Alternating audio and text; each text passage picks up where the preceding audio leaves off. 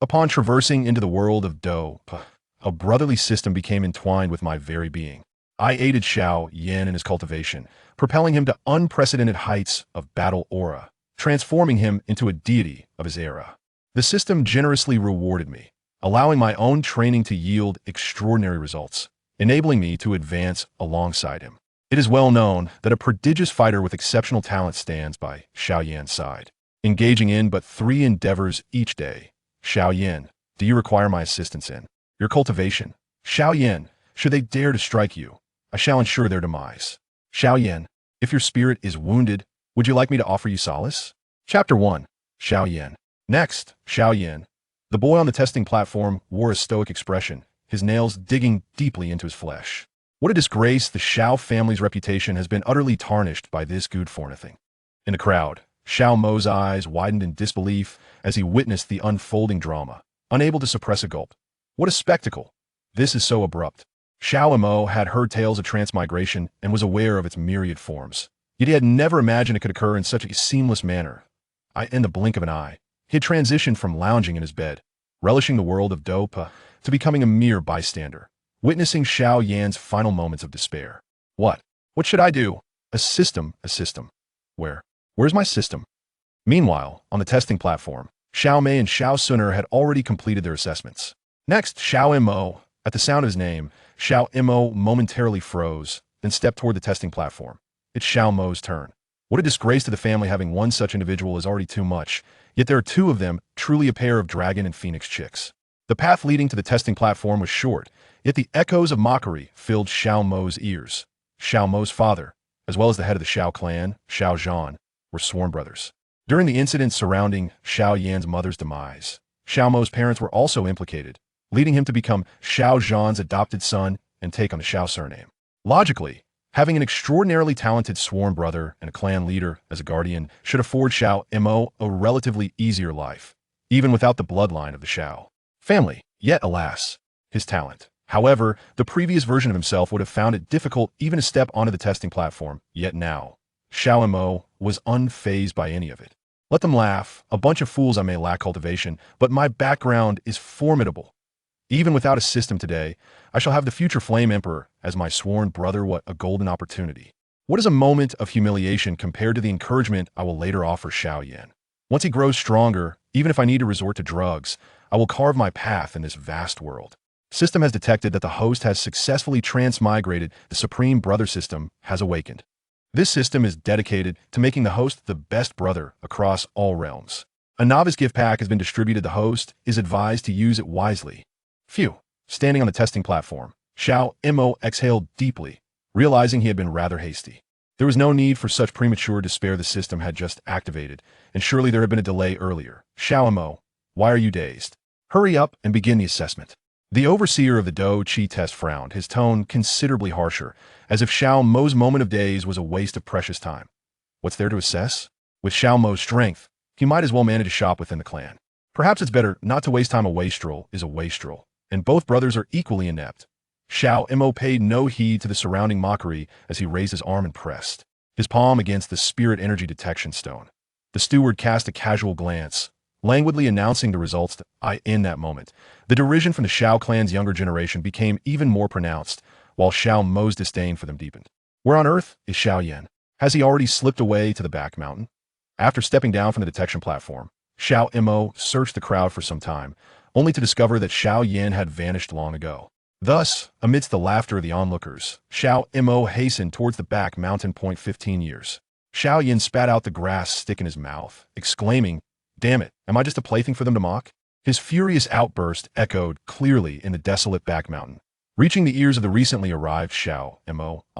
Xiao Mo was well aware that both he and Xiao Yan hailed from the same azure planet. Otherwise, he would not have preserved the precious items he had obtained from a novice gift pack until now. Indeed, while Xiao Mo was lost in thought at the detection platform, he had already opened the novice gift pack bestowed by the system. Admittedly, as a novice gift pack, the rewards were rather meager. It is worth noting that the elixirs produced by the system did not require him to consume them, merely reciting the incantation in his heart sufficed. Yet, Xiao Mo chose to endure ridicule rather than consume the elixir, solely because of the system's ominous warning. Please use with caution. What does this imply? It clearly indicates that the host ought not to expect maximum benefits merely from consuming it themselves. Xiao Mo, being astute, deduced from the system's title Ultimate Good Brother that this novice gift pack should be bestowed upon Xiao Yan to unleash its fullest potential. What does it mean to be a good brother? It means that even if I am left with barely enough to eat, I must ensure that my good brother is well fed first. And if the brother in need of care is Xiao Yan, then surely the value is immeasurable. Who goes there? As Xiao Yan's emotions gradually calmed, he suddenly turned to face Xiao Mo, a hint of panic flickering across his features. He had been so engrossed in his tirade that he had failed to notice when Xiao Mo had arrived, nor was he aware of how much his sworn brother had overheard. Xiao Yan, I just got here as well. You seem rather downcast, Xiao Mo remarked. Not detecting any suspicion on Xiao Mo's face, Xiao Yan felt a warmth in his heart. After all, both of them are the laughingstocks of Wu-Tan City. If he felt discomfort from being mocked, surely Xiao Mo felt the same. Yet, at that moment, it seemed as though Xiao Mo was here to offer him solace. Brother Mo, are you here to comfort me? Xiao Yan smiled wistfully, touched by Xiao Mo's presence. He had thought himself quite resilient, but it appeared that Brother Mo was even more optimistic than he. Xiao Mo then wore a mysterious smile and said, Xiao Yan, let me show you something wonderful. What is it? Before Xiao Yan could react, Xiao Mo produced the spirit-gathering pill and promptly placed it into Xiao Yan's mouth. Xiao Yan exclaimed, what the hell? Congratulations to the host for completing the act of brotherhood. The system will return a critical reward based on the benefits gained by the protagonist. Chapter 2. Slaying the Blood Shadow. Beep. Congratulations to the host. You have acquired the Ice Soul Body. Beep. Congratulations to the host. You have obtained the superior technique. Ice Cold Art. Beep. Congratulations to the host. The shop and lottery functions have been activated, and you have received 10 lottery chances. Beep. Congratulations to the host. You have gained 100 points, which can be exchanged for corresponding rewards in the shop. A cascade of system rewards left Xiao Mo in a state of astonishment, and he was thrilled to discover that the system activity panel had also undergone a transformation. Not only had the shop option been added, but there was also a lottery button. Furthermore, a portion of the panel remained vacant, suggesting that more functional modules would emerge as he continued to unlock them. Check current level, function introduction. A line of text materialized before his eyes. Ice Soul Body. A lineage among superior spiritual bodies, extremely sensitive to water and ice elements, providing significant enhancements during cultivation. Ice Cold Art. A superior technique with water attributes, allowing the practitioner to cultivate spiritual energy through water and ice. Xiao Mo gazed at the rewards he had received, his heart swelling with joy. This was indeed intriguing. He surmised that with further cultivation, his physique might eventually rival that of Xiao Yan. Xiao Mo, what is the matter with you? The startled voice of Xiao Yan echoed in his ears. A frigid wave swept over him from head to toe, and in an instant, he lost all sensation in his limbs, his body enveloped in a numbing chill. It hurts. He couldn't help but let out a pained cry as layers of frost began to form on his skin. Xiao Yan immediately placed his hand over Xiao Mo's back. A flicker of flame erupting as the searing warmth radiated from his palm, enveloping his body. Xiao Mo clung to Xiao Yan's arm, burying his face against him in desperation. Xiao Yan felt as if a block of ice had plunged into his embrace, and before he could resist, his body was rendered frozen in place. Xiao Mo, what on earth is happening to you? Xiao Yan opened his eyes, attempting to absorb the surrounding spiritual energy, only to realize that his body's absorption rate had surged several times faster than before. In an instant, he ascended from the 3rd to the 6th tier, and his strength continued to swell. Could it be that pill from earlier? Xiao Yan pondered, suddenly understanding the cause of his body's transformation. Although he was bewildered by the abrupt change in Xiao Mo's physique, he recognized that he had aided him and vowed to keep this secret. Xiao Mo, thank you. A heartfelt gratitude welled up within Xiao Yan as he swiftly unleashed all the spiritual energy within him. Flames burst forth from his palms, surging into Xiao Mo's body. The fiery spiritual energy assisted Xiao Mo in reconstructing his physique, soothing the chaotic chill within him, gradually mending his body. Time passed, and finally, Xiao Mo awakened, slapping the bed and leaping to his feet. What the hell? Have I exposed myself? The door was tightly closed, and the room was devoid of anyone else. He couldn't help but cover his face, exclaiming in despair, how could I have been so careless? Why didn't I think to find a deserted place? His body had been transformed, and the scene of his vocalization remained vivid in his memory. It was evident that Xiao Yan had discovered the peculiarity of his physique. However, he pondered how Xiao Yan perceived him now. The warmth enveloping him recalled the moment when Xiao Yan had utilized his spiritual energy to rectify the chaotic coldness within him, allowing him to sit here in tranquility. Xiao Mo's expression was inscrutable. The matter was already laid bare, and it was merely a question of how Xiao Yan would respond. In any case, he had no desire to endure that kind of agony again. As he drifted into contemplation, a clamor arose from outside the door. Have you heard? People from the Yunlan sect have arrived. Xiao Yan has also been summoned. With his current pitiful strength, can their engagement still persist? Upon hearing these words, Xiao Emo snapped back to reality. No, it can't be that day, can it? He hastily grabbed a garment and donned it. Goodness, it's already the second day. Has the Yunlan sect come to call off the engagement? Xiao Yan was betrothed to Nalan Yanran of the Yunlan sect. But due to the abysmally low assessment of his fighting spirit, he had been deemed unsatisfactory. Such a critical plot twist was not something Xiao Mo could afford to miss. Yet, as the saying goes, 30 years on the east bank of the river, 30 years on the west bank. Do not scorn the youth for their poverty. He hoped that the Yunlan sect would not regret their actions in the future. Dressed and ready, Xiao Mo swiftly navigated through the crowd towards the hall ahead. At that moment, in the main seat of the hall, Xiao Zhan occupied a high position, facing 3 others below him. An elder donned in white robes adorned with a faint silver moon was presumably Gu Yi. Beside him, a celestial-looking young woman was likely the protagonist of the day, Nalan Yanran, the pride of the Gamma Empire. Xiao Mo regarded the two with a cold gaze. These two, drawn to strength and disdainful of weakness, had exhibited contempt upon discovering Xiao Yan's lack of power, prompting them to come forth to annul the engagement. However, Xiao Yan should be grateful to them. It was their actions today that had spurred him to awaken his true potential as a formidable being. Just then, Xiao Yan entered the hall. His gaze swept across the room and landed squarely on Xiao Mo's face. The intensity of his stare sent a chill down Xiao Mo's spine, and he found himself at a loss as to how to explain the events of the previous day. Nevertheless, Xiao Yan merely offered him a gentle smile, his eyes reassuring him. The heavy burden in Xiao Mo's heart finally lifted. After all, what was there to fear? His unique physique, even if unexplainable, would deter anyone from making his life difficult. Moreover, having aided Xiao Yan just yesterday, he felt justified in not placing himself in a predicament. Upon entering the hall, Xiao Yan promptly greeted Xiao Zhan and the other elders present, but he soon noticed the unfriendly expressions on several faces. The representatives of the Yunlan sect were particularly aloof, not even deigning to glance in his direction. At that moment, Gu Yi suddenly lifted his head, casting a glance at Xiao Yan before rising to bow to Xiao Zhan. Patriarch Xiao, we have come today with an urgent matter to discuss, and we hope you will grant our request. Here it comes. Xiao Mo's heart raced with excitement. His gaze fixated on the side profile of Nalan Yanran. She held her head high and exuded an air of pride. Not deigning to cast a glance at Xiao Yan from beginning to end, Gu Yi spoke, his voice reverberating throughout the grand hall. You must be aware that Nalan Yanran and your young master Xiao Yan are bound by a marriage contract. Our visit today is to request the dissolution of their engagement from the Xiao clan leader. Chapter 3. The forceful annulment of engagement. The moment these words were uttered, the assembly was taken aback. All gazes turned incredulously towards Gu Yi, particularly Xiao Zhan, whose forehead pulsed with veins and fury. Gu Yi, you have betrayed your word and disregarded your promises. Xiao Zhan rose, his face awash with rage. The other members of the Xiao family displayed expressions of astonishment, with some wearing looks of dawning comprehension. Xiao Mo's eyes unintentionally fell upon Xiao Yan, who clenched his fists, glaring fiercely at Gu Yi. Clearly taken aback by this unexpected betrayal, his gaze shifted involuntarily to Nalan Yanran's face, seemingly awaiting her response. Seeing the Xiao family's outrage, Gu Yi smiled as he produced a wooden box from his person, presenting it with both hands before Xiao Zhan. This is our token of goodwill. Upon opening the box, a fragrant pill lay within, revealing it to be a qi gathering powder. Xiao Mo's expression turned dismissive as he regarded the pill.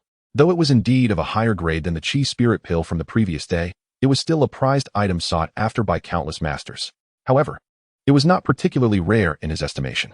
He opened the marketplace and discovered the exchange interface for qi gathering powder prominently displayed on the homepage. This item required 50 points for redemption, a reasonable price, and he happened to possess 100 points. These individuals sought to insult Xiao Yan with such a pill, but he would not allow it.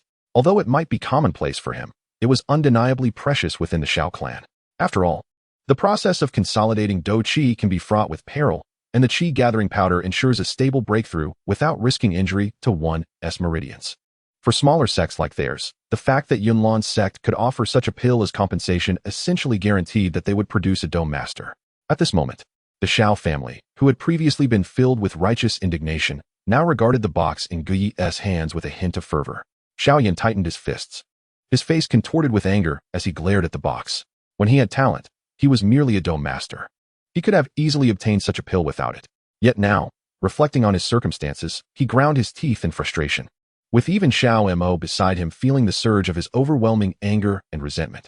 Just then, the system chimed unexpectedly. Task issued. Assist Xiao Yan and gain a reward of 500 points. Xiao Mo's eyes brimmed with warmth. 500 points could directly exchange for 10 qi gathering powders.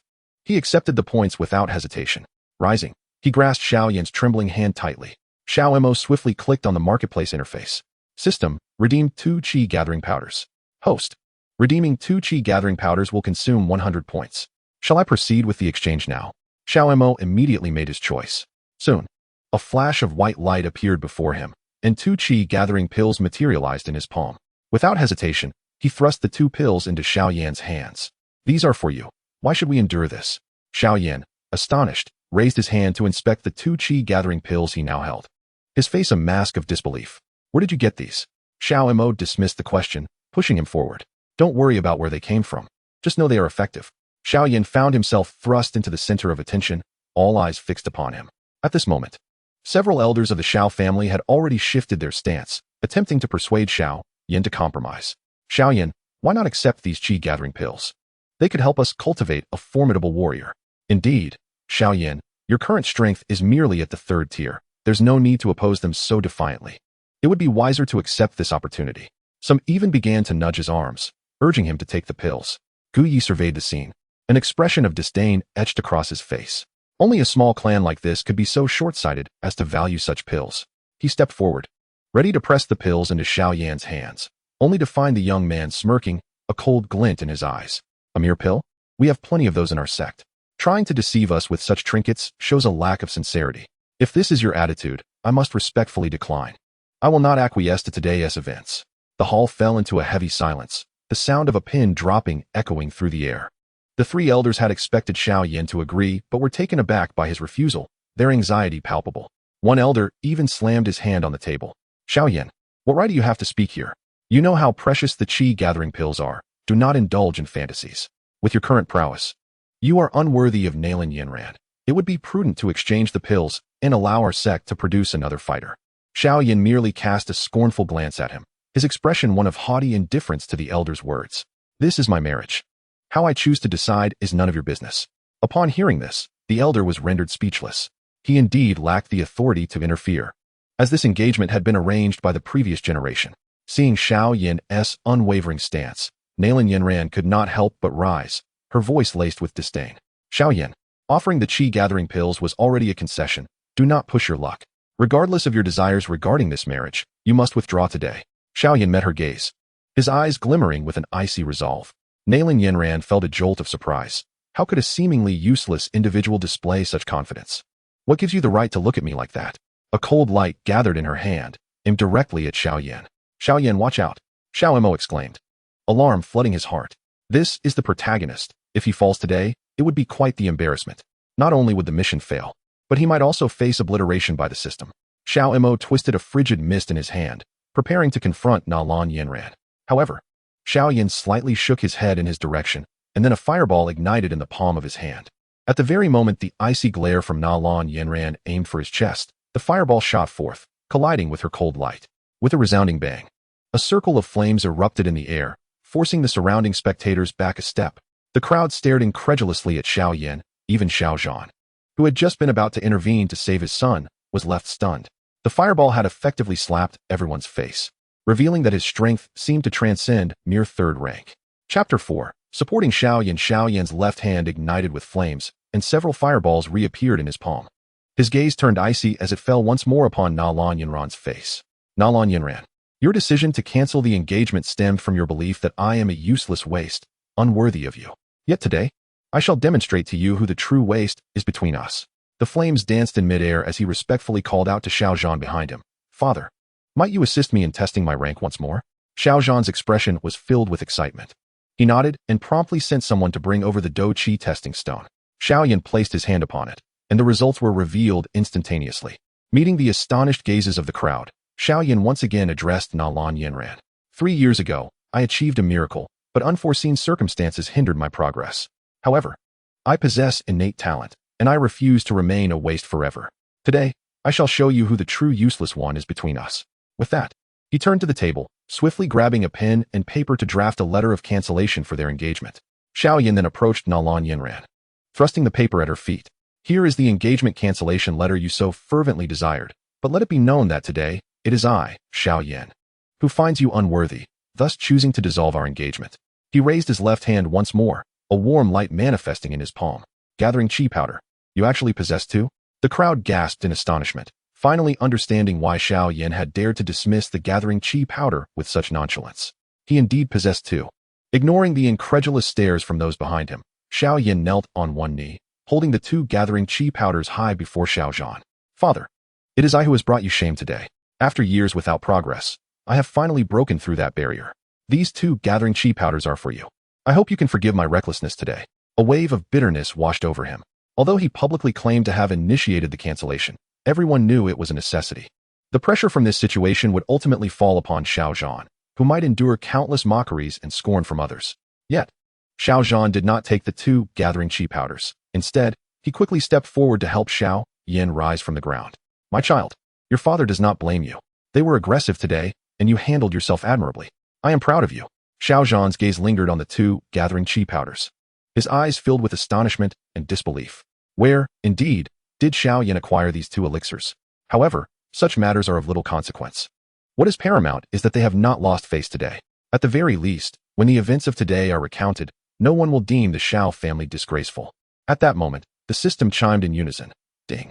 Congratulations, host. You have successfully earned a reward of 500 points. Ding. Congratulations, host. You have successfully unlocked the intimacy level with your good brother. The current intimacy level is 1 point. This is a staggering 500 points. Having only expended 100 points, the return is quintupled. Such a bargain. A smirk of determination graced Xiao Mo's lips.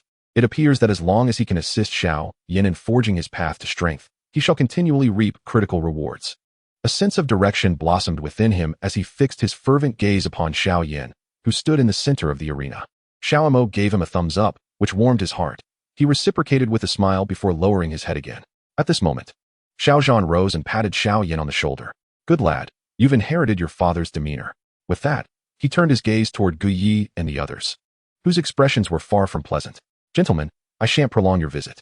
Since your objectives have been met, you may take your marriage contract and leave. Xiao Zhan was genuinely enraged today. He typically treated these visitors with courtesy and seldom responded with coldness. This was his first time treating guests with such chilling indifference. As he observed the icy gazes exchanged between Xiao Zhan and Xiao Yan, alongside the marriage annulment document on the ground, Gu Yi felt a pang of embarrassment wash over him, the elixirs in his hand suddenly feeling unbearably hot. With a disdainful huff, he swiftly tucked the elixirs into his pocket. Although he could not comprehend why such a small clan possessed two such precious chi-gathering pills, his goal had been achieved today. Despite the awkwardness, he could at least rid himself of this useless individual. To ascend 3 ranks in a single day is indeed formidable. Yet this so-called useless one had been stagnant for 3 years. It could very well be an unforeseen accident. If he truly could recover his former prodigious talent, how could he have so willingly signed the annulment? It was evident that he understood he was unworthy of Nalan Yanran. With this thought, Gu Yi swiftly quelled the tumult of emotions within him, waving his hand to send forth a beam of white light, which carried the marriage contract into his grasp. Very well, the annulment is secured. I hope you do not regret this decision in the future. Yanran, we shall take our leave. Gu Yi flicked his sleeve and turned away.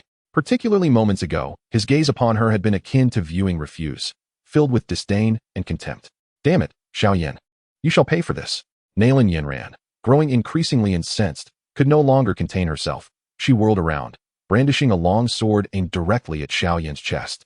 Xiao Mo, who had been observing the group intently, was struck by alarm. Without hesitation, he summoned his battle energy, and in an instant, a shard of ice shot forth, colliding directly with the sword. The ice and blade clashed, deflecting the sword just enough for it to strike the adjacent wall, thus sparing Xiao Yan from harm. Has this woman lost her mind? Xiao Mo gasped for breath, an indescribable sense of helplessness swelling within him. Goodness, this task grows increasingly arduous. This is hardly a brotherly system. It resembles more of a maternal one. I am compelled to provide psychological guidance to lead others onto the right path, whilst also striking back, and, in the event of unforeseen circumstances, rescuing the protagonist's life. Alas, Xiao Mo lamented inwardly. He had deliberately restrained his fighting spirit, employing only techniques suitable for the second tier. Thus, that icy blast did not draw the attention of those around. Instead, it only served to infuriate Xiao Yan further. How dare you trample upon us? Do you wish to challenge our sect today? Chapter 5. Will you become my master? Xiao Yan, consider this a warning. Should you dare to underestimate me again, I shall undoubtedly extract your heart in the future. With a haughty snort, she turned and departed. Xiao Yan fixed his gaze on her retreating figure, yearning to strike, but was restrained by Xiao Yan. Do not act rashly. Gu Yi and his associates are not adversaries we can handle. At this moment, Gu Yi wore a slight smile, evidently having released some pent-up frustration. As he deliberately positioned himself behind Nalan Yanran, clearly defending her, Xiao Yan recognized that stepping forward now would be tantamount to self-humiliation. He sighed quietly, relaxing his clenched fists. He had already done enough today. It would be inappropriate to further embarrass his father. Escalating matters would only ignite the fury between the two clans, yielding no benefit. Xiao Mo observed the dejected expression on Xiao Yan's face and sighed softly in sympathy. There was no alternative. He must navigate this hurdle to gradually mature, lest he remain a worthless individual. Yet, all this misfortune was attributed to that accursed old man. Had it not been for his interference, Xiao Yan would not have been subjected to such scorn. He would have been a paragon of excellence, perpetually proud. As Nalan Yanran and the others departed, the room fell silent once more. Several elders abruptly rose, approaching Xiao Yan with smiles. Clan leader Xiao, we have a request. Since you possess 2 of these qi-gathering pills, might you consider bestowing one upon me? Upon hearing this, the other 2 immediately expressed their discontent. You old fool. How can you be so brazen? Such a precious item, and you wish to hoard one for yourself. What a delusion. The 3 quickly fell into an argument, leaving Xiao Yan with a throbbing headache. He glanced at his father and offered a deep bow. Meanwhile, Xiao Mo's heart raced. Should Xiao Yan utter his name before all these witnesses, he would undoubtedly become the target of ire. Xiao Mo rubbed his hands together, his anxiety reaching a peak. Xiao Yan, as anticipated, posed the question. Where exactly did you acquire these 2 pills? Xiao Yan hung his head in silence, and after a moment, managed to squeeze out a response. Father, could we not discuss it? It is a secret between me and that individual. Upon hearing this, Xiao Yan was momentarily taken aback, but he quickly regained his composure. Very well, since they are your possessions, you shall take them back and return one to your friend. Additionally, please extend my gratitude to your companion. It is thanks to him that we managed to save face today. Xiao Yan was aware that his son needed to recalibrate his mood. Rather than intervening, he silently engaged with the incessant entreaties of the 3 elders. Xiao Mo, disinterested in their trivial disputes, immediately pursued Xiao Yan's retreating figure. Xiao Yan moved with remarkable speed, soon arriving at the back mountain. Xiao Mo, feeling utterly fatigued, did not hasten after him. It was only a matter of time before he discerned the reason for his dissipated fighting spirit. He stood at a distance, quietly observing the system's marketplace interface, his mouth watering at the array of enticing items. Goodness, the selection was dazzling. Yet acquiring these treasures would require at least 1,000 points, and he only had 500. Alas, these coveted items remained out of reach. As Xiao Mo perused the marketplace, he suddenly heard a furious roar from ahead. It's you. Get away from me. It was Xiao Yan's voice. Xiao Mo's thoughts raced. It seemed that Master Yao had appeared, and Xiao Yan must have uncovered the reason for his lost fighting spirit. There was no time to waste. He swiftly ran forward, calling out, Xiao Yan, what's wrong? Xiao Yan's eyes were bloodshot as he hurled a ring off the cliff. Upon seeing Xiao Mo, his expression softened somewhat. Xiao Mo, thank you for today, he said, retrieving a pill from his possession and offering it to him. Xiao Mo waved his hand in refusal. In the next moment, the ring flew back into view, and a cold laugh emanated from it. Indeed, it was my fault to absorb your fighting spirit. However, with your current strengths, I could easily bring you both to your knees. His heart was filled with comparisons.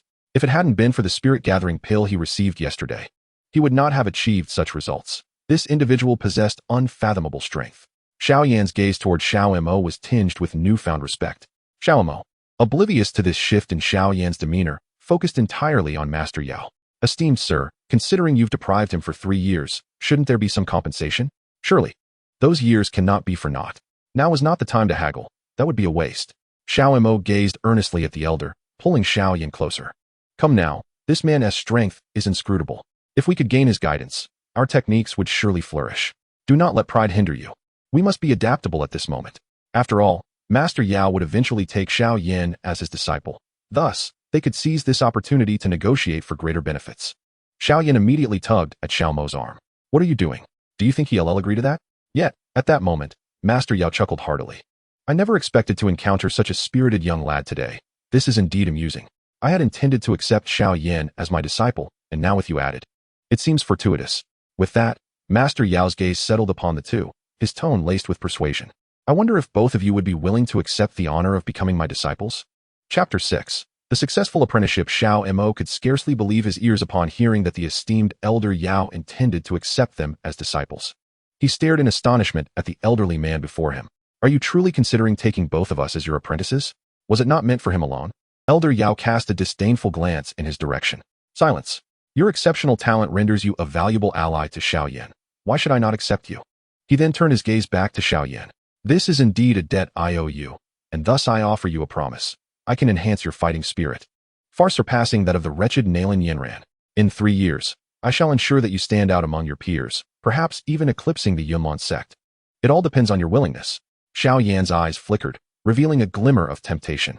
He had vowed to make Nalan Yanran regret her decisions, and Elder Yao's promise was undeniably enticing. What are the conditions? And what can you teach us? A smile graced Elder Yao's face as he spread his palms before them. What do you see here? Upon beholding the several elixirs in Elder Yao's hands, Xiao Yan's eyes widened in astonishment. How do you possess so many medicinal herbs? Elder Yao tapped his chest. I am an alchemist. I can effortlessly produce herbs that you could never afford. If you choose to become my disciples, you will eventually be able to concoct any potion you desire. This proposition was exceedingly alluring. Xiao Mo was still lost in the surprise of being chosen by Elder Yao. Noticing Xiao Yan's hesitation, he stepped forward, grasped his arm, and compelled him to kneel. Imagine becoming a master alchemist. What does that make the Dwong? Will the Xiao family ever lack for medicine in the future?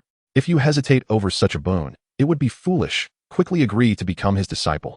Xiao Yan, being prudent, initially intended to inquire further about Elder Yao's true intentions. However, with Xiao Mo's interruption, he completely forgot to pursue the matter and found himself kneeling beside him in reverence to Elder Yao. Observing their respectful demeanor, Elder Yao nodded in satisfaction. You two possess extraordinary talents and will undoubtedly achieve great things. You may call me Elder Yao from now on. Xiao Mo, you shall be the elder, Xiao Yan, the younger. Remember to honor the hierarchy of age. Disinterested in such formalities, Xiao Mo immediately cut to the crux.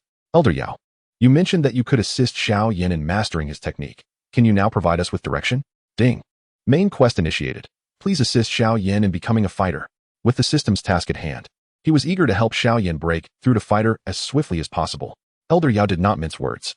While it sounds straightforward, achieving mastery in your technique requires you to become an alchemist. However, to become an alchemist, you must first become a fighter. And the fighting technique you cultivate must be of the fire attribute. Xiao Mo was immediately taken aback. His own constitution was the ice soul body, entirely incompatible with fire attribute techniques.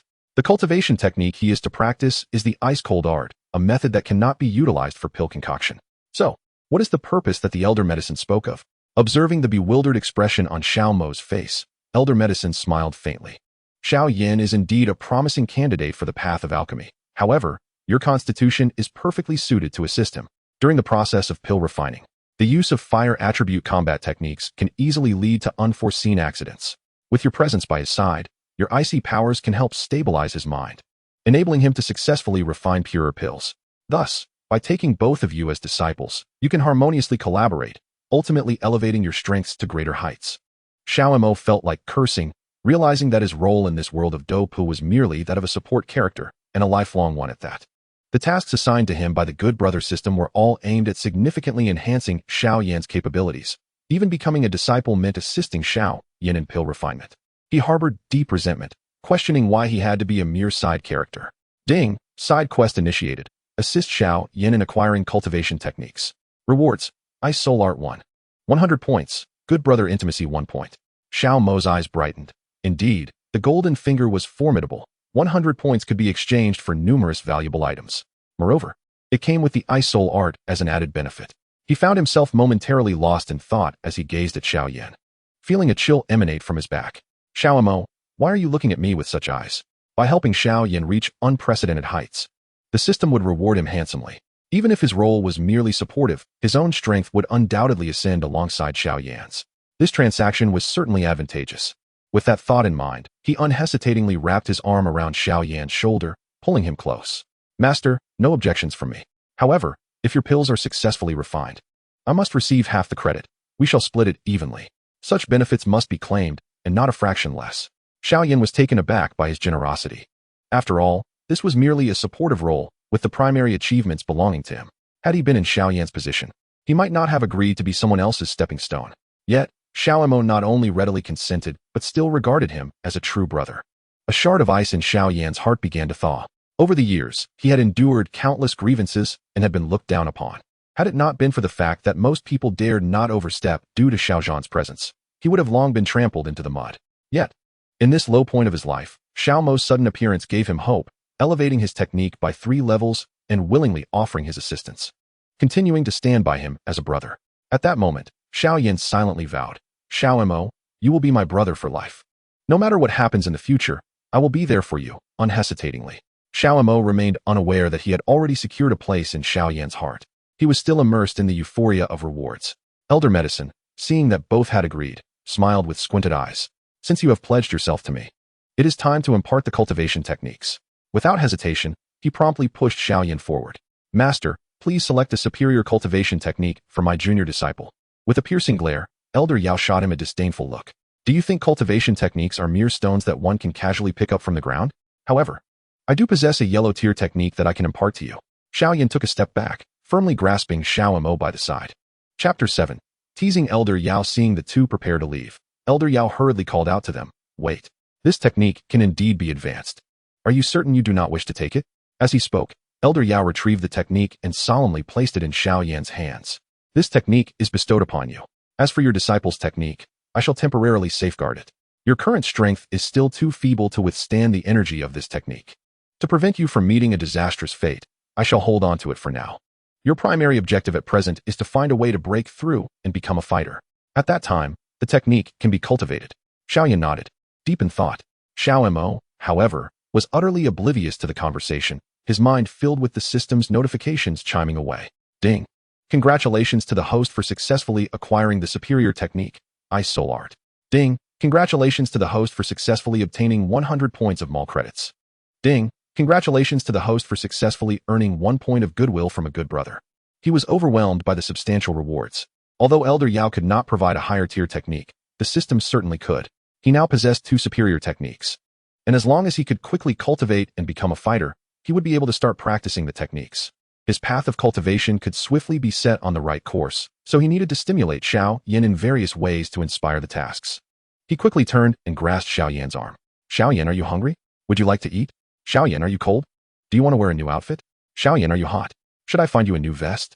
Elder Yao was attempting to persuade the two to follow him in learning the technique, promising that they would surely become powerful and dominate in the future. Before he could even boast about his abilities, he was interrupted by Xiao Mo's flattery. He circled around Xiao Yan incessantly, resembling an overbearing caretaker, leading Elder Yao to question whether this fellow might be a bit peculiar. Could it be that he has taken a liking to his young disciple? With that thought, Elder Yao immediately stepped forward, pulling Xiao Yan behind him, placing himself squarely between the two. "Xiao Mo, enough? What does his hunger, coldness, or warmth have to do with you? Can you let me finish my words? And remember, you are brothers. There must never be any other forbidden feelings, understood?" Elder Yao rubbed his temples, feeling the weight of the journey ahead. Had he known it would turn out this way, he would have refrained from accepting such an unreliable senior disciple. "Master, my brother is merely concerned for me. He does not mean to disrespect the teachings." Xiao Yan, with his utmost innocence, failed to grasp the implications, thinking only that Master was angry. At that moment, Xiao Mo interrupted him. Yet, Xiao Mo discerned the underlying meaning in Elder Yao's words and disdainfully rolled his eyes at the old man. "Master, I have a fondness for pure maidens. I have no intentions regarding men, all right? I am merely sincerely concerned for my junior. Why is it that your mind is devoid of any serious thoughts?" Elder Yao regrets having taken in this blabbermouth. This fellow speaks in circles, leaving him utterly speechless. With a dismissive snort, Elder Yao considered that both of these young men possess commendable character, and the principle of respecting one's teacher need not be elaborated upon. He gestured with his finger toward Xiao Yan, imparting a final piece of advice to the two. "Remember this. Never mention my name in the presence of outsiders. Treat it as if you do not know me at all, understand? Whenever you require me, simply call out Master, and I shall appear." Having spoken, Elder Yao disregarded their astonished expressions, transforming into a plume of black smoke that swiftly entered the ring. The two exchanged glances, and Xiao Mo grasped Xiao Yan's hand, gently rubbing the ring. "Isn't this akin to Aladdin's lamp?" A mischievous smile crept across his lips. "Master, come forth."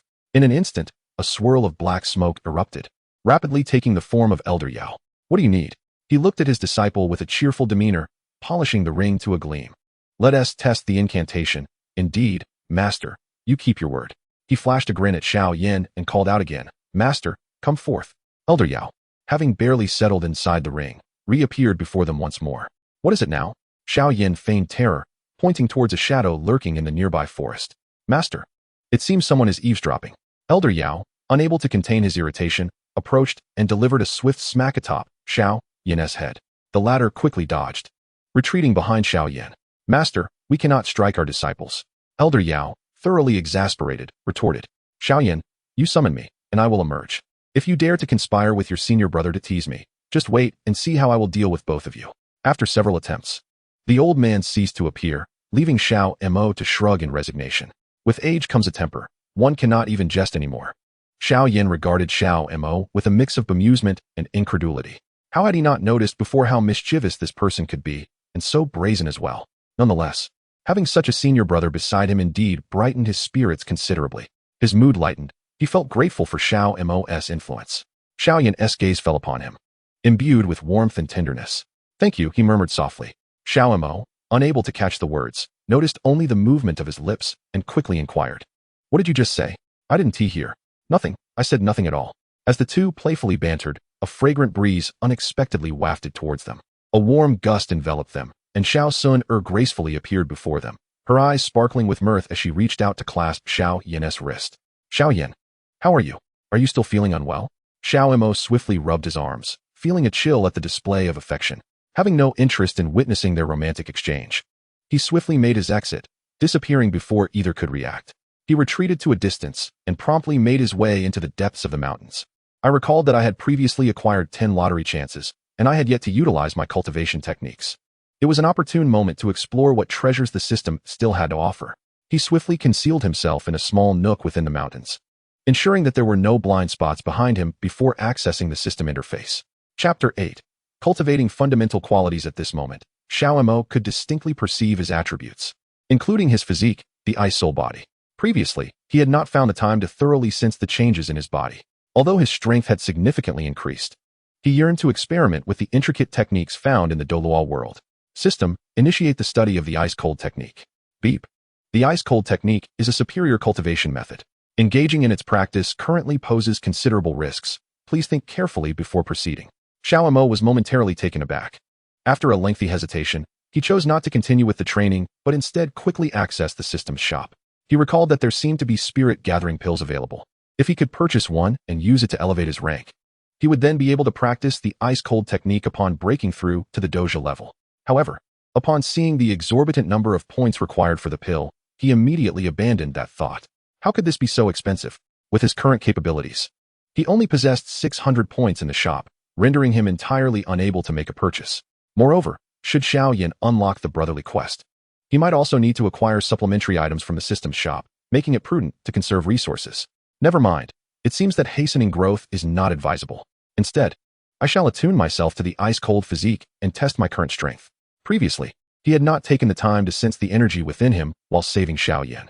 Now, upon closing his eyes to meditate, he discovered a chilling energy surging through his body, which he could circulate at will. He attempted to condense the cold energy and then projected it from his palm. An icicle shot forth, striking the nearby rock and shattering it into fragments. He then directed another icicle towards the ground, causing the earth to burst apart and revealing a pit over a meter deep. Goodness, how impressive. Without any cultivation technique, he had already achieved such prowess. If he were to master the technique in the future, he might truly command the elements. Just as he aimed at a nearby stream to unleash another icicle, a sudden wave of dizziness overcame him, and a sharp pain pierced through his mind. It hurt. He cried out in agony and immediately ceased his actions. A persistent buzzing filled his head, and it took nearly a minute for him to recover. Rubbing his nose, he noticed blood trickling into his palm. He realized he had overstepped. His current foundational qualities were still inadequate. Forcing growth with the system's pills was unwise, as his body could not withstand such a surge in power. If I were to use the pills again and artificially elevate my strength, while I might reach the doja level during assessments, my actual physical constitution would undoubtedly falter under the strain. Now, there is only a mere trickle of blood, yet the future may hold far more devastating consequences. It seems I must solidify my foundations before contemplating further ambitions. With this realization, He ceased his relentless pursuit of enhancing his combat energy, opting instead to refine his physical form and gradually elevate his strength alongside Xiao Yan. This approach would allow for a steady and methodical progression. He found a clean stone on the mountain and sat down, contemplating the trajectory of his future development. Although Yao Lao had temporarily assigned him the task of assisting Xiao Yan in alchemy, advancing together, he was not content to merely reach this stage. Given that he possessed a formidable system, he intended to exploit it to its fullest potential. Thus, he decided to take one step at a time, hoping that once he became powerful enough, there might be an opportunity to stand alongside Xiao Yan on equal footing. Ever since his last 10 consecutive draws, he had not found the time to explore the rewards available, and since most items in the shop were beyond his current purchasing power, he thought perhaps he could draw something intriguing. With this in mind, he promptly opened the system's lottery interface, soon finding a spinning wheel before him. The wheel presented a myriad of rewards, including various superior and lower-tier techniques. Countless divisions adorned the wheel, each colored differently, showcasing a spectrum of red, orange, yellow, green, cyan, blue, and purple. He scrutinized the categories, noting that the highest tier was represented by the purple section, which even contained exceedingly rare combat techniques. However, these items were of no immediate concern to him. He could hardly envision the difficulty of obtaining such treasures. His gaze settled on the red and orange segments, which offered little of value, primarily shop points of 10 and basic combat techniques. Ultimately, they did not appear particularly precious. Nevertheless, given his 10 consecutive draws, surely he would obtain at least one superior item, for he could not believe his luck would be so dismal. Closing his eyes, he silently made a wish. While I do not dare to hope for a purple item, a yellow tier would suffice. Opening his eyes, he decisively clicked on the 10 consecutive draws. In the next moment, the system began to chime with notifications. Congratulations, host, you have obtained 10 shop points. Congratulations, host, you have obtained 10 shop points. Congratulations, host. You have obtained 10 shop points. Congratulations, host, you have obtained 10 shop points. Congratulations, host, you have gained a total of 100 shop points from this draw. Was it too late to smash this wretched system? On such a grand wheel, resplendent with a rainbow of colors, the red items included not only shop points, but also basic combat techniques. Yet, in 10 attempts, he had only drawn 100 shop points. Did this system hold a grudge against him? These points represented at most 1,000th of the spinning wheel. Was the probability truly so bleak? He shouted in frustration. Yet he understood that arguing with the system was a futile expenditure of energy and time. He could only manage to console himself with difficulty. This item could at least be exchanged for a couple of medicinal pills. Well, it was better than having nothing at all. Time swiftly passed, and a year of cultivation had slipped by. Both individuals had achieved remarkable results. At this moment, Xiao Yan and Xiao Mo were engrossed in their training, while Yao Lao, the elder, sat beside them. Suddenly, he opened his eyes, filled with appreciation as he gazed at his two disciples. The duo nodded, their expressions calm and composed. Chapter 9. The choice of departure. Yao Lao's gaze lingered on Xiao Mo for a moment longer. He had never encountered someone with such peculiar talent. Just the day before, Xiao Mo's strength might have been at the 7th level of Do Qi, yet by the following day, he was on the verge of breaking through to the 8th level. His rise in power was exceedingly strange, particularly when Xiao Yan made a breakthrough. Xiao Mo would also ascend a level, as if he had been waiting for Xiao Yan all along. Yao Lao's eyes reflected a hint of fondness. Xiao Mo seemed to have taken his words to heart, and his skills and innate talent appeared to surpass those of Xiao Yan. It was regrettable, however, that his physique belonged to the ice soul body. Had he been of the fire element, I could have wished him further ascension. Perhaps he would surpass Xiao Yan in strength, but alas, he was not one of my own disciples. Did I inadvertently limit his growth? Yao Lao felt a twinge of regret. Perhaps he should not have confined this child by his side, but rather guided him to a mentor more suited to his abilities.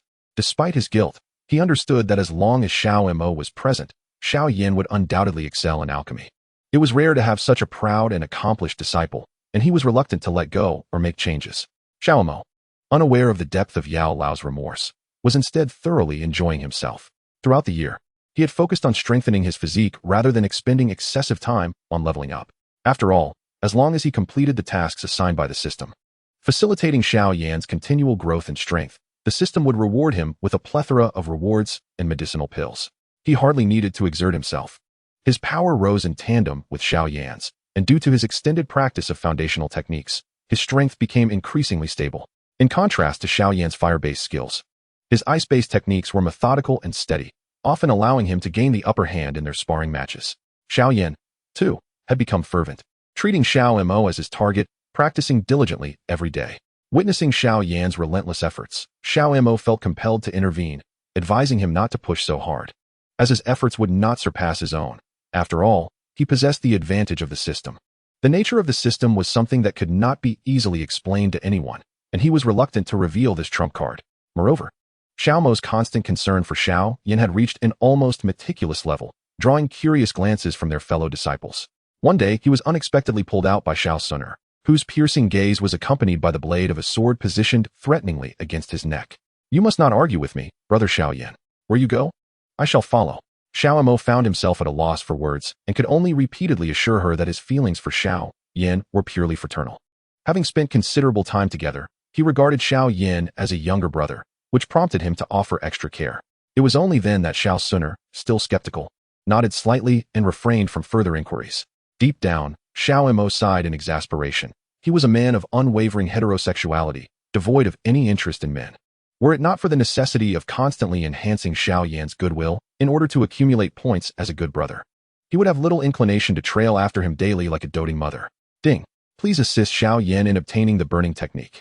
The reward is the ice and snow technique, 1,000 points in the shop, and a 10-point increase in the goodwill of a good brother. Upon hearing the system's notification, his eyes instantly sparkled with excitement.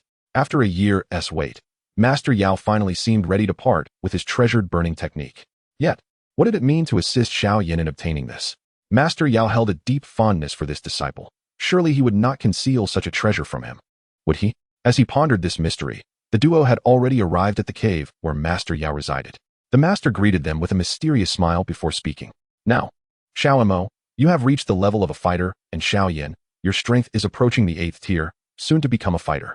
Thus, I am prepared to impart to you the special technique we agreed upon." As he spoke, Master Yao produced a tome, placing it upon the table before them. He then turned to Xiao Mo. "Xiao Mo, having been your mentor for a year, I feel a sense of guilt. Your abilities are more aligned with the ice-cold technique, which differs from my own methods. If you were to seek a more suitable master, perhaps your cultivation would flourish, allowing you to soar to new heights, unimpeded by your current master and your junior." A sense of foreboding crept into Xiao Mo's heart. He couldn't shake the feeling that he might be expelled from his master's tutelage. In the next moment, Master Yao lifted his gaze to meet his. "Therefore, I present you with a choice. If you remain steadfast in your desire to be my disciple, I shall endeavor to assist you in finding more appropriate techniques to teach you. Of course, you must also support your junior brother, aiding him in his journey to become a master. However, your own talents may risk being overshadowed in the process." With these words, a flicker of regret crossed Master Yao's eyes as he regarded him.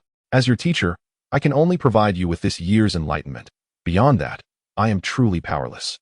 With the decision laid before him, Xiao Mo felt an urge to roar in frustration. He had no real choice. The first option was the only one for him. After all, how could he hone his skills without remaining by Xiao Yan's side? Even if he sought a more suitable master, his innate talent could potentially lead him to mastery one day. Yet, the thought of the treasures within the system's shop and the spinning wheel filled him with determination. Resolutely, he knelt before Master Yao. "Master, once a disciple, forever a father. You have accepted me as your disciple, and thus I see no reason to depart from your tutelage. Moreover, during my prior cultivation, I was fully prepared to assist my junior brother in becoming a remarkable talent of our generation. Therefore, I implore you to allow me to continue as your disciple. I wish to choose the first option. I beseech you to bestow the cultivation method upon my junior brother. I shall strive with all my might to aid him in his scholarly pursuits." Upon hearing my words, Elder Yao's eyes widened in astonishment, clearly taken aback by my unexpected choice. Chapter 10. The ceremony of testing commences. Witnessing my resolute decision to support Xiao Yan, Elder Yao fell into momentary silence. He opened his mouth before finally speaking again. "Have you truly considered this? Once chosen, there is no turning back." I nodded solemnly, my resolve unwavering. "Of course, master. I shall not harbor regrets. Having chosen to assist my junior brother, I will see him through to the end." Xiao Yan gazed at me in disbelief, perplexed by the depth of my commitment. Steadfast in my intentions, I confidently placed the book of the burning technique before him. "This is yours." In the next moment, I heard the notification from the system echo in my ears. "Ding! Congratulations to the host for successfully obtaining the high-grade cultivation method, ice and snow technique." "Ding! Congratulations to the host for successfully acquiring 1,000 points in the store." "Ding! Congratulations to the host for successfully receiving 10 points of goodwill from a good brother." Upon hearing the rewards, a smile crept across my face, but I quickly lowered my head to conceal my joy from the two before me. Xiao Yan stepped forward, grasping my hand tightly. "Brother, Should my cultivation prove fruitful, I shall never forget your immense kindness. I nodded, looking at him with pride. At that time, we shall cultivate together. With the burning technique in your possession, do not let me surpass you. Xiao Yan clenched his fists. His eyes filled with respect and affection for me. Indeed, I shall not disappoint your expectations. Elder Yao listened to their exchange with great satisfaction, feeling gratified by the noble character of both disciples, who displayed mutual humility. He had not anticipated that Xiao Mo would make such a choice. He would certainly treat this disciple with care. Where could he possibly find a cultivation method more suited to him? Elder Yao began to contemplate how to assist him in locating a superior technique, even if he could not find a method pertaining to the heavens and earth. Surely there must be a profound one available. The three of us harbored different thoughts, while I devoted my entire focus to the system.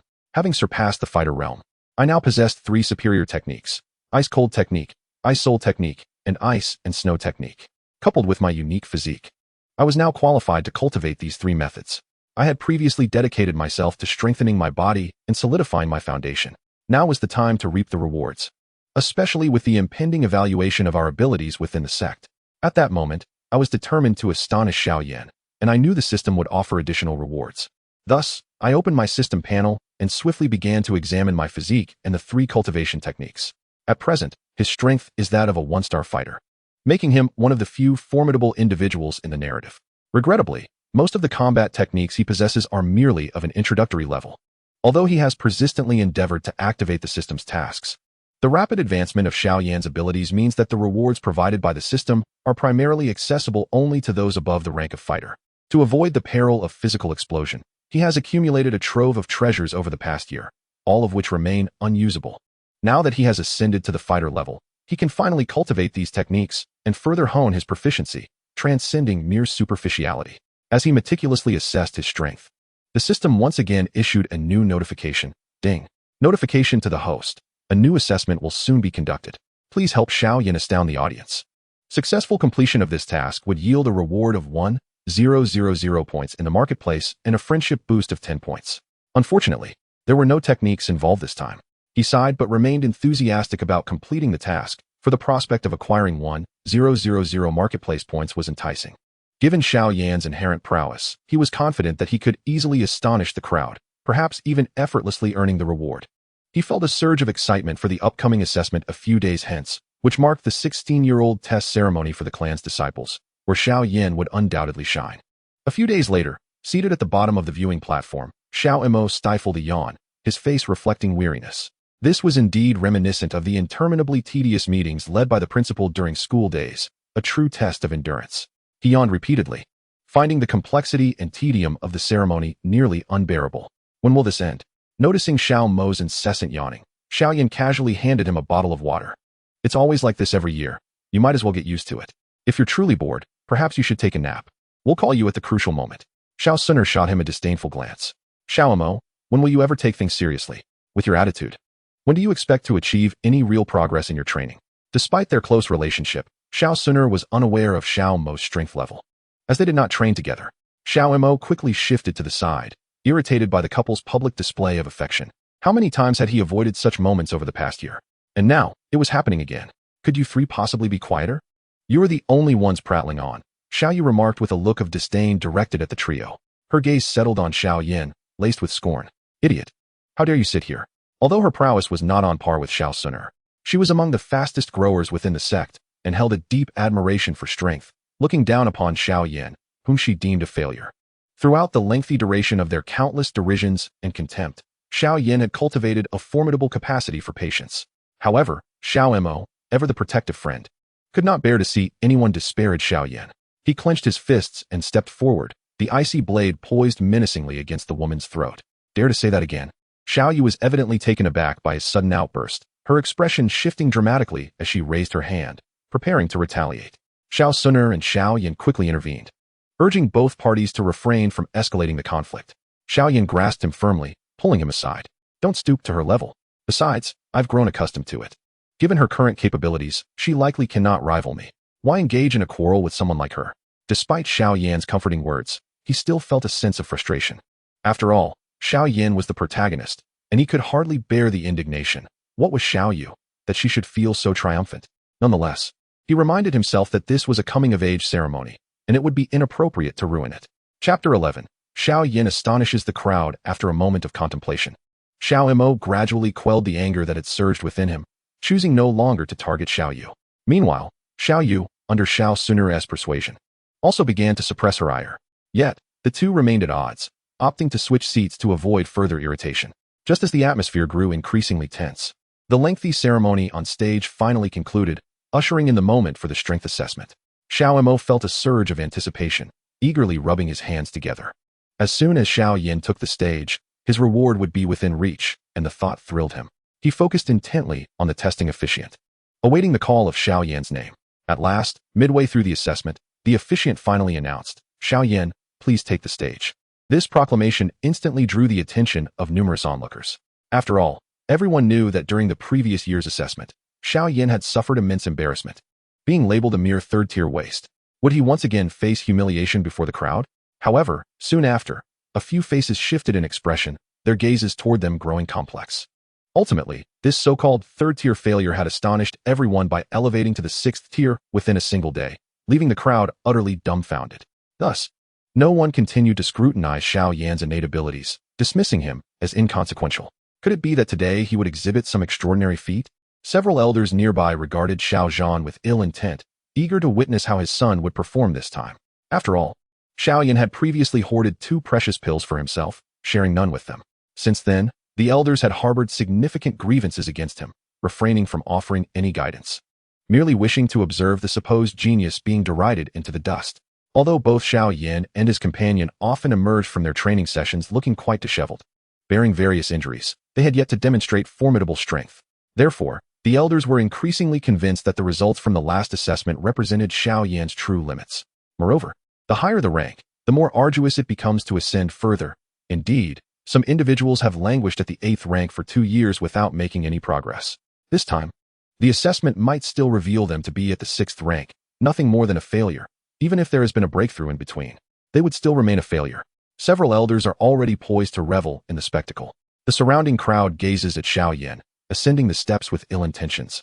Eagerly anticipating his public humiliation, Xiao Yan strides directly to the center of the training ground, disregarding the mocking glances from the onlookers, and instead focuses on Xiao Sunur and Xiao Mo amidst the throng. Xiao Mo gives him a thumbs up, and a smile involuntarily graces his lips. With friends by his side, and having poured nearly all his energy into a year of training, he firmly believes that, regardless of the outcome today, the arduous efforts of the past will yield a favorable result. He is also convinced that he will undoubtedly prove those who wish to see him fail wrong. Taking a deep breath, he gazes at the testing stone tablet, gradually placing his hand upon it. A sudden chill envelopes him, stirring up the grievances of being looked down upon and scorned for so long. His gaze sharpens, igniting with a flicker of fury, and in that moment, he injects his fighting spirit into the stone tablet. Meanwhile, Xiao Mo in the audience watches the stone tablet intently, fervently cheering for him in his heart. He is certain that Xiao Yan has already reached the 8th rank and will deliver a resounding blow to those who mock him. Aside from Xiao Mo, the other spectators fix their eyes on the stone tablet, eagerly awaiting the results of the assessment. For if Xiao Yan fails to attain the 8th rank during today's coming-of-age ceremony, he will forever be relegated to the realm of the ordinary. The rules dictate that if one does not achieve the 8th rank by the age of 16, they are forbidden from continuing their cultivation within the main family. Thus, this once promising talent would fall into obscurity, with no chance of resurgence. He would be doomed to live as an ordinary individual.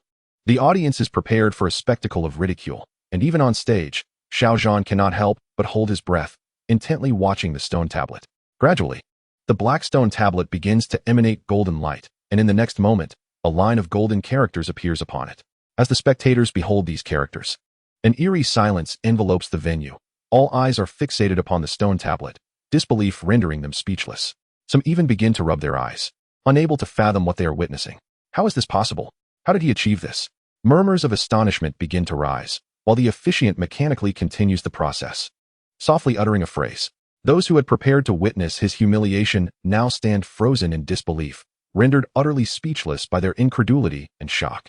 In the span of just 1 year, he has managed to ascend 2 ranks, coupled with the 3 ranks he previously attained. This signifies that he has made a remarkable leap of 5 ranks within a single year. Amidst the astonished or envious gazes of the crowd, he gracefully descended from the elevated platform, paying little heed to their surprise. After all, their opinions held no significance for him. they were mere strangers. His primary concern lay with Xiao Suner, Xiao Mo, and his father's perspective. He turned his gaze towards Xiao Yan, seated in the high seat of the viewing platform, who looked upon him with a face full of pride and satisfaction. Their eyes met across the distance, and upon witnessing the smile gracing his father's lips, he exhaled a long sigh of relief, as if a great weight had been lifted from his heart. At that moment, Xiao Yu, seated below the stage, stared in astonishment at the scene unfolding before her. She had not anticipated that the prodigy from years past would re-emerge so vividly. Chapter 12. A lavish expenditure of 5,000 points. A profound sense of oppression enveloped Xiao Yu, causing Xiao Ning, who stood behind her, to gasp in disbelief. How could this be? Xiao Ning never imagined that the Xiao Yan he had looked down upon for so many years could one day achieve such heights. Standing before the crowd and mercilessly rubbing their faces in the dirt. However, regardless of his thoughts, Xiao Yan remained impervious to the influence of those around him. In the moments of adulation, he might have reveled in their envy and praise, but now he recognized them for what they were, mere jesters who preyed on the weak. When he possessed the strength to stand before them, they donned a mask of deference and humility. Yet, should misfortune befall him, they would transform into demons, mocking and deriding him without any semblance of the warmth they once feigned.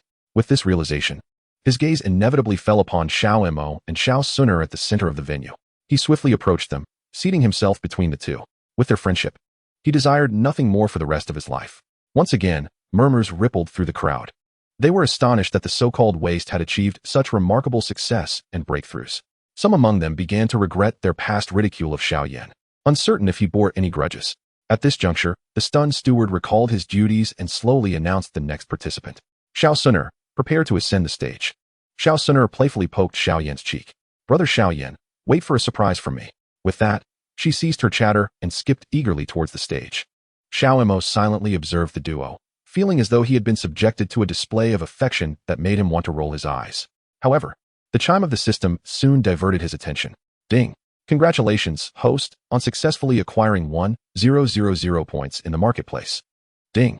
Congratulations, host, on successfully gaining 10 points of goodwill from your good brother. Rewards received, satisfaction blossoming within him, with an additional 1,000 points.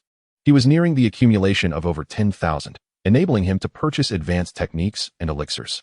If not for his desire to witness Xiao Suner's performance, he would have eagerly opened the marketplace to commence his spending spree. He struggled to suppress his excitement before turning his gaze back to the center of the stage. According to the timeline, Xiao Suner should now be a one-star Do fighter, just like him. He let out a sigh of relief, having decided that he would follow her in sequence. Otherwise, he would undoubtedly become the center of attention. After all, during the previous assessment, he had only been at the second tier, and suddenly leaping to a one-star Do fighter would be even more astonishing than the genius Xiao Yan. He had no desire to become the focal point of everyone's scrutiny. If only he could conceal his strength. After contemplating, he redirected his attention to the marketplace, keen to avoid drawing too much attention and wishing to temper his meteoric rise in power. Perhaps he should find a way to lower it? He promptly began to browse through the products available in the marketplace, quickly discovering a remarkable item. Do Qi modifier effectively shields the detection stone from sensing Do Qi, fabricating a false Do Qi level. Do you wish to ascend to Do Emperor? Desire the astonished gazes of the crowd? Purchase it now? Xiao Mo was instantly exhilarated. If he could acquire this item, it would not only astonish everyone, but also allow him to modify himself to a Do Huang level, which would be enough to leave everyone in awe. However, upon seeing the staggering price of 5,000 points, he couldn't help but sigh. This item was exceedingly expensive, with nearly 10,000 points to his name. Purchasing it would consume half of his total points, which seemed rather unwise. Before he could deliberate further, a chorus of gasps erupted around him. My heavens, has Xiao Suner already become a one-star Do fighter? This is incredible. The next name called was Xiao Suner. Countless spectators inhaled sharply, clearly astonished to discover that behind the talented Xiao Yan stood the formidable Xiao Suner, now a one-star Do fighter. However, considering that she had already reached a high tier during her last assessment, her ascendance to the one-star Do fighter was entirely reasonable. Everyone gazed at Xiao Suner in envy, and many were already discussing the monumental achievements she was likely to attain in the future, observing the admiration etched on their faces and listening to their praises. Xiao Mo resolutely made up his mind and swiftly opted to purchase the item. He had no doubt that if he were to reveal his true strength now, it would indeed astonish the crowd, but the dire consequence would be that he would become the sole focus of everyone's attention. You are about to spend 5,000 marketplace points to purchase the Do Qi modifier. Please confirm your decision. Without hesitation, Xiao Mo clicked to confirm. Soon, a wristband-like device materialized in his palm, and he promptly donned it on his wrist. The wristband featured a digital display. Rarely did one encounter such advanced technology in this world. He immediately began adjusting the screen interface, swiftly modifying his strength to the 8th tier. This should keep him from being too conspicuous, right? In truth, he wished to lower it further. But the 8th tier was already the threshold for entry. Going any lower would risk expulsion from his sect. He was eager to continue his cultivation alongside Xiao Yan. So he had no choice but to settle for this data. Nervously, he fidgeted with his fingers, despite having spent 5,000 points to acquire it. He remained apprehensive about whether this item would malfunction or prove ineffective. Observing his anxious demeanor, Xiao Yan gently patted his hand. Do not be anxious. You are merely going to assess your strength, and you have already attained the level of a 1-star Do fighter. What is there to fear? Upon hearing these words, he was momentarily taken aback, and in the next instant, his mind jolted with realization. How could I have forgotten this? After all, their strengths were not concealed from Yao Lao, who had long been aware of his status as a 1-star Do fighter. If he were to ascend and directly exhibit an 8th level Do Chi, how would he explain this to his junior brother afterward? However, before he could ponder further, the attendant above the stage had already called out his name. Xiao Mo was prepared to ascend for the assessment. With a complex expression, he glanced at his wrist, sighed resignedly, and stepped forward. After all, he had no alternative, did he? Chapter 13. Successfully modifying Do Chi level, arriving at the stone tablet for the assessment. Xiao Mo took a deep breath and cautiously placed his hand upon it. A flash of golden light swept across, and the attendant, gazing at the line of text that appeared, found himself utterly speechless. How could it be that all 3 individuals who had come today were astonishingly gifted geniuses? The layers of shock were overwhelming, leaving him at a loss for words to describe his current feelings. Meanwhile, those outside the venue widened their eyes in disbelief, fixated on the inscription upon the stone tablet. This is impossible. They were even more astonished than when they had seen Xiao Yan achieve an 8th level assessment earlier. After all, during the last evaluation, Xiao Mo had only reached 2nd level, and he was even outperformed by Xiao Yan. Yet now, he had inexplicably risen to an 8th level status, which was simply unbelievable. Xiao Yan, seated in the audience, was equally astounded, his gaze locked onto the stone as he raised his hand. Is this thing malfunctioning? Shu, do not speak. He gestured silently towards Xiao Yan, who was initially taken aback but soon comprehended his meaning, sighing in return and refraining from raising his hand further. Xiao Mo then breathed a sigh of relief, fortunate that he had concealed his true strength. Otherwise, merely being at 8th level had already astonished those around him. If he were to reveal his identity as a 1-star Do fighter, would they not devour him? Xiao Yan seized his arm, his eyes filled with inquiry. His gaze fell upon the bracelet strapped to Xiao Mo's wrist, which prominently displayed the 8th level mark. Xiao Yan's pupils constricted. He was no fool, and with a mere glance, he discerned that this item was the source of the trickery. Is it this? He reached for the bracelet, yet without Xiao Mo's consent. He could only suppress his curiosity and dared not remove it directly. Xiao Mo had never intended to conceal anything from Xiao Yan, for he knew that this matter would eventually come to light. He directly removed the item and placed it into Xiao Yan's hands. If you wish to experiment with this, by all means, but you must return it to me, as it required considerable effort to acquire. Although he had transformed into a Do Huang, his strength had not seen any enhancement, prompting a look of confusion from Xiao Yan. Xiao Mo gestured towards the detection stone in the arena. If you approach it now, you will be recognized as a Do Huang. However, this merely serves as a guise, offering a moment of surprise in battle, but lacking any substantial utility. It is not a power modifier and cannot genuinely elevate you to the level of a Do Huang. If such a miraculous device existed, what need would we have for further cultivation? Xiao Yan nodded in understanding and willingly removed the item, returning it to Xiao Mo. He then immediately posed the question that had been on his mind. Why do you seek to alter your rank? You are a 1-star Doja, comparable to Xiao Suner. If you were to step forward, you would command respect and admiration. Xiao Mo simply shook his head nonchalantly, his gaze fixed on Xiao Yan's face. Do the envious glances of others hold any value? Can they elevate my strength or assist in my cultivation? Upon hearing this, Xiao Yan fell silent. Xiao Mo continued.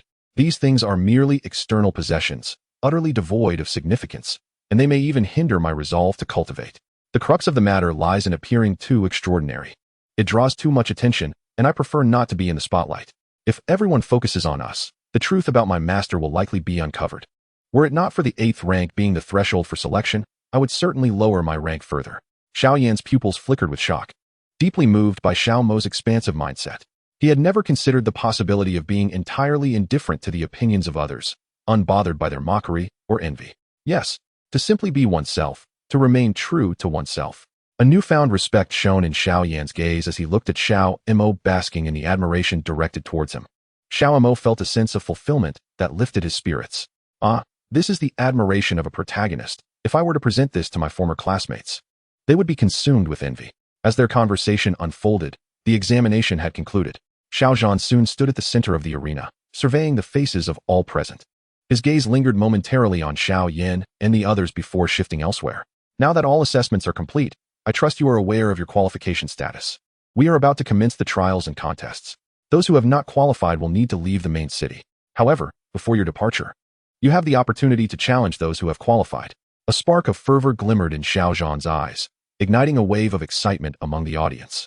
Please select your targets, but remember not to squander this rare opportunity. Upon the utterance of these words, the gazes of many were fixated upon Xiao Yan and Xiao Mo, for their remarkable ascension in power was indeed quite peculiar.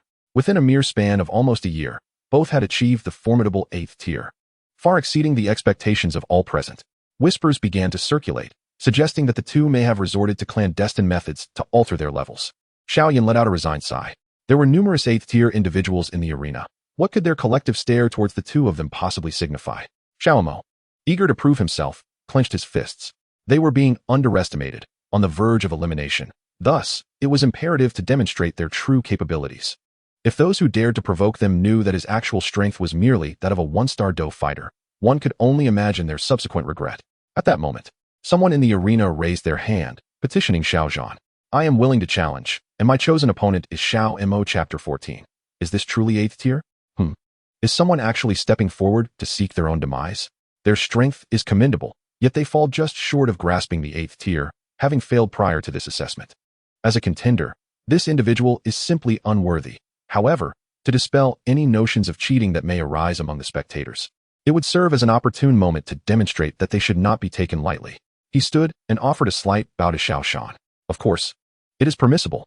In an instant, he flashed to the center of the competition arena. Xiao Shan also leaped into the field, facing him with determined intensity.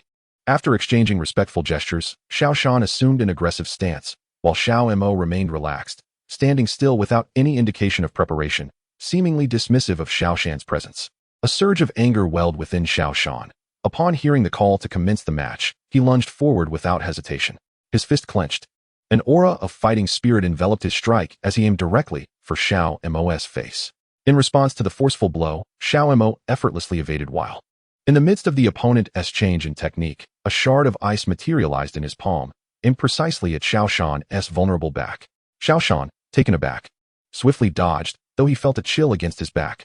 Onlookers believed he had narrowly escaped, yet only he was aware that the ice shard had indeed grazed him. Lingering momentarily, the strength of Xiao Mo was unfathomable. He had clearly possessed the opportunity to land a decisive blow, yet he had chosen to hold back, granting Xiao Shan a moment to breathe. Should I concede? Xiao Shan felt an immense weight upon his chest, fully aware that his current prowess was insufficient to withstand Xiao Mo. Yet, he remained unwilling to accept defeat, to be eliminated today. Unable to surpass even this seemingly inconspicuous opponent was a bitter pill to swallow. Unable to contain his frustration any longer, he let out a fierce roar, stepping forward to deliver a powerful kick aimed at Xiao Mo's chest. Xiao Mo was momentarily taken aback, surprised that this individual had not yet conceded. He remained committed to a restrained approach, taking half a step back before the snowflake in his hand flickered. With a soft whoosh, the snowflake sliced through Xiao Shan's garments, leaving over a dozen gashes across his attire. One shard of ice halted mere inches from his chest, suspended in midair without advancing further. Xiao Mo languidly spoke. That should suffice. Let us avoid making a spectacle of ourselves. Xiao Shan clenched his fists, glaring fiercely at Xiao Mo. Yet he understood that Xiao Mo had been holding back, never intending for him to suffer a complete and utter defeat. This was the second or third time he had shown restraint. Gradually, Xiao Shan relaxed his tightly clenched fists, realizing that there was no longer any need to persist. Defeat was simply defeat. No amount of stubbornness would alter that reality. Silently, he stepped back and bowed respectfully towards Xiao Mo. I concede. Xiao Mo nodded in acknowledgement, turning to return the gesture. Your graciousness is appreciated. At that moment, silence enveloped the surroundings, as all eyes incredulously fixed upon the two figures in the arena. Xiao Shan, on the brink of reaching the 8th tier, with such formidable strength, had failed to even withstand 2 exchanges against Xiao Mo. He had fallen so decisively. Was Xiao Mo truly only of the 8th tier? This question echoed in the minds of the onlookers, while the patriarch, Xiao Yan, regarded him with a scrutinizing gaze. This young man was unfathomable. His prowess certainly exceeded the 8th tier, displaying capabilities that suggested he might be a combatant of an even higher caliber.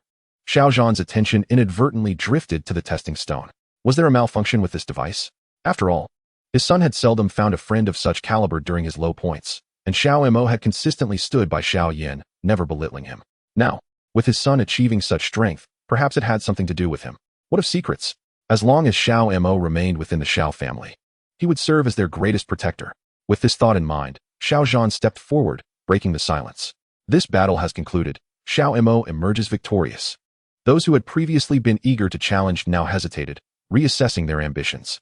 After all, Xiao Mo's claim to the 8th tier was well-founded, and some had detected an unusual essence about him. His strength seemed to transcend the limitations of the 8th tier, even causing Xiao Suner, a 1-star combatant, to feel a palpable pressure emanating from him. Xiao Mo surveyed the crowd, awaiting other challengers. Yet, wherever his gaze fell, heads were bowed, none daring to meet his eyes. After a thorough glance around, and finding no one willing to speak up, Xiao Mo eagerly descended from the stage. Finally, it was over. He had no desire to engage in further combat. Xiao Mo, are you truly only at the 8th tier? He was momentarily startled by the thought. Yet his expression remained nonchalant. How could it be otherwise? Surely the testing apparatus would not deceive. Xiao Suner fell silent, her gaze sharpening before she suddenly spoke. Would you dare to spar with me? Xiao Mo was taken aback by Xiao Suner's unexpected desire to test him. He opened his mouth, intending to refuse. If you're afraid, it only reveals your guilty conscience. Xiao Mo found himself both amused and exasperated. How had Xiao Suner turned her attention toward him? Was this merely her competitive spirit? Yet he had no intention of being her sparring partner. Seeing the tension between them, Xiao Yan quickly intervened. You two, don't act this way. Moreover, this is the time for the eliminated to choose their challengers. Why are you two preparing to fight? Instinctively, Xiao Yan sought to shield Xiao Mo, knowing he wished to conceal his true abilities. After all, Xiao Mo had assisted him countless times. He would handle this minor turbulence for him.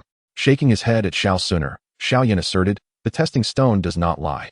Since Xiao Mo does not wish to compete, you should cease your insistence. At his words, Xiao Suner pouted. You're just siding with him. Just then, a voice from the crowd interrupted their exchange, as someone raised their hand and shouted, I wish to choose my opponent, Xiao Yan. Chapter 15. The special weapon reward. The crowd stared in disbelief at the suddenly standing Xiao Ning. Xiao Ning, what are you doing? Xiao Yu quickly tugged at his sleeve, shaking her head at him. However, Xiao Ning shrugged off her grip and replied, Sister, I merely wish to test this useless one's capabilities. With that, he ascended the stage. His gaze filled with disdain as he looked down at Xiao Yan. Haven't you already advanced to the 8th rank? Let me see if your strength has been inflated. The prowess exhibited by Xiao Mo had already deterred many, leaving them reluctant to confront their small group. It was apparent to all that both Xiao Mo and Xiao Yan were formidable opponents. They often shared meals together and had even progressed through the ranks simultaneously to the 8th level. With Xiao Mo being so troublesome, the once genius Xiao Yan might have regained his strength, making him even more formidable. The onlookers shifted their focus, astonished that Xiao Ning possessed the audacity to challenge Xiao Yan. With a sigh, Xiao Yan prepared for the confrontation, while Xiao Suner gleefully remarked, Brother Xiao Yan, he sees you as an easy target. Xiao Mo remained silent, his expression grave as he fixated on the stage, his inner thoughts fervently cheering. Go for it. Impressive, impressive. Thank you, Brother Xiao Ning, for this timely reward. The system buzzed in Xiao Mo's ears. Ding, a new task has been activated.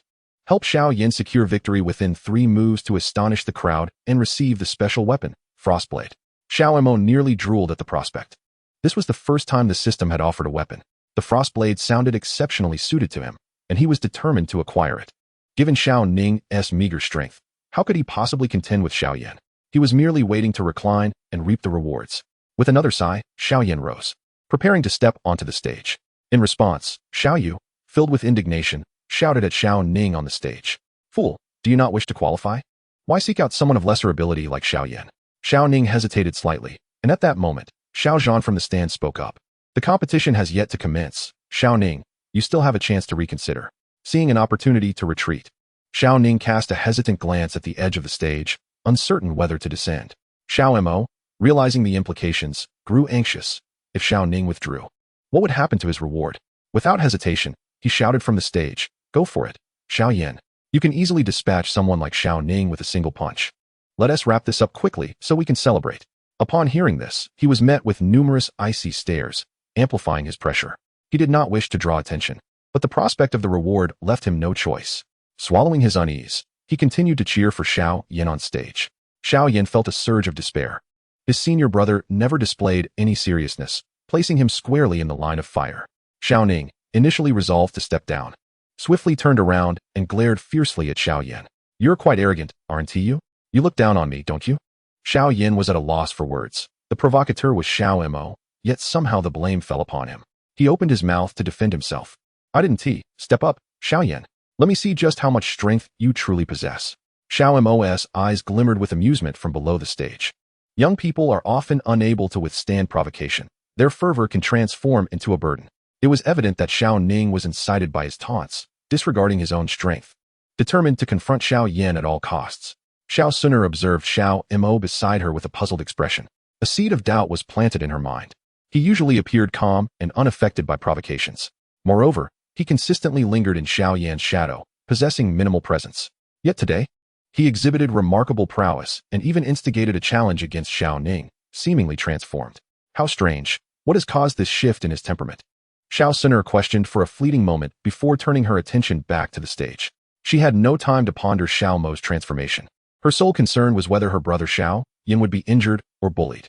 Xiao Mo fixed his gaze intently on the stage, silently awaiting Xiao Yan's spectacular display, envisioning a single punch that would send Xiao Ning crashing to the ground. At that moment, Xiao Ning secretly smiled to himself as he lowered his head. Prior to ascending the stage, he had deliberately consumed a potion, one that could temporarily enhance his strength. He had anticipated that this potion would assist him in demonstrating his capabilities, yet he was still dismissed. Now, with his pent-up fury seeking an outlet, he could seize the opportunity to practice against the ever-displeasing Xiao Yan. As the two ascended the stage, the audience fell into a hushed silence, eagerly awaiting their performance. Xiao Yan took a deep breath, steadying himself, and suddenly clenched his fists, flames erupting in his grasp. A sphere of fire manifested in his palm, and in the next moment, his fist was enveloped in flames. Xiao Ning likewise began to channel his energy, enveloping his knuckles with his own might. As he made his move, Xiao Mo sensed something amiss from below the stage. What was that? Dark strands of energy began to faintly manifest around Xiao Ning, ensnaring him like delicate threads. These threads shimmered with an eerie energy, seemingly infused with an icy chill. Something was not right. There was an issue. Xiao Mo immediately recognized the gravity of the situation and glanced upward at Xiao Zhan, who stood directly above on the stage. It was peculiar, exceedingly so. Xiao Mo discerned that something was off with Xiao Ning, particularly the dark gray glint in his eyes, which flickered with a malice unnoticed by others. 8th level collapse. Xiao Yan clenched his fist and struck toward Xiao Ning, his fist blazing with fire as it hurtled toward his chest. Xiao Ning dodged swiftly, tightening his own fist and retaliating with a punch of his own. Xiao Mo sprang to his feet. The two collided with a thunderous roar, producing a tremendous explosion that sent both of them flying half a meter away. This was not right. How could he employ the 8th level collapse? Everyone was taken aback. The two had clearly executed identical techniques, yet Xiao Ning's version was peculiar, with no fiery blaze, but rather a swirling gray mist. Amidst the haze, Xiao Yan climbed to his feet, his gaze now tinged with caution. Chapter 16. The strange gray shadow. Not only Xiao Yan, but the spectators in the stands were equally perplexed as to how Xiao Fan had been eliminated. Xiao Fan, however, clenched his fists in astonishment, staring incredulously at his palms. Had that punch truly originated from him? He was bewildered and frightened. He had never learned the 8th level collapse, so how had he executed that strike? There had been a fleeting moment of disorientation, leaving him completely unaware of how he had performed that move, yet it seemed both had matched each other blow for blow. Xiao Mo in the stands was also taken aback. He never anticipated that Xiao Yan would be sent flying. This was not how the original narrative unfolded. He was in utter disbelief, unable to comprehend what had gone awry. Could it be that his presence had triggered some butterfly effect? But what did this have to do with Xiao Ning? And how had his abilities become so bizarre? Xiao Mo found himself perplexed, gradually coming to understand why the system had unexpectedly awarded him a weapon. He had initially thought he was merely there to seize an opportunity, only to discover that Xiao Yan was now facing an opponent of comparable strength in Xiao Ning. Something was amiss. This was not right. Xiao Mo was utterly confounded, unable to grasp the reason behind it all. At this moment, Xiao Ning could no longer suppress the surge of elation within him, particularly upon seeing Xiao Yan rise from the ground, a triumphant expression gracing his face. Xiao Yan, today I shall use you as my stepping stone. I will emerge victorious. He roared, raising his fist once more to challenge Xiao Yan. 8th level collapse. The crowd anticipated another earth-shattering strike, but to their astonishment, as he swung his fist, he struck nothing but air. No trace of that strange gray energy coalesced around his fist. Xiao Ning momentarily froze, then hastily clenched his fist again, thrusting it forward while calling out fervently. Yet, he never unleashed that astonishing punch again. Indeed, his fighting spirit was expended in relentless strikes. Yet the earlier prowess was nowhere to be found. A wave of fear surged within Xiao Ning. Why? What could possibly be the reason? The spectators on stage were also drenched in cold sweat. Could it be that Xiao Ning was merely jesting? Did he think he was a teddy bear, flailing at empty air? It was peculiar. He had clearly delivered a punch moments ago, and now his sudden decline in strength was undeniably strange.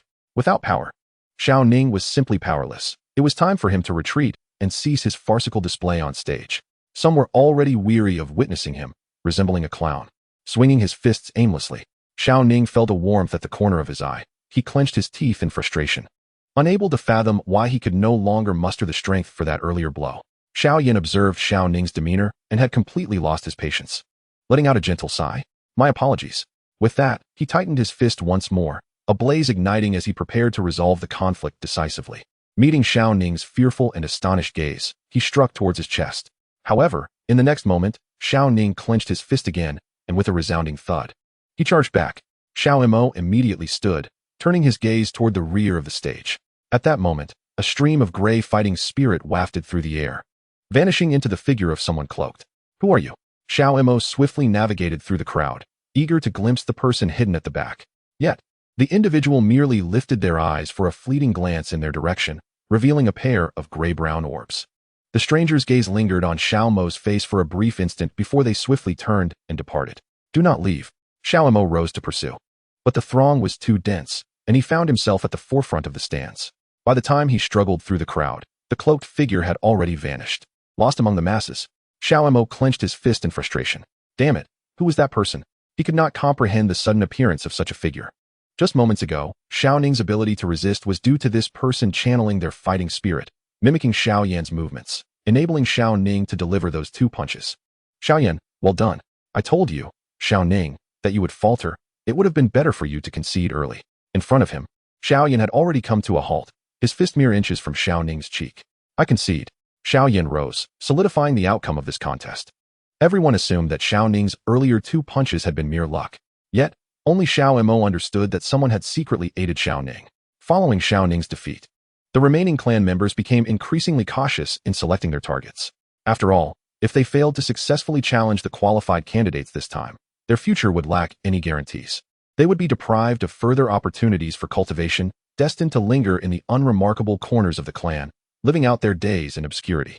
All were aware that Xiao Mo and Xiao Yan possessed formidable strength, neither of them to be trifled with. None dared to continue their arrogance in the face of such power. These individuals exercised considerable caution when selecting their targets, fearful of potential defeat. Yet, a scant few still possessed the opportunity to triumph over their adversaries, thereby reclaiming their status as contenders. However, these were but a handful. The majority of the vanquished were swiftly eliminated. Xiao Mo stood quietly in a corner, lost in contemplation of the visage of the individual he had just seen, nearly oblivious to the system notification ringing in his ears. "Congratulations, host. You have successfully aided Xiao Yan in achieving victory, astonishing the crowd, and will be rewarded with an ice blade." He did not immediately investigate the attributes of the ice blade, but continued to gaze at the exit of the trial arena, where that individual had not reappeared. In the stringent governance of the Xiao family, was it truly possible for someone to infiltrate unnoticed? He had seldom encountered anyone with gray eyes. While he was deep in thought, someone suddenly tapped his shoulder. Who could it be? Turning, Xiao Mo found Xiao Yan standing behind him, flanked by the pouting Xiao Suner. "Xiao Yan, you came down only to seek out Xiao Mo. Your bond seems quite strong," he mused, observing the relaxed demeanor of the two. Xiao Mo gently tugged at Xiao Yan's arm, drawing him into a secluded corner. "Come here." Xiao Suner promptly followed, as she was one of the main characters, and he had no intention of concealing anything from her. He spoke directly. "Did you both find Xiao Ning somewhat peculiar earlier?" Both paused, then nodded in unison. Xiao Suner chimed in. "Indeed, it was rather odd. With his current strength, not even reaching the 8th level, how could he possibly execute such formidable martial arts?" Chapter 17. Entering the Battle Chi Pavilion. Xiao Yan nodded in agreement. Yes, it was indeed strange. Moreover, it appeared he utilized the 8th level collapse technique, which is identical to my own, yet the essence of the technique seemed distinctly different. Xiao Mo nodded, recounting the gray figure he had observed. Upon hearing this, Xiao Yan's expression grew grave. He nodded and immediately turned to head toward Xiao Zhan, with Xiao Suner hastily following. Realizing he was no longer needed, Xiao Mo turned and made his way towards the back mountain. Upon reaching the summit, as he pondered quietly, a figure soon appeared beside him. Xiao Mo, you performed admirably today. Xiao Mo nodded. Xiao Yan had brought a ring, so surely Elder Yao had witnessed their performance. Elder Yao, I have a question. Did you see the gray figure that assisted Xiao Ning during the competition? Upon hearing this, Elder Yao's expression grew serious, and he nodded slightly. I sensed an unusual aura. But as I was within the ring, I could not manifest directly, and thus could not pinpoint the individual's location. Xiao Mo nodded, realizing that no one had perceived the arrival of that person. It seemed this matter would have to remain buried deep within him, a lingering mystery. He sighed, gazing vacantly at the forest ahead. In an instant, Xiao Yan leaped to sit beside him. My father sensed the peculiar fighting spirit and began to investigate whether such a person truly existed. Xiao Mo nodded, secretly lamenting that it was highly probable that this individual was already in hiding and would be difficult to locate. Observing his tranquil demeanor, Xiao Yan couldn't help but turn and speak to ease the atmosphere. In just 2 days, we will enter the Fighting Spirit Pavilion. Since we have all successfully completed the coming-of-age ceremony, have you considered what techniques you wish to seek within? Xiao Mo was taken aback and smacked his forehead. How could he have forgotten such an important day?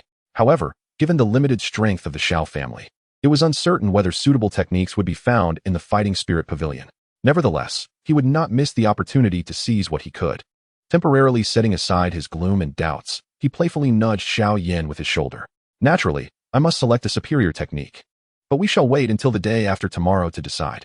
The two began to jest and spar, engaging in a playful bout. Soon, their playful skirmish escalated into earnest combat.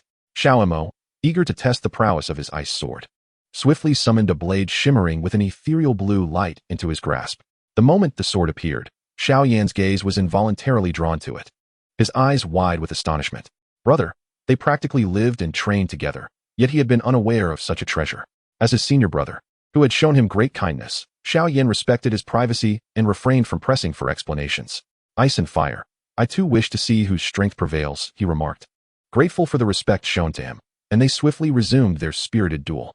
When Xiao Suner arrived at the back mountain, she beheld the two figures, one blue and one red, engaged in combat. The clash of their fighting spirits sent ripples through the air, causing the surrounding trees to tremble. She chose not to intrude, instead hovering quietly in the air, watching their exchange of skills. 3 days later, the long-awaited day of entering the Fighting Spirit Pavilion had finally arrived, and the entire sect buzzed with excitement, eagerly anticipating this exhilarating occasion. Xiao Mo stood with Xiao Yan and Xiao Suner beneath the towering edifice of the pavilion, his eyes filled with unmistakable awe. Goodness, this place is even more majestic and ancient than the Tungwang Pavilion I previously beheld. The other disciples, gathered beneath the pavilion, also appeared extraordinarily thrilled, each one marveling at the structure. Meanwhile, Xiao Mo noticed several gazes directed towards them. Following his intuition, he glanced towards the shadows of the pavilion, realizing that these were the hidden guardians of the Fighting Spirit Pavilion. At that moment, Xiao Zhan stood atop a platform, his authoritative gaze surveying the crowd below. All of you are disciples who have successfully advanced during the coming-of-age ceremony, and it is imperative that you adhere to the established rules here. Each individual must remember that one may only select a single type of combat technique. The consequences of greed are not something I need to reiterate, are they? Upon witnessing the nods of agreement from the assembled disciples, he took a satisfied step back and gestured towards the transparent glass sphere behind him. Thus, we shall commence the assessment of your innate combat attributes. Remember to enter the corresponding passage according to your results.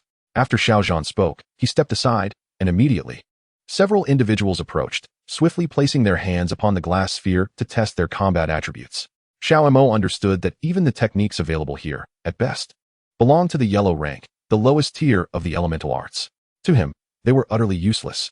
Even if he were to enter, he would find nothing suitable for his needs. Therefore, he merely hoped that the progression would trigger system rewards, allowing him to seek some benefit. Xiao Yan reacted indifferently to the surroundings. After all, he had already acquired the burning art. Although it appeared to be merely a yellow rank technique, Master Yao had mentioned its potential for upgrades. He intended to devote all his energy to mastering the burning art, thus his enthusiasm for the offerings here was rather lukewarm. The two, each with their own thoughts, approached the entrance, placing their hands upon the glass sphere in unison. Fire and ice. Xiao Zhan, observing Xiao Mo and Xiao Yan, felt a tumult of emotions within.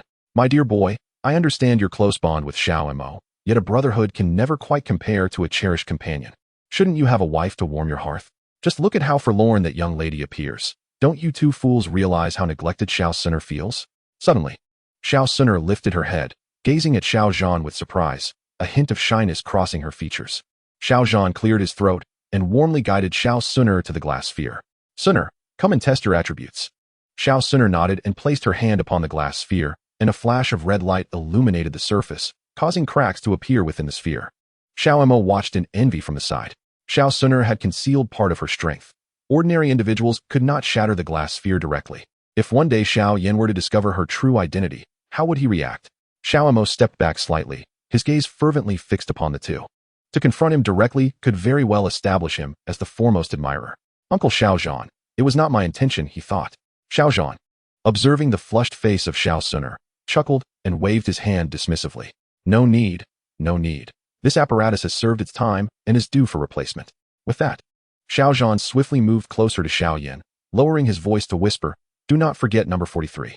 After which, he quickly retreated, pretending as though nothing had transpired. However, Xiao Mo, being the closest, had overheard Xiao Zhan's words, perceiving it as a blatant abuse of power. However, he merely smiled subtly without exposing the truth. Such matters laid bare would cast an unfavorable light on all involved. After the test concluded, the three of them proceeded directly to the grand entrance of the Dueling Pavilion, with Xiao Zhan deliberately pulling Xiao Suner to stand between himself and the others. Having completed a new task, Xiao Zhan watched as Xiao Yan animatedly conversed with Xiao Mo across the blushing figure of Xiao Suner, feeling an exasperated anger at his son's lack of initiative. Foolish child, I have brought her right before you, yet you remain oblivious. It is no wonder you remain single. Internally berating his son's foolishness, Xiao Zhan only needed to glance down to see that Xiao Suner, standing between them, had flushed a deep crimson. She hung her head in silence, her face so hot that it felt as if her mind were spinning. Upon entering, the Dueling Pavilion revealed a scene of even greater solemnity and antiquity, compelling all who entered to instinctively tread lightly. Before them lay several pathways, each marked by signs, and Xiao Mo quickly spotted his designated ice pathway. He waved to the other two, stating, mine is over here. I shall seek out the appropriate techniques and reunite with you shortly. Xiao Yan nodded, leading Xiao Suner toward another wide, fiery red path. Once Xiao Mo entered the ice pathway, he found himself lost in thought, surveying his surroundings. A long corridor stretched before him, flanked by wooden doors, with shimmering blue light curtains obscuring the entrances. Xiao Mo scratched his head in frustration, having arrived at this juncture. Yet receiving no notification from the system, it appeared that no special rewards would be triggered this time. The highest level techniques available here were merely the fire techniques housed in room 43, which amounted to nothing more than yellow-grade techniques. He already possessed 3 yellow-grade techniques, rendering the offerings here utterly useless to him. If there were no new tasks today, this visit would be deemed a wasted effort. He sighed, quietly squatting in a corner, lost in contemplation as he observed the clan members relentlessly striking at the light curtain in the distance. It would not be long before the Jianan Academy arrived to recruit students, at which point Xiao Yan would undoubtedly ascend to a higher level. At that moment, 2 clan members began to quarrel, each having set their sights on a particular door. They were vigorously attacking the light curtain before the door, neither willing to yield to the other. However, since both were attacking simultaneously, the defensive level of the curtain immediately escalated, leaving them both astonished and unable to breach this new layer. Perhaps I should lend a hand, making the light curtain even more difficult to break. Just as he was about to intervene out of boredom, the system unexpectedly announced its presence. Ding! A new task has been issued. You are about to receive an Earth-grade dual cultivation technique in ice and fire. Please ensure Xiao Yan accepts the dual cultivation technique to earn a reward of 3,000 points and acquire the superior Earth-grade technique, Xianbingju. Xiao Mo stood frozen, his hands suspended in midair, utterly at a loss for words. Oh dear brother system, come forth. Dual cultivation techniques are typically reserved for romantic partnerships. We are merely brothers. Why bestow this upon me? In his mind, countless explicit images flitted by, prompting him to shake his head vigorously in an attempt to dispel those chaotic thoughts. No, I refuse. I resolutely reject this task. His excitement caused him to exclaim, drawing the attention of several disciples nearby. Realizing his faux pas, Xiao Mo awkwardly retreated to a secluded corner, preparing to decline the mission once more. At that moment, a flash of white light illuminated his palm, revealing a dual cultivation technique. Was this a blatant imposition? The technique was delivered directly into his hands. Disdainfully, he tossed the book aside. System, I refuse this task. I refuse. After all, he considered himself a principled man. This was something he would never utilize in his lifetime. Beep. Does the host wish to reject the task? Refusing the task will result in an electric shock penalty. Xiao Mo felt an urge to strike the system. Did it really impose penalties? After a moment's hesitation, he found himself unable to commit to a decision regarding the rejection. Just then, someone crouched down to retrieve the technique, audibly reading its name. Ice and Snow Dual Cultivation Technique. A high-tier Earth-grade technique? Xiao Yan quickly shielded the book with his body and positioned himself in front of him. Where did you get this? Xiao Yan glanced at the yellow-grade technique he had procured from room 43, which was the finest technique available to their Xiao family. Yet, even so, it paled in comparison to the formidable techniques possessed by his two companions. Chapter 19. An exceptional superior technique. Just moments ago, Xiao Sun had presented a profound superior technique for Xiao Yan to select, but with his mind preoccupied with the burning art, he had declined it outright. Now, witnessing an even superior Earth-grade technique in Xiao Mo's possession, he wondered about its origin. It certainly wasn't he from their Duki pavilion. Had such high-level techniques existed there, they would have been hidden away long ago, never easily accessible to the disciples. The thought of Xiao Yan witnessing the explicit content within made him dread complete disdain. He wished he could leap forward and shield the book with his body. However, as the pages turned, he discovered that the actions depicted within were not at all as he had imagined, but rather consisted of standard cultivation movements. Some techniques required dual practitioners to practice simultaneously, merging their energies to unleash greater power. Oh, is that all? The system's notifications continued to urge him to reach a decision. Beep. Does the host choose to reject this task? Beep. Does the host choose to reject this task? Seeing that the techniques within were entirely proper, he sighed in relief and hastily opted to cancel. Recognizing the value of the technique, he picked up the booklet and placed an arm around Xiao Yan's shoulder. Brother, would you like to learn an extraordinarily profound technique with me? Xiao Yan glanced down at the technique, aware that Earth-grade techniques were not insignificant. He felt a stir of interest. However, recalling his master's admonitions, he was soon engulfed in hesitation once more. Xiao, as you are aware, I have already acquired a technique known as the burning scripture. The multitude of other methods would prove detrimental to my cultivation. Xiao immediately shook his head and began to influence him. You misunderstand. Who would ever complain about having too many techniques?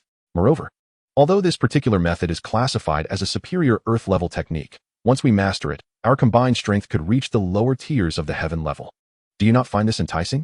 He gently coaxed, and soon Xiao Yan was swayed. After a moment's hesitation, he nodded, ultimately deciding to cultivate this dual cultivation technique alongside him. Meanwhile, Xiao Sun watched the two with frustration, stamping her foot vehemently. She had nearly exhausted her persuasive efforts. Yet Xiao Yan had declined her offer of a profound earth-level technique. Yet here was Xiao spinning a tale, and Xiao Yan readily accepted the prospect of dual cultivation with him. Their growing intimacy sparked a sense of urgency within her. Xiao Sun quickly interjected. May I also cultivate this technique? Her eyes sparkled with desire. Xiao was taken aback, swiftly retreating 2 steps while clutching the technique. You cannot. Xiao Sun was indeed Xiao Yan's, and should he inadvertently cross boundaries, it would surely lead to a rift between brothers. As the saying goes, one should not trifle with a friend's wife. He was here to cultivate, not to engage in romance. Xiao Yan gently reassured Xiao Sun beside him. My technique is an earth-level method, capable of elevating me to another tier. Your method must involve both fire and ice, so the 3 of us cannot cultivate together. Xiao Sun paused, her face flushing as she took a step back. In that case, I am indeed not suitable. She shot a resentful glare at Xiao, turning to hide behind Xiao Yan in silence. She understood the rarity of such techniques. As a fellow practitioner of fire-based methods, her sole desire was to deepen her bond with Xiao Yan, without wanting to engage with Xiao.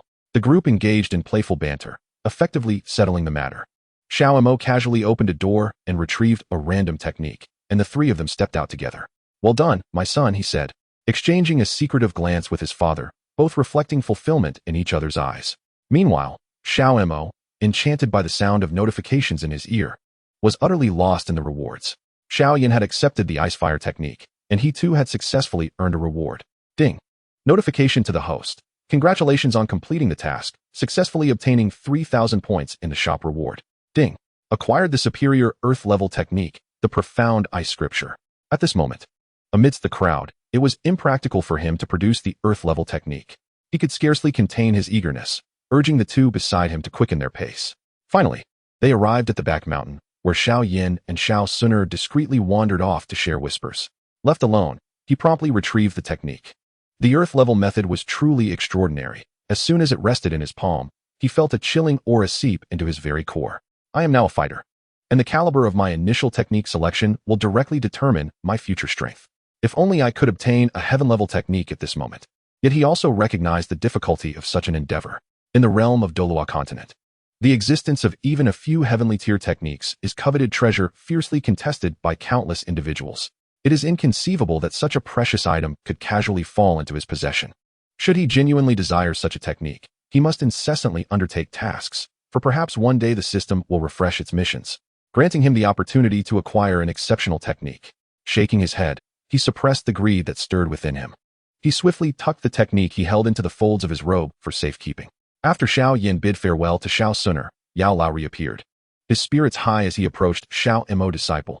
I have something for you, he began, but before he could finish, he noticed Xiao Mo and Xiao Yan engrossed in studying the ice and fire technique in their hands. He was momentarily taken aback. If he was not mistaken, the faint glow emanating from this technique suggested it was a ground-tier technique, and moreover, a superior one at that. He immediately stepped forward and seized the technique. Examining it closely, his expression turning to one of astonishment. Where did you acquire this? He quickly concealed the ice-based profound technique he had originally brought, aware that the highest level of technique available in the Xiao family was merely a yellow-tier technique, far too lowly for his two disciples. While Xiao Yan, equipped with the burning formula, was momentarily secure, his greatest fear was that the prodigious talent of Xiao Mo might languish under his tutelage. In the 20th chapter, Xiao Yan ascends to the fighter rank. Yao Lao felt utterly speechless, realizing that all his efforts had seemingly been in vain. He sighed and discreetly hid the techniques he had collected, for revealing them would be a source of embarrassment. With renewed enthusiasm, he examined the ice and snow technique shared by the two, his eyes suddenly alight with excitement. Xiao Yan, this technique is learnable. Currently, the only technique Xiao Yan possessed was the burning formula, which, although it could gradually upgrade with practice, was still only a yellow-tier technique.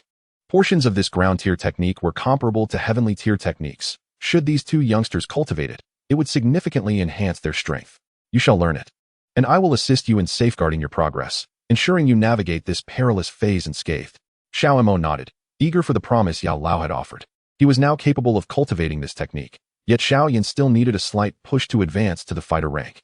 He needed to devise a way to help his companion break through, so they could truly become partners in cultivation.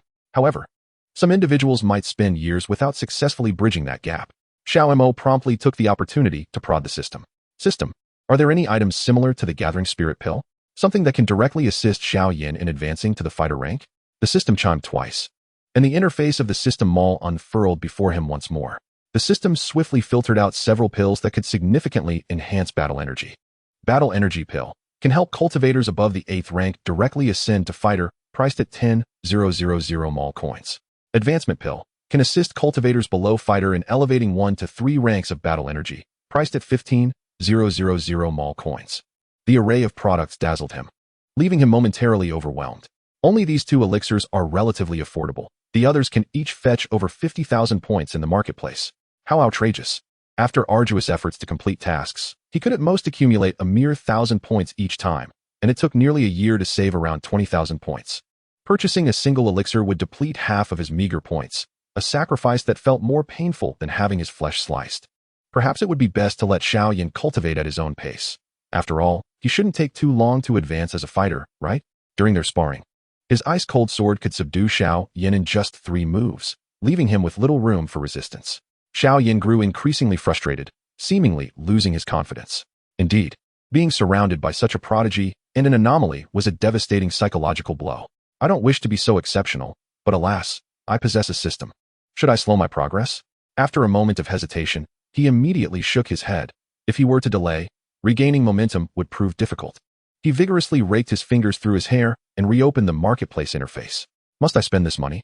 Gritting his teeth and examining his point balance, Xiao Mo slapped himself in exasperation. Forget it. The sooner I level up and cultivate, the better. Who knows? The system might offer further tasks that could help me earn more points. Resolute, he gritted his teeth and, despite the heartache, exchanged for an elixir. As he held the Chi Essence pill, which cost him 10,000 points, he swiftly made his way to the back mountain. At that moment, Xiao Yan was vacantly staring at the cliff. Xiao Mo approached and firmly grasped his chin. Xiao Yan struggled fiercely, conjuring a blood-red beam of light in his hands. But upon recognizing Xiao Mo, he immediately relented. "Senior brother, what are you doing?" Xiao Mo, unwilling to engage in idle chatter, pried open his mouth and forcefully thrust the elixir inside. "If you betray my trust, I'll surely crack open your skull." A surge of potent fighting spirit instantly enveloped Xiao Yan, illuminating his eyes. He suddenly recalled the last time Xiao Mo provided him with a gathering spirit pill. That elixir had elevated his fighting spirit by 3 levels. Could this be another of the same kind? He immediately held his breath, kneeling on the ground, and began to fervently absorb the fighting spirit coursing through his body. His form began to swell, waves of power crashing against his chest, compelling him to let out an exhilarating roar. A torrent of flames erupted beside Xiao Yan, spreading rapidly across the grass and igniting the surroundings into a sea of fire. He clenched his fists and howled to the heavens before delivering a powerful punch to a nearby tall tree. With a resounding crash, the sturdy tree collapsed, uprooting even the deep-seated roots. Gradually lowering his hands, Xiao Yan's eyes glimmered with a fierce red light as he gazed at the abundant fighting spirit in his palms. Incredulously turning to Xiao Mo, "I've ascended to a fighter?" Xiao Mo nodded, exhaling a sigh of relief. Indeed, the elixir provided by the system is formidable. A single dose elevates one's rank significantly, although the expense is rather excessive. Xiao Yan's gaze was fixed intently upon him when, without warning, he raised his fist and struck towards his chest. "What the, you ungrateful wretch?" His expression shifted to one of alarm as he swiftly retreated 2 steps in an attempt to evade the punch. However, Xiao Yan's fist surged forth with a fierce gust, accompanied by a torrential wave of heat, relentlessly crashing down upon him. He had no intention of genuinely confronting it, and could only continue retreating to dodge the onslaught. "What are you doing?" Xiao Yan remained silent, his fists aimed at him, refusing to relent. Realizing the seriousness of the situation, he understood that if he continued to evade, he would inevitably end up scorched. "Xiao Yan, this is of your own making." With that, he summoned an icy sword, sending a shard of frost hurtling towards the fiery sphere in Xiao Yan's grasp. At this sight, a flicker of intrigue crossed Xiao Yan's face, and without hesitation, he unleashed the 8th-level collapse. In an instant, the heavens trembled and the earth quaked. A long fissure split the ground, nearly causing him to lose his footing and fall into the chasm, while the icy sword slipped from his grasp, embedding itself in a towering tree beside the crack. With a swift motion, he leaped onto the trunk, regaining his balance. Goodness, as expected of the protagonist, such astounding power. He narrowed his eyes, resolved to engage Xiao Yan earnestly. Chapter 21. The frustration of pride. 2 figures, one red and one blue, darted among the branches. Flames and ice intertwining, creating chaos in the forest. The surroundings lay in disarray and hidden in the shadows. The medicine elder observed their combat with a glint of admiration in his eyes. "These 2 youngsters are remarkably composed. I never anticipated that within merely a few days both would ascend to the rank of fighter." Shaking his head, he glanced at the elixir in his hand. The hard-earned potion seemed futile now. A sense of helplessness washed over the medicine elder. He felt as though every time he intended to assist, these 2 children surpassed him before he could even intervene. His sense of inadequacy grew. Ruffling his hair, he carelessly tossed the pill into his backpack. The potion, which had taken him 10 days to concoct, was meant to aid Xiao Yan in his ascent to fighter, but now it was rendered wasted. With a flicker, the medicine elder concealed himself within the depths of a forest cave, losing interest in their tussle. Initially, when the brothers engaged in daily skirmishes, he was keen to offer guidance. But as he observed their growing prowess and individual contemplation, he felt increasingly superfluous. Since then, he had taken a back seat, occasionally offering advice when necessary, but often refraining from speaking at all. Xiao Yan's eyes burned with intensity as he confronted Xiao Mo, finally voicing his thoughts. "It was your elixir that facilitated my advancement, wasn't he it?" Xiao Mo nodded, suddenly struck by an absurd thought. Could it be that he is actually angry? "Xiao Yan, you are not truly angered by my administering a pill to you, are you?" In truth, he has been harboring a sense of frustration within his chest. Both of them had been cultivating simultaneously, and initially, he was even inferior to Xiao Yan, merely a second-tier fighter. Yet now, he has not only advanced to the rank of a fighter ahead of him, but has also consistently surpassed his progress. However, at this moment, he had fed himself a pill, and he felt an overwhelming sense of suffocation in his heart. Could it be that he was inferior to him in every conceivable way? Xiao Mo, observing the indignation reflected in Xiao Yan's eyes, quickly grasped his thoughts and found himself both amused and perplexed. While fending off Xiao Yan's frantic assaults, he endeavored to elucidate his actions. "Xiao Yan, do not perceive my actions as an affront to your dignity. After all, I too have ascended through similar means. It would be foolish to forego the use of pills when they are available. Is there any practitioner who has solely relied on their innate strength without ever engaging with pills in their path of cultivation? If a shortcut exists, why would one choose a more arduous route? Upon hearing this, Xiao Yan was rendered speechless, yet the pent-up frustration within him remained unresolved. Observing his demeanor, Xiao Mo felt compelled to further clarify. I have already informed you that I too ascended through this method. Therefore, the rapidity of my advancement is not solely attributed to diligent cultivation.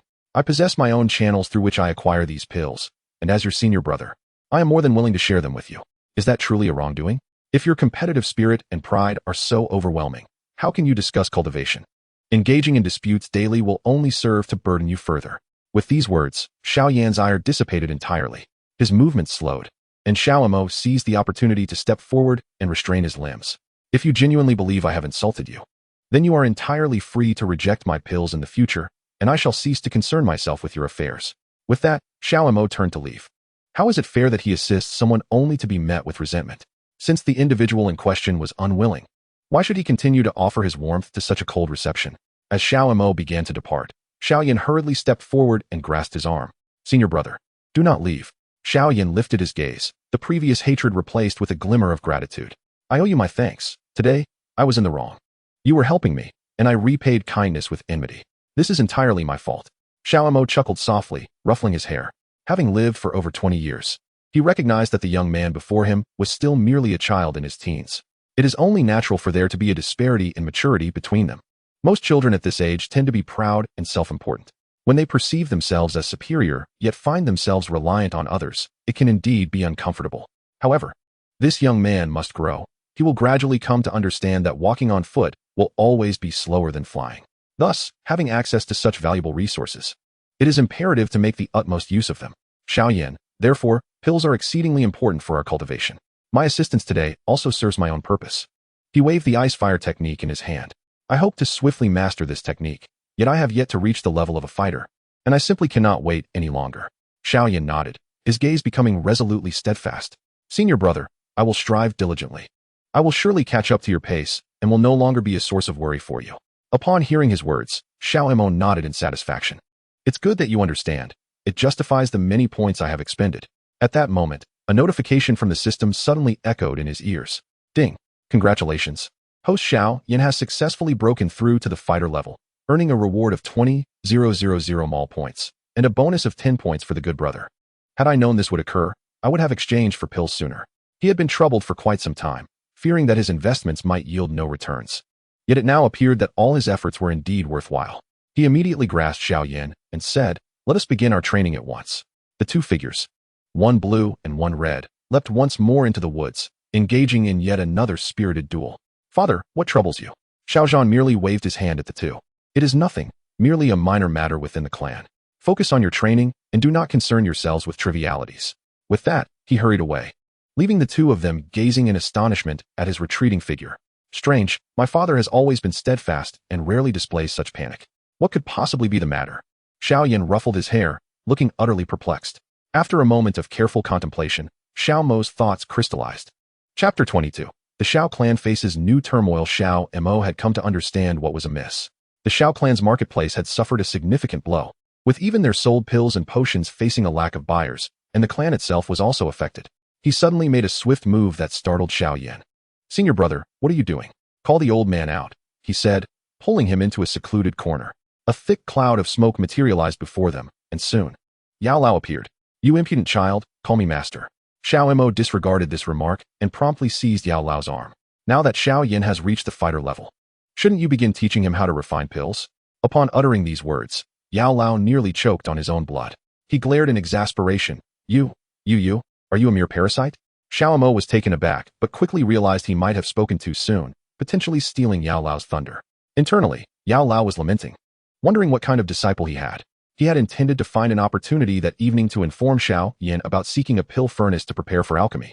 Yet before he could speak, Xiao Mo had preempted him, leaving him to question if the boy possessed mind-reading abilities. Observing the various expressions on Yao Lao's face, Xiao Mo could only smile wryly, already concocting a plan in his mind. It seemed Yao Lao was indeed as he had predicted, intending to discuss the matter of refining pills in the coming days. But unexpectedly, Xiao Mo had inadvertently brought it up first. Ahem, master, are we not in perfect harmony? The reason you have taken me as your disciple is to assist your fellow students in concocting elixirs, is it not? I had merely intended to inquire about the art of alchemy, and it appears our thoughts have aligned, which only serves to affirm the profound bond between master and disciple. The elder alchemist snorted softly. He recognized that his student, with his multifaceted intellect, possessed far more cunning than the straightforward Xiao Yan. At times, he felt that Xiao Mo resembled not a mere teenager, but rather an adult in his late 20s or early 30s, weathered by life's trials. Enough, he said. You two should first procure a suitable alchemical furnace. Once you have the right one, I shall teach you the art of potion making tonight. His gaze fell once more upon Xiao Mo's countenance. Young man, although you are here to assist, your role is of utmost significance. In fact, I believe that if you could cultivate a wood-based technique in conjunction with the water technique, the synergy would enhance your alchemical efforts, yielding far greater results with less exertion.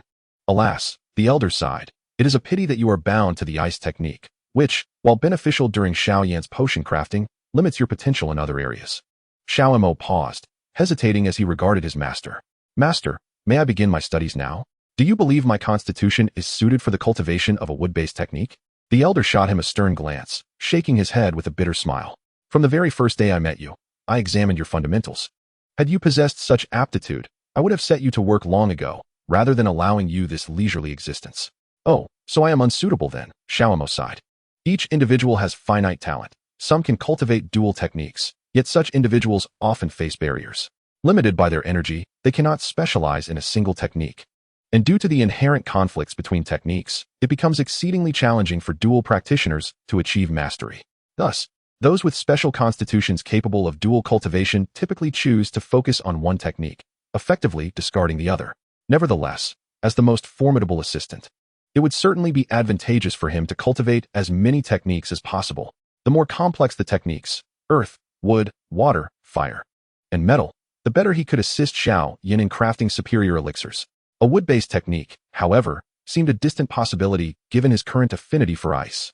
He pondered the system's marketplace and promptly searched diligently, only to discover several elixirs.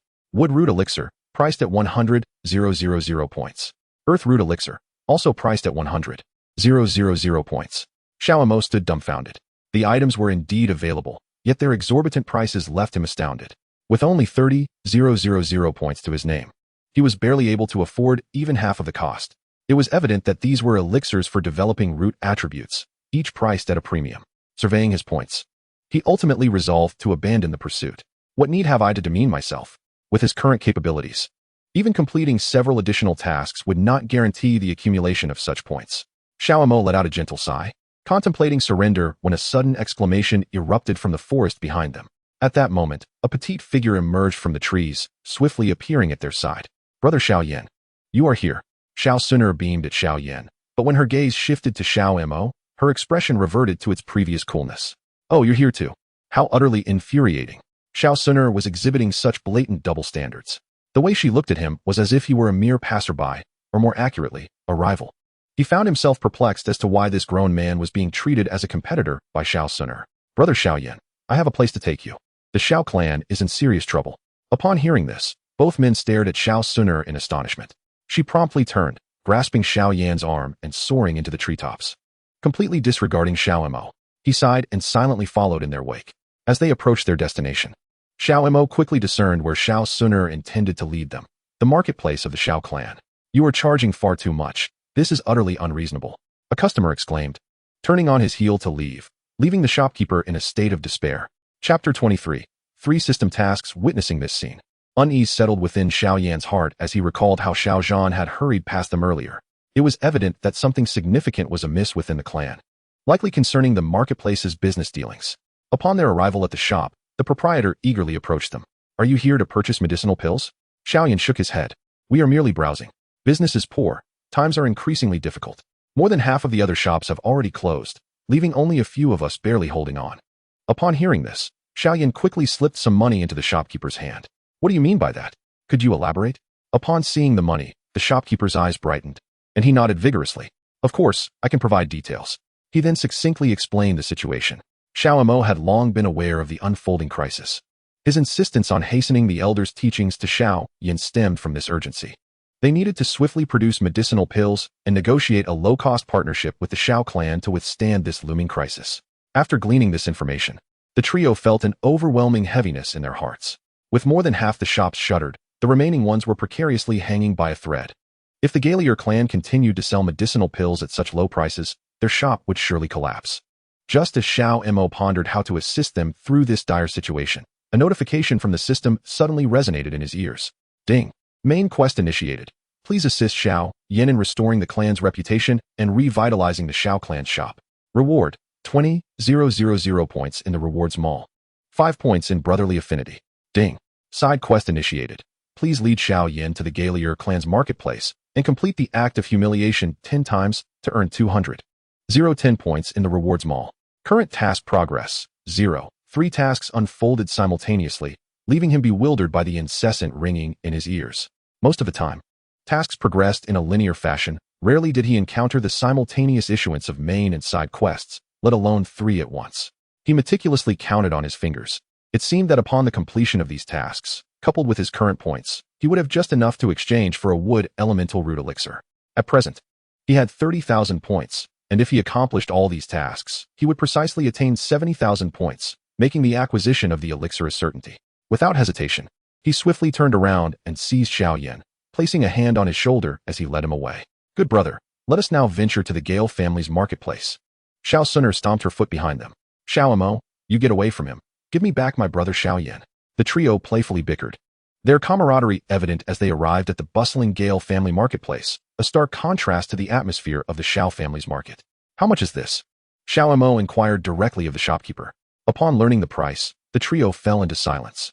The cost was indeed half that of the usual rate, and one could even argue that it was exceptionally cost-effective. It was no wonder that so many were drawn to this place, with some willing to spend lavishly, nearly emptying the tables outside. A wave of panic surged within Xiao Yan. They could also sell at lower prices, but their products would undoubtedly yield superior results. He just wondered when he would be able to produce such goods. Get out. What are you doing here?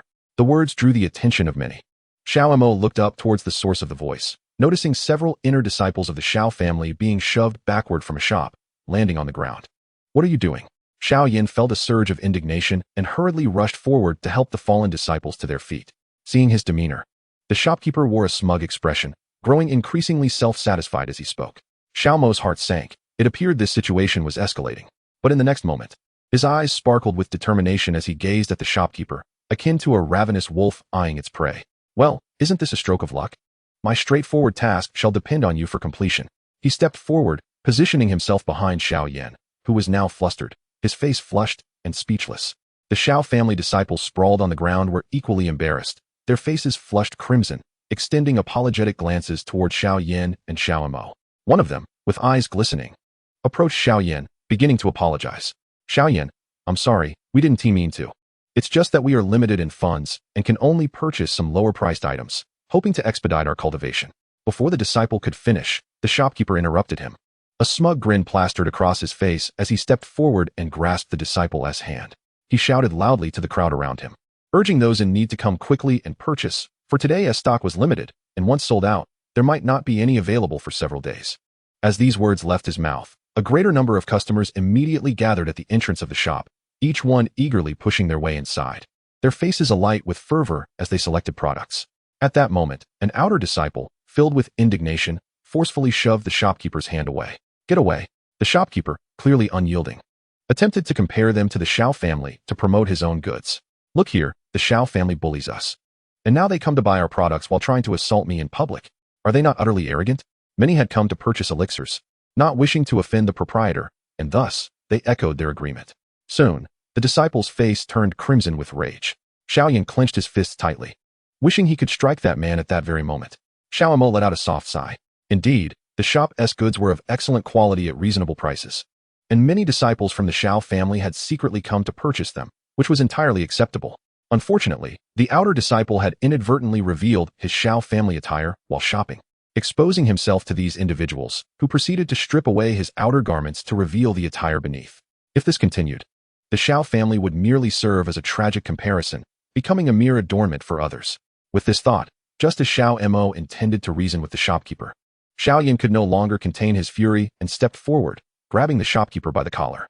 Do not act so high and mighty. And when have we ever bullied anyone? The shopkeeper, seeing Xiao Yan's demeanor, began to shout even louder. Come quickly and see. Is this not bullying? He is pulling my collar. This man intends to harm me. Help! The Xiao family, relying on their power, threatens my life. Many were drawn to the shopkeeper's cries. And soon, Xiao Yan became the target of their ire. Unable to defend himself, he could only glare at the shopkeeper, his fists clenching tightly. Observing this scene, Xiao Suner prepared to step in, but Xiao Mo quickly restrained her. You both must stay put. If you go, this will only escalate.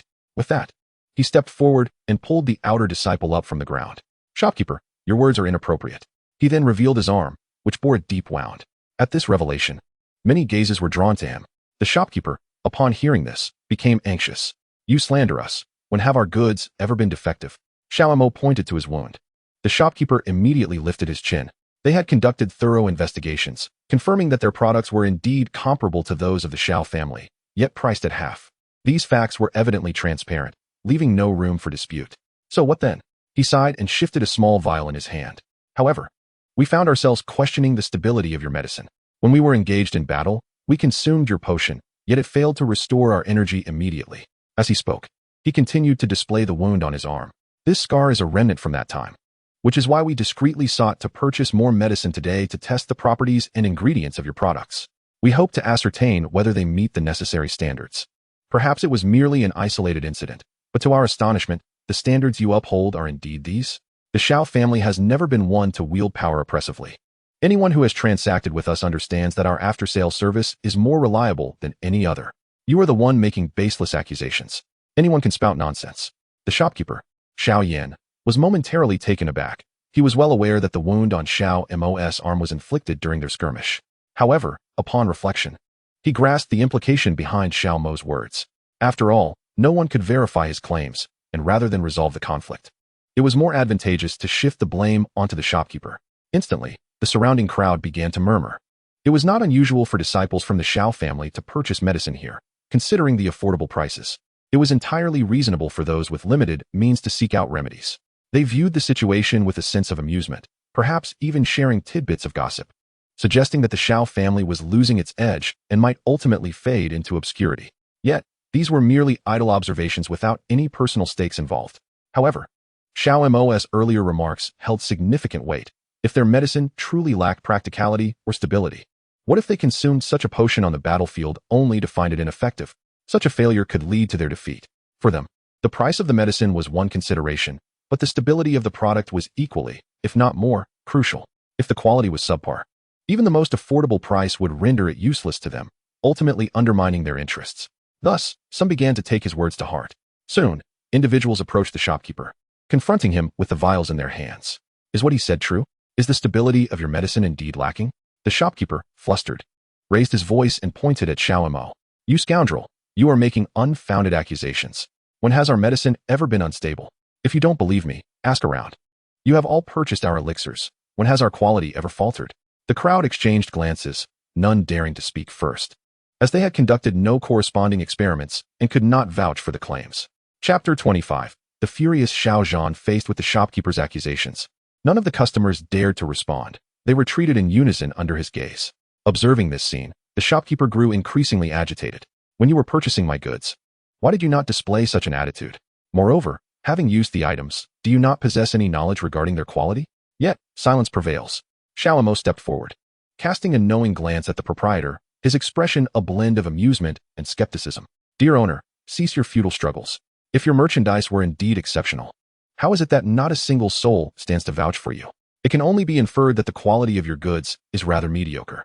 Having spoken, he turned and beckoned Xiao Yan and Xiao Suner to follow. We are leaving. Why do you linger? He urged the few outer disciples. And you lot, do not just stand there. Hasten to join us. The group promptly formed a line and departed, leaving the proprietor speechless and cursing at the street. Ding. Congratulations, host, on successfully completing the task of leading Xiao Yan to the Jialia family's market, achieving a face-slapping moment, and earning 5,000 points in the rewards mall. Current task progress, 110. Upon receiving the system notification, a smile crept onto Xiao Mo's face as the 5,000 points were credited. Xiao Yan tugged gently at his sleeve. Xiao Mo, do you truly think their goods are problematic? He shook his head, a smile still gracing his features. Who knows if there are any issues? I have never purchased from them. However, matters of self-verification are often quite convoluted. My aim is to stir the waters. preventing them from focusing their attention on our outer disciples. This is what I refer to as fishing in troubled waters. Xiao Mo patted Xiao Yan's shoulder. There is much for you to learn. In time, you shall acquire knowledge from your elder brother. I shall impart wisdom to you gradually. With a proud strut, he walked ahead, basking in Xiao Yan's admiring gaze. Yet, he soon let out a soft sigh. This matter is not easily resolved. While we can currently muddle the waters and entangle them, their goods are indeed priced lower. If your Xiao family cannot find alternative products, the decline of the family is inevitable, and your shops will eventually falter. Xiao Yan nodded, a hint of helplessness and sorrow reflected in his eyes. He was acutely aware of this reality, and without prompt reforms in this regard, the situation would only deteriorate further. After exchanging a few words, he swiftly turned to seek Xiao Zhan. Xiao Suner snorted disdainfully and followed him, leaving Xiao Mo alone. He shook his head and diligently pondered the main and side quests. Revitalizing the Xiao family shop was a principal task that seemed manageable. The greater challenge lay within the two side quests. Thus, the primary task could be effortlessly completed. As for the second, it was considerably more intricate. He had only completed one of the 10 tasks required to earn further points. Resting his chin on his hand, he gazed pensively into the dense forest ahead. It was said that the Jia family's market also opened at night.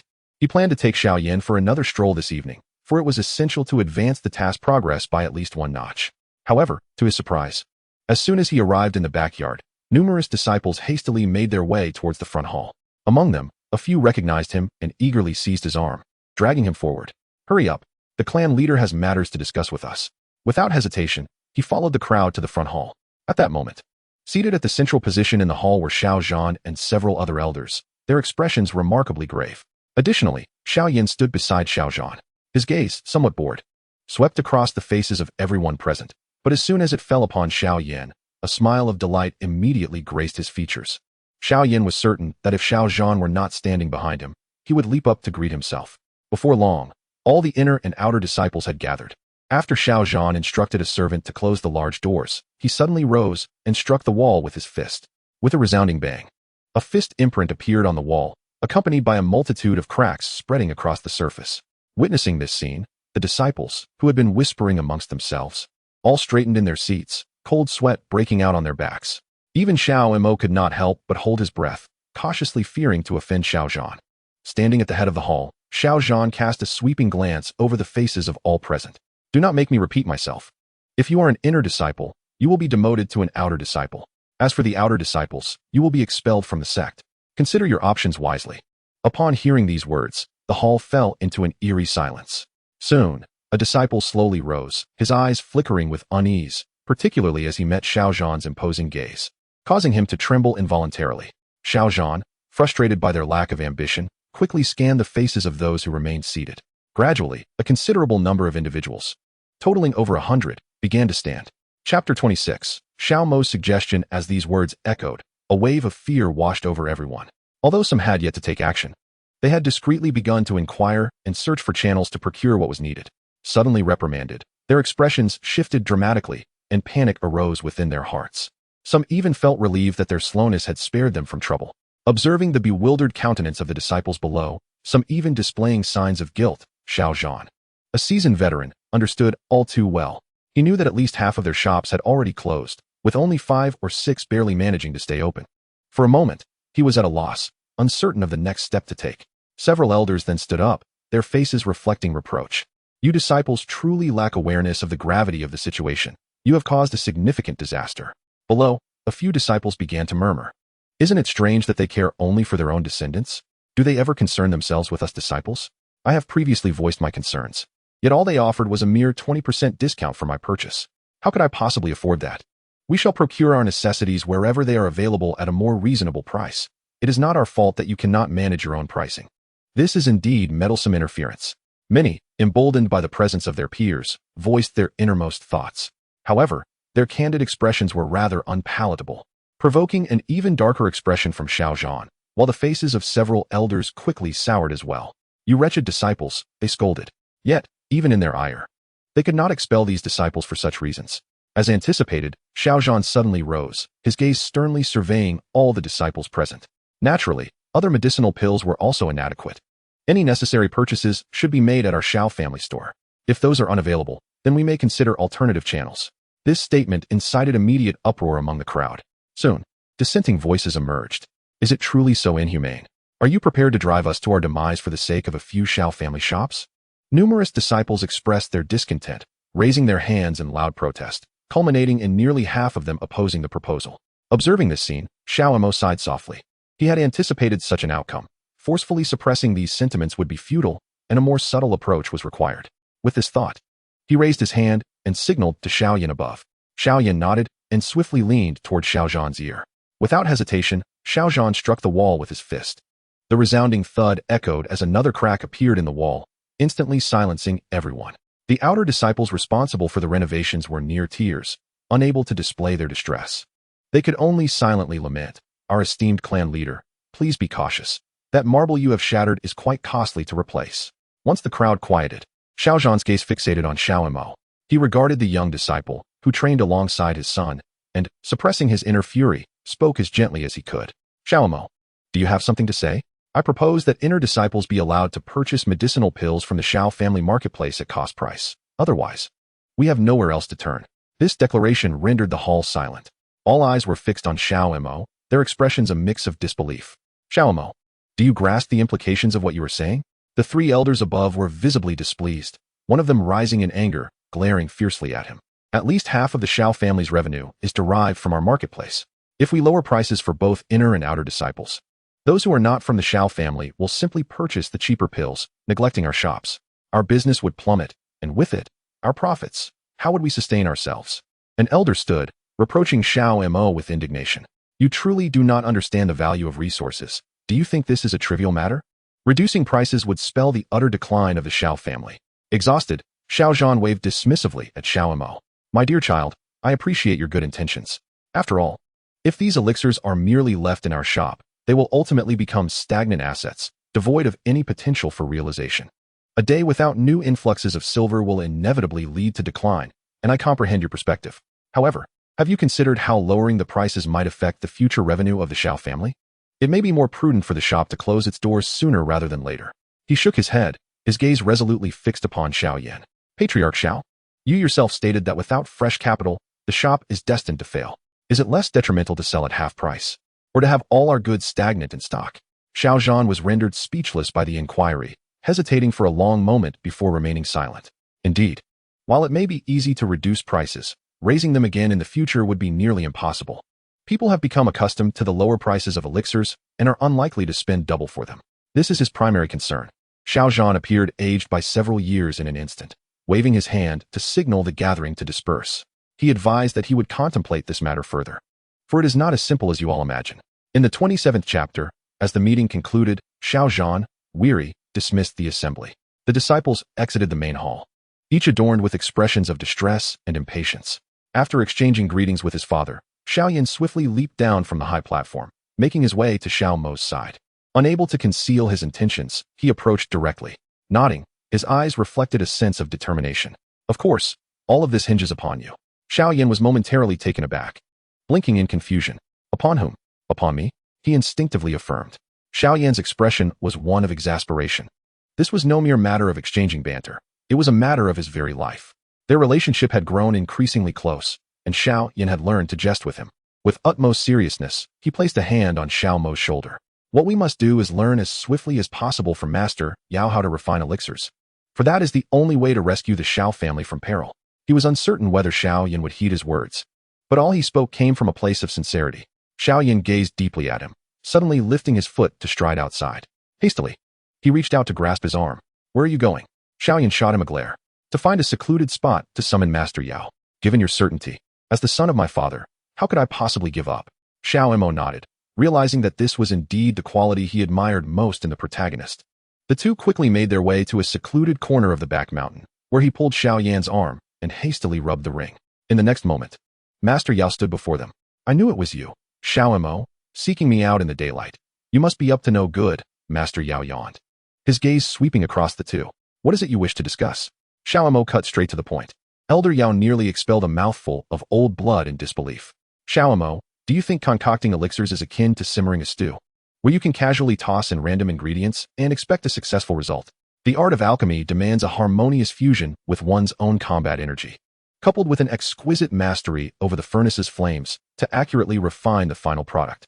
While others wouldn't dare to dream of such feats within a single day, you seem to revel in fanciful notions. Xiao Mo simply gazed intently at Elder Yao, his eyes brimming with trust. Faced with the sincerity reflected in Xiao Mo's gaze, Elder Yao found himself at a loss for words, unable to voice his initial objections. He had no particular hobbies, save for relishing flattery. And the words of his eldest disciple were particularly cherished, evoking an inexplicable delight within him. Elder Yao feigned nonchalance as he stroked his beard, clearing his throat gently. Seizing the moment, he promptly inquired about the situation.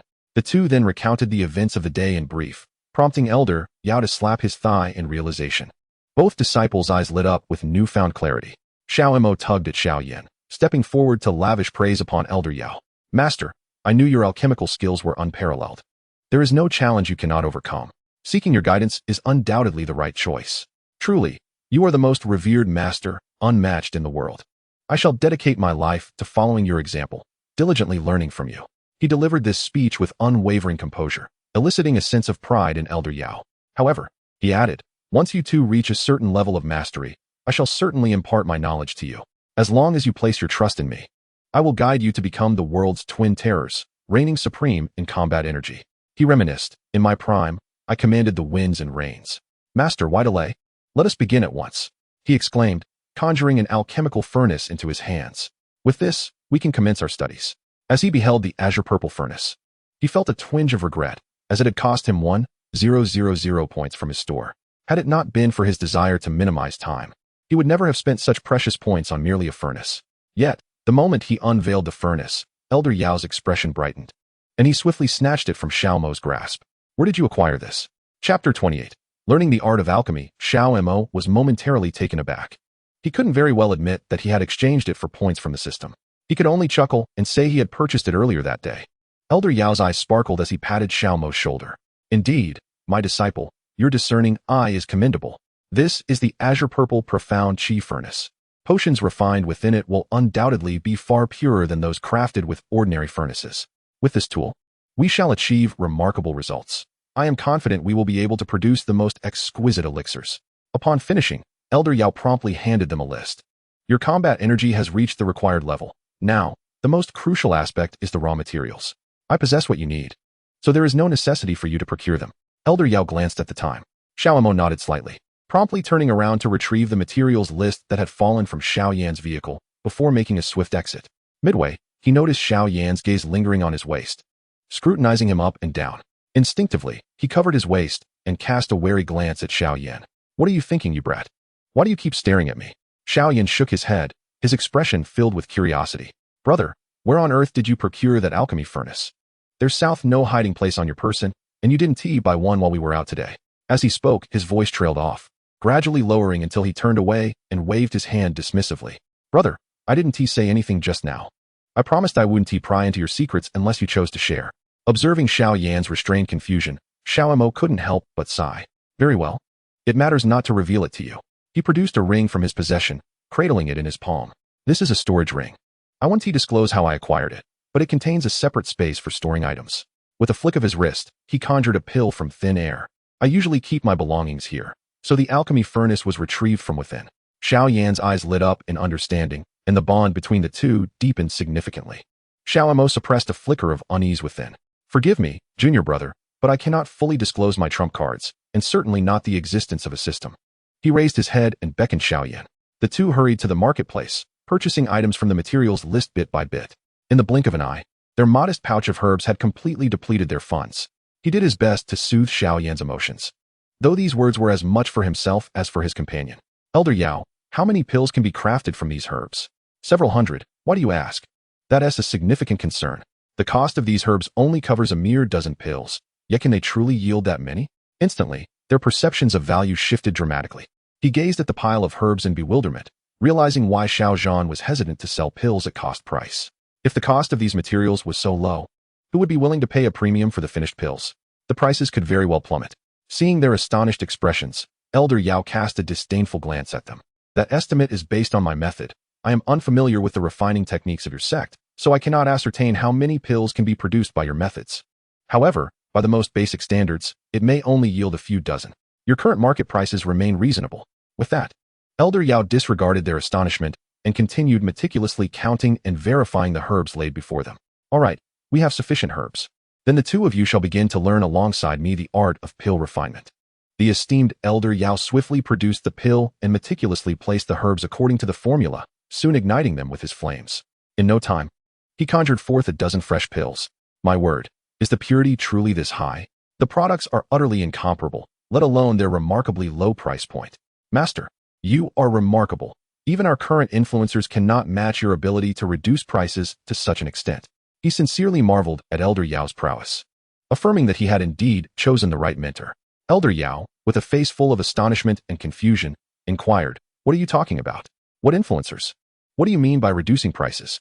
I do not comprehend your modern terminology." No, I meant to say that you are exceptionally skilled, far surpassing the average individual. You have no idea how frenzied people would become if your creations were introduced to the market. Elder Yao, however, dismissed this notion with disdain. These pills are trivial. I can casually refine hundreds of them, and they are only effective for those of lower levels. In your future training you will require far more refined pills. Not these rudimentary concoctions, which hold little restorative power for your bodies. That is why I find no motivation to produce such pills. High-level alchemists do not bother selling such trivialities. Chapter 29. You two are truly geniuses, all right. You are the greatest, Xiao Mo silently scoffed in his heart, though he would never dare voice such thoughts aloud. Elder Yao was currently in an exhilarating state, particularly under the adoring gazes of his two disciples, which made him feel as though he were floating on air. Enough, I have demonstrated the entire process for you. Now, let us see how perceptive you both are. With that, he stepped aside, allowing the two to attempt their own pill refinement. You two work together. Xiao Yan, you will primarily mimic my previous actions, placing the herbs in sequential order for concentrated refinement. Xiao Mo, you shall assist him in controlling the flames during the process, using your to help manage the size of the fire. Do you understand?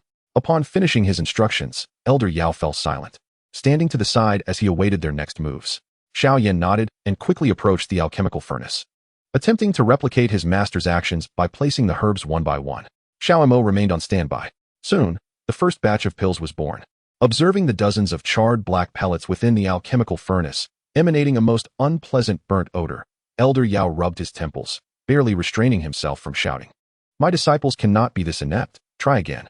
Xiao Yan nodded, suppressing the turmoil within, and carefully contemplated Elder Yao's previous actions once more. The second batch has just emerged, and it is indeed in a far better state than the previous one. However, some of the herbs remain entirely undissolved, retaining their original form. Thus, these dozens of pills have gone to waste. A wave of anxiety surged within Xiao Yan, particularly exacerbated by the sight of the elder's disappointed expression, which filled him with guilt. It is worth noting that he had just squandered nearly half of the herbs.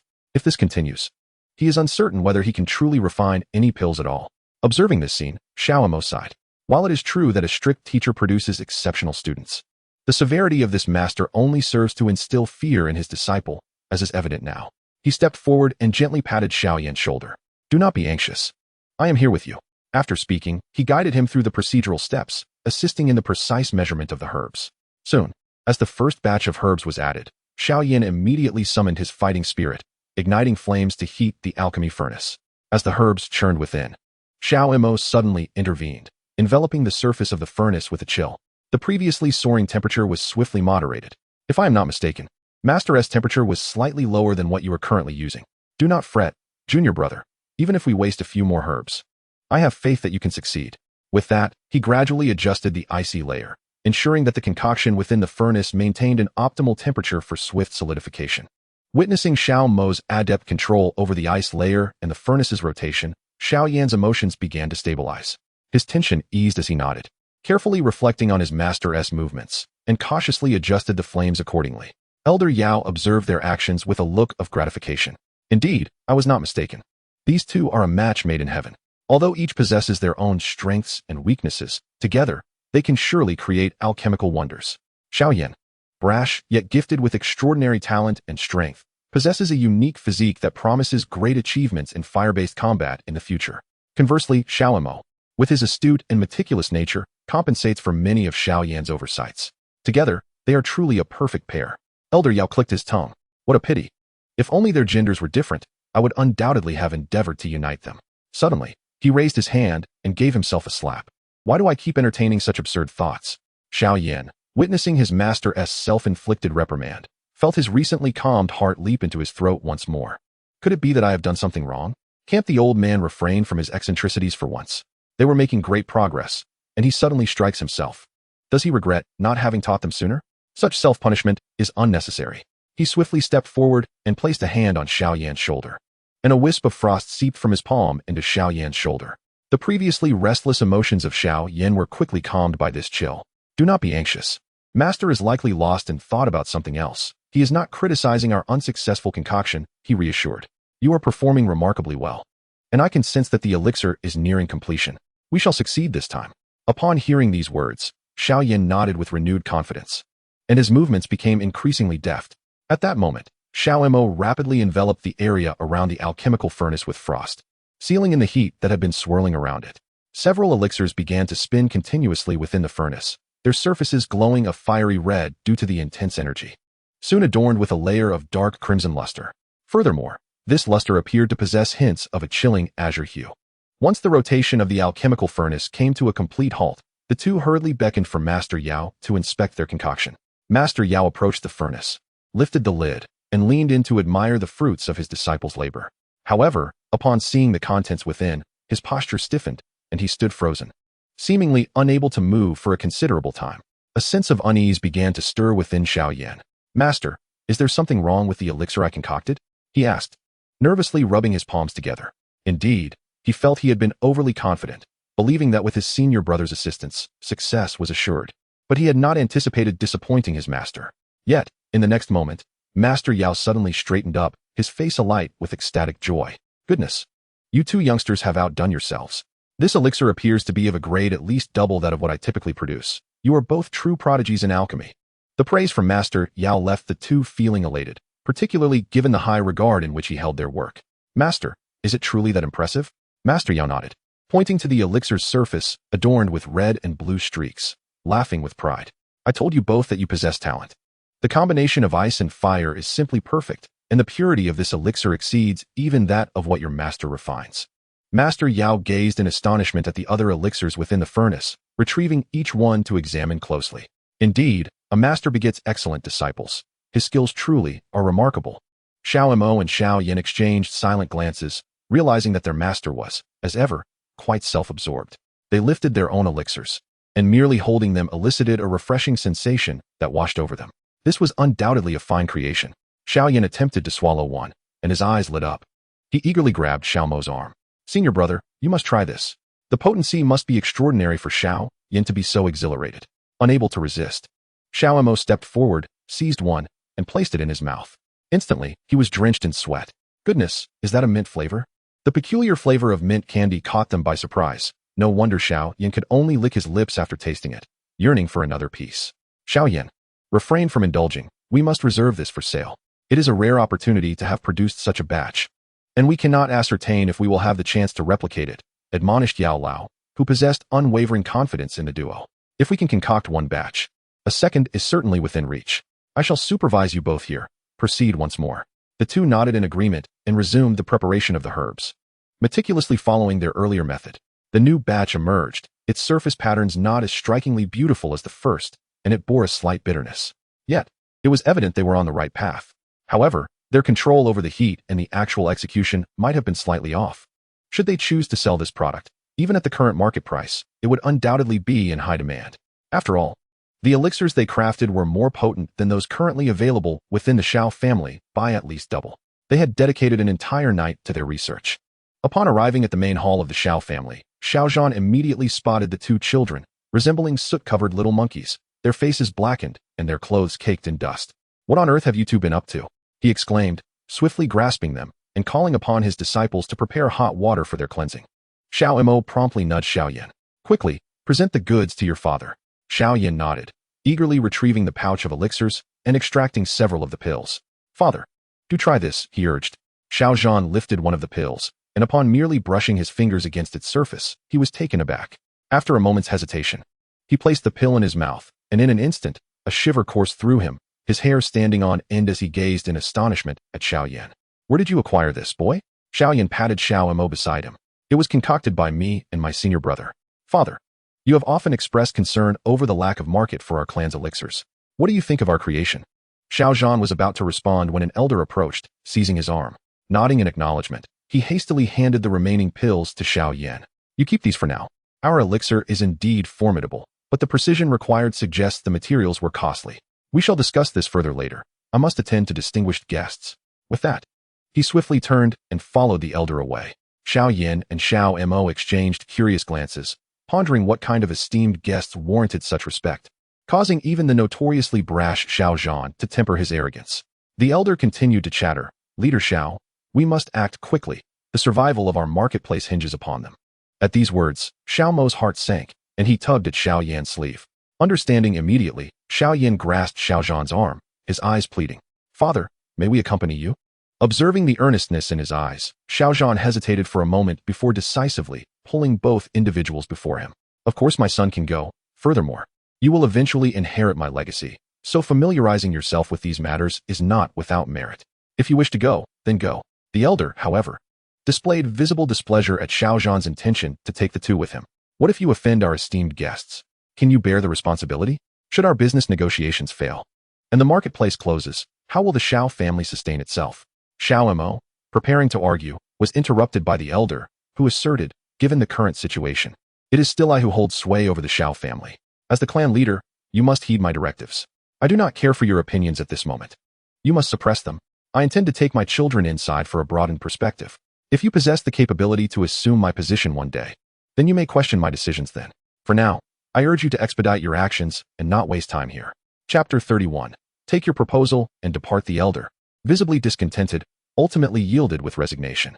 The gazes of Xiao Mo and Xiao Yan towards Xiao Zhan brimmed with admiration. Indeed, he is the father of the protagonist. Such an aura is not something just anyone can emulate. It is truly remarkable. Yet, a hint of concern flickered in his heart. Who could it be at this moment? Seemingly with ulterior motives?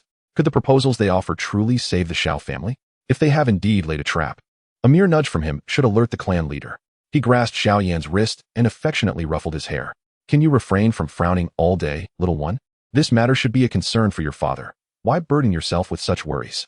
Leaning closer, he whispered, moreover, given our affordable elixirs, should they concoct any schemes, it would be our turn to take the stage. Upon hearing this, Xiao Yan's eyes brightened, the gloom dissipating as he immediately leaned in closer. And the two began to engage in hushed conversation. Watching their camaraderie, Xiao Zhan couldn't help but sigh softly. If only I had such a brother back in the day. Before long, they arrived at the main hall of the Xiao family, where they found themselves confronted by members of the Nalan family from Yunlan sect. What brings them here? Xiao Mo thought, taken aback by the unexpected visit from the Nalan family. Logically, the two families had already reached an impasse, especially since Xiao Yan harbored deep animosity towards Nalan Yanran, who had caused him and his father considerable embarrassment before the clan. Even now, there were whispers mocking the Xiao family for the broken engagement. Xiao Yan detested the presence of these individuals, yet their sudden arrival was perplexing. At that moment, Guyi regarded the members of the Xiao family with an air of superiority, her disdain palpable. Xiao Mo's gaze darkened. Clearly, this individual had not learned her lesson from the last encounter. Was she intent on bringing further disgrace upon the Xiao family? He suddenly discerned that Xiao Yan's emotions appeared somewhat amiss. A surge of flames erupted from his palm, and fire was spewing forth from within. Clearly, his anger was teetering on the brink of being uncontrollable. He hurriedly stepped forward and grasped his arm, swiftly channeling a frigid power through his wrist into his body. In an instant, Xiao Yan's emotions stabilized. He looked up at Xiao Mo, his gaze tinged with a hint of grievance. Brother, Xiao Mo interrupted his words. There is no need to speak, I understand. However, we cannot lose our composure in front of outsiders, especially that old man Guyi. Regardless of the animosity you bear against him, we can seek retribution in private. We must not bring shame to your father in public. Do you comprehend my meaning? He placed his hand on Xiao Yan's chest. Take a few deep breaths and gradually calm your emotions. Let us first ascertain what this old fellow is up to, and then we shall devise a plan to cope with it.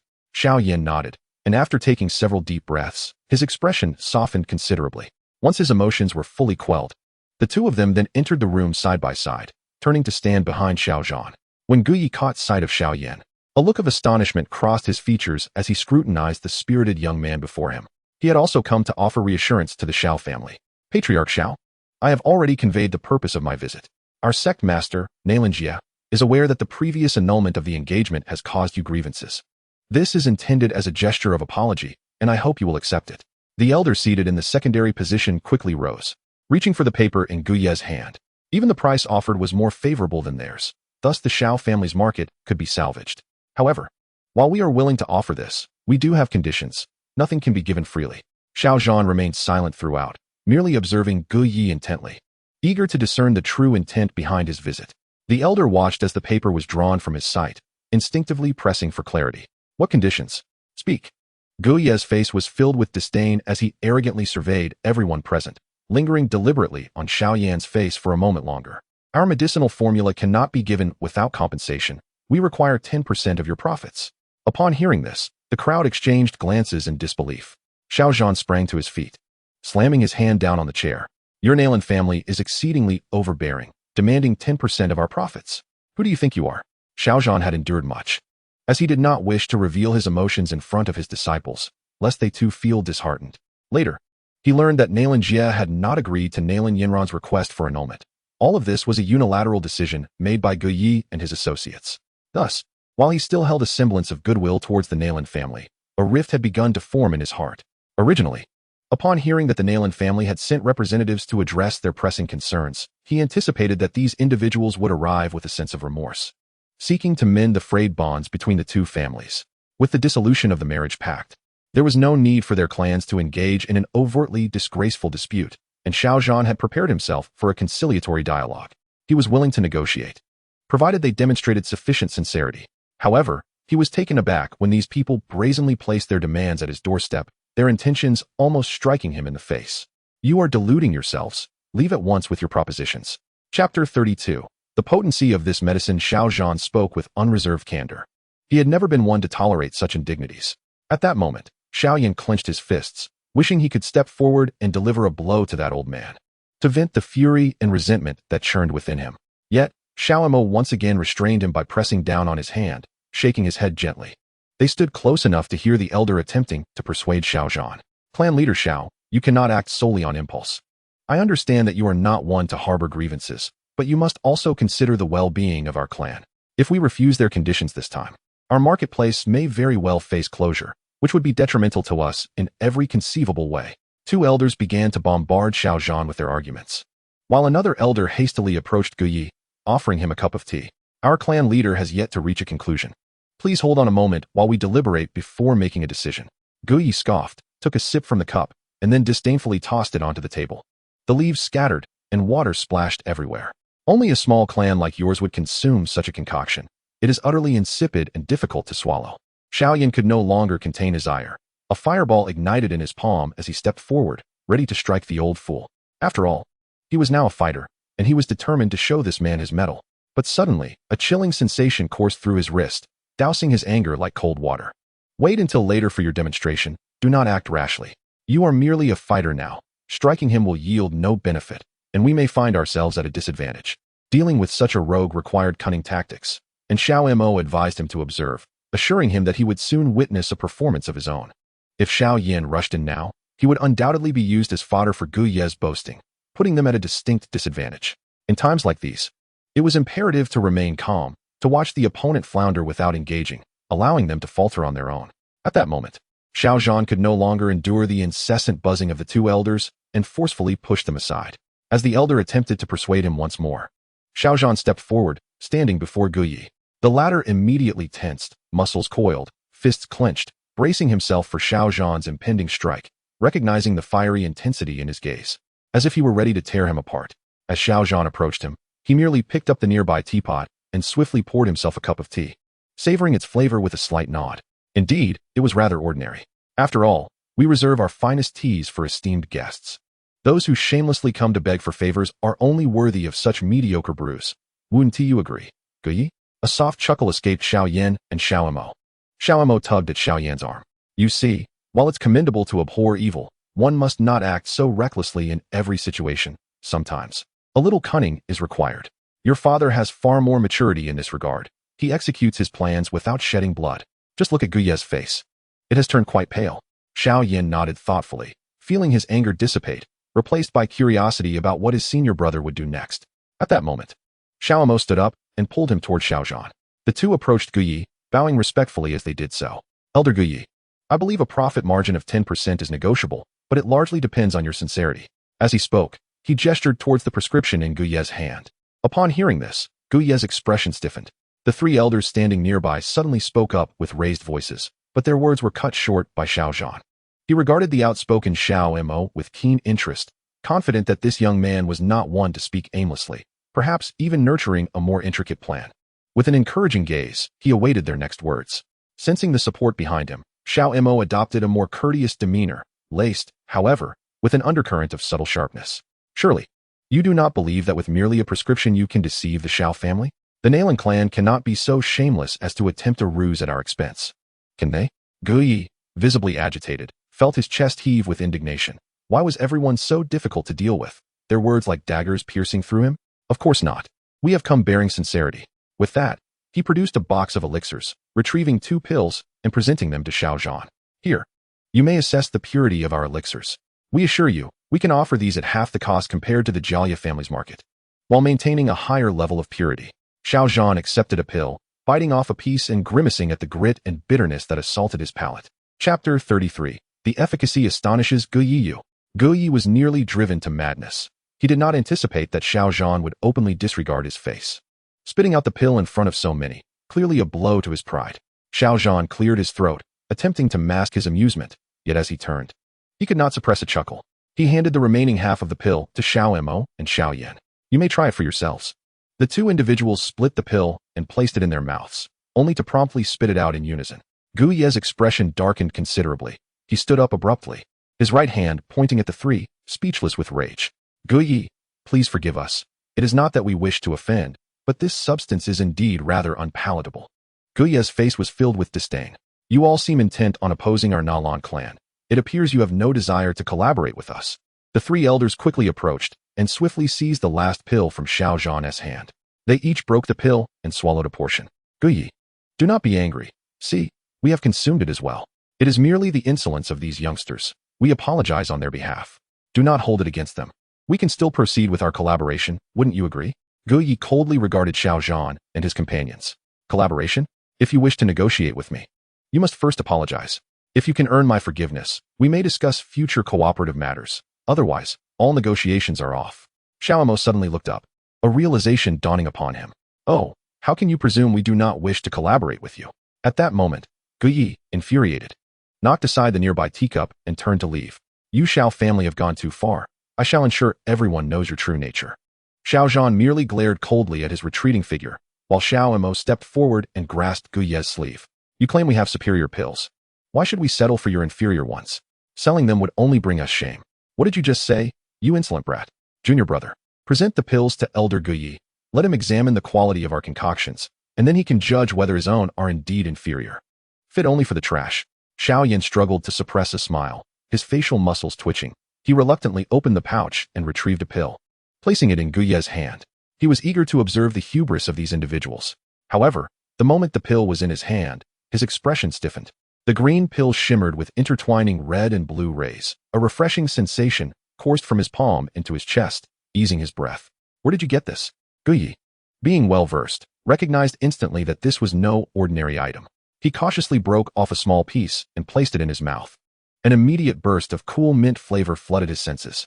Even his typically sullen countenance brightened, invigorating his body and propelling his stamina to its peak. Yet, this was merely a fragment. He had not even directly consumed a whole pill. Guyi swallowed hard, contemplating the value of this substance. It was something the world would fiercely compete for, let alone its selling price. Xiao Mo spoke again. Elder Guyi, I ask you to speak honestly. How does the quality of this pill compare? Is it not far superior to what you currently possess? You boast of possessing such exquisite elixirs. Yet why should we squander our time on your worthless offerings, particularly when it entails sharing a portion of our profits? He regarded Guyi with utter disdain, akin to observing a beggar at the door. You would do well to take your prescriptions and depart. Our clan has no need for such trinkets, for we are quite capable of self-salvation.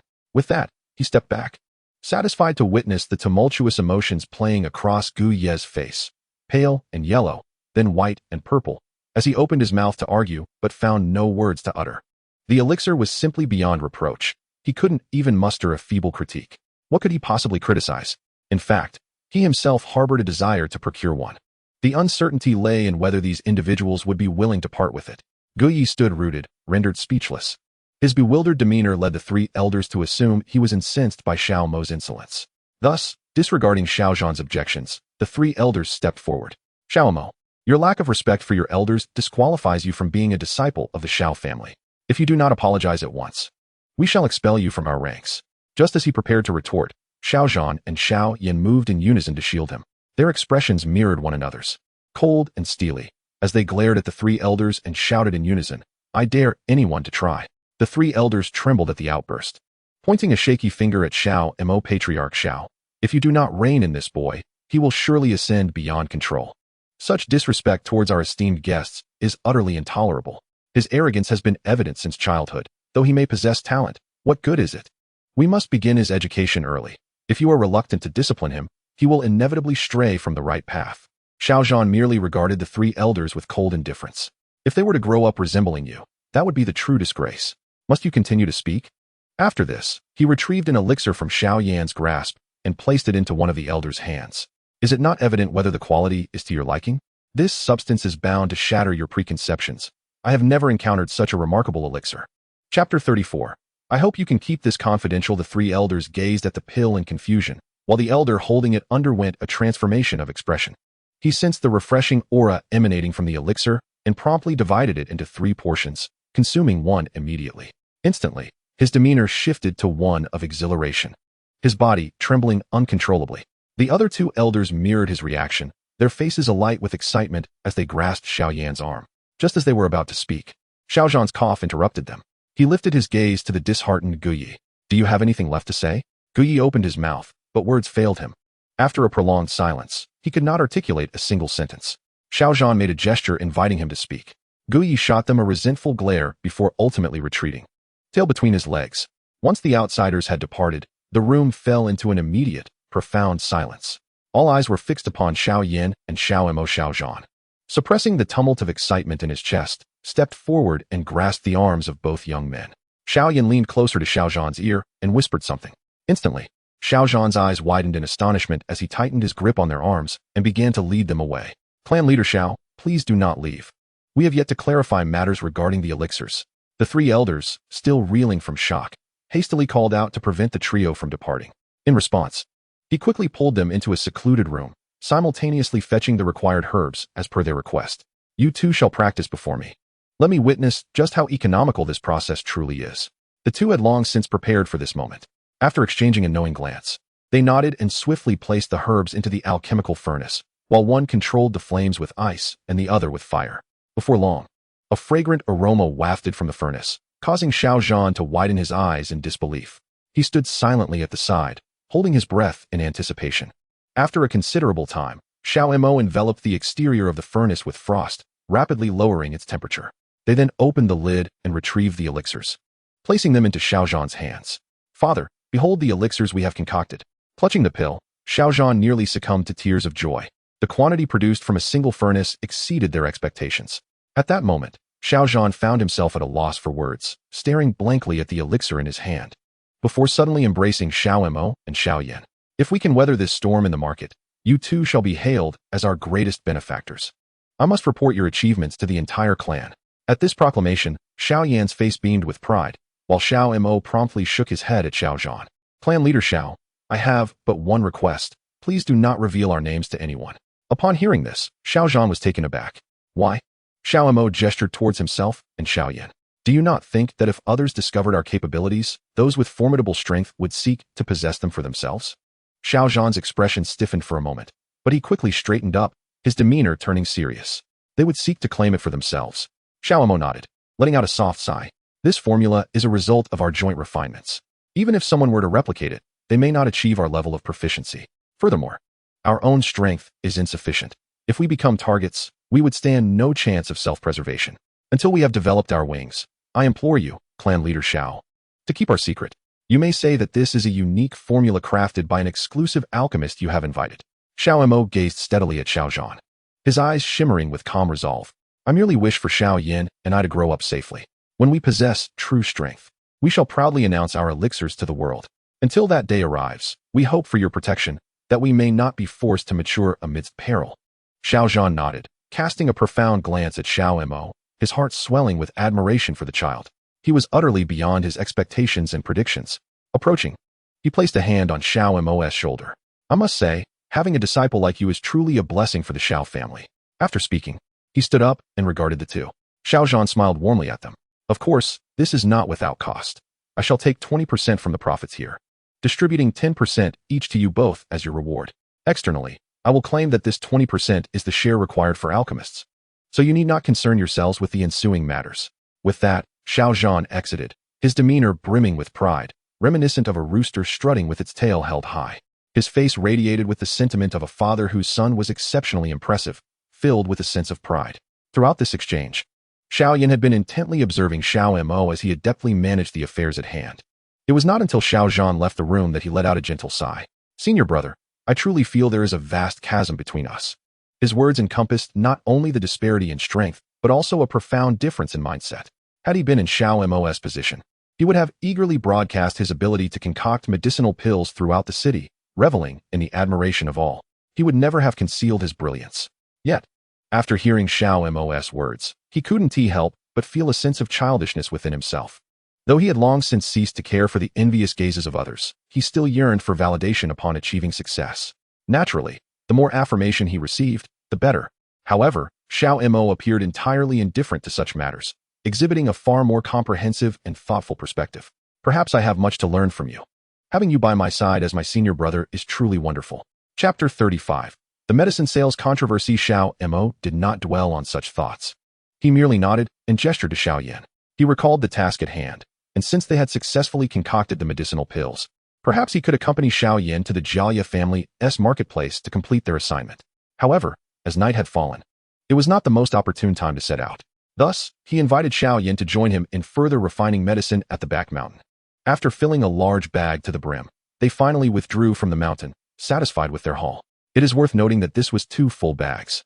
Even if sold separately, they could fetch a good price for quite some time. The following day, after greeting Xiao Yan, the two nonchalantly made their way to the Jia family's marketplace. Yet, as soon as they appeared in the marketplace, they were met with whispers from the surrounding crowd. The Xiao family is truly embarrassing.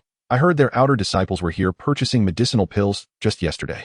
Upon hearing these remarks, Xiao Yan did not react with the anger he had previously shown. Instead, he glanced at Xiao Mo beside him. What shall we do, senior brother? Xiao Mo smiled and led him across to the opposite side of the marketplace, where he proceeded to set up a small stall. Due to the extraordinary conduct of the two individuals, a considerable crowd gathered around them, their curiosity piqued by the inscriptions on the cardboard. One among them inquired, "Young brother, what are you engaged in?" Upon uttering this, he brandished a small bag in his hand. At these words, several pairs of eyes gleamed with interest. However, a few dismissed them with a wave of the hand. Come now, we are unlikely to purchase anything from your shop. Your quality is merely mediocre, and your price is exorbitant. Do you truly consider us gullible? Another chimed in, expressing regret for having bought medicine from the Xiao family just days prior, lamenting that he should have opted for the Gailey family market instead. A notable number of individuals openly declared their disinterest in their stall and turned away towards the Gailey family market across the street. Although some lingered momentarily, upon learning that the items would be given away for free, they quickly approached. Yet when they were informed that they must leave their information, their expressions darkened. Leaving our details is out of the question. We are not interested, they stated, retreating, leaving behind only a few ruffians hoping for a free handout, albeit with intentions of providing false information. All such attempts were firmly rejected. After all, even if the pills were given to these individuals, they would serve no purpose. Before long, their stall grew desolate, with scarcely anyone pausing before it. Xiao Yan, feeling anxious, exclaimed, "Senior brother, what shall we do next? Setting up a stall here seems utterly futile." Observing his distress, Xiao Mo chuckled and patted his shoulder. "Do not fret, customers will inevitably arrive. I shall grant you a respite. Your task is to contact Xiao Suner and have her come here to bolster our presence." After delivering this instruction, he patted his own face. "Also, ensure that when Xiao Suner arrives, she dons a veil and ordinary attire, so as not to reveal her true identity." Having come from the modern world and having worked in supermarkets and general stores, he was unperturbed by the act of selling. With a mere flick of his fingers, he could easily sell the items in his possession. Thus, he felt no urgency in the matter. Upon hearing his words, Xiao Yan nodded and promptly dashed out. Left alone at the stall, he gazed vacantly at the street ahead. He had expected that in this era, some would surely seek a bargain. And what harm could there be in leaving their information behind? Yet, to his astonishment, The people of this world were remarkably sincere, perhaps even somewhat naive, displaying an unwavering honesty and reluctance to be deceived. Resignedly, he resolved to seek Xiao Sun's assistance, knowing that her bond with Xiao Yan was the strongest. Just as he was lost in thought, a sudden call broke through the air. "Excuse me, are you able to give us this pill?" He looked up, startled, and was met by the sight of a strikingly beautiful young woman standing before him, her dress marred by traces of blood. It is evident that one has sustained an injury. "Indeed, I may offer it as a gift, yet I require you to leave authentic information here. Should you desire to repurchase in the future, you may contact me." The young woman appeared quite anxious. After scrutinizing his stall, she hesitated for a moment before speaking. "Are you certain that your wares will not cause harm?" Observing the worry etched on her face, he finally comprehended why so many refrained from supporting him. It seemed they feared that his products might lead to dire consequences. He chuckled softly, shaking the wooden stick in his hand. With a swift motion, he inscribed another line on the sign, "Only for those destined to receive." He then raised his gaze to the young woman before him. "If you do not trust me, you may leave at once. It is merely a pill. Should it truly cause any issues, you may seek me out for accountability." Upon hearing this, the young woman nodded and immediately extended her hand. However, she lamented, "I regret to say that in my haste to venture out, I left my purse at home. I do not possess sufficient funds, not even to afford a purchase at the Jelly Family Market." Chapter 36. Finding a proxy. Xiao Mo blinked, his keen eyes discerning the young woman's evasive demeanor, instantly realizing that something was amiss. "My dear, if that is the case, this will not do." At this moment, their conversation had drawn a gathering of onlookers, intrigued by the unfolding drama. Upon hearing his words, one among the crowd began to jeer. "I told you it wouldn't work. The Xiao family has fallen into disrepute. Their medicines are unsellable, and now they seek to distribute them for the sake of reputation, yet cannot guarantee their safety. I advise you all to refrain from purchasing anything from him. Those affiliated with the Xiao family are undoubtedly unscrupulous, and their products are bound to be flawed." This statement incited a wave of agreement among the crowd, as many began to echo the sentiment. His eyes flickered, and he swiftly grasped their scheme. Scanning the faces around him, his gaze quickly settled on the man who had instigated the jeering. This man was clandestinely exchanging glances with the young woman and subtly tilting his head towards the Jelly Family Market. He distinctly observed a shadow lurking at the entrance. Sensing his scrutiny, the figure promptly vanished within the threshold, quickly disappearing from sight. Interesting indeed. It appeared that these two were sent from across the way to undermine him.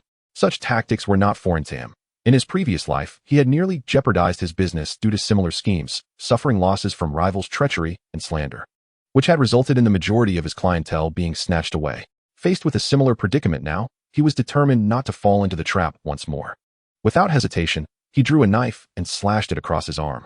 The sudden eruption of blood startled the surrounding spectators, causing them to recoil in alarm. "This is Xiao Mo, a disciple of the Xiao family. He cannot be losing his mind, can he? Step back, lest he inadvertently harm you with that knife." The crowd swiftly dispersed in response. However, they are, after all, of the same origin. Even though they have transitioned to the Dolawa continent, their inherent tendencies remain unchanged, mirroring those from their previous lives. They are captivated by the thrill of spectacle. At this moment, despite their apparent retreat, they seem oblivious to the danger, clustering around in eager anticipation of the unfolding drama. He is at a loss for words, pondering how this ingrained penchant for observation follows them wherever they go. Seemingly impossible to shed, he then retrieves a pill, breaking off a small piece to place in his mouth. "You may judge for yourselves the efficacy of this," he declares before swallowing it whole. In the next instant, the wound on his arm visibly heals at an astonishing pace, eliciting gasps of astonishment from the surrounding crowd. Even the individual concealed behind the Jia Lai family's market reveals a look of shock, no longer hiding, but peering curiously in their direction. He raises his arm high, gesturing for all to see. "Feel free to come closer and touch it. Ascertain whether I am merely performing tricks or if my arm has truly healed." Soon, someone from the crowd steps forward, reaching out to examine his arm, and their eyes widen in realization. By heavens, it has genuinely healed. This revelation ignites a spark of excitement among the onlookers. "May I have a try?" Suddenly, a voice emerges from the throng, and a lady adorned in a delicate veil steps forward. Upon recognizing her, he breathes a sigh of relief. It is indeed Xiao Sun. She is clad in a deep blue garment, her features obscured by the veil, rendering her identity as a fighter unrecognizable. She gently extends her arm toward him. "Could I also have a chance to try?" He nods in affirmation as Xiao Yan, drenched in sweat, rushes over and squats beside him, contemplating his next move. He wonders if a single cut from his blade might jeopardize the bond between the two brothers. After all, she is his brother's beloved. making it a daunting task to strike. Resolving his dilemma, he hands the knife to Xiao Yan. One must know when to exhibit caution, particularly when it concerns the protagonist. He steps back as Xiao Yan gazes at the delicate, lotus-white arm with hesitation, reluctant to make a cut that could leave a scar on Xiao Sun'er's skin. An act he would regret profoundly. The pair continues to dither, much to the crowd's growing impatience. Come on, these two clearly lack the courage to act. They must have orchestrated this together. That pill couldn't possibly possess such remarkable restorative properties. Indeed, they are deceivers, intent on tricking us innocent folk. Let us swiftly deal with these charlatans. The crowd begins to stir restlessly. Observing the indecision of the two, Xiao Sun'er shoots them a fierce glare. Snatching the knife from Xiao Yan's grasp, and without further ado, she plunges it into her own arm. The blade cuts a 10-centimeter gash, and blood immediately flows freely, staining her arm crimson. Xiao Yan was taken aback, almost uttering Xiao Sun'er's name, but was swiftly silenced by the quick-witted Xiao Mo, who covered his mouth. Do not speak, he admonished, hastily producing a medicinal pill and offering it to Xiao Sun'er. Although he estimated that half a pill would suffice, he understood that this was Xiao Yan's beloved. Should any scars remain, he would bear the blame for a lifetime. After the pill was consumed, the wound ceased to bleed profusely. Xiao Sun'er retrieved a clean white cloth from her pocket, wiping the blood from her arm. In the next moment, her arm was revealed in its entirety, unmarred and flawless. The gruesome wound that had previously marred her arm now starkly contrasted with her delicate, fair skin, leaving the onlookers speechless and rooted to the spot. Unable to utter a single word, Xiao Sun'er then seized a pen from the table, deftly inscribing a false name and fabricated information. She subsequently extracted another pill from the pockets of the two men. I have left the information for you. Consider the pill I just swallowed as your reward. This one, however, I shall take with me. With that, she nimbly maneuvered through the crowd, swiftly vanishing from their sight. Chapter 37. Testing the medicine with the market owner. The very individuals who had been chattering moments ago were now filled with anticipation. If this medicine truly possessed such remarkable efficacy, it was undoubtedly a priceless treasure. Acquiring even one pill would be considered a fortuitous opportunity. Thus, many began to gather around, clamoring to partake in the testing of the medicine. Xiao Mo and Xiao Yan quickly stowed the remaining medicinal pouch into their own pockets. Raising his hand, he presented the last pill. This is your final opportunity to test the medicine. Those who wish to try may seize this chance, as it will only be given away thereafter. Upon hearing this, the crowd grew even more animated. Observing the commotion, he began to stoke the flames of excitement. I have a suggestion. It would be prudent for you to select someone with substantial contributions, ensuring you can trust their judgment. Otherwise, if we randomly select someone from the crowd, can you truly trust the results? Soon, someone inquired, who do you deem more authoritative? He lowered his gaze, a smile creeping onto his lips as he recognized the hook had been set. Raising his finger, he pointed towards the Gailey family's market nearby. Surely, it should be someone from the Gailey family, as they are our competitors. If the medicine proves effective for them, will you not trust our claims? The owner of the Gailey family's market, caught off guard by being singled out by Xiao Mo, reluctantly pushed his way through the crowd. Aware that the young man had spotted him long ago, hiding had been futile. Young man, what if I find your medicine to be lacking in efficacy? Xiao Mo patted Xiao Yan, standing beside him. This is Xiao Yan, son of the Xiao clan leader. Should we be found deceiving you today, feel free to expel me from the market. I wager the honor of the Xiao family. Are you willing to allow me to test it? The shopkeeper was momentarily taken aback, hesitating as he glanced over his shoulder. The man seated inside the shop nodded at him, indicating that he had received consent to proceed. Very well, I shall indulge you. But let us be clear, should this medicine prove ineffective, do not hold it against us. With that, he swiftly drew a dagger from his waist. As he surveyed his arm, a pang of regret flickered in his eyes. Yet, he steeled himself and decisively slashed open his own forearm, blood and flesh erupting forth in a gruesome display. A torrent of crimson gushed out, and some onlookers even glimpsed the exposed bone beneath the flesh. Goodness, the proprietor is truly ruthless. He nearly severed his own arm, murmured the crowd, their voices rife with astonishment. Xiao Yan tugged anxiously at his own arm. Senior brother, the wound he inflicted is so deep. What if our medicine fails to resolve it? He chuckled and waved his hand dismissively. It need not restore him to perfect health, as long as it exhibits a degree of healing capability, even stopping the bleeding. Then it has served its purpose. Remain silent, and let me handle this. With that, he produced a pill and placed it directly into the shopkeeper's hands. The moment the shopkeeper received the pill, his eyes widened in disbelief as he rubbed the small capsule between his fingers. As soon as it touched his palm, he felt a refreshing sensation permeate his body, alleviating some of the pain from his wound. This is remarkable, undoubtedly a fine product. His expression turned complex as he regarded the two disciples from the Xiao family.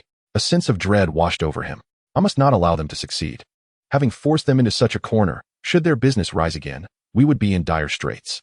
The quality of this pill was evident, and if they managed to capture the attention of influential figures and sell it to the upper echelons, it would not be long before the Xiao family found themselves on a different path, potentially reaping greater rewards without their interference. I must ensure that this medicine fails, he thought, a cold smirk creeping across his face. What miraculous effect could your pill possibly possess? It appears to be nothing more than an ordinary concoction. Mark my words, if it proves ineffective, you shall be shown the door. With that, he tossed the pill into his mouth, chewing before feigning a swallowing motion. The crowd watched intently, their eyes fixed on his wrist, awaiting signs of healing. However, as 3 minutes elapsed, the shopkeeper's complexion turned an alarming shade of white. He seemed on the verge of collapse from blood loss. Yet, the wound remained unhealed, showing no signs of recovery. The shopkeeper, reveling in his triumph, looked smugly at the two before him. Did I not forewarn you? This medicine cannot possibly possess such miraculous properties. That woman was likely merely a plant. I strongly advise you not to place your trust in these two deceivers. It would be best to expel them from the marketplace. The Xiao family has lost all semblance of face and reputation, especially since they have been publicly rejected by the Nailin family. Upon hearing this, Xiao Yan's eyes turned crimson. Nothing stung him more than the tarnishing of his family's name and the public mockery surrounding their annulled engagement. This was not merely adding insult to injury, but an incessant reminder of his inadequacies. Just as he was about to take action, Xiao Mo intervened, stepping forward to grasp the shopkeeper's left hand. Is this truly fair, dear shopkeeper?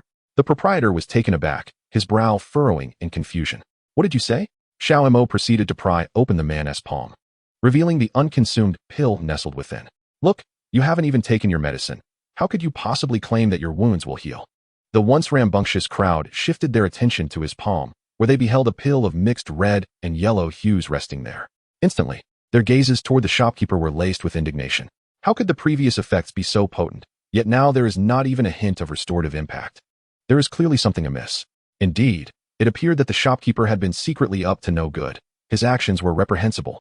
Chapter 38. The task of humiliation completed. The shopkeeper never anticipated becoming the target of such scorn.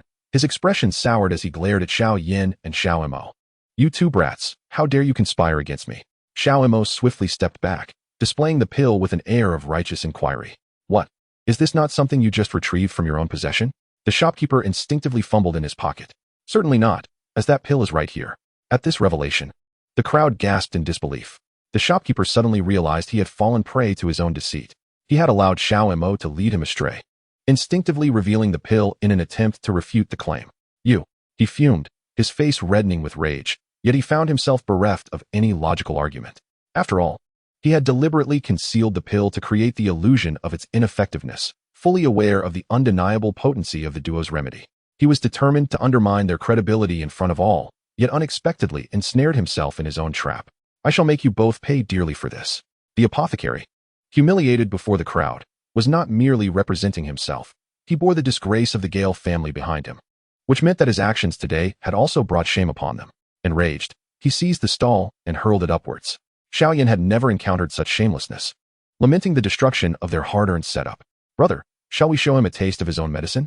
Unbeknownst to him, Xiao Mo was lost in the exhilaration of the system, brimming with excitement. What a splendid reward. Ding.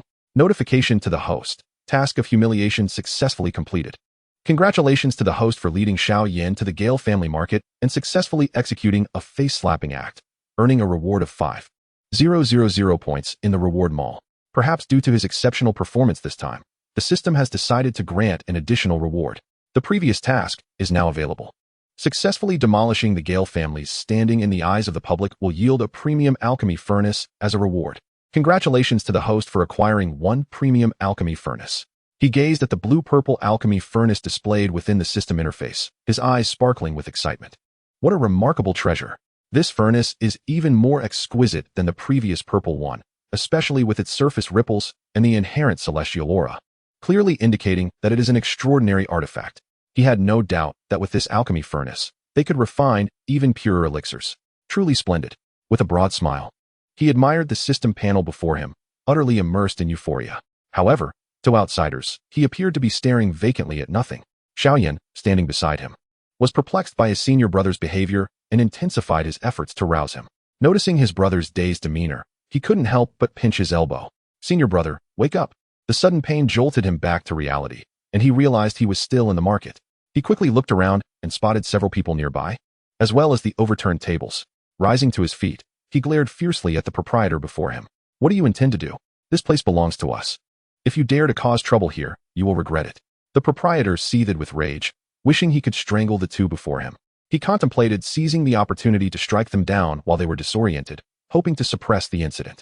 Perhaps he could then produce some elixirs to placate the surrounding crowd, potentially turning them into false witnesses. As these thoughts raced through his mind, the proprietor's palms trembled, and he slowly reached for his waist. Meanwhile, Xiao Yan was harboring a similar idea. He recognized that the crowd around them was comprised of witnesses. If he could completely humiliate the Gale family in the public eye, he would no longer have to worry about the Xiao family's enterprises facing bankruptcy. Resolute, he fixed his gaze on the proprietor and raised his voice to the crowd. "You are all my witnesses. If anything untoward happens to us today, it will undoubtedly be this proprietor's doing." He aimed to cut off the other party's escape routes. Then, drawing an elixir from his possession, he charged toward the proprietor. The proprietor, intent on silencing them both, unsheathed a dagger without hesitation and lunged it directly toward Xiao Yan's chest. He had long been prepared, and at the moment the boss drew near, a pillar of ice suddenly formed in his hand. The ice collided with the dagger, producing a piercing roar. Immediately, he seized the boss's chin and forcefully lifted it upward. The proprietor had no time to react before he involuntarily swallowed the pill. A refreshing sensation enveloped him, and the shopkeeper realized that the wound on his wrist no longer pained him. Had it healed? He stared in astonishment at the now bloodless, fully healed injury, his face a mask of disbelief. He reached to roll down his sleeve in an attempt to conceal his arm, but to no avail. Especially as this scene unfolded before the eyes of the surrounding patrons, he instantly feared the repercussions. As anticipated, those customers began to exclaim in loud astonishment, "My goodness! How impressive!" Soon, they all gathered around, encircling Xiao Yan. Although they were unaware of the pill's price, the effects were undeniable. Even if it were costly, it would be worth the purchase. After all, possessing such a remedy during battle could almost be likened to gaining a second life. Particularly in a moment of exhaustion for the adversary, they might seize the opportunity to turn the tide. Chapter 39. The struggle for the supreme alchemy furnace. Xiao Yan had not expected to be suddenly surrounded by so many people, leaving him momentarily dumbfounded. Quickly, he felt for his medicine pouch and swiftly retrieved the pills, beginning to jot down the information of those around him. The crowd, meanwhile, erupted into a frenzy, clamoring to acquire the precious items. He immediately summoned his fighting spirit to form a protective barrier around himself, ensuring that the throng could not strip him of his wares. Before distributing the pills, he raised his gaze to warn the customers, stating that each person was permitted only one pill. Any attempts to acquire more would be futile.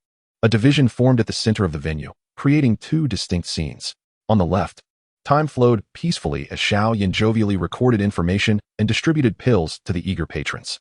On the right, Xiao Yan and the shopkeeper were locked in a fierce struggle, neither exerting their full strength, but rather playfully toying with the proprietor of the Jali family shop. The shopkeeper, utterly exhausted and drenched in cold sweat, found himself unable to turn the tide. He had become the laughingstock of those around him. "Are you certain you wish to continue?" The shopkeeper struggled for a moment, realizing that persisting would only lead to further humiliation. With his tail between his legs, he slinked away in defeat. Throughout this encounter, both Xiao Yan and Xiao Yan maintained a unified stance. "Xiao Yan, Xiao Yan, what have you two been up to?" questioned their fellow disciples. "Given the value of this item, why did you not reserve some for the sect? Why give it all away for free?" Many stepped forward to chastise the duo for their apparent wastefulness. Xiao Yan opened his mouth to explain, but Xiao Yan raised a hand to pat his wrist. No need for words. Afterward, he surveyed the crowd. "We are merely following orders from above. How could we possibly act on our own accord?" With that, he bowed deeply to those surrounding him. He directly brought out the clan leader, Xiao, to exert pressure, causing all the disciples who had previously condemned them to fall silent. Since it was the will of the clan leader, they had no choice but to obey without room for doubt. Reluctantly, the disciples parted ways. Xiao Yan seized Xiao Yan, and together they swiftly made their way to the back mountain. "Why are you hurrying me here?" Xiao Yan protested, feeling utterly drained and unable to engage in any further antics with Xiao Yan. With a cheerful demeanor, Xiao Yan pulled him to the back mountain and then immediately rummaged through his ring. "Elder Yao, come forth." Elder Yao soon appeared, yawning and glaring at him. "Silence. Do you have any serious matters? You always come to find me without reason. You truly are something else." Observing Elder Yao's irate expression, Xiao Yan produced the exquisite alchemy furnace he had just acquired and placed it before the elder. Let us set aside the trivial matters for now. You can sleep later. Look, I have obtained a marvelous treasure today. Xiao Yan's eyes brightened at the sight of the alchemy furnace. Although he was merely a novice, it was evident to him that this was a remarkable item. Beside him, Elder Yao was already rubbing his hands in excitement. He looked up at the two and suddenly snatched the furnace into his embrace. Disciple, you see, I have been your master for quite some time now, and I have not asked for any benefits in return, have I? Xiao Mo was momentarily taken aback by the elder's shamelessness. Master, is it common practice to exploit your disciples like this? Moreover, what do you mean you haven't gained anything? Not long ago, you drained Xiao Yan's fighting energy for 3 years. What more do you desire? I specifically brought this for the two of us to concoct elixirs. Why are you snatching it? Elder Yao wore a pleading expression. Eldest disciple, please gift this to me. I will exchange something in return. After saying this, Elder Yao pulled out a multitude of scrolls from his belongings and tossed them into the cave. These were merely ordinary techniques. Hardly anything of interest to the two of them. Aware of their dissatisfaction, Elder Yao reluctantly rummaged through his pockets, ultimately retrieving several cherished treasures from his collection. I truly require a good alchemy furnace. Perhaps you could consider these items instead? Observing Elder Yao's heart-wrenching demeanor, Xiao Yan felt a flicker of interest in the items. He raised his hand and picked up several objects from the ground. Fire flame sword, a superior grade sword. He tossed it in his hand. He already possessed the ice sword, and this one held no practical use for him, since the alchemy furnace taken by Elder Yao was certainly not going to be returned to them. Even a forceful reclaim would be futile. In that case, it would be wiser to gain additional benefits. He surveyed the remaining items on the ground, noting that only one superior alchemy technique might hold some utility for him. The rest were fire-related techniques, rendered useless in his eyes.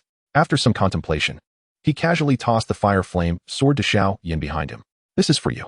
Master, having taken such a fine alchemy furnace, you ought to provide each of us with a treasure. He shook the esteemed alchemy manual in his hand, then folded the paper that contained the flaming sword held by Xiao Yan behind him. As he spoke, he raised his hand and took a step forward, intent on seizing the alchemy furnace. In Chapter 40, the elixir was suspected of being stolen. The old alchemist felt a pang of pain and anger flickered in his gaze directed at Xiao Mo. Unfilial disciple. Unfilial disciple, he muttered. Xiao Mo was at a loss for words. He tossed the alchemy manual in his hand.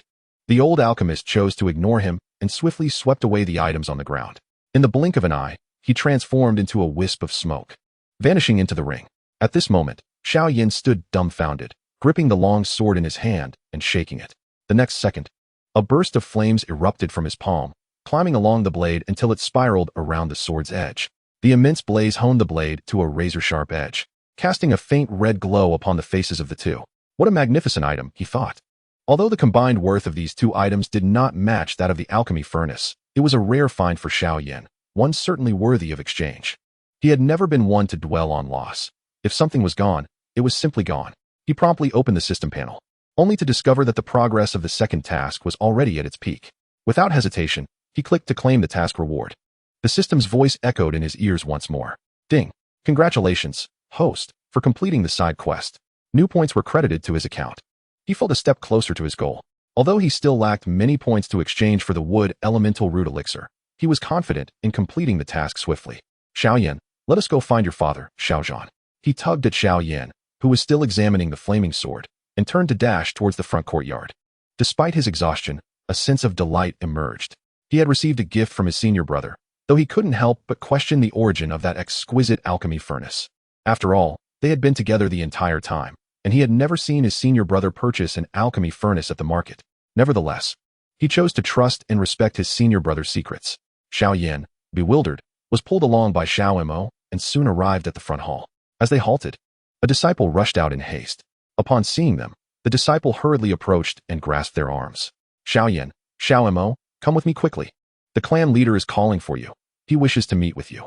Both felt a jolt of surprise, but they quickly regained their composure and followed the disciple towards the main hall.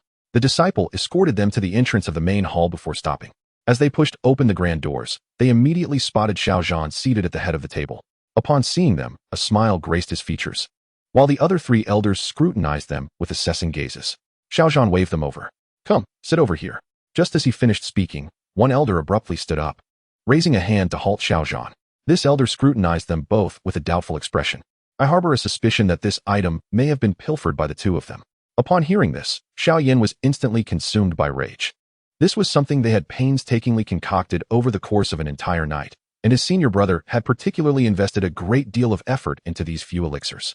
The audacity of these individuals to brazenly accuse them of theft was infuriating. Yet, the distrust emanating from within their clan only served to chill him further. Xiao Yan discerned the disappointment etched upon Xiao Yan's face. He abruptly rose to his feet and struck the wall with a fierce punch. Instantly, the plaster crumbled away, and the wall, recently repaired by the disciples, was breached once more, leaving a substantial hole. Xiao Mo winced at the sight. The temper of the clan leader was excessively volatile. A mere disagreement led to wall destruction. His dedication to demolition rivaled that of any renovation crew. Let us see.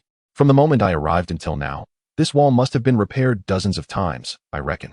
Gazing at the precarious wall, he felt fortunate that it was not a load-bearing wall. Otherwise, they would have long been crushed beneath it. While he was lost in thought, Xiao Yan directed a furious shout at several elders below. If you do not trust my son, then in the future, do not use our possessions. Go procure your own elsewhere. The room fell into an oppressive silence. Xiao Mo silently applauded. Xiao Yan's temperament suited him perfectly and was just the right force to command the room. The three elders appeared visibly distressed, their words caught in their throats. Finally, the elder who had spoken first took a courageous step forward, kneeling on one knee. Clan leader, we are merely concerned for the well-being of the Xiao family, fearing that these two may have strayed from the righteous path in their pursuit of such items. After all, it reflects poorly on our integrity. If we correct their course now, they may yet avoid misfortune. However, if we continue to encourage them, I fear they may both go astray. The elder felt that his argument held merit and immediately delved deeper into his reasoning. Consider this, they are undoubtedly among the most gifted disciples of our clan. Should they fall into ruin, I would feel profound regret. Despite his words, the elder's gaze remained laden with skepticism, even tinged with disdain. Clearly, this elder held both of them in contempt and had already deemed them thieves in his heart. Sighing, Xiao Mo tugged at Xiao Yan and stepped forward. Elder, what if I could prove that these elixirs were not stolen by us? How would you respond then? With this statement, the elder found himself momentarily at a loss for words. He had never contemplated such a scenario. Deep down, he was convinced that these elixirs had been acquired through theft from some esteemed figure. He could hardly believe that two mere youths possessed the skill to concoct such potent elixirs. After a brief moment of contemplation, he spoke again. If you can demonstrate how these elixirs were crafted, I shall publicly apologize to you before everyone in the sect. However, if you cannot prove that this item was forged by you, and we uncover evidence that it was stolen by the two of you, what will you do then? Xiao Mo spoke without hesitation. In that case, I shall renounce my cultivation and leave the sect, no longer a disciple of the clan. This was indeed a harsh vow against oneself. Upon hearing his solemn pledge, the Grand Elder's expression darkened considerably. Especially when he beheld the unwavering confidence on Xiao Mo's face, doubt began to gnaw at his core, leading him to ponder whether he had erred. Yet, with the arrow knocked, it must be released. He had been pushed into a corner with no room for retreat. The Grand Elder could only clear his throat. Very well. Let us seal our vow with a handshake. Xiao Mo let out a cold laugh, stepping forward to prepare for the gesture.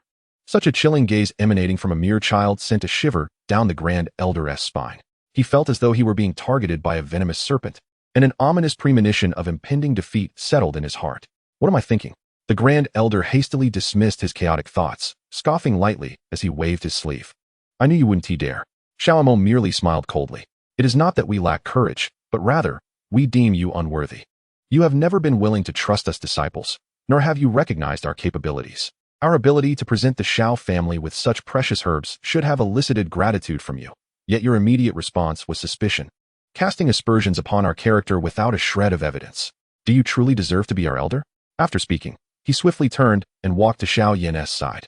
To distrust one's own disciples is a disgrace for a mentor. I feel ashamed for the Xiao family to have an elder like you. How can Xiao Mo be wrong?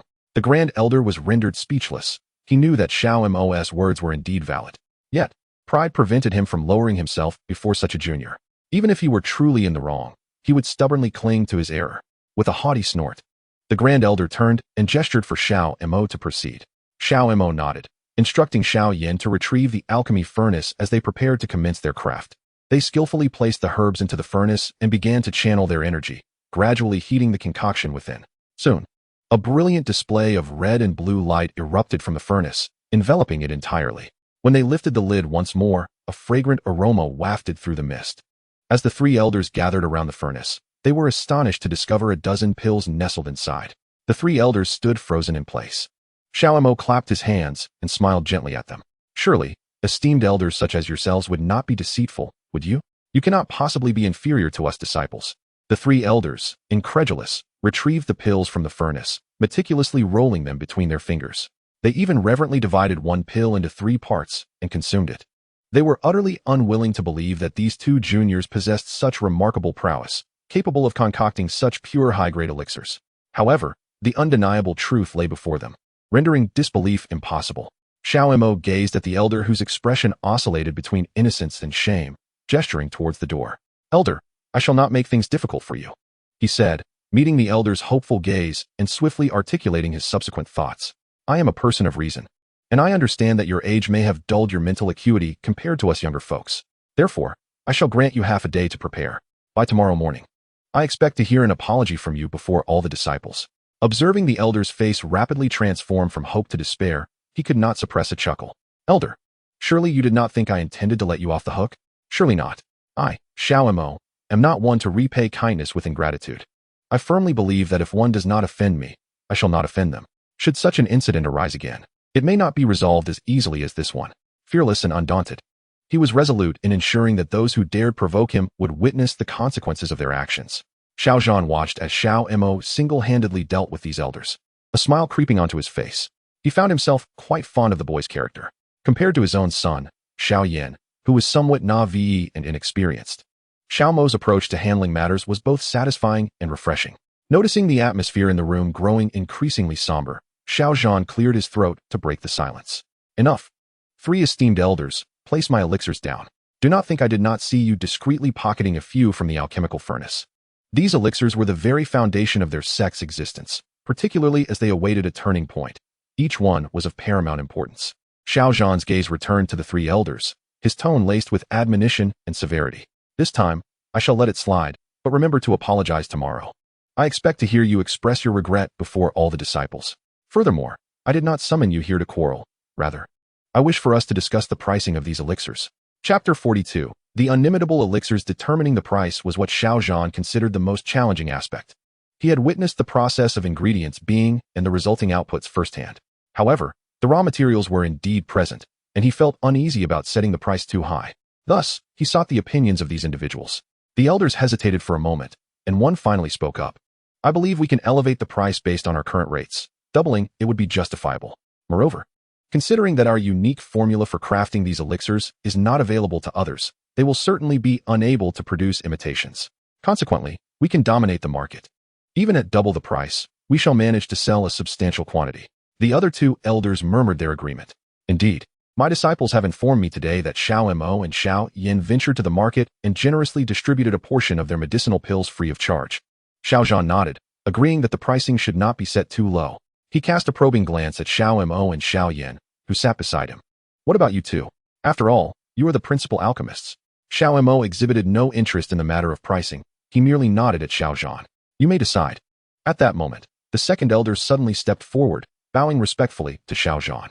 "Clan leader Xiao, I believe there is another pressing issue that needs addressing. The 2 children mostly dedicate their time to cultivation. They cannot remain here forever concocting pills. I wonder if we might consider sharing this formula?" He quickly added, "I am not advocating for my own benefit, but for the welfare of our entire sect. Consider the advantages of having a fully equipped alchemical workshop with dedicated resources for pill production.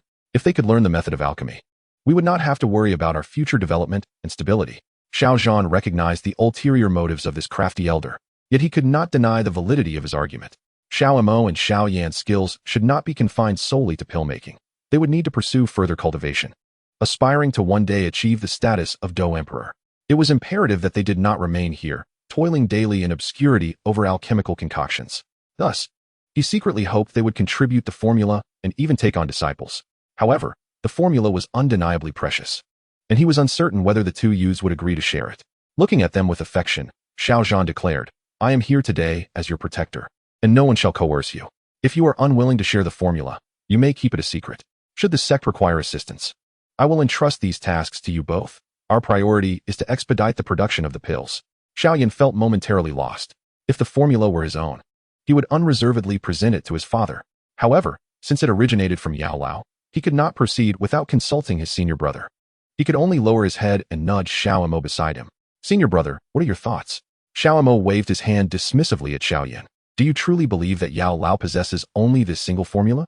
If he casually presents such a treasure, it is likely he has more. I will engage your father in conversation while you discreetly inquire with Yao Lao about the possibility of sharing this formula.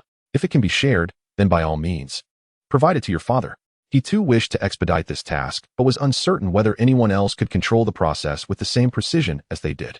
Xiao Yan was rather taken aback by his senior brother's unexpected generosity. He nodded, feigning a need for a moment's reprieve, while secretly inquiring whether the esteemed Yao Lao could divulge the recipe. Upon grasping Yao Lao's intent, the two of them simultaneously raised their heads. Xiao Yan and the three elders fixed their gazes upon the duo. Xiao Mo nonchalantly waved his hand, stating that the formula could indeed be provided. After a brief interlude, we shall transcribe it into a written format, allowing you to send disciples to experiment with it. Should any uncertainties arise during the refining process, feel free to consult us. We are more than willing to impart our knowledge. This endeavor was fundamentally aimed at stabilizing the market for the Xiao family, and he would undoubtedly exert his utmost efforts to facilitate it. After all, there was a principal mission at stake, and once the Xiao family regained their former glory, he would be rewarded handsomely. Witnessing their magnanimity, Xiao Yan was instantly filled with excitement. The prospect of mass-producing elixirs filled him with optimism. However, when they finally received the detailed prescription and sent their disciples to refine the concoctions, Xiao Yan and the three elders soon realized that the matter was far from straightforward. The demands for precision in the refining process were exceedingly high. Yet, the elixirs produced by the two did not astound. In fact, their efficacy was significantly inferior, and the taste was notably bitter, lacking the delightful quality of the originals. In essence, they could only concoct a standard version. While Xiao Yan and Xiao Mo had mastered the art of creating superior elixirs, which remained beyond their capabilities. At that moment, everyone was left speechless. He promptly adjusted their strategy. We shall sell our elixirs at double the original price, while our refined potions will be offered at half the original price. Chapter 43. Restoring the reputation of the Xiao family. Only in this manner could the Xiao family hope to compete with the more established families in the market. The following day, they launched two types of potions directly in their own market. Those who had previously used the elixirs were now filled with regret. I should never have used that directly. It was a sheer waste of a precious resource. Thus, on the very first day of their market debut, they were all snapped up in an instant. Soon, the reputation of the Xiao family's market began to spread once more. Meanwhile, Xiao Mo, who was diligently cultivating within the sect, looked on with delight as his primary mission was successfully completed. Ding! Congratulations to the host for completing the primary mission. Congratulations for assisting Xiao Yan in restoring the family's reputation and revitalizing the Xiao family's shop.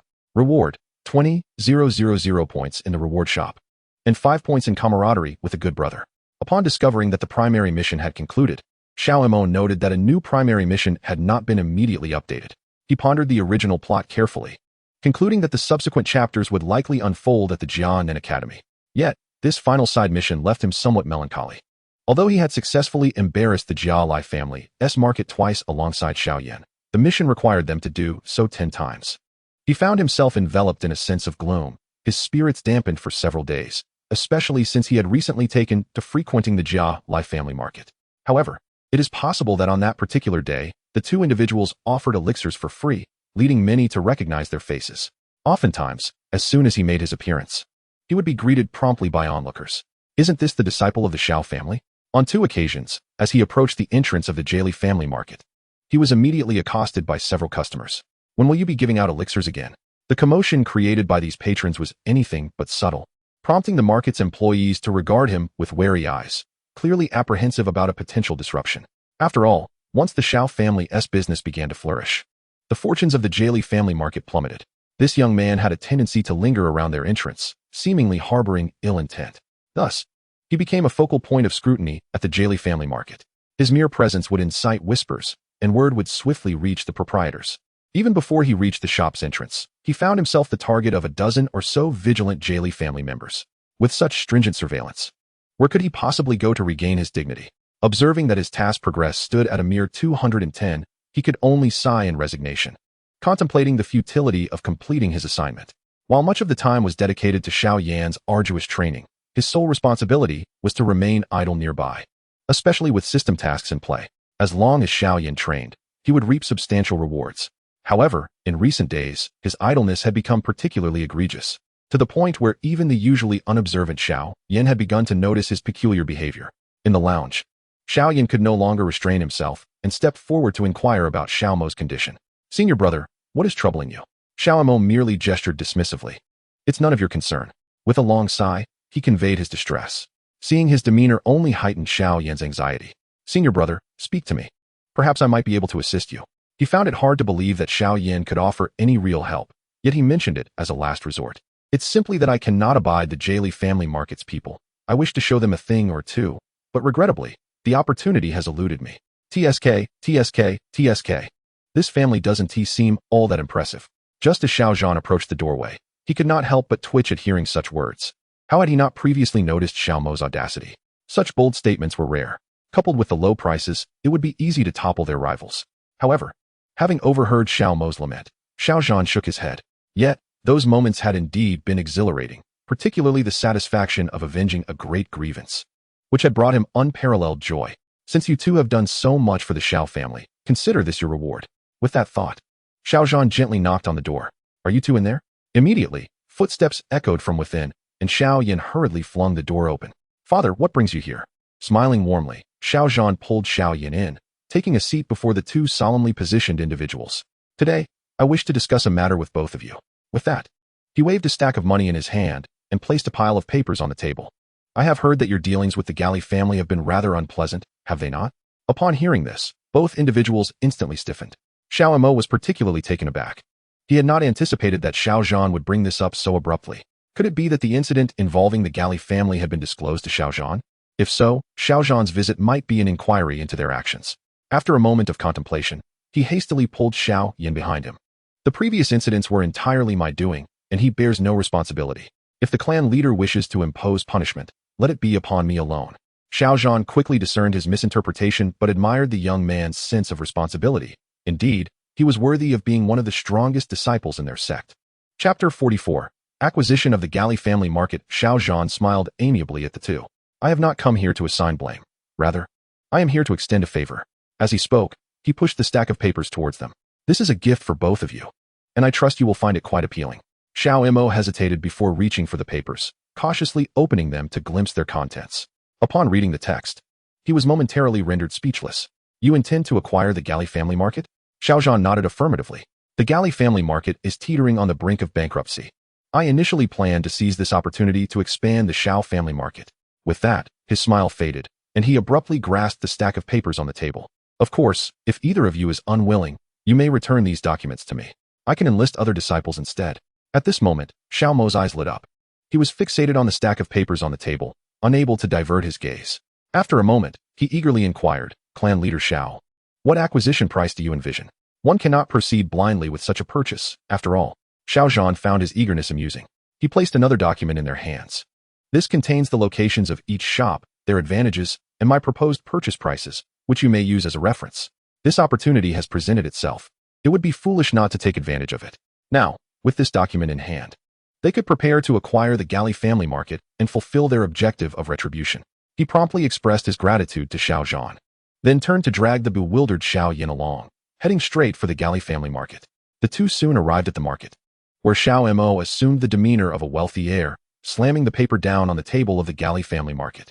I am here to make an acquisition. At that moment, the Gali family market was nearly desolate, with scant visitors. Most of their business had been usurped, and many shops were barely open.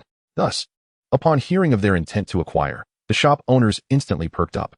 They could easily recognize that standing before them were two disciples of the Xiao family, who were currently basking in the limelight. It was quite possible that they possessed enough wealth to acquire everything in sight. Throughout the afternoon, the two of them dashed through the marketplace, tirelessly purchasing from the Gal family's stalls. Each time they successfully negotiated a deal and signed the transaction documents. One of them would persistently take the paperwork and march directly to the largest Gal family stall, slapping the documents down before the proprietor who had previously conspired against them. The owner's complexion transformed from a ghastly pale to a sickly green, ultimately darkening to a charcoal hue. The proprietor, infuriated to the point of madness, found himself powerless to retaliate. He could only endure as the two youngsters flaunted their triumph before him. One acquisition after another landed on his desk, causing him to wince in pain, gripping his own arm tightly to suppress the urge to lash out. He was acutely aware that he stood no chance against these two impudent boys. Confronting them would only result in a beating. For the moment, he chose to stifle his frustration, knowing that engaging in conflict would lead to a dual humiliation, internally seething while externally suffering blows. That afternoon, With a surge of customers in his establishment, the owner ultimately opted to close the shop, unable to withstand the indignity any longer. Watching the proprietor almost in tears as he shuttered the store, the two boys felt a weight lift from their hearts, their previously pent-up resentment dissipating entirely. With a stack of acquisition documents in hand, Xiao Mo grinned like a villain, for he had just successfully received a system notification for a side quest. Ding! Congratulations, host, for completing the side quest. Congratulations, host, for leading Xiao Yan to the Gao family marketplace and executing 10 acts of humiliation, earning 40,000 points in the reward shop. With a cumulative total of 50,000 points. Current task progress, 1010. Seeing his points surge wildly, his grin nearly reached his ears. He had successfully amassed 80,000 points, which meant he could now exchange for a wood element spiritual root elixir. However, the marketplace was bustling with people, and the noise was overwhelming. He had no intention of making the exchange here. If he succeeded in cultivating, he would be better equipped to assist Xiao Yan with alchemy, potentially paving a prosperous path for their future endeavors. He had already begun to envision the close collaboration that lay ahead for the two of them. Suddenly, 3 individuals charged towards them, intent on colliding. Lost in the euphoria of accumulating points, Xiao Mo ambled forward while accessing the system panel, scrutinizing the goods available in the marketplace. He had one hand grasping Xiao Yan's arm, completely oblivious to the 3 figures barreling down upon them. Xiao Yan, however, did notice the approaching trio.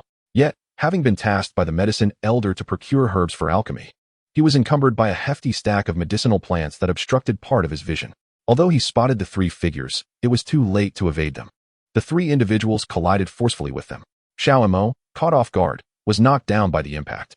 Xiao Yan, however, had anticipated the encounter. His body remained as steadfast as a mountain, yet the herbs in his hands were scattered to the ground.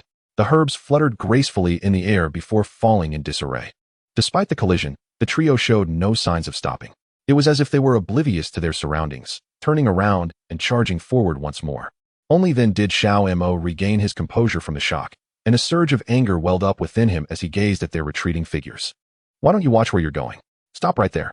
Chapter 45. Defeat. Upon hearing his words, the 3 turned around, their eyes filled with disdain. Kid, do you know who we are? How dare you obstruct our path? It was then that Xiao Mo noticed they were clad in the uniforms of the Canaan Academy, adorned in flowing white robes, their faces set with haughty expressions. The aura of fighting spirit emanating from them was unmistakably at the level of warriors. Xiao Yan, indignant on behalf of Xiao Mo, exclaimed, "You crashed into us, and you dare to act righteous." The trio from Canaan Academy glanced at Xiao Yan and Xiao Mo with palpable contempt. "Do you want to die, kid?" One of them stepped forward, his gaze menacing. With a heavy stomp, wind attribute fighting spirit surged forth like a tidal wave, whipping up a tempest upon the ground. Xiao Yan's eyes widened in disbelief as he realized. This person is a warrior, and he is so young. As these words left his lips, Xiao Mo stepped in front of Xiao Yan, his expression unfazed as he glared at the Canaan Academy trio. "So what if you're a warrior? Does that give you the right to collide with others?" With a decisive gesture, he unleashed a torrent of ice attribute fighting spirit, causing the trio to gasp in astonishment. Their eyes widened in disbelief as they stammered. "This person is also a warrior, and he cultivates ice attribute fighting spirit." Without further ado, Xiao Mo advanced swiftly towards them.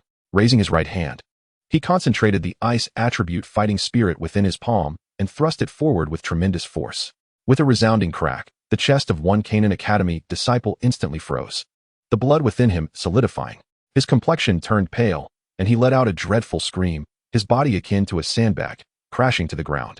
The sight left the other 2 disciples from Canaan Academy utterly stunned, their pupils constricting in shock. Before they could recover, Xiao Mo swiftly approached them, executing a sweeping kick imbued with ice attribute fighting spirit aimed directly at their chests. The impact was tremendous, causing the 2 disciples to collapse like a house of cards. Their ribs seemingly shattered.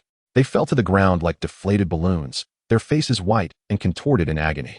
Seeing this, Xiao Mo contemplated approaching to deliver a few more kicks. However, the trio from Canaan Academy, now terrified, endured their pain and scrambled to their feet, declaring, "You'll regret this, kid." With that, they fled towards the market, desperate and frantic, like rabbits pursued by a hawk. Let us explore the possibility of cultivating a wood attribute spirit root, facilitating an unobstructed path in the art of alchemy. The esteemed Elder Yao believes that the crux of the matter lies in assisting Xiao Yan to break through to the 2-star dough fighter level.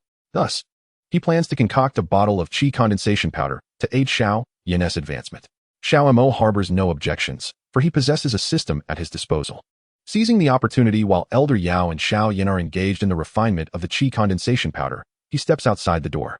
He finds himself seated beneath the locust tree in the courtyard, rummaging through the exchange marketplace until he ultimately discovers a third-grade elixir, the spirit-shaping pill.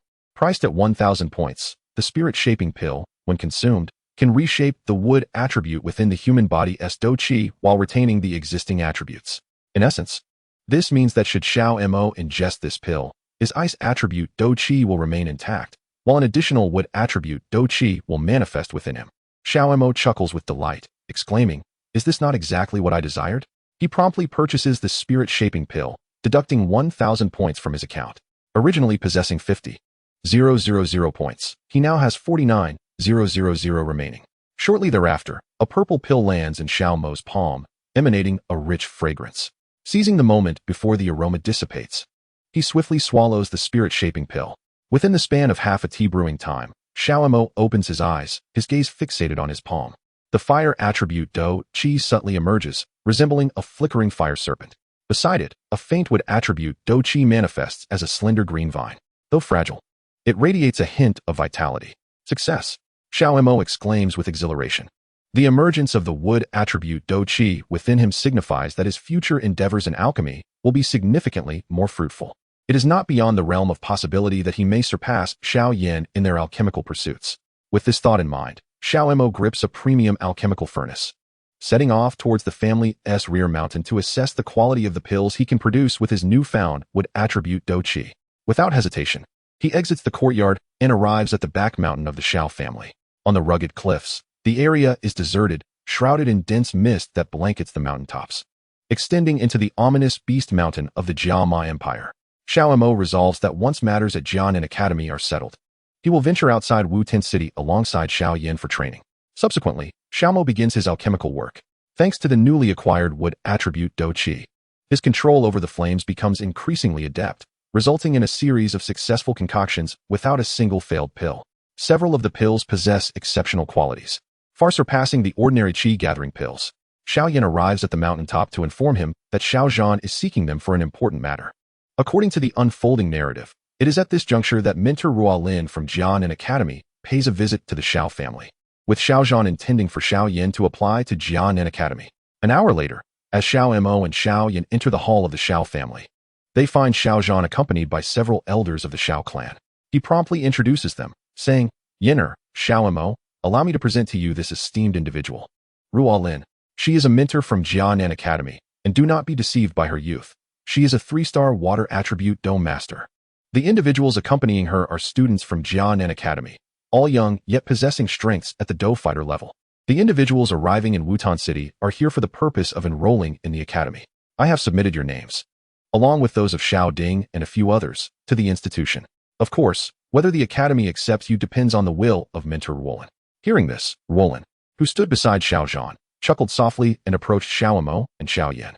"You must be Xiao Mo and Xiao Yan," she remarked. "The clan leader, Xiao Zhan, has mentioned you to me, praising your extraordinary talents and predicting your future success at Canaan Academy." Xiao Mo focused his gaze on her as she spoke. Ruolin possessed flowing blue hair and donned a white robe, her slender figure enhanced by the golden-rimmed glasses that added an alluring charm to her already striking presence. She was indeed as described in the books. At that moment, several individuals from Canaan Academy approached from behind Ruolin, their eyes fixed on Xiao Mo, their faces ignited with fury. Chapter 46. Mentor Ruolin, it's you. Xiao Mo and Xiao Yan recognized these individuals as the same Canaan Academy disciples they had encountered earlier that morning while purchasing medicinal herbs in the market. The disciples immediately began to accuse them, claiming that this morning, while strolling through Wutan City's market, they were assaulted unprovoked by the two of them. "If the mentor does not believe us, she may inspect our injuries. These fellows are lying." Xiao Yan seethed with indignation as he observed the audacity of their accusations. However, Ruolin was well aware of these individuals' character and did not place much credence in their words. She turned to clan leader Xiao Zhan, merely stating that it was all a misunderstanding. This revelation brought a sigh of relief to Xiao Zhan and the elders of the Xiao clan, who had feared that Xiao Mo and Xiao Yan had provoked the academy. Meanwhile, Ruolin regarded Xiao Mo and Xiao Yan with an expression devoid of emotion and stated, "Although clan leader Xiao has highly recommended you in my presence as a mentor of the academy, I will not grant any favoritism to facilitate your passage through the Academy's assessment. She continued, if you truly wish to become students of the Academy, then follow me. As she spoke, several disciples from Canaan Academy led Xiao Mo and Xiao Yan towards the Xiao clan's martial arts arena. Shortly thereafter, they arrived at the training grounds. Upon entering, Xiao Mo glanced around the vast arena, which could accommodate thousands, only to find it empty save for Xiao Ning, Xiao Yu, and Xiao Mei, who were evidently also preparing to apply to Canaan Academy. Roland then addressed Xiao Mo and Xiao Yan, outlining the requirements for assessment. The standards for Canaan Academy's evaluation are not exceedingly high. These individuals represent the younger generation of our academy, all possessing a strength around the first star Do practitioner level. You must endure a full incense stick's burning time against them, regardless of your method. If you remain standing when the incense burns out, you will be permitted to enter Canaan Academy. Upon hearing this, Xiao Ning and Xiao Yu were left utterly astonished. To expect them to withstand the assault of a group of Do practitioners for the duration of an incense stick was an almost insurmountable task. Did this mentor truly regard Xiao Mo and Xiao Yan as mere anomalies among their peers? As a few individuals contemplated requesting Roland to lower the assessment standards, Xiao Mo stepped forward. He raised his hand and addressed Roland, saying, Instructor, after Xiao Yan and I pass the Academy's assessment, may we request a 3-year leave of absence? Once the holiday concludes, we will promptly report to the Canaan Academy. His inquiry was on behalf of Xiao Yan. If the latter were to proceed to Canaan Academy now, what would become of the 3-year agreement with Nalan Yanran? Furthermore, enduring rigorous training within the Academy could never compare to the life and death trials of the outside world, which would facilitate swifter advancement. As soon as he finished speaking, he was immediately met with derision from several students. Requesting a 3-year leave? Who do you think you are? The chosen ones? Do you truly believe Canaan Academy is lacking your presence, you worthless beings? Do not forget the pitiful state in which I left the 3 of you this morning. Upon hearing these words, the 3 students from Canaan Academy were instantly infuriated. Just as they were about to retaliate, they were halted by the instructor, Roland. At that moment, Roland turned to Xiao Mo and Xiao Yan, furrowing her brow before stating, although I am unaware of your reasons for requesting such an extended leave, I can grant it. However, you must endure 3 strikes from me. After her declaration, she flicked her blue whip, unleashing a torrent of water attribute energy that surged forth, forming massive waves that spread wildly around them. Upon hearing such a stringent demand and witnessing her imposing demeanor, Xiao Ning and Xiao Yu could not help but express their concern. The clan leader has stated that Instructor Roland is a genuine 3-star Do master, with strength nearly rivaling his own. Forget 3 strikes. Just 1 would likely be beyond the capacity of Xiao Mo and Xiao Yan to withstand. At this juncture, Roland looked at the 2, a smile gracing her features as she remarked, do not worry. To ensure fairness, I shall lower my cultivation level to 3-star Do fighter. As her words echoed, Xiao Mo and Xiao Yan almost simultaneously declared, let us fight. Roland, taken aback by their response, acknowledged their determination. Despite her reduced power, she remained a bona fide Do master. Without further ado, she faced the 2 with a stern expression. With a flick of her blue whip, the water attribute energy coiled around it surged forth like a tidal wave toward their position. Witnessing this scene, the 2 hesitated no longer. Xiao Yan was the first to act, dashing toward the oncoming wave. He raised his right hand, enveloping it in fire attribute energy, and aimed at the colossal wave. Executing his Do technique, the blazing palm. With a powerful thrust of his palm, the flames transformed into a fiery hand, unstoppable in its path. Next was Xiao Mo, who clenched his right fist, unleashing an explosion of ice attribute energy. Soon, the ground of the training arena began to freeze into ice, a chilling aura permeating the air. Xiao Mo's fist rapidly crystallized, and with precise aim, he swung it forward toward the approaching wave. With a resounding thud, the clash of ice and fire ensued, causing the once tumultuous wave to erupt into a shower of water droplets. As the droplets in the sky dissipated, Xiao Mo and Xiao Yan stood unscathed in the center of the training ground, their expressions composed. However, the majority of their garments had been charred. The disciples of the Jian Academy gazed in disbelief at the scene before them. They had managed to withstand a formidable strike from a Grand Master. Xiao Yu and the others, wide-eyed and incredulous, were soon met with Roland's astonished countenance, which quickly returned to normalcy. She then directed her gaze towards Xiao Mo and Xiao Yan, stating, indeed, there is some merit to your skills. If that is the case, prepare to receive my second strike. As she spoke, Roland launched another attack, her battle aura surging forth like a boundless ocean. With a flick of her whip, colossal waves engulfed a portion of the training ground, advancing towards the 2.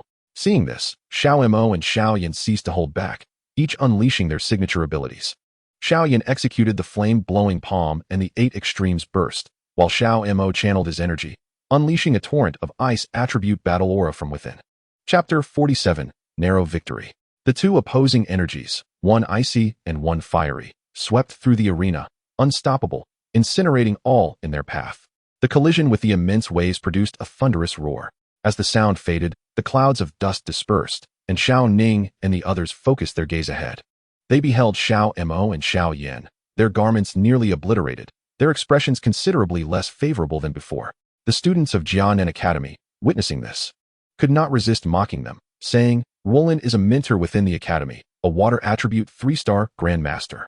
These two fools, despite their genius, dare to think they can withstand 3 of Mentor Roland's strikes. How laughable." Observing the significant injuries sustained by the two, Roland offered a piece of advice. "If you choose to concede now, I shall consider your assessment passed, and you may still join the academy. However, your previous claim of a 3-year leave shall be rendered void." Yet, upon hearing her words, Xiao Mo and Xiao Yan shook their heads resolutely, declaring, "No, we shall fight." Seeing their unwavering determination, Roland sighed and refrained from further persuasion. She then swung her whip forcefully towards the ground, unleashing all her water attribute battle aura. In an instant, several colossal waves formed, submerging most of the training ground. Her power was undeniably beyond the level of a mere combatant. Xiao Mo, however, showed no sign of fear. He shouted fiercely as his ice attribute battle aura surged forth, instantly freezing the ground beneath them. In a swift motion, he dashed towards the oncoming waves, his fist brimming with all his battle aura, and unleashed a tempestuous strike. Concurrently, Xiao Yan focused all his energy into his palm, executing the flame-blowing palm, with flames erupting like a volcano, crashing into the waves. With several resounding explosions, the training ground erupted, bricks scattering like confetti. Countless clouds of dust were stirred up. As the dust settled, Xiao Mo and Xiao Yan stood in the center of the training ground, seemingly unscathed, their expressions serene. This indicated that Roland's previous attack had inflicted no substantial harm upon them. Xiao Mo understood precisely what had transpired. It was the elder Yao, in that critical moment, who had shielded them from Roland's lethal blow. As a few individuals from the academy witnessed this scene, their expressions were filled with disbelief, their eyes wide open. How could they have withstood 3 of Mentor Roland's attacks? She was a grandmaster, after all. Although she vaguely sensed that her previous assault had been countered by an unknown force, the two standing before her were indeed prodigies. What should she do? Should she acquiesce to their earlier request and grant them a 3-year leave of absence? After all, as merely a mentor at the academy, did she possess such authority? Roland pondered silently. Just as she was at a loss, Xiao Mo stepped forward and looked at them with a triumphant smile, saying, "Mentor Roland, you must not go back on your word. Since we withstood 3 of your moves, that means Xiao Yan and I can temporarily forego reporting to the academy. Once the 3 years are up, we will report to the academy on our own." Upon hearing this, Roland let out a weary sigh, conceding, "Very well. Who am I to go back on my promise to you 2 little rascals?" Satisfied with the response, Xiao Yan felt a surge of joy. During these 3 years, he would diligently train to defeat Nalan Yanran before heading to the Jianan Academy for further cultivation. Meanwhile, within Xiao Mo's mind, the system's voice echoed. At this moment, he was on the verge of bursting into laughter from excitement. A ground-level battle technique. He finally possessed a skill worthy of display. Just then, Xiao Ning, along with Xiao Yu and others, initiated challenges against several academy students, eager to join Jianan Academy. Unlike the brutal skirmishes outside, they sought a swifter route to learning within the esteemed institution. Of course, Xiao Mo was indifferent to whether they could pass the assessments and secure a place in Jianan Academy, as he was preparing for his departure from the Xiao family. The following morning, at the back mountain of the Xiao residence, Xiao Mo and Xiao Yan were diligently practicing. Seated cross-legged atop a steep cliff, they cultivated their respective energies. As noon approached, after half a day of training, Xiao Mo was drenched in sweat, his clothes thoroughly soaked. At that moment, Xiao Suner arrived at the mountain summit, informing Xiao Yan that she had also passed Mentor Roland's assessment and was preparing to depart for Jianan Academy shortly. "Xiao Yan, did you agree to a 3-year leave because of Nalan Yanran?" Xiao Suner inquired. Xiao Yan met her gaze, revealing no secrets. "The 3-year agreement with Yunlan's sect is a necessity. It is for the sake of the Xiao family. Do not worry, Suner. Once the matter with Nalan Yanran is resolved, I will come to Jianan Academy to find you." After speaking, he took her hand. This scene ignited a flame of jealousy within Xiao Mo, who could no longer contain himself. He interjected, "I say, you too, could you showcase your affection somewhere else? There are others present." Xiao Yan, upon seeing Xiao Mo, offered an awkward smile. My apologies, senior brother. In response, Xiao Mo averted his gaze, saying, I think I shall find another place to train. I have no desire to be a third wheel. Merely watching is quite uncomfortable. In his room, Xiao Mo took out a top-tier alchemy furnace, preparing to commence his potion making. On one hand, it hones his alchemical skills. On the other, it elevates the financial standing of the Xiao family.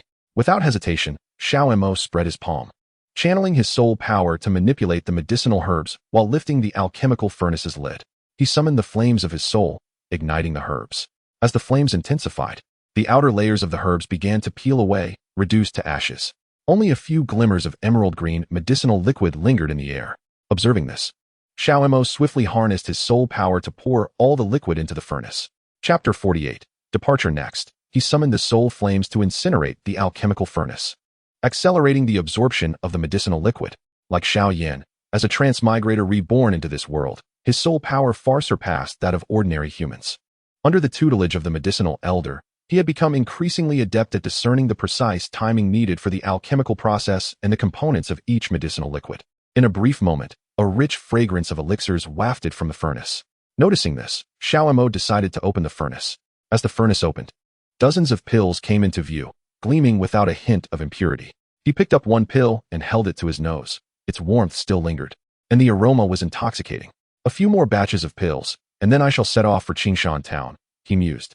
He carefully stored all the pills into porcelain vials, fully aware of the overarching narrative of Do Pu, which revealed that Xiao Yan's first destination after leaving the Xiao family would be Qingshan town. There, he would encounter the Little Medicine Fairy and the Iron Wolf mercenary group, as well as acquire a flying combat technique. In the following days, Xiao Mo dedicated himself to refining elixirs and rigorous training. Before long, the day of departure arrived. Outside the gates of the Xiao family, numerous clansmen and elders, including the family patriarch Xiao Zhan, gathered to bid farewell to Xiao Mo and his companion. Xiao Zhan looked at Xiao Yan with a hint of reluctance and said, You truly need not venture into the outside world for training. You are already a student of the Jianan Academy, which will provide you with ample resources for cultivation. After 3 years of training within the academy, you may very well be capable of defeating Nalin Yanran of the Yunlon sect. Xiao Yan shook his head and met Xiao Zhan's gaze with determination. A young eagle must eventually take to the skies. Children must inevitably leave the nest. Father, rest assured. 3 years hence, I shall surely defeat Nalin Yanran and bring no shame to the Xiao family. Realizing that his words could not sway his son, Xiao Zhan resigned himself to allow him to depart. Meanwhile, Xiao Ning and a few others, already students of the Jianan Academy, looked at Xiao Mo and said, Xiao Mo, we are about to report to the Jianan Academy for our training. When you arrive at the academy, I assure you, I will not be defeated in our next match. Xiao Mo understood that the latter was still brooding over their previous encounter during the coming-of-age ceremony. He smiled and replied, Then let us compete again and see who emerges victorious. With those words, the two departed from the Xiao family, leaving Wutan City under the watchful eyes of their kin. Upon departing from the city of Wutan and journeying towards Qingshan town, one must traverse through deserts and forests. In order to temper Xiao Yan, the venerable Yao Lao bestowed upon him an enormous black ruler, known as the Xianzhong Qi, with a lacquered surface and weighing several hundred pounds. When Xiao Yan first grasped it, he exerted every ounce of strength, nearly collapsing under its weight. Upon learning that he was to carry this ruler throughout the journey, he was on the verge of tears, questioning if Yao Lao was jesting. Yao Lao merely stated that in 3 years' time, whether swift or not, carrying the ruler would enhance his physical strength and agility. Of course, if he were unwilling to bear it, that would be a different matter. Resolutely, Xiao Yan decided to continue carrying it, as Yao Lao's prodding had indeed incited a response. With a sigh, he hoisted the massive black ruler onto his back and traversed the desert alone. Observing this, Xiao Mo understood that Yao Lao's intention was to refine Xiao Yan's physique and swiftness. Once Xiao Yan mastered the Xianzhong Qi, Yao Lao would impart to him a low-grade, earth-level fighting technique, the Yin Fun Shi Lang Qi. When practiced to perfection, its power would rival that of a mid-grade, earth-level fighting technique, but that was contingent upon Xiao Yan's proficiency with the Xianzhong Qi with his system. He had ample means to rapidly elevate his prowess without the need to carry such a cumbersome ruler daily. He mused that the Xianzhong Qi was indeed too unwieldy, and a spear would serve him better. Yao Lao, upon hearing this, chose not to comment further. After a 2-month trek through deserts and rainforests, the trio finally arrived at Qingshan town. Xiao Mo's overall strength remained at the 3-star fighter level. As Xiao Yan, burdened with the immense Xianzhong Qi, entered the town, passers-by began to murmur, Is this person unwell, walking with such a massive ruler? It must weigh several hundred pounds. What an oddity. Wanting to avoid further embarrassment, Xiao Yan promptly stowed the Xian Zhongqi into his spatial ring. At that moment, Xiao Mo turned to the hovering Yao Lao, inquiring what their next course of action should be. Yao Lao replied directly, "We must seek out the Huang Lian essence, one of the principal materials for refining the Huang Lian pill." Xiao Yan, puzzled, asked, "Master, what do you intend to do with the Huang Lian pill?" Yao Lao, with an exasperated glare, responded, "Is it not for you? Having cultivated the burning decision, you will inevitably need to consume a form of exotic fire. Yet such celestial phenomena are not easily refined. Merely relying on the burning decision is insufficient before refining. You must ingest the Huang Lian pill to safeguard your body from being consumed by the." It was at this moment that Xiao Yan comprehended Yao Lao's quest for the Huang Lian essence, realizing it was all for his future undertaking of refining. "Wait. I sense the aura of Huang Lian essence from that shop. Let us investigate." Yao Lao suddenly noted the presence of Huang Lian essence emanating from a nearby establishment. Hearing this, Xiao Mo quickly led Xiao Yan into the shop ahead. Upon entering the shop, particularly Xiao Yan, his gaze swept across the interior, revealing a counter adorned with a plethora of medicinal herbs, both ordinary and a few exquisite varieties, overwhelming to the senses. Simultaneously, a shop assistant approached, initially beaming with delight. Yet upon noticing the modest attire of Xiao Yan and Xiao Mo, indicative of their humble origins, his expression soured. He retorted, "Esteemed guests, may I inquire what you seek?" Xiao Mo directly stated, "We are in search of Huang Lian essence. How much do you have available?" The assistant, though puzzled, gestured toward a crevice in the counter, replying, "We have Huang Lian essence aged between 10 and 30 years, approximately 100 portions." As the words fell, Xiao Mo and Xiao Yan made their way to the designated area where the Huang Lian essence was displayed, their focus sharpening. Before them lay several yellow lotus pods, exuding a potent medicinal aura. Upon seeing these yellow pods, the apothecary could not help but scoff, asserting, "This merchant is ignorant. These are not 10 to 30-year-old Huang Lian essences. They have grown for at least a century." Xiao Yan purchased them all for the creation of Huang Lian pills. Upon hearing this, Xiao Yan approached the assistant and declared, "We shall take all of them." The assistant, taken aback, widened his eyes in disbelief. "You wish to buy all 100 portions of Huang Lian essence? Dear customers, please wait a moment while I prepare the Huang Lian essence for you." Realizing they were significant patrons, his tone softened, urging Xiao Mo to take a seat while he fetched the essence from the storeroom. Shortly thereafter, 100 portions of Huang Lian essence were presented to Xiao Mo and Xiao Yan, all neatly packed within wooden boxes. After confirming the quantity, Xiao Mo generously handed the assistant a gold card for payment. Once the transaction was completed, the assistant returned, presenting them with a purple card, indicating a VIP membership to their establishment, entitling them to a 20% discount on future visits. With all 100 portions of Huang Lian essence securely stored in Xiao Mo's spatial ring and the membership card in hand, the two emerged from the shop, only to realize that dusk had fallen outside. The darkening sky was illuminated by the moonlight, casting a cool, ethereal glow. With no alternative, Xiao Mo and Xiao Yan sought nearby lodgings for the night. The following morning, sunlight streamed through the window, rousing them early, for they intended to venture into the Monster Mountain range to procure additional herbs for the creation of Huang Lian pills. Upon exiting the inn and arriving outside Qingshan town, their eyes were drawn to a multitude of mercenary groups recruiting members for an expedition into the Monster Mountain range, aiming to hunt beasts and gather medicinal materials.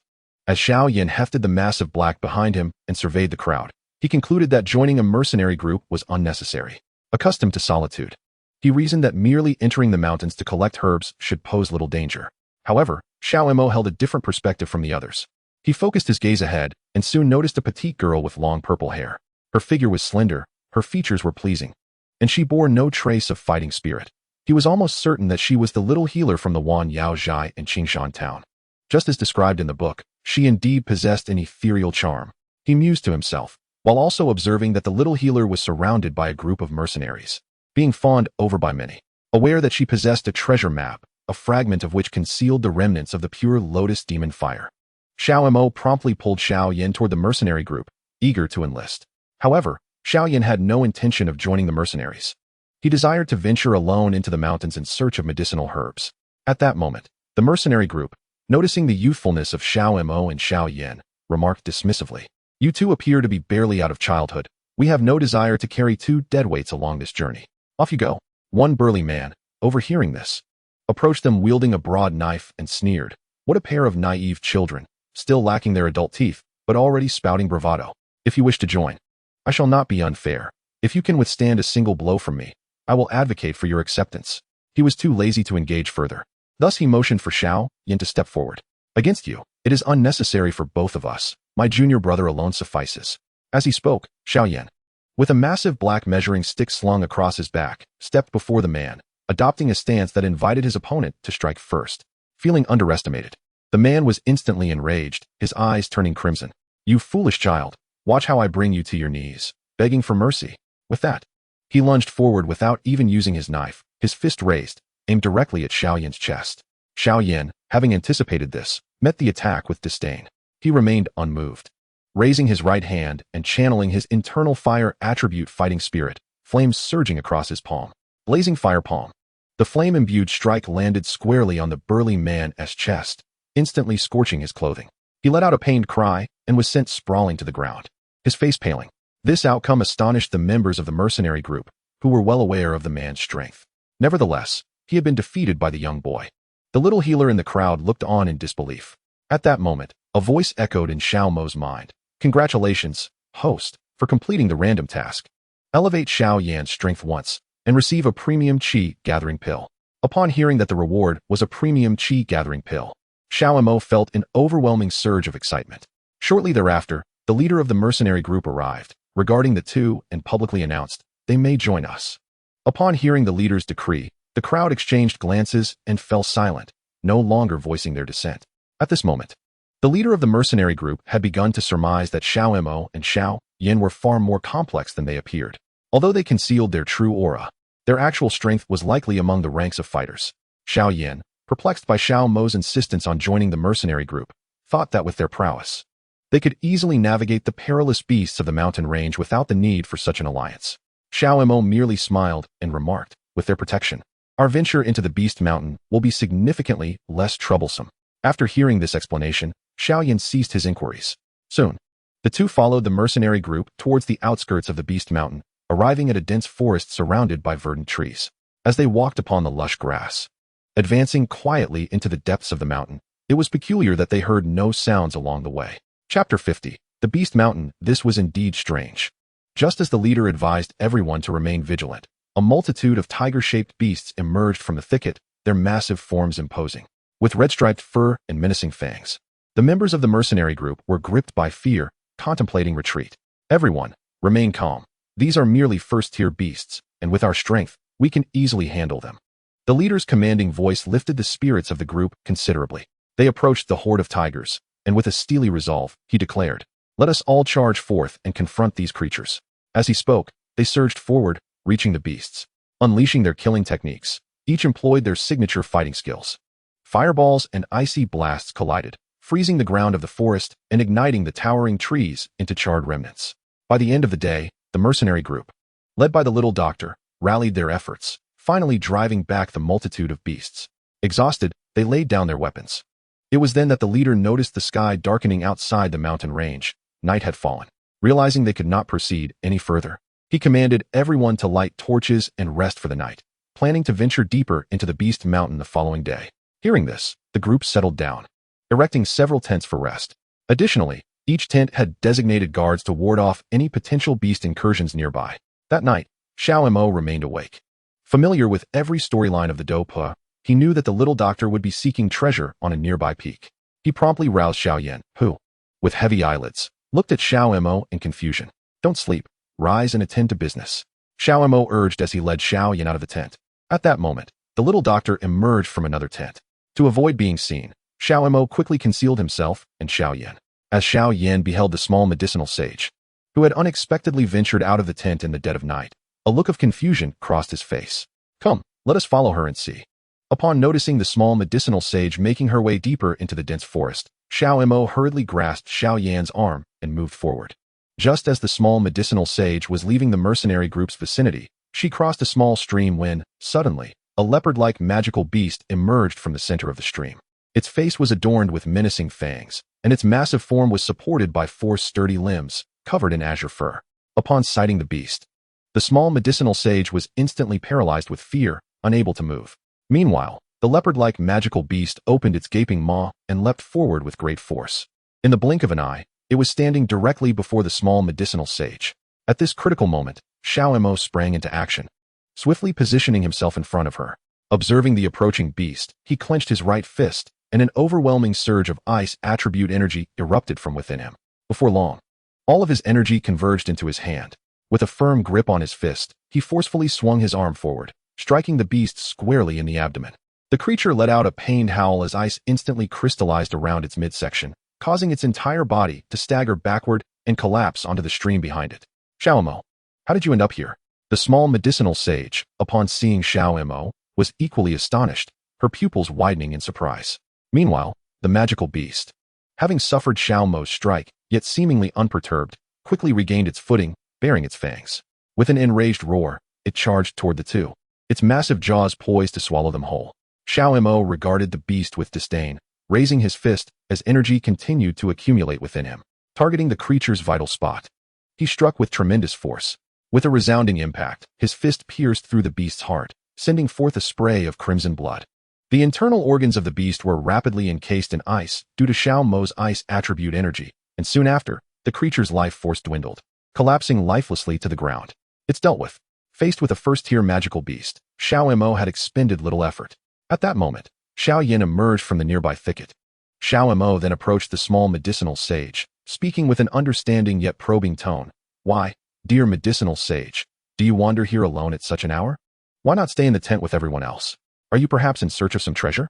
Upon hearing the mention of treasure, the small medicinal sage realized she could not conceal the truth from the two before her, and candidly confessed, the matter is this. A few days ago, I came into possession of a treasure map. Although it was by mere chance, the instructions on the map indeed lead to a treasure. Xiao Mo, not hesitating, directly unveiled her intentions. So, accompanying the mercenary group into the magical beast mountains to gather medicinal herbs was merely a ruse. Your true desire lies in the treasures indicated on that map. The small medicinal sage nodded, revealing no intent to hide her motives.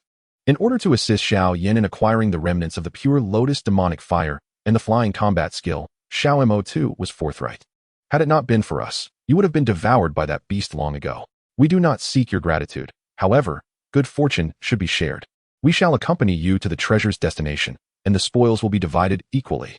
Upon hearing that the treasure would be divided equally, the little healer found herself in a state of inner turmoil. The treasure map was hers. It seemed rather unjust to share the spoils she had rightfully obtained. Yet, considering the myriad dangers lurking within the monster mountain range, and acknowledging her own vulnerability as a delicate woman, she recognized that having Xiao Yan and his companion by her side would undoubtedly make their journey far more manageable. Very well, I shall acquiesce. Ultimately, the little healer relented. Thus, the trio, guided by the treasure map, commenced their search for the cavern that housed the treasure deep within the monster mountain range. They meandered around the periphery of the mountains, inadvertently trespassing into several territories inhabited by magical beasts.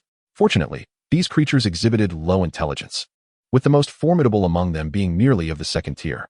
Together, Xiao Mo and Xiao Yan easily dispatched any threats. Before long, dawn arrived, casting its light upon a cliffside at mid-elevation. Following the indications of the treasure map, they were nearly certain they had reached their destination. Treasure was surely within their grasp. What are we waiting for? Let us hasten inside and claim the treasure.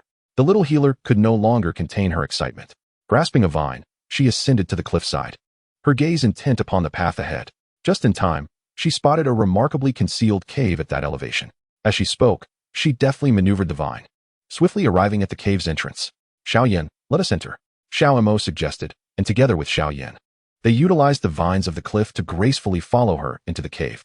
Once the trio gathered within the cavern and ignited their torches, they were about to delve deeper when they suddenly discovered a black iron door within the cave. It was remarkably heavy to the touch. The treasure map indicated that breaching this iron door would lead them to the treasure. The little healer, clutching the treasure map, scrutinized the marked location with palpable excitement. Imagining the flight combat technique and remnants of the pure lotus demon fire that lay beyond the door, Xiao Mo approached it. He assumed a stance, tightening his right hand into a fist as an icy aura surged forth from within him, like a torrent. The energy erupted violently, causing the ground before the iron door to freeze instantly, while an unexpected chill enveloped the air. With his eyes fixed upon the door, Xiao Mo unleashed a powerful punch. Suddenly, with a resounding crash, the door froze solid before shattering into countless fragments. As the dust settled, the trio raised their torches and pressed onward. Xiao Mo's gaze swept ahead, revealing an ancient chair adorned with a skull. In front of this chair lay a large azure stone platform, atop which rested 3 locked stone boxes. In another corner, a variety of rare herbs flourished, their delicate fragrance wafting through the air: purple-blue leaves, white spirit ginseng fruits, and snow lotus seeds. The little healer could scarcely believe her eyes. She had not anticipated such a wealth of precious medicinal materials within this hidden sanctuary. Xiao Mo recognized that among these herbs was one known as ice flame spirit grass, which would prove invaluable for Xiao Yan in refining the exotic fire. Suddenly, he turned to the little physician beside him and said, "I will only take 1 ice spirit flame grass. You may have the rest of the herbs." "How does that sound?" The little physician, seeing that he only desired 1 ice spirit flame grass and none of the other herbs, was overjoyed and could hardly refuse. Shortly thereafter, Xiao Mo retrieved the ice spirit flame grass from the cave and handed it to Xiao Yan. Xiao Yan was aware that he was currently cultivating the burning technique and would soon need to consume a type of to advance his skills. The ice spirit flame grass was immensely useful for refining, and after graciously accepting it, he remembered to express his gratitude. "Brother, thank you very much," Xiao Mo nonchalantly replied. "It is only natural for a senior brother to care for his junior. Please, take the herb." At that moment, a voice from the system echoed in Xiao Mo's mind. "Ding. Host has gifted an herb to Xiao Yan. Affection level has increased by 5%, and mall points have increased by 10,000. Watching the rapidly rising points in the mall, he was nearly elated but managed to keep his composure. After a while, Xiao Mo approached the azure stone platform, where he found a key to open the 3 stone boxes nearby. The key was adorned with a fragmentary map of the pure lotus demon fire. He promptly took the map and stored it in his spatial ring. Soon after, he used the key to open the first stone box in the presence of the little physician and Xiao Yan. Inside the first box lay the 7-colored poison manual, which piqued the interest of the little physician, who had not yet become an alchemist. Xiao Mo and Xiao Yan did not compete for it, but generously offered it to her instead. Next, it was time to open the second stone box. Upon opening it, they discovered a scroll of flying combat techniques. Xiao Mo, having the system, had no need for such a thing and immediately handed the flying combat technique to Xiao Yan. Although Xiao Yan was currently a fighter, he would have no chance to escape when faced with a formidable enemy. This flying technique was just what he needed. Xiao Yan accepted the scroll without hesitation. Once again, Xiao Mo was rewarded by the system. Host has gifted flying combat techniques to Xiao Yan. Mutual affection level has increased by 10%, and mall points have increased by 20,000. Watching the rapidly accumulating points, he felt an immense joy. No technique could compare to the benefits provided by his system. Shortly after, Xiao Mo opened the third stone box, revealing an advanced combat technique named Wind Soaring Steps. The technique held little allure for him, and after Xiao Yan had just acquired a flying technique, he was also not particularly interested in this one. It would be perfect for her, so he promptly gifted the combat technique to the little physician. She received the scroll and, feeling somewhat bashful, remarked, "You are so generous that it makes me feel a bit stingy. How about this? You can take all the gold coins from the treasure chest in this cave. I don't need anything else." Seeing her such generosity, Xiao Yan no longer held back and began to collect the gold coins hidden in the cave's treasure chest, stowing them all away in his spatial ring. However, just then, another group of mercenaries appeared outside the cave, clad in tiger-skin wolf skirts. Each one built like a tiger with a bear-esque strength. They all wielded spiked clubs, their faces contorted with ferocity. "Little physician," one of them sneered, "do you believe your movements could elude the keen eyes of the Iron Wolf Mercenary Corps? To speak candidly, we were aware of your possession of the treasure map days ago. The reason we have not revealed ourselves during your journey is that we awaited your arrival at the treasure site to unlock this stone gate. Everything has unfolded precisely as we, the Iron Wolf Mercenary Corps, had orchestrated. Out of respect for Wan Yaozhai, we are willing to spare you any hardship. But you must relinquish all the treasures you have acquired within the cave." Upon hearing the voice of the Iron Wolf Mercenary Corps, the little physician felt a sinking dread in her heart. Despite her evasive maneuvers, she could not escape their grasp. At that moment, the mercenaries entered the cave, the leader among them appearing significantly more slender than his companions, yet possessing formidable strength. "Mu Li, it is indeed the Iron Wolf Mercenary Corps." The little physician furrowed her brow, recognizing the individual as Mu Li, the young deputy leader of the corps. Mu Li leered obscenely at the little physician before redirecting his gaze towards the treasures within the cave. "I have no desire to harm you, but if you surrender the treasures, I can ensure your safe departure. This is my father's directive." Yet at that moment, the little physician was resolute in not handing over her hard-earned possessions to the Iron Wolf Mercenary Corps without a fight. "What if I refuse?" Upon hearing her retort, Mu Li erupted into laughter, his expression darkening as he fixed his gaze upon her. "If you are unwilling to comply, I shall be left with no choice but to seize them by force. With that, he exchanged glances with his comrades, who understood his intent immediately. Armed with their spiked clubs, they advanced menacingly. At that juncture, Xiao Mo and Xiao Yan stepped forward, positioning themselves protectively in front of the little physician, exuding an air of impending confrontation. Chapter 52. Repelling the Iron Wolf Mercenary Corps. A burly man from the Iron Wolf Mercenary Corps approached them, mocking, "What audacious young fools! You haven't even grown into your teeth yet, and you dare to play the hero and rescue the damsel? Scram, or you will find yourselves as mere shadows beneath my club." Xiao Mo paid no heed to the taunts. In a swift motion, he surged toward the group. Clenching his fists, he unleashed the full force of his ice attribute battle energy, executing the earth-level battle technique, Ice Heaven, Frozen Earth, with a powerful stomp. The ground within the cave instantaneously crystallized into ice, ensnaring several mercenaries in its grasp. In the blink of an eye, they were transformed into frozen sculptures. Before the Iron Wolf Mercenary Corps could react, Xiao Mo darted past them and approached the frozen figures. With a decisive kick, he shattered two of the ice sculptures, sending them crumbling to pieces, blood gushing from their mouths as they fell lifelessly to the ground.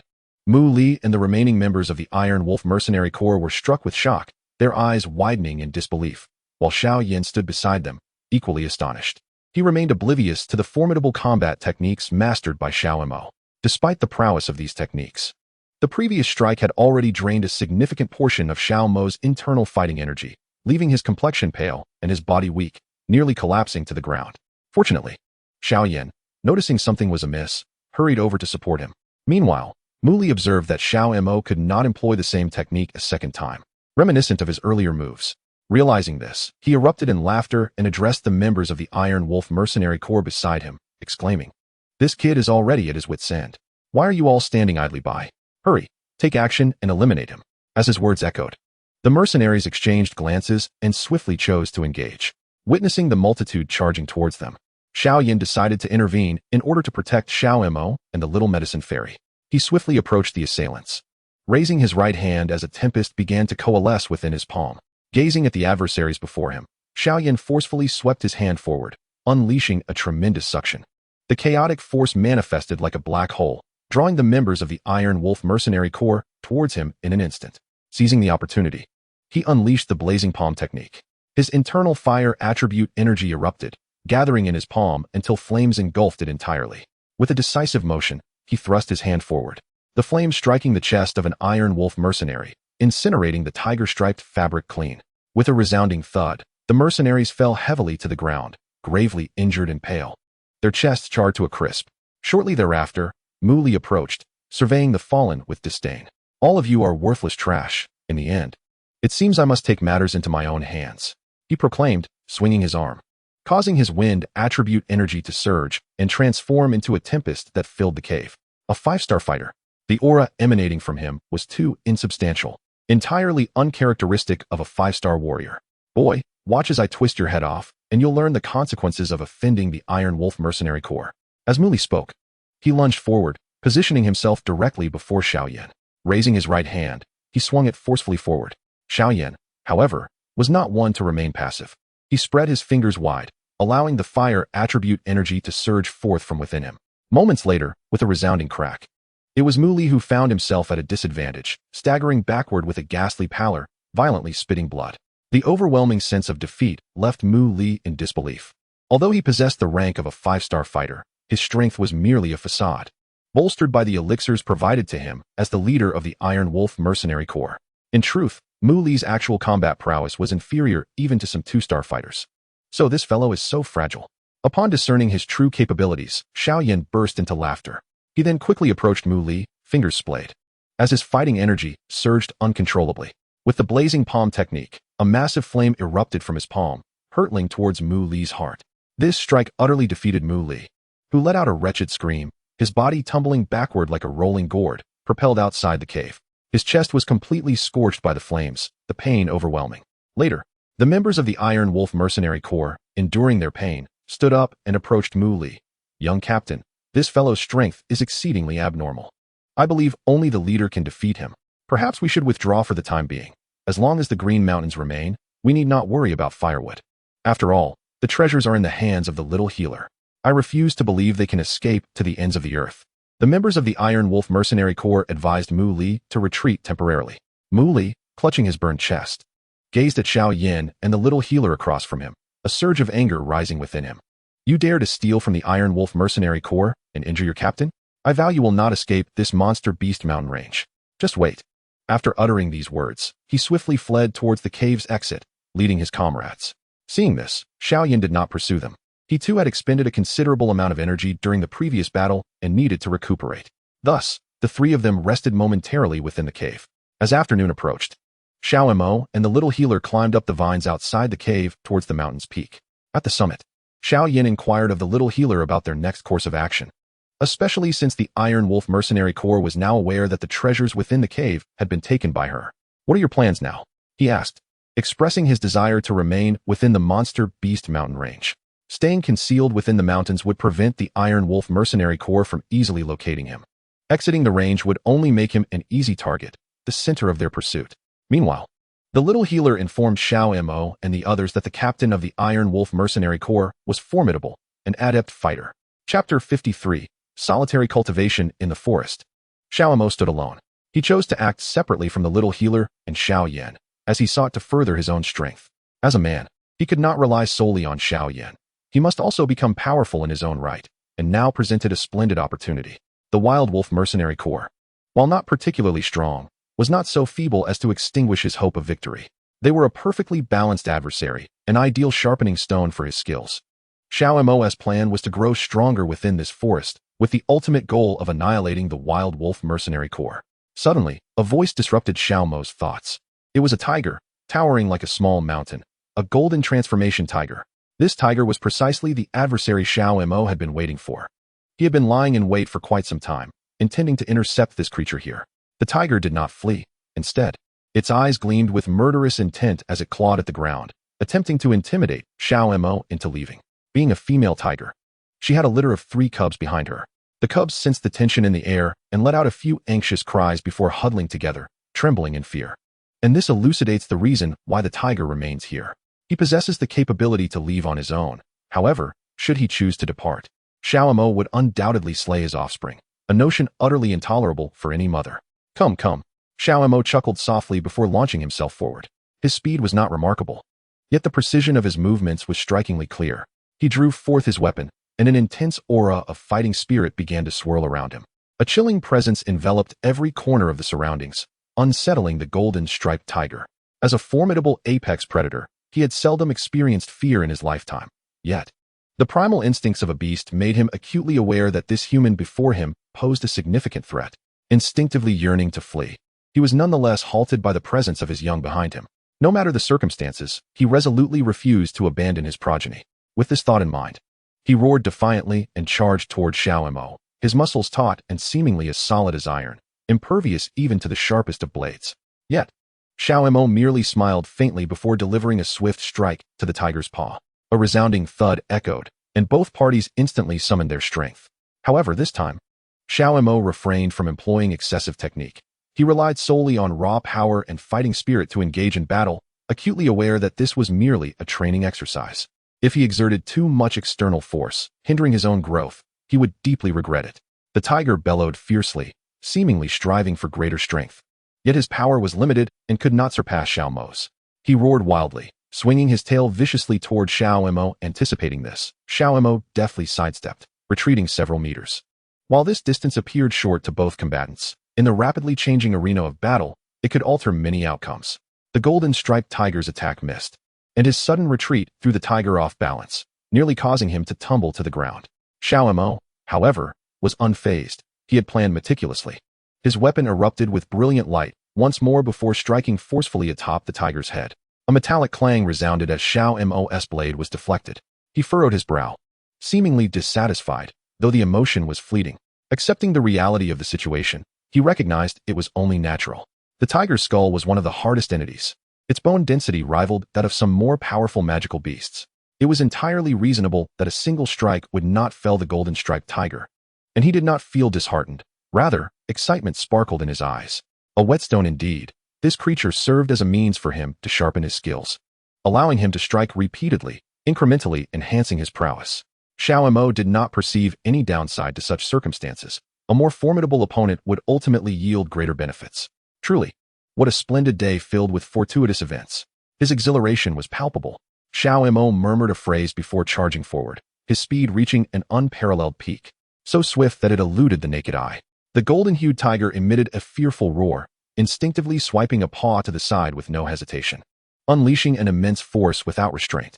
He had wagered correctly. Xiao Mo had indeed manifested in that very spot. Xiao Mo was sent hurtling backwards, sustaining injuries that were unavoidable. As he coughed, he discovered a trickle of blood at the corner of his mouth. With a wry smile, he paid little heed to the crimson stain and casually wiped it away. From the moment he arrived in this world, he never entertained the notion of living a comfortable existence. Battles, wounds, and even the specter of death were constant companions. How could he ever expect to live in ease? Come on, if you can kill me, you may survive. After uttering those words, Xiao Mo charged once more. He felt his body reaching its limits. His vision obscured as the scenery before him blurred into utter darkness. Yet, he dared not succumb to unconsciousness. Struggling to rise, he first dissected the golden-hued tiger's carcass, gathering every usable material, and then stumbled into a secluded corner, finally allowing himself to succumb to oblivion. After all, this was the perilous beast forest. Lacking vigilance in such a treacherous locale could lead to an untimely demise. Even though he had thoroughly scouted the area and found no other beasts nearby, caution was paramount. Xiao Mo would never let his guard down over trivial matters. After what felt like 3 hours, Xiao Mo finally awoke languidly. His body felt utterly drained, which was to be expected. After all, slaying a creature nearly equal in strength to himself, the golden-hued tiger, proved to be quite a formidable challenge. Chapter 54. Carelessness. Once he had gathered his composure, he crawled out from the formation set by his subordinates. Observing his surroundings, he felt a sense of bewilderment. It was now night. How long had he been asleep? Regret washed over him as he lamented confronting a creature of such caliber. Fainting in the wilderness was a grave matter. Losing consciousness meant losing the ability to act or resist, rendering one utterly vulnerable to predators. The mere thought of being discovered by someone with ill intentions while in a state of unconsciousness sent shivers down his spine. Taking a deep breath, he sought to calm his anxious heart. Why did Old Five assign us to patrol this desolate place? It seems utterly devoid of people, one voice lamented. Indeed, why are we stationed here? It truly feels like a waste of time. I suggest we bring it up with Old Five soon, another responded. I too yearn for a change of scenery. Old Five is so rigid. I feel like a monk, and it has become unbearably tedious. Upon hearing these sounds, Xiao Mo immediately heightened his vigilance. He squinted and concealed himself once more within the formation, listening intently. Hey, you wouldn't believe it, but we can indeed carry these items. Unfortunately, they won't allow it, supposedly because it affects our fighting spirit. It's merely an inconvenience for us. Their voices gradually faded, and Xiao Mo rose from his hidden spot. Astute as he was, after eavesdropping on their conversation, he swiftly deduced the current situation. The Wild Wolf mercenary group had finally come seeking revenge. However, their progress was slower than he had anticipated. He expected them to arrive within 5 minutes of their escape, but their pace proved unexpectedly languid. Nevertheless, from their tone, it appeared that the individual referred to as Old Five was undoubtedly the core of their group, exhibiting a character marked by a simple and ascetic nature. He sighed, feeling somewhat perturbed. There was no way to employ cunning tactics to diminish the enemy's combat prowess, nor could he persuade them to surrender. Their willpower seemed exceptionally robust, leaving him with no recourse. Yet, he reasoned that since he would eventually have to confront members of the Wild Wolf mercenary group, he might as well face this challenge head-on. After all, they served as his whetstone. If he feared even a whetstone, his blade would surely shatter here and now. Furthermore, their asceticism was merely a facet of their character. He could still devise alternative strategies to annihilate this foe. With this thought, he made his decision and swiftly departed from the location. Meanwhile, on another side, a scarred-faced man exhaled deeply, drenched in sweat, clearly having worked diligently. Patrolling in these deep mountains was indeed exhausting. Many areas lacked proper paths, forcing them to traverse through the chaotic terrain. Their cultivation was not advanced enough to disregard the landscape, making the task quite taxing. Beside him were 2 companions. One was a rotund fellow resembling a pig, while the other stood only 1 meter tall, resembling a monkey, both distinctly recognizable. The monkey shook his head and said, "All right, I believe today's patrol can end here. We've been at it since yesterday without witnessing any incidents. Let us head back." As he spoke, he seemed genuinely intent on departing. "Are you not concerned about Old Five seeking retribution? I think we should patrol a few more rounds, at least to meet today's quota, don't you think? Fine, let us operate from the heart." Xiao Mo truly admired this fellow's audacity to remain unfazed in such a shameless situation. Had he encountered such a scenario, he might have been left in utter disarray.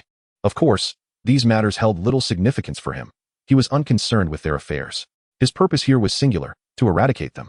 He adjusted his posture and drew forth his weapon. I believe there is no need for the three of you to continue patrolling. You appear quite exhausted. Suddenly, Xiao Mo surged forth with the force of thunder, declaring, perhaps it would be better to send you three to hell. Upon hearing these words, the trio immediately halted in their tracks. Being seasoned veterans, they swiftly comprehended that enemies were approaching with lethal intent. Yet, instead of succumbing to panic, they adeptly formed a defensive formation. The monkeys circled the other two, seemingly searching for Xiao Mo's whereabouts, while the stout one positioned himself in the center, his body gradually expanding. Impenetrable as a fortress, he shouted, as his form solidified like stone, indicating a focus on defense. Meanwhile, the scar-faced man retrieved a large and a small knife from his pocket, his visage growing increasingly menacing. Whoever you are, do you wish to engage with me? It was evident that this was a highly experienced combat unit. Although their numbers were slightly lacking, they possessed all three fundamental elements of reconnaissance, offense, and defense. Their proficiency suggested years of collaboration, devoid of any initial awkwardness. This is quite troublesome, Xiao Mo murmured to himself. However, he chose not to retreat, for this was a path he must tread. He needed to eliminate these three men completely. Only by confronting adversity and danger could he grow stronger, rather than become a coward. Kill him. Suddenly, the monkey pointed, indicating the very spot where Xiao Mo stood. A peculiar surge of energy shot towards him, curiously devoid of any offensive power. Furrowing his brow, Xiao Mo was uncertain of the nature of this energy, yet an instinctive unease washed over him. He instinctively evaded the attack. The energy flew onward, striking a tree before finally halting, coalescing into a troublesome, viscous substance that was nearly solidifying into mud. Xiao Mo grimaced. He recognized this as a marking skill. While he was unsure of its origin, he could not deny its tenacity. Once marked, he would be forced into a direct confrontation. This was tantamount to failure. No matter how talented or formidable Xiao Mo was, it would be impossible to engage the three of them head-on. He silently rejoiced in his evasion and, with a powerful swing, brought his long knife crashing down before the monkey. The monkey seemed to sense an impending danger and attempted to flee the moment the blade descended. Yet Xiao Mo would not allow him to escape, seizing the hard-earned opportunity. He drove the knife downward while his left fist clenched, explosive energy surging through it. A chilling, despair-inducing cold enveloped him. The monkey's movements were severely hindered, leaving him helplessly watching as Xiao Mo's longsword descended with great force. With a resounding thud, he was sent flying. Strangely, however, he appeared to have sustained minimal damage. The wounds on his body were minor, merely a few bruises. This was due to Xiao Mo's choice to switch weapons. While parting ways with Xiao Yixian and Xiao Yan, Xiao Mo opted for a common steel blade instead of his most formidable and adept weapon. This steel blade bore no extraordinary qualities, merely notable for its durability. In essence, it was a tool designed to hone his abilities, rather than allowing the weapon to overshadow him. Prepare to meet your end. At that moment, the scarred face finally reached Xiao Mo, a sinister grin spreading across his features, as if he had already envisioned the gruesome scene of Xiao Mo's body being cleaved by his sword. Yet, Xiao Mo seemed to have anticipated this, effortlessly evading the attack with a swift maneuver, followed by a simple kick to the man's leg. With his balance disrupted, the scarred face collapsed to the ground. Bewilderment etched on his face as he struggled to comprehend Xiao Mo's remarkable agility. After all, his speed was formidable among practitioners of the same realm, and he had not expected Xiao Mo to surpass him. Despair washed over him as he realized he had encountered a formidable opponent. However, Xiao Mo chose not to press the attack further. Instead, he deftly maneuvered to confront the rotund man before him. Come, let me see what your impenetrable defenses can truly offer. With that, Xiao Mo delivered a powerful strike to the man's shoulder. The steel blade infused with the essence of eternal frost, all imbued with the chilling properties of ice. The rotund man wore a disdainful smirk, seemingly unimpressed by Xiao Mo's prowess. This was to be expected, as every strong individual possesses a certain pride. It is rare for them to regard others lightly. Xiao Mo returned the smile, relishing the presence of such arrogance. Only the audacious possessed the strength to challenge him. The two forces clashed with a resounding clang. Yet Xiao Mo's steel blade could not penetrate even a fraction. He was pleasantly surprised. This opponent was certainly no ordinary adversary. The Wild Wolf Mercenary Corps? Truly a formidable band of mercenaries. This makes the encounter all the more thrilling, he remarked, and then struck fiercely at the rotund man's arm once more. Again, there was no discernible injury. The expression on the rotund man's face remained largely unchanged. However, Xiao Mo could see the man twitching uncontrollably, indicating that his strike had indeed been effective, albeit not overtly so. Do you think your opponent is but one? At that moment, the scarred face charged from behind, moving with remarkable speed, wielding a dagger in his left hand and a large blade in his right, seamlessly coordinating his assault as he advanced towards Xiao Mo with murder in his eyes. Xiao Mo let out a cold snort and deftly dodged the incoming attack, which was aimed at him with a swift kick. At that moment, the stout man unexpectedly maneuvered in front of the scar-faced assailant, absorbing Xiao Mo's blow with his own body. Indeed, this was the stout man's duty. He served as the shield of their team, primarily tasked with enduring damage to ensure the safety of his comrades. It seemed he was the individual the captain had been searching for, and their patrol over the past few days had been aimed at locating him. Now that he had presented himself, they must not let him escape. While enduring the blows, the stout man spoke rapidly, excitement evident on his face. After all, he had been patrolling this vicinity for days, and finally encountering the target filled him with exhilaration. It was clear that this time, the opponent would not escape. The scar-faced man smiled confidently and swung his blade at Xiao Mo's head, intent on ending him with a single strike, each blow aimed to take a life. Xiao Mo, seemingly untroubled, evaded the attack and prepared to retaliate, only to have the stout man irritatingly step in his path. How vexing it was to contend with a group like this. Xiao Mo grimaced slightly. The frustration of having his strength constrained was palpable, yet he quickly composed himself, propelling himself away with a sudden burst of energy. The scar-faced man pursued him relentlessly, unyielding, wielding both his long and short knives towards Xiao Mo. In response, Xiao Mo struck a nearby tree, forcefully altering his trajectory. The scar-faced man was momentarily stunned. His initial predictions had been accurate, and had Xiao Mo not changed his course, he might have met his end. Yet, Xiao Mo defied expectation, landing a decisive blow on the scar-faced man, sending him hurtling to the ground. A spurt of blood erupted from the scar-faced man, caught off guard by Xiao Mo's unexpected maneuver. Chapter 56. The fifth brother Xiao Mo chuckled in triumph. He had not anticipated that his opponent would be so unadaptable, which provided him with an opportunity. All right, let us continue, he declared, charging forward with renewed fervor. The previous misstep of the scar-faced man had thoroughly disrupted the formation of their trio, significantly diminishing the difficulty of defeating them one by one. While the three attempted to regroup, the monkey-like figure continued to unleash marked bursts of energy towards Xiao Mo, yet he remained unfazed. Xiao Mo skillfully maneuvered, ensuring the trio could not converge, all the while evading the marked energy attacks, leaving his adversaries in a state of discomfort. Finally, casting a glance at the scar-faced man without probing whether he was still alive, Xiao Mo delivered a decisive strike to his head, blood gushing forth like a fountain. Xiao Mo has always been a decisive individual, never hesitating to strike down enemies who have lost their ability to act. On the battlefield, he finds it impossible to ascertain whether an opponent is merely feigning weakness or has genuinely succumbed to it. Frankly speaking, he lacks the luxury of time to ponder this conundrum. Thus, he resolutely chooses to dispense with any further inquiry and delivers a fatal blow instead. It is highly improbable that someone whose head has been utterly destroyed could rise again to continue the conflict. Such a notion is simply too far-fetched. Witnessing the demise of their comrade, the burly man with a scarred face and the monkey-like figure are consumed by fury, as they have long fought side by side. The death of a fellow warrior makes it difficult for them to maintain their composure. Nevertheless, this frenzy does not overwhelm Xiao Mo. Rather, it simplifies his task. An enemy driven to madness poses no threat, and Xiao Mo, far from being a fool, comprehends this truth. With careful consideration, he ultimately seizes the opportunity to eliminate the remaining two foes. After swiftly dealing with the bodies, he steadies his emotions and proceeds in the direction the three had previously faced. The Wild Wolf Mercenary Corps shows no effort to conceal their presence.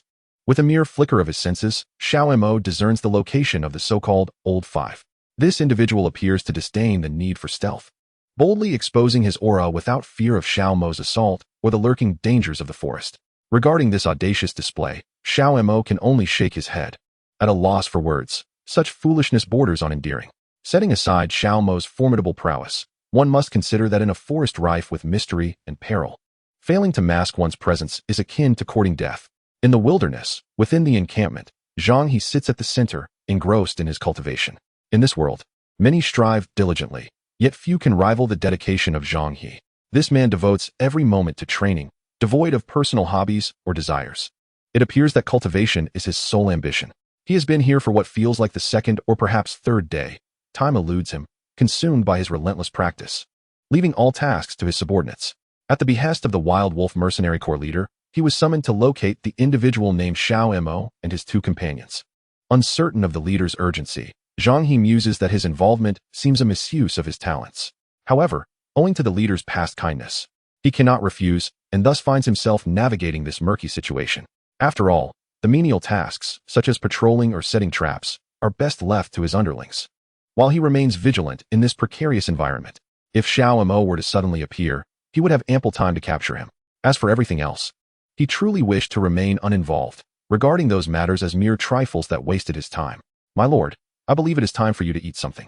Although your strength is formidable, you cannot neglect sustenance for long. A voice interjected, breaking his train of thought. Who could it be? It was his personal attendant. The fellow observed his expression with palpable trepidation, seemingly fearing an unprovoked outburst of violence. His apprehension was indeed well-founded, for he had taken many lives before, all due to disruptions in his training. Hence, this attendant's demeanor was exceedingly cautious. Zhang He, however, paid little mind to this anxiety and began to devour his rations heartily. The provisions were hardly precious. They could be found anywhere, even in the most humble human settlements. Logically, someone of his stature should carry superior supplies. Yet he settled for these simple provisions. To him, sustenance merely needed to satiate his hunger, rendering flavor and nutrition secondary concerns. This place is truly desolate. Don't you find it rather dull, old five? At that moment, a voice echoed as the tent flap was lifted, revealing Xiao Mo's handsome visage. Who are you? Zhang He furrowed his brow. Don't you recognize me? You've been searching for me, Xiao Mo replied. Old five, I believe it would be best for us to engage in a duel, as the matters between us cannot be resolved through mere words, don't you think? At this, Zhang He's eyes sparkled with excitement. After all, one of his primary reasons for being here was the hope of facing off against Xiao Mo. For someone as devoted to training as he, a formidable opponent equated to everything, and now that formidable adversary stood before him. You may call me Zhang He. Old five is merely a title used by my subordinates, he stated, a hint of eagerness in his tone.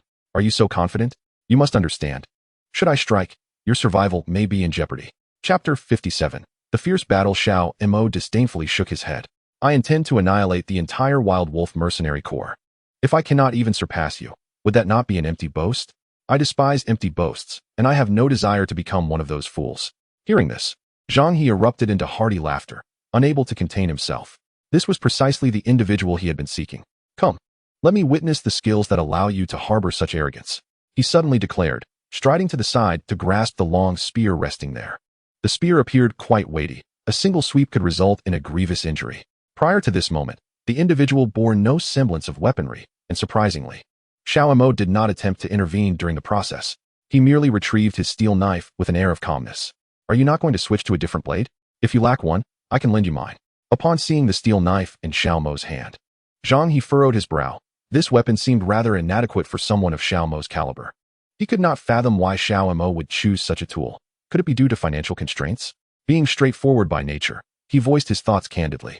In response, Xiao Mo shook his head and effortlessly performed a flourish with the knife. Although the steel knife possessed no remarkable attributes, it was remarkably durable, perfect for honing one's skills. After uttering these words, an overwhelming aura of combat surged from Xiao Mo, chilling every corner of the surroundings and significantly lowering the temperature within the tent. Zhang He nodded, comprehending the situation. It was evident that their entire Wild Wolf mercenary corps had been regarded as a whetstone. However, he did not perceive this as a humiliation, for he too had treated other foes as mere sharpening stones. He felt no indignity in this. Instead, he was exhilarated.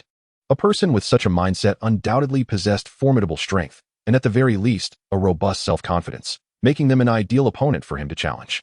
It appears you are quite formidable yourself, Xiao Mo remarked, his eyes sparkling with excitement as he surged forward, moving with such swiftness that he nearly left an afterimage, rendering him almost invisible. The two engaged in combat, their contrasting elements of ice and fire, Xiao Mo's frost and Zhang He's flames, were fundamentally incompatible. Upon contact, a victor must emerge. Either the fire would melt the ice, or the ice would envelop the flames, extinguishing them. Though they were aware of Xiao Mo's intrusion, none chose to intervene. They understood that disrupting the onset of a battle could have dire consequences, especially since their leader, Lao Wu, relished combat. Should they rashly interject, Lao Wu might very well assist Xiao Mo in vanquishing them instead. Thus, they resolved to refrain from meddling, opting to wait until the two had concluded their duel. Should Xiao Mo fall, they would report back without hesitation. If he still drew breath, they would deliver a finishing blow. Xiao Mo's blade struck Zhang He's shoulder, while Zhang He employed his spear to parry the attack. Neither party yielded. Their eyes sparkled with elemental energy as they clashed. Ultimately, only one could emerge alive from this confrontation. Although neither harbored intentions of killing the other, Xiao Mo had committed a grave error. He bore guilt within him. This meant that he must eliminate Zhang He to advance. Otherwise, he would face relentless pursuit. While there was no animosity between them, it remained a foregone conclusion that only one could survive. Do you truly believe you possess the strength to bring about my demise? I find it perplexing that such thoughts would even cross your mind. Zhang He scoffed, before forcefully slamming his weapon into the ground, narrowly missing Xiao Mo's leg. Cautiously, he circled around Zhang He, both men aware that the ensuing confrontation would determine not only their prowess, but also their very lives. You have made a grave error in provoking the Wild Wolf Mercenary Corps, Xiao Mo declared, and without further hesitation, he charged forward. Fully cognizant that this would be a battle for survival, his spiritual energy surging with fervor. Kill me, or you shall not escape this door, should you spare my life. I will pursue you relentlessly. Zhang He erupted into laughter, then launched a vicious attack, the Black Tiger's heart piercing. Had he succeeded, Xiao Mo's heart would have been pierced in an instant, his body impaled upon the spear. Yet, Xiao Mo had anticipated this lethal strike, deftly evading the blow and countering with a swift slash aimed at Zhang He's neck. They exchanged several blows, but to their mutual astonishment, their strengths were closely matched, leaving little chance of determining a victor in that moment. Xiao Mo found himself in a precarious situation. His opponent's attacks and defenses were impenetrable, leaving him unable to find an opening. Chapter 58, A Swift Execution. The Wild Wolf Mercenary Corps Xiao Mo retreated, creating some distance between them, gasping for breath. Is this all you can muster? Your skills are insufficient to use us as stepping stones. You risked your own life. Zhang He was far from benevolent. He would not grant Xiao Mo a moment's respite. Yet, Xiao Mo was not on the brink of exhaustion. He had countless trump cards yet to unveil. Today, the Wild Wolf Mercenary Corps must be thoroughly vanquished. With a fierce determination, Xiao Mo seized the moment when Zhang He exposed a weakness in his attack, clashing directly with him. Blood mist erupted from both of their bodies as they staggered back 3 steps. Not bad. You're not entirely without merit, Zhang He remarked. Though both were visibly wounded, their injuries beginning to mend, it was evident that both still retained numerous hidden strengths. The matters of life and death were hardly as simple as depicted in novels, where a single sword could slay an adversary. Xiao Mo's injuries healed completely as he caught his breath, finally stating, "Today, you all shall perish, serving as my sharpening stone and stepping stones." Ha! Let us see if you can bring me down first. The Wild Wolf Mercenary Corps still boasts 3 esteemed elders. Killing me is merely the beginning of your true trial. Xiao Mo retorted coldly, "I fear not the challenges ahead. No more words, let us engage." He surged forward once more, conjuring a spiritual sword in his hand. Zhang He, unwilling to prolong the encounter with this brash youth, prepared to unleash his most formidable technique, the Wind Blade technique. Xiao Mo refrained from initiating his own technique. He sought to capitalize on this moment and eliminate Zhang He outright. However, he was a fraction too slow, as Zhang He's spiritual skill was unleashed, sending dozens of razor-sharp wind blades hurtling towards Xiao Mo. It was a battle of life for life. Su Mo once again condensed the 8 extremes burst. With a single punch, he shattered Zhang He's heart. Simultaneously, dozens of light blades pierced into Xiao Mo's body. Xiao Mo emerged victorious in exchange for a restoration pill in the system's shop, gradually healing all his wounds. The tent fell silent as the members of the Wild Wolf Mercenary Corps exchanged glances, none daring to step inside. The earlier fluctuation of fighting spirit had truly terrified these mercenaries. It was not until the 3 elders of the Wild Wolf Mercenary Corps appeared that one of the mercenaries reported the situation to them. A sharpening stone? What audacity! The assassin is right inside the tent, isn't he? Xiao Mo was meditating, not intending to kill merely one mercenary leader. He aimed to practice his skills on the entire mercenary corps. With the system backing him, Xiao Mo possessed this confidence. Upon entering the tent, the 3 elders beheld the deceased Zhang He and the still meditative Xiao Mo. Did you kill him? The eldest elder's gaze was cold, regarding Xiao Mo as though he were a corpse. Indeed, it was I. Xiao Mo opened his eyes, aware that the next battle was imminent. Let us fight outside. There is no room to unleash our full potential within this tent. Xiao Mo smiled indifferently, precisely what he intended. The 4 moved outside. The mercenaries finally recognized the one who had slain their leader. Elder, it was he who killed the leader. You must avenge Zhang He. The elder shed his robe, declaring, "Did you hear that? You will not leave this mercenary corps today." The elder's imposing presence remained haughty. Xiao Mo sneered, "So arrogant without even engaging in combat? Only in death will the outcome be revealed. The elder ceased his words, suddenly appearing before Xiao Mo. Yet, Xiao Mo showed no fear, launching a punch towards the elder. The other two elders refrained from joining the battle. In one-on-one combat, having too many participants could hinder one's abilities. Allowing the elder to face the assassin alone was indeed the wisest course of action. Xiao Mo promptly commanded the system to elevate his cultivation to the pinnacle of a great fighter. The elder of the Wild Wolf Mercenary Corps possessed at least the strength of a one-star spirit fighter. Without reaching the pinnacle of a great fighter, one could not hope to contend with this elder. However, having the system did not guarantee victory. Xiao Mo focused his mind, concentrating on the elder before him. 3,000 thunder movements. Xiao Mo's speed surged dramatically. In an instant, he reached the elder, striking him with a palm. Blood spewed from the elder's mouth as he was sent reeling. Xiao Mo had seized the advantage right from the start. How about it, elder? Am I worthy to be your opponent? Zhang Tian sneered. I am Zhang Tian, and today you shall perish beneath my hand. It has only just begun. Do not be so hasty. With that, Zhang Tian consumed a recovery pill and resumed his assault on Su Mo. This opponent was indeed formidable. Typically, if an ordinary expert had endured such a blow, they would undoubtedly lose their fighting capability. Yet, Zhang Tian had remarkably withstood Xiao Mo's strike. Xiao Mo continued his assault, and the figures of both combatants became entwined once more. Zhang Tian no longer hesitated. He had discerned that Xiao Mo was no ordinary adversary. Should the confrontation persist, he might indeed find himself perishing at Xiao Mo's hands. With a flourish, Zhang Tian invoked his illusionary combat technique. The two found themselves in an expansive desert. Xiao Mo surveyed his surroundings and inquired, an illusionary combat technique? Indeed, Zhang Tian affirmed. In this space, I possess numerous advantages, while you will receive none. Xiao Mo scoffed. Do I require any enhancement to defeat you? I alone am sufficient. Huh. This brash youth is utterly oblivious to the realities of the world. Zhang Tian teleported beside Xiao Mo and struck at him with a palm. Xiao Mo showed no fear, countering with a palm strike of his own. Colliding with Zhang Tian's attack, a tempest of spiritual energy threatened to tear apart the illusionary realm, signaling a potential breach. Zhang Tian pressed on with his assault, wielding the Ming Wang sword, aiming for Xiao Mo's heart. Simultaneously, Xiao Mo resolved to exchange blows with his life.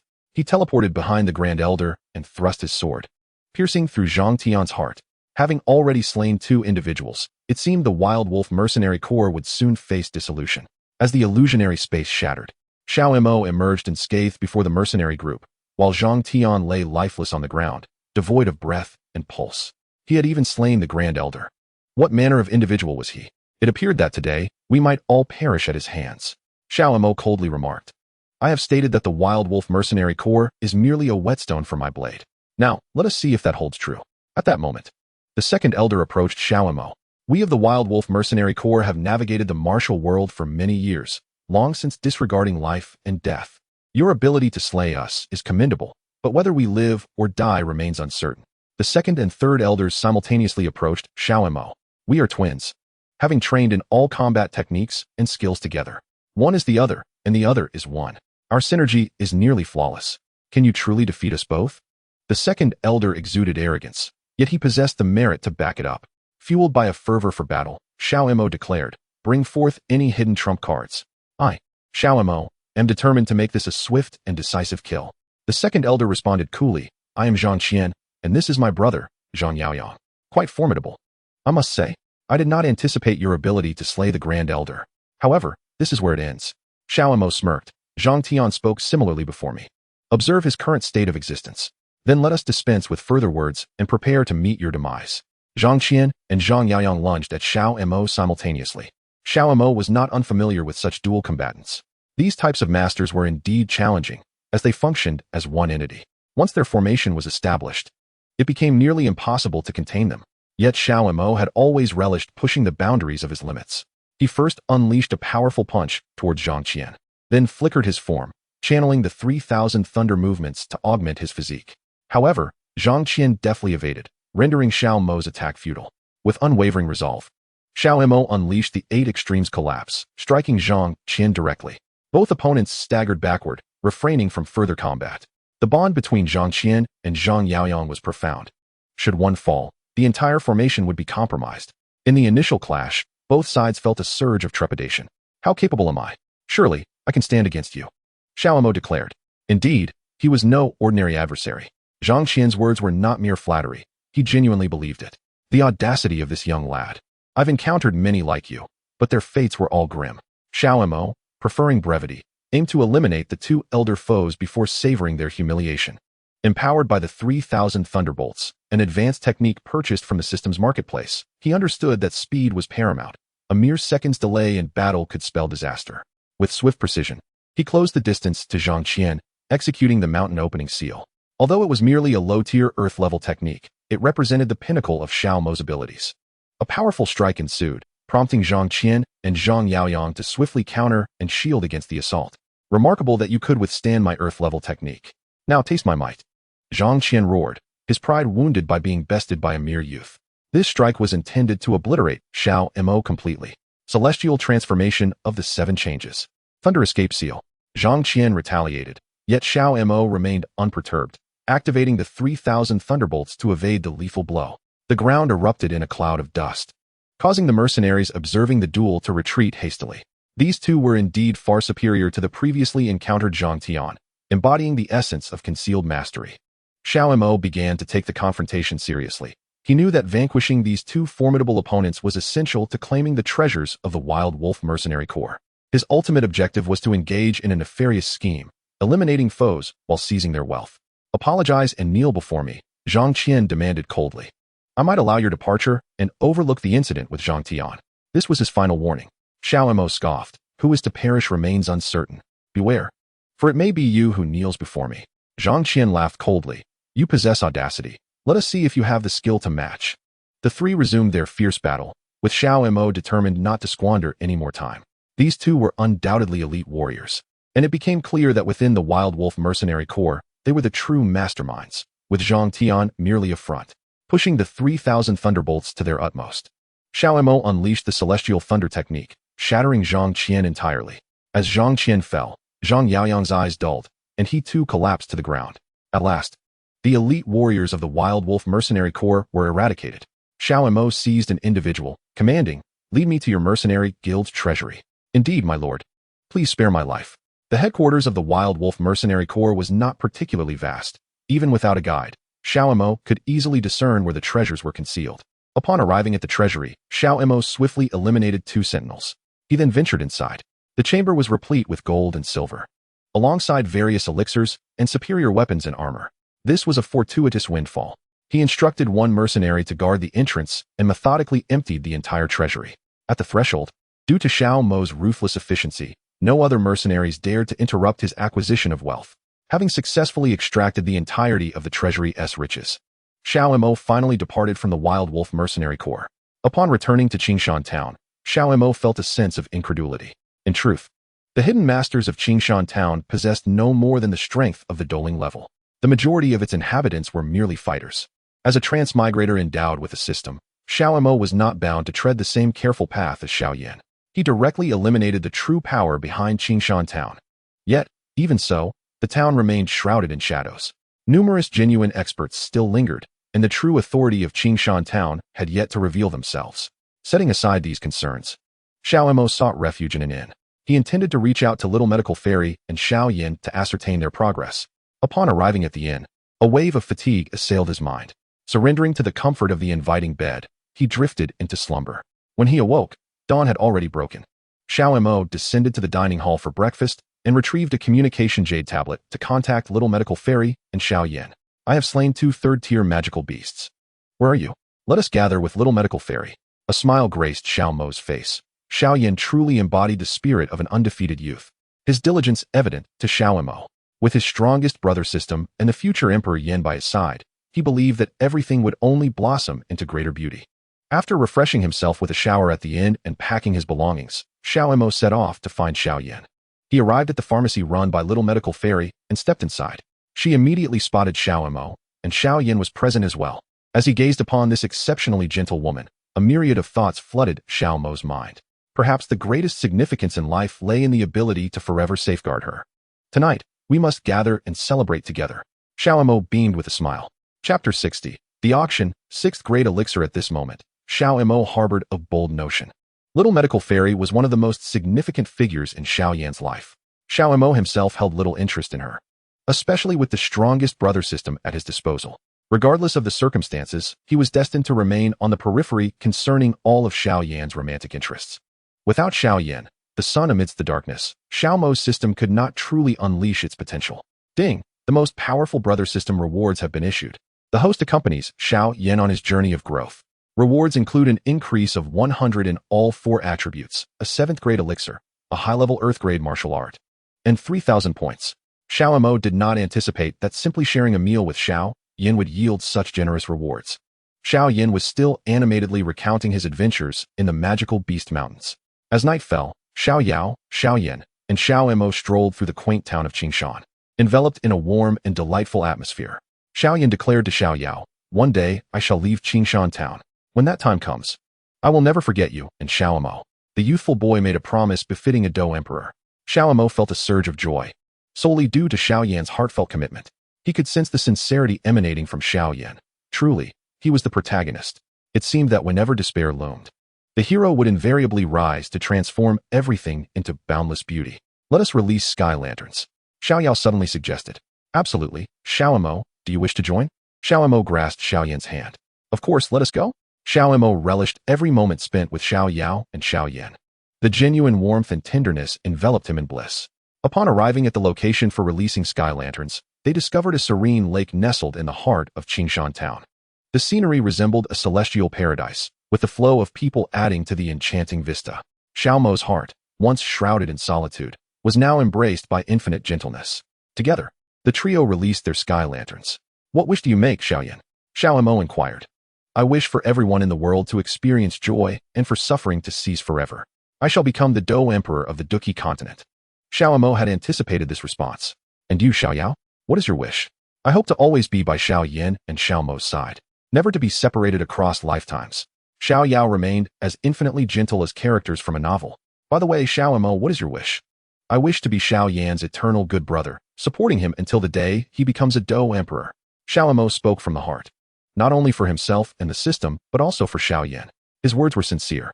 Ding! The system has triggered a special mission, Xiao Yan's good brother. The host's affinity with Xiao Yan has exceeded 1,000. Rewards include a heavenly level 3,000 thunder movements, 2 top-grade 6th level elixirs, and 1 unknown egg of a pale golden grade. Xiao Mo was momentarily taken aback. He had not expected to receive rewards in this manner. It seemed that the essence of the most powerful brother system's crucial task lay with Xiao Yan. Henceforth, wherever he went, he must accompany Xiao Yan to procure more rewards. The trio continued their exploration of Qingshan town until the late hours of the evening. The refreshing summer night brought an aura of tranquility. As dawn broke and roosters crowed, the first light of day emerged. Yet, Xiao Mo woke early that day, for he had one more task to accomplish. By the time Xiao Yishan had prepared breakfast, Xiao Yan had already risen. "Today, we shall attend an auction. I have 2 remarkable items to sell, and I shall also procure some fine treasures for both of you." This statement momentarily took Xiao Yan by surprise. "An auction? What treasures do you intend to sell?" Xiao Mo revealed 2 exquisite 6th grade elixirs, gifts from the system, their quality far exceeding the ordinary. "These are the elixirs I plan to auction. Their purpose is quite straightforward. They grant the host a reprieve from death." "A reprieve from death?" Although Xiao Yishan is not an alchemist, she is a skilled pharmacist, thus well versed in most elixirs, which left her somewhat astonished. "This must be a top-tier 6th grade elixir. How did you obtain them?" "The most formidable alchemist in our Qingshan town barely reaches 5th grade. Xiao Mo smiled. "My elixirs are certainly not of mundane quality. Rest assured, the proceeds from the auction will allow me to buy you both something special." Xiao Yishan felt a twinge of embarrassment, estimating it would be a significant expense for you. Xiao Yan also felt somewhat awkward. Among the 3, Xiao Mo undoubtedly possessed the greatest strength, making it seem as if they were merely benefiting from him without contribution. Xiao Mo smiled and said, "Do we truly need to distinguish between you and me? Let us proceed." The trio first rested at Xiao Yishan's pharmacy, as the auction would commence at 2 in the afternoon. When the time arrived, they made their way to the auction venue in Qingshan town. "Esteemed guests, it is my honor to preside over this auction. Today, we shall be auctioning a total of 20 items. Payments must be made in full at the time of purchase to claim the items. Otherwise, they will be re-auctioned, and the items for the second auction will be posted on the bulletin board for your convenience. Thus, we officially commence today's auction. The first item for bidding is the carcass of a magical beast. Esteemed guests, this is the carcass of a 6th grade magical beast. Moreover, its head is embedded with a 6th grade magic core. Interested gentlemen, please begin the bidding." The starting price is 500,000 spirit stones. No sooner had the auctioneer finished speaking than a frenzy of bids erupted. Though money is precious, true gold fears no fire. Many patrons were willing to invest in genuine treasures. The price of the magical beast's carcass soared, ultimately reaching 900,000 spirit stones before no one dared to bid further. Xiao Yan remarked, "This truly is a remarkable item. After all, every part of a 6th grade magical beast is a treasure, ideal for alchemy and concoction." Xiao Mo, however, remained unfazed. He possessed ample wealth. No item could possibly surpass the prowess of the system, as long as he remained close to Xiao Yan and did not let him drift away. Wealth, after all, is but a matter of reach. Following the conclusion of the first item, the auction progressed to the 7th item. The auctioneer, brimming with excitement, announced the next treasure. "Esteemed guests, you shall undoubtedly appreciate this item. Let me introduce it with great fanfare. 2 top-tier 6th grade elixirs. These 2 elixirs are the finest 6th grade revival elixirs. Consuming them guarantees the host a period of invincibility and an opportunity for resurrection, along with an automatic teleportation." Chapter 61, Xiao Yan's Apology, Beast Fire. Automatic teleportation requires the altar to be properly set up at home. A guaranteed resurrection and invincibility. The little medical fairy exclaimed, "Look, Xiao Mo, your item is in the auction." However, Xiao Mo remained indifferent. "I possess many treasures. The one up there is the least favored by me." Xiao Mo spoke with sincerity, for he truly possessed a system. The starting bid was 600,000 spirit stones each. These 2 pills were indeed divine artifacts. Having such a pill equated to an additional life. Who would refuse such a lucrative deal? In an instant, the price soared to 900,000 spirit stones. Yet, the bidders below continued to raise their offers. Xiao Mo, of course, did not mind. The more money he could acquire, the better he could provide for Xiao Yan and the little medical fairy. By the time it reached 140,000, the first pill still had bidders. The little medical fairy marveled. Indeed, true gold fears no fire. Everyone was aware of the pill's true value, hence no one dared to bid low. Xiao Mo nodded. "Naturally. These 2 pills are far from ordinary." Xiao Yan inquired, "Then why not keep them for yourself?" "I believe retaining the pills for personal use would be the wisest decision." Xiao Mo could not disclose to Xiao Yan that he possessed a system, rendering him fearless in this regard. The entire Douqi world felt like a paradise for him to accumulate points. Death was a mere illusion. Ultimately, 1 pill was sold for the astronomical price of 180,000 spirit stones, concluding the auction. 1 pill for 180,000. This was indeed no trivial sum. The little medical fairy couldn't help but exclaim. The auction for the first grade 6 top-tier recovery pill concluded, and preparations began for the second pill. The first bid for the second pill surged to 160,000 spirit stones, starting from a mere 60,000. It was evident how sought after this pill was. The second bid directly escalated to 180,000. "I bid 200,000. Another bidder chimed in. The price of the pill continued to rise until it reached 200,000 spirit stones, before finally halting. The little medical fairy patted Xiao Mo's shoulder. 380,000 has landed in your pocket." Xiao Mo chuckled softly. "What is this? The real show is yet to come. Just wait and see. What grand performance. Our story has only just begun." The little medical fairy vowed to always stand by their side. And Xiao Mo promised to accompany Xiao Yan until the day he becomes a Dodi. Xiao Mo spoke from the heart. This was the true spectacle. The little medical fairy was instantly moved to tears. "Rest assured, Xiao Mo," he smiled reassuringly. The little medical fairy was, in essence, a simple soul. Her greatest trait was her loyalty. She would never be the type to stab someone in the back. This is why Xiao Mo cherished the moments spent with Xiao Yan. Free from worry, the unseasoned Xiao Yan radiated like a small sun, with all kind-hearted souls drawn to him. The 2 spirit pills ultimately fetched an astonishing price of 3,800,000. The 10th item at the auction instantly captured Xiao Mo's attention. This item was a favorite among alchemists, known as the Blue Spirit Space. What is its specific utility? This storage space contained over 300 types of spirit herbs and boasted an inherent spiritual energy environment, allowing for the cultivation of spirit herbs and grasses within.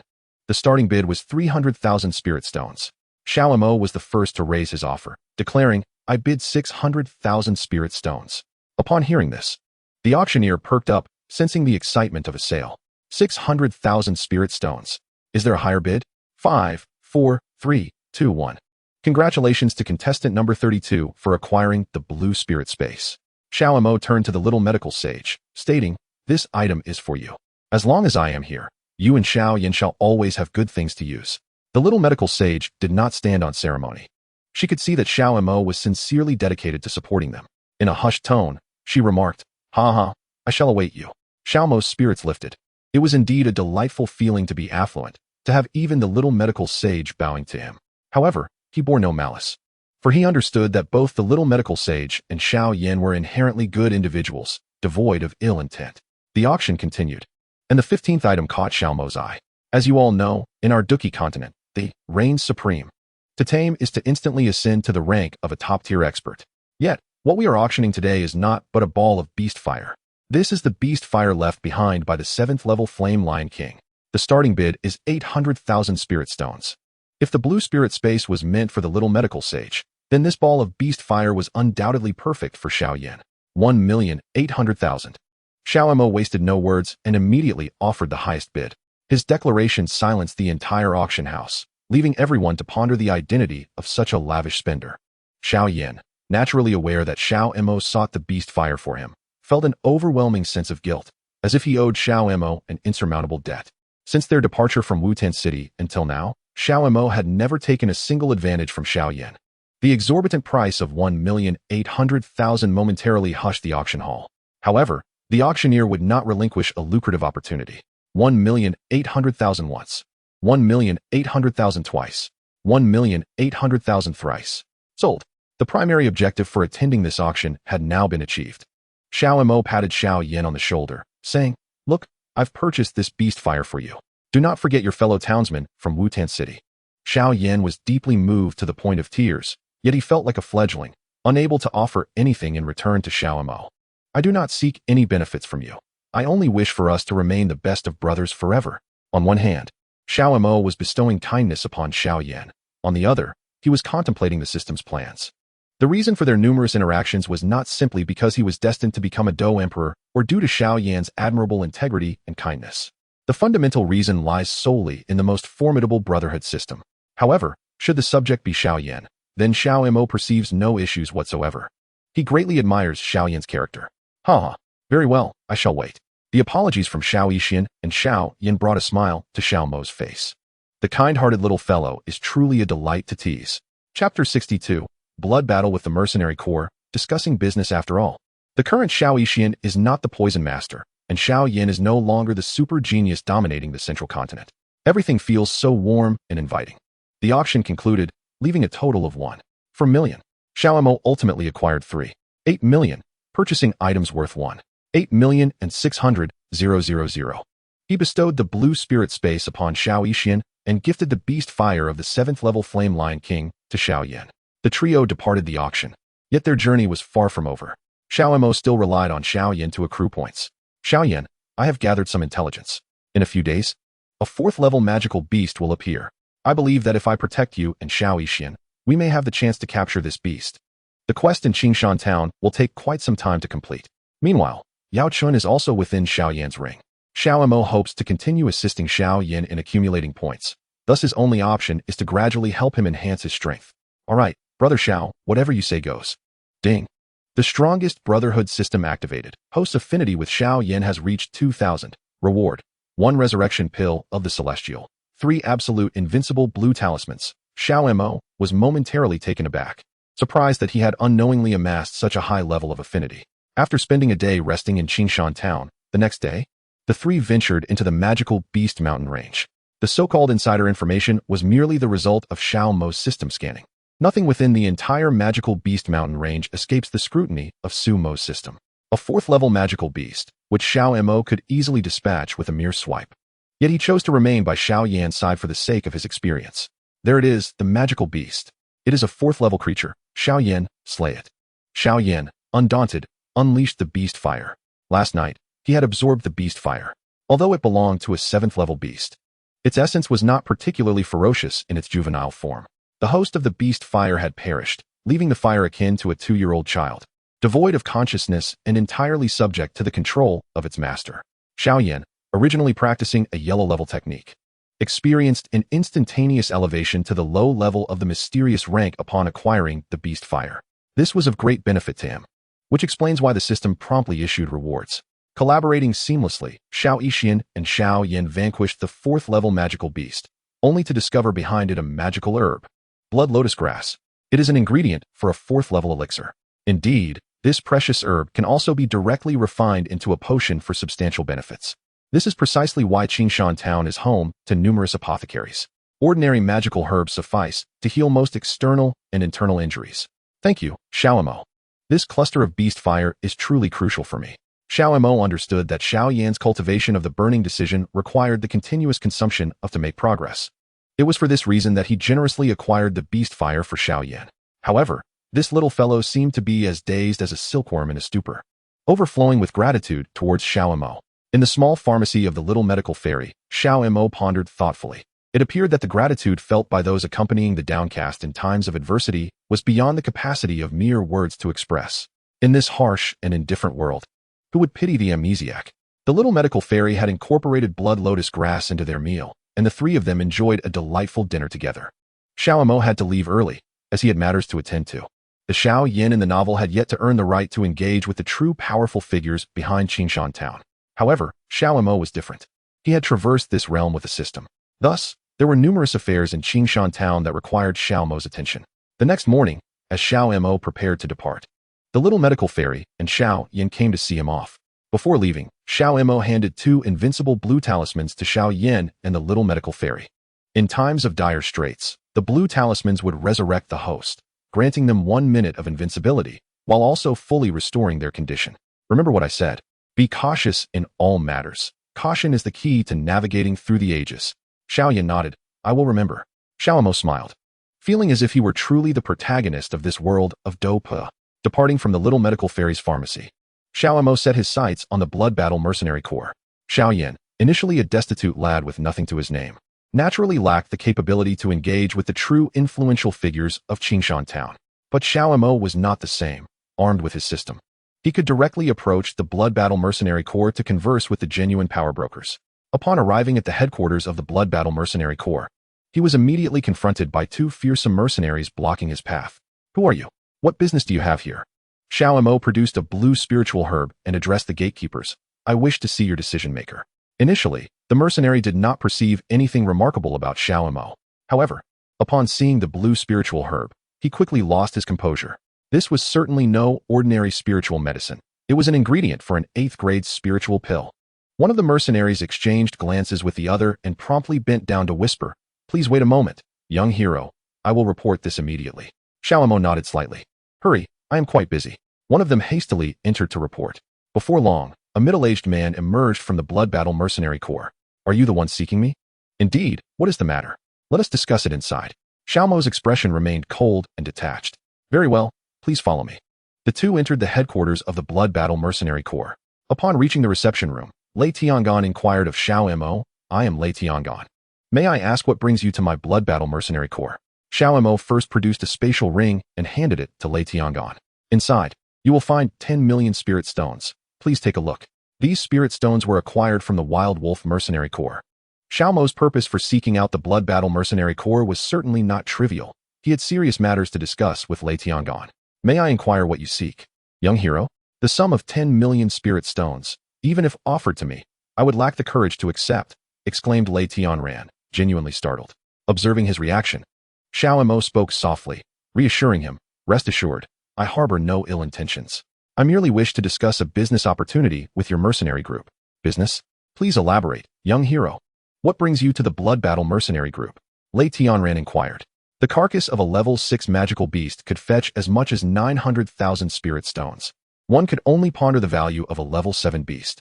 The Monster Mountain range is abundant with various spiritual herbs and magical creatures, for it is the most spiritually enriched area in the entire southern state. Within these mountains, not only are there level 7 spirit beasts, but also level 8 magical beasts.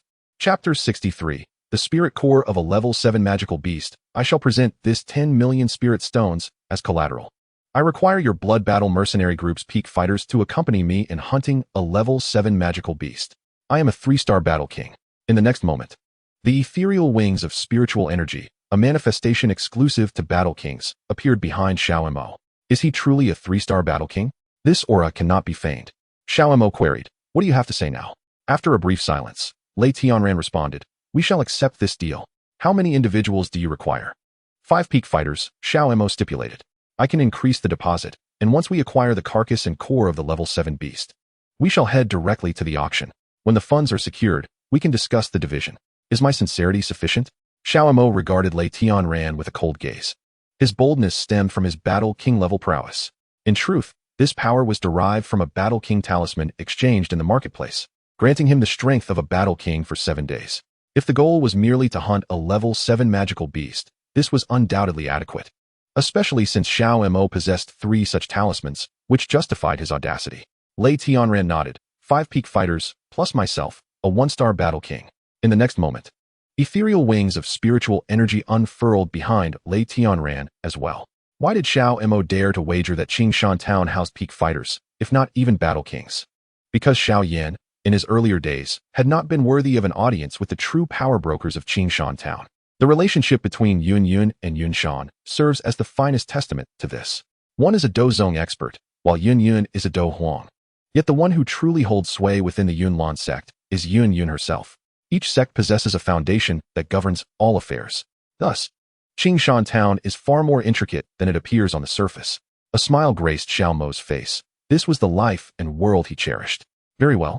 It is settled. That night, Xiao Mo spent the night at the Blood Battle mercenary group. Under the twinkling stars, his heart was laden with thoughts. Regardless of his circumstances, he had traversed from Blue Star, yet he could not recall what had transpired there. All he knew was that he hailed from Earth. Forget it. Rather than dwell on such matters, I shall continue to accompany Xiao Yan until he ascends to the Do D level. Once I achieve Do D strength, won't everything be revealed? Gradually, he succumbed to slumber, the moon casting its glow upon the earth. The following morning, Lei Tianran arrived to seek out Xiao Mo. When shall we depart? He inquired. Right now, Xiao Mo replied. 5 spirit fighters and 2 Do Kings ventured into the Beast Mountain range. Xiao Mo, adept at leveraging his identity as a time traveler, sought to seize every advantage for himself. Having perused Do Patsang Cheong multiple times before his arrival, he discerned that he need not adhere to the original storyline. Upon entering the depths of the Beast Mountain range, the 7 individuals charged forth. Thanks to the system's scanning capabilities, Xiao Mo swiftly fixed his gaze upon a formidable beast, a level 7 magical creature. Eliminate it, he bellowed. The 7 plunged forward, swiftly annihilating the level 7 beast. Xiao Mo promptly collected its remains, and the group retreated from the heart of the magical beast territory. I have confirmed intelligence indicating the presence of level 9 beasts within this mountain range. We must exercise caution and not succumb to greed, lest we be torn to shreds by a level 9 creature. Xiao Mo's concerns were well-founded. The primary objective of the 7 was to amass wealth, not to engage in futile confrontations with the beasts. They continued their expedition deeper into the mountains, and by evening, they gradually emerged, having harvested the corpses and cores of 5 level 7 magical beasts. Is it time to withdraw? No problem. Let us cease our efforts now, Xiao Mo decisively commanded. If we venture further into the Beast Mountain range, we will surely perish. His instincts screamed danger. Lei Tianran immediately echoed a final warning and directive. Indeed, I concur with Xiao Mo. These level 7 beasts possess intelligence. Should we proceed further, we shall face a siege. Ultimately, Xiao Mo issued the command. 5 level 7 beasts were sufficient for their needs. Lei Tianran gazed at the remains, reflecting on their substantial gain. This is a tremendous windfall. Xiao Mo exhaled in relief. Having been on edge throughout the endeavor, he did not possess the strength of a Do King. Rather, he relied on a Do King talisman to maintain his composure. How much can we sell these beast remains for? Lei Tianran inquired, eyeing the carcasses. Each could fetch around 8 million spirit stones without issue. Xiao Mo expressed his satisfaction with this valuation. The rest is up to you to manage. I will attend the auction personally. We will split the profits 50-50. Is that sufficiently sincere? Lei Tianran nodded. That is indeed sincere. Rest assured, this transaction will proceed without any complications. As fatigue enveloped him, Xiao Mo reflected on the perilous nature of their expedition, given that they had engaged the most formidable magical beasts within the core of the mountain range.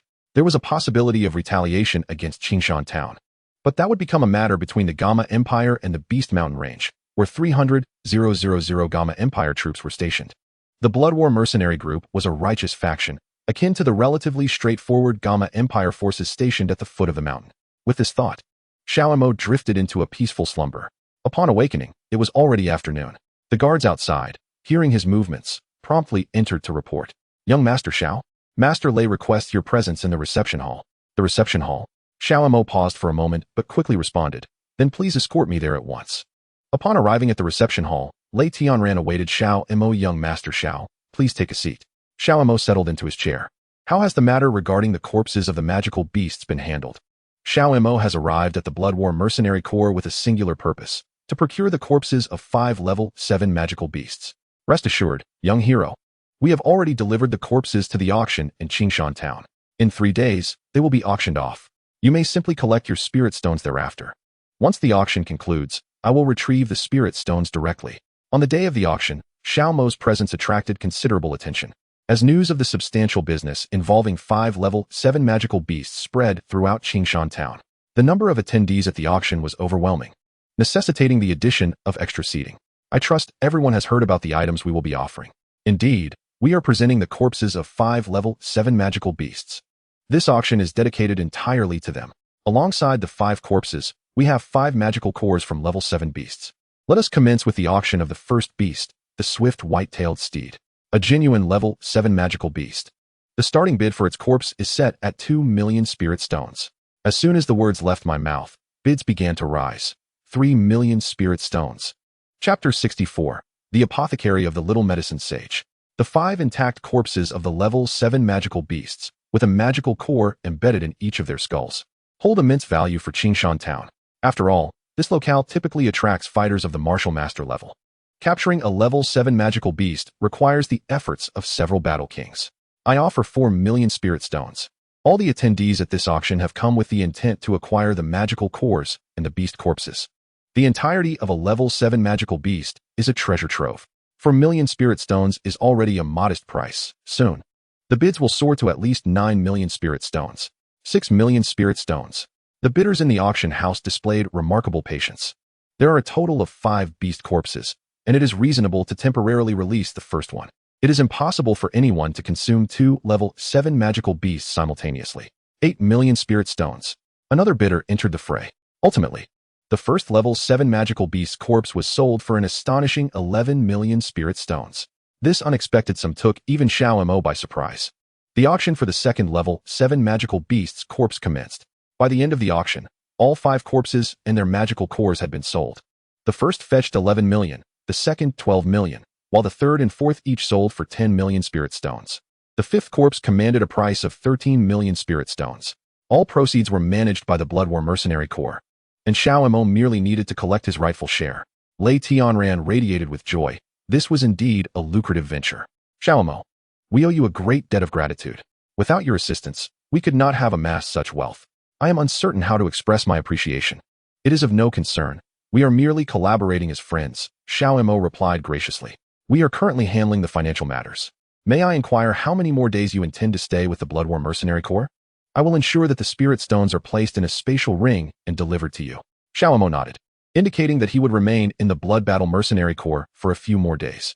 On that day, he was purchasing beverages in a pavilion within the mercenary group when a subordinate of Lei Tianran approached him. Young hero, your funds are ready. Please accompany us. Xiao Mo agreed, for he had come to the Blood Battle Mercenary Corps solely for the monetary reward. Upon arriving in the reception hall, he found Lei Tianran waiting for him with anticipation. Your 30 million spirit stones have been prepared, Lei Tianran announced. 30 million spirit stones? Is this not the revenue from our 50-50 split? Xiao Mo questioned. Lei Tianran laughed heartily. Young hero, you mustn't be so modest. Without your assistance, how could we have amassed such wealth? The initial sum is entirely yours. Should you require anything further, do not hesitate to seek us out. Xiao Mo felt no need for modesty in return. Very well, I shall come to you again should opportunities for collaboration arise. Departing from the Blood Battle Mercenary Corps with his newfound wealth, Xiao Mo planned to visit the pharmacy of the Little Medical Fairy. The town of Qingshan, due to its proximity to the Beast Mountain Range, was a hub for countless mercenaries who relied on the magical beasts for sustenance. Consequently, pharmacies and medical clinics were abundant in Qingshan, capable of treating most injuries, both internal and external. Xiao Mo nodded coldly. With the strongest brother system in place, he knew he could not interfere with Xiao Yan's romantic interests. Thus, he maintained a serious demeanor in the presence of the Little Medical Fairy. She held a favorable impression of him, perceiving him as an upright individual, especially after he gifted her a coveted blue spirit space, a dream for every alchemist, which now housed thousands of medicinal herbs for her use. Such a selfless person was a rarity for the Little Medical Fairy. It seemed that all those around Xiao Yan were equally kind-hearted and righteous. Settling in at the Little Medical Fairy's pharmacy, Xiao Mo, despite his usual flirtatious nature, dared not entertain any notions towards her due to the strongest brother system. However, he acknowledged that in this vast world, there were many beautiful women. when the opportunity arose. He would seek a lovely partner as his companion. The secret of the revered medicinal elder, Yao Chen, residing within Xiao Yan's ring was known solely to him. Without Xiao Mo's guidance, Xiao Yan's strength would also progress swiftly. Xiao Mo continued to cultivate a closer relationship with Xiao Yan, all for the sake of the strongest brother system. Are you also venturing into the Beast Mountain range? He inquired. Indeed, but I shall be heading deeper into its depths. Xiao Mo replied. At your current strength, you would not be able to find me there. Xiao Yan, feeling helpless, remarked, Brother, why is your progress so much swifter than mine? You seem to have reached the level of a great Do master, while I remain at the 7-star Do fighter stage. The little medical fairy exclaimed, 7-star Do fighter? Xiao Yan, you have progressed so quickly. Xiao Yan chuckled. Compared to my brother Xiao Mo, I am still far behind. In Qingshan, Xiao Mo intended to remain until Xiao Yan achieved the level of Do master before he would take his leave. The little medical fairy, for the time being, could not accompany either of them.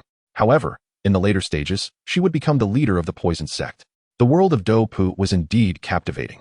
And within Xiao Mo's heart, the desire for power stirred restlessly. This world shall undoubtedly leave behind a magnificent legend. Xiao Yan spoke to Xiao Mo, saying, I have discovered a cave. Inside, there exists a colorful poison scripture and a book on flight combat techniques. Would you care to join me, little medical fairy? Startled, the little medical fairy recognized the location. It was a cave she had initially found, yet due to her lack of combat prowess, she had refrained from entering. To her surprise, Xiao Yan had also stumbled upon this cave. Eagerly, she inquired, is it the cave situated above the cliff, where several large trees grow? The trees were indeed perched upon the cliff face. Hearing her words, Xiao Yan's eyes lit up with joy. You know of that cave? Splendid. Let us take a moment to rest, and in a few days, we shall venture there together. I have already surveyed the cave, but fearing potential traps, I chose to retreat. Xiao Mo added, it's fortunate that you did retreat. Otherwise, it would have been uncertain whether I would see you again. Xiao Yan, taken aback, asked, why do you say that? Because treasures of such caliber are sure to have restrictions within the cave. Thankfully, you were not greedy. Xiao Mo promptly enlightened him. You make a valid point, Xiao Yan admitted, feeling a wave of apprehension. Indeed, how could treasures of such magnitude lack traps? Chapter 65, Xiao Yan's promise. The fighter and the Do Emperor. Though traps may exist, Xiao Yan's fervor remained undiminished. Witnessing his passionate demeanor stirred something within Xiao Mo's heart. The world of Do Pu is one of youthful invincibility and fervor. 30 years in the east, 30 years in the west. A tale of an impoverished young lad who ultimately ascends to the position of Do Emperor. Yet, the path to kingship is destined to be solitary, as countless faces around him gradually fade into memory. From the moment Xiao Yan departed Wutan City until he reached the final pinnacle, truly becoming the Do Emperor above all, the sweat and tears he shed along the way are known only to him. Xiao Yan's earnest and diligent demeanor now evoked a sense of melancholy in Xiao Mo, for he knew that eventually, Xiao Yan would have to confront this harsh, unforgiving world. Finally, Xiao Mo declared, no problem. Let us find a time to visit this cave. The little medical fairy offered, you may stay at my pharmacy. I will take care of your daily needs. Her words deeply resonated with Xiao Mo. Having traversed from Blue Star, he recalled that among the women there, 8 out of 10 were exceedingly materialistic. Once someone fell from grace, even temporarily, they would undoubtedly be cast aside. The little medical fairy, not being from Blue Star, still possessed a gentleness that profoundly touched Xiao Mo in this world of Do Qi. I shall strive earnestly as well. Xiao Mo resolved within himself. Temporarily residing at the little medical fairy's pharmacy, Xiao Mo contemplated his next steps. First and foremost, he needed to amass a substantial amount of system points and rewards from Xiao Yan. The ultimate best friend system was his sole means to dominate this world. That night, Xiao Yan sat alone in the courtyard, drinking wine, when Xiao Mo took the initiative to approach him. Observing the situation, it seems that by accompanying Xiao Yan for a few drinks, there might be an opportunity to earn a wave of system rewards. Upon noticing Xiao Mo's arrival, Xiao Yan eagerly beckoned, brother, come over and share a drink with me. Side quest, accompany Xiao Yan for drinks. Reward, 3,000 system points. Reward, 3 Do Huang talismans. 1 Do Huang paper. The moment Xiao Mo heard the system prompt, he instantly perked up. Whether it be the Do Huang talismans or the Do Huang paper, these are indeed rare treasures. I'll join you for a drink. He replied, is there something on your mind? Xiao Mo inquired cautiously, as he had discerned the changes within Xiao Yan. Xiao Yan, inherently a youthful and naive boy, had he not been bound by the marriage contract with Nalan Yanran, may have never left Wutan City in his lifetime. The harshness of the world compelled this innocent youth to vow a promise of becoming a Do Di amidst the trials of a fighter. However, the path to power is destined to be lonely and cold. As the saying goes, the heights are fraught with chill. Xiao Yan bore far more than he ought to have endured. Yes, brother, we left Wutan City together. I still have a 3-year promise to fulfill. Do you remember? Xiao Mo nodded. I understand your thoughts. It's all right, just follow your own path. The title of Yendi is indeed your destiny. Do you not sense that this Doqi continent was prepared solely for you? Xiao Mo comprehended Xiao Yan's inner turmoil all too well. A fighter pledges to become a Dodi, yet Xiao Yan is not a born ruler. He resembles an unparalleled prodigy, more akin to a pampered young master. Forever untroubled by wealth. Had it not been for the emergence of Nalan Yinran's marriage decree, Xiao Yan might have remained the joyful young master of the Xiao family, enveloped in wealth, brilliance, and honor. Yet at this moment, Nalan Yinran had pushed Xiao Yan's dignity to the brink, demanding that he kneel and remain prostrate. Xiao Mo's words struck a chord in Xiao Yan's heart. How can you understand what I am thinking? Xiao Mo simply replied, because you are in pain. You do not enjoy this arduous life, do you? Xiao Mo's words awakened him from his reverie. Xiao Yan offered a bitter smile, tears streaming down his face. I will be strong. I will surely defeat Nalan Yinran and stand atop this Doqi world. I have vowed it.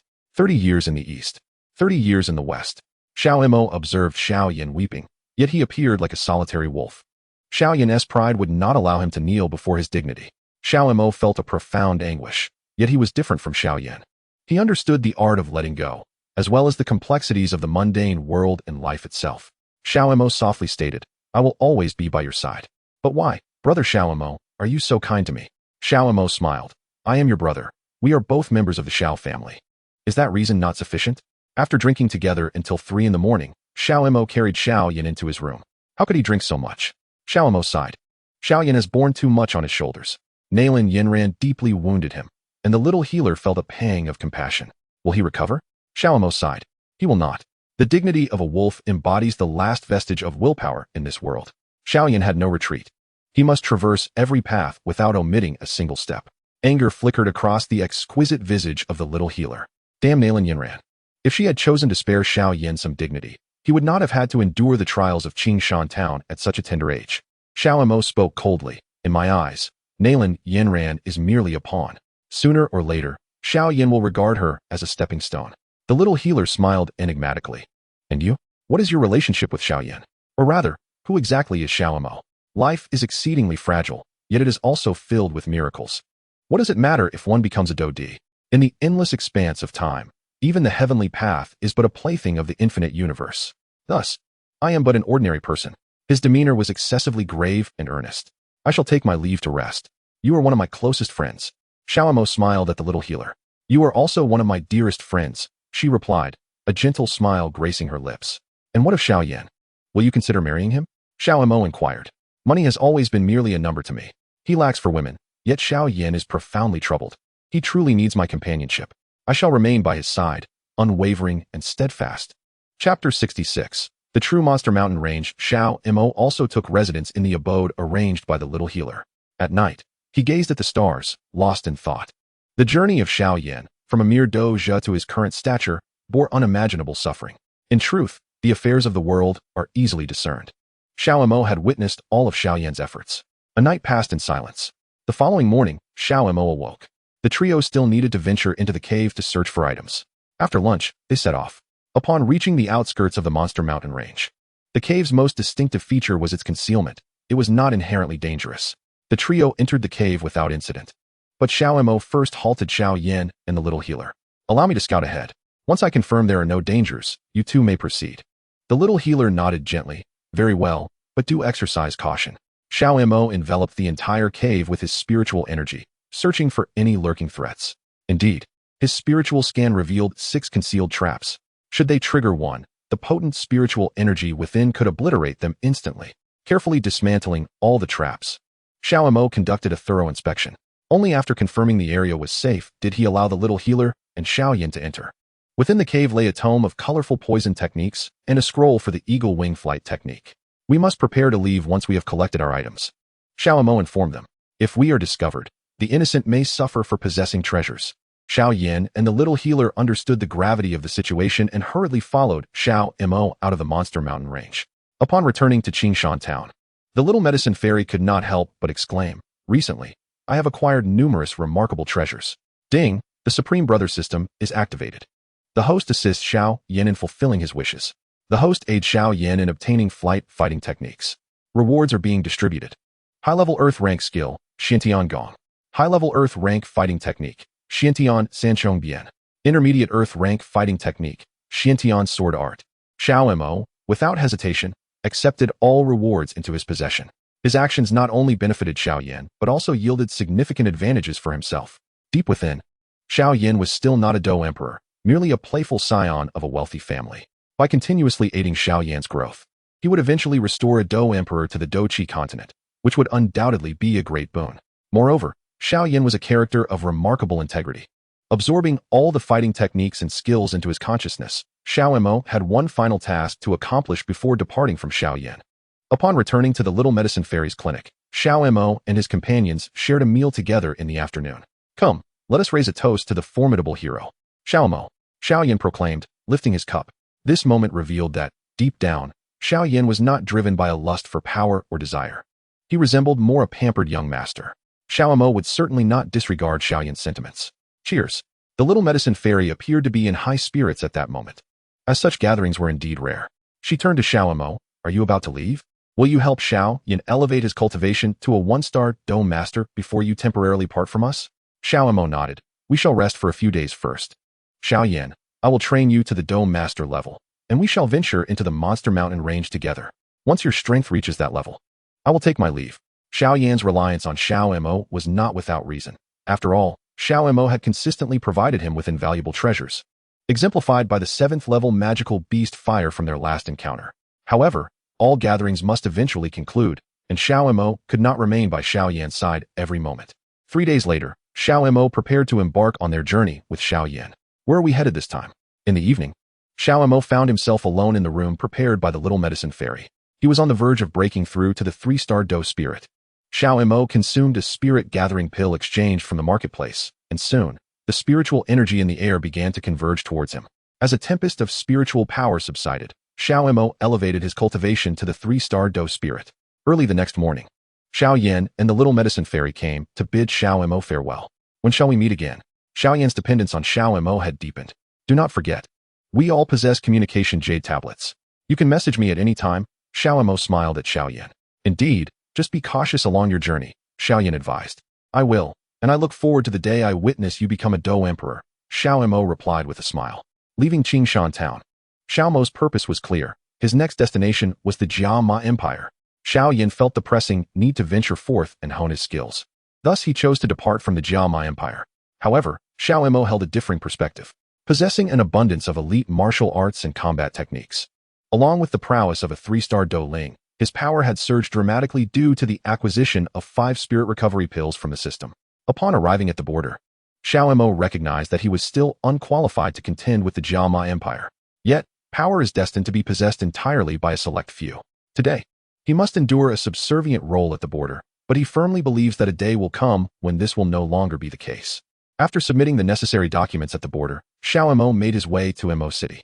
Mo City bore a resemblance to Qingshan Town, the primary distinction being that Qingshan Town thrived around the Monster Beast Mountain Range, whereas Mo City also encircled a Monster Beast Mountain Range that was not under the jurisdiction of the Jia Ma Empire. This particular range stood as an entirely independent entity. In the novel Dou Pait Song Qiong, the Ice Emperor, Hai Bo Dong, favored this very location, rendering the Monster Beast Mountain Range here far more perilous than that of Qingshan Town. The absence of military presence within the mountains meant that only nearby cities and towns were fortified with troops. The Jia Ma Empire was astute in managing the Monster Beast Mountain Range, which resulted in no casualties among the populace of Mo City. This was largely attributable to the fact that no one dared to venture into the depths of the Monster Beast Mountain Range. Those who did seldom returned. Xiao Mo's objective lay within these mountains. He aspired to break through to the pinnacle of Dueling, or even attain the rank of 1-star Dwong. The vast expanse of the Douqi continent remained shrouded in mystery, particularly the enigma surrounding the disappearance of the Dou Emperor. Everything was merely at its inception. After settling into an inn in Mo City, Xiao Mo planned to enter the untamed Monster Beast Mountain Range the following morning, a realm devoid of military oversight. Opportunity and peril coexisted, and to seek stability was tantamount to forfeiting everything. Chapter 67. Another continent, the West resting in the inn at Mo City. It was Xiao Mo's first experience away from Xiao Yan. However, the solitude felt somewhat monotonous. The presence of a beauty like Xiao Yixian daily brought immense joy. A joy that was fleeting. Eventually, Xiao Mo drifted into a deep slumber. Upon the arrival of dawn, he ventured alone into the truly wild expanse of the Monster Beast Mountain Range, a genuine proving ground for the intrepid. The entire mountain range exuded an air of lethality. When suddenly, Xiao Mo encountered a young maiden. Draped in tiger skin, she appeared to be in her 20s. "Are you human?" the girl inquired cautiously. "Human?" It seemed that numerous tribes still existed deep within this Monster Beast Mountain Range. With the assurance granted by his system, Xiao Mo responded softly, "Indeed, I am human." "What is your name?" "Dueling. You wish to take me to your tribe, correct?" Xiao Mo asked the girl. "Yes. Will you accompany me?" Xiao Mo nodded. "Lead the way." His interest in this Monster Beast Mountain Range had genuinely peaked. The Jiama Empire resided in the northwest segment of the Doqi continent. However, the Duqi continent does not encompass the entirety of the land's expanse. It is merely the coastal region that belongs to the Duqi continent. As for what lies to the west of the continent, the Gama Empire is quite uncertain. In any case, should any calamity arise, the entire northwestern continent would naturally unite to confront external foes. Nevertheless, the Gama Empire has never faced an incursion from the western regions. It has merely stationed a considerable number of troops along its borders, prepared to respond swiftly to any threats. Xiao Mo followed the girl to a tribal settlement. The girl explained their presence to the guards at the entrance. Xiao Mo refrained from taking action for the moment, as he sensed that the girl harbored no ill intentions. Upon entering the community, the girl led Xiao Mo directly to a grand tent. "Who are you?" the chieftain inquired. Seemingly familiar with the languages of the Gama Empire and the Duqi continent. "I am Xiao Mo, hailing from the Duqi continent," Xiao Mo replied to the chieftain. "Oh, I see. What brings you to us?" "Shouldn't I be the one asking?" "It was your daughter who sought me out," Xiao Mo responded. The girl whispered a few words to the chieftain, who hesitated for a moment before nodding in understanding. "I grasp your intention. Young man, please take a seat," the chieftain invited. As Xiao Mo settled down, he proposed, "I wish to make a trade with you." "What kind of trade?" the chieftain inquired. "Would you be willing to provide me with a complete map of the Monster Mountain Range?" Xiao Mo asked, momentarily taken aback but quickly intrigued by the chieftain's offer. The Gama Empire is located in the western part of the Duqi continent, yet no one knows what lies beyond its borders. The central region of the Duqi continent is the most prosperous area in the Duqi world, while the eastern side is bordered by the sea. Xiao Mo found the proposition quite appealing. "I would certainly desire that. How might you provide me with the map?" he inquired. "My wife is gravely ill, and I believe, as a formidable practitioner from the Duqi continent, you possess some knowledge of alchemy, do you not?" Xiao Mo chuckled lightly. "I see. Rest assured, I will be able to cure your wife's ailment. Please, lead me to her." Observing Xiao Mo's confidence, the chieftain promptly guided him to the tent of the chieftain's wife.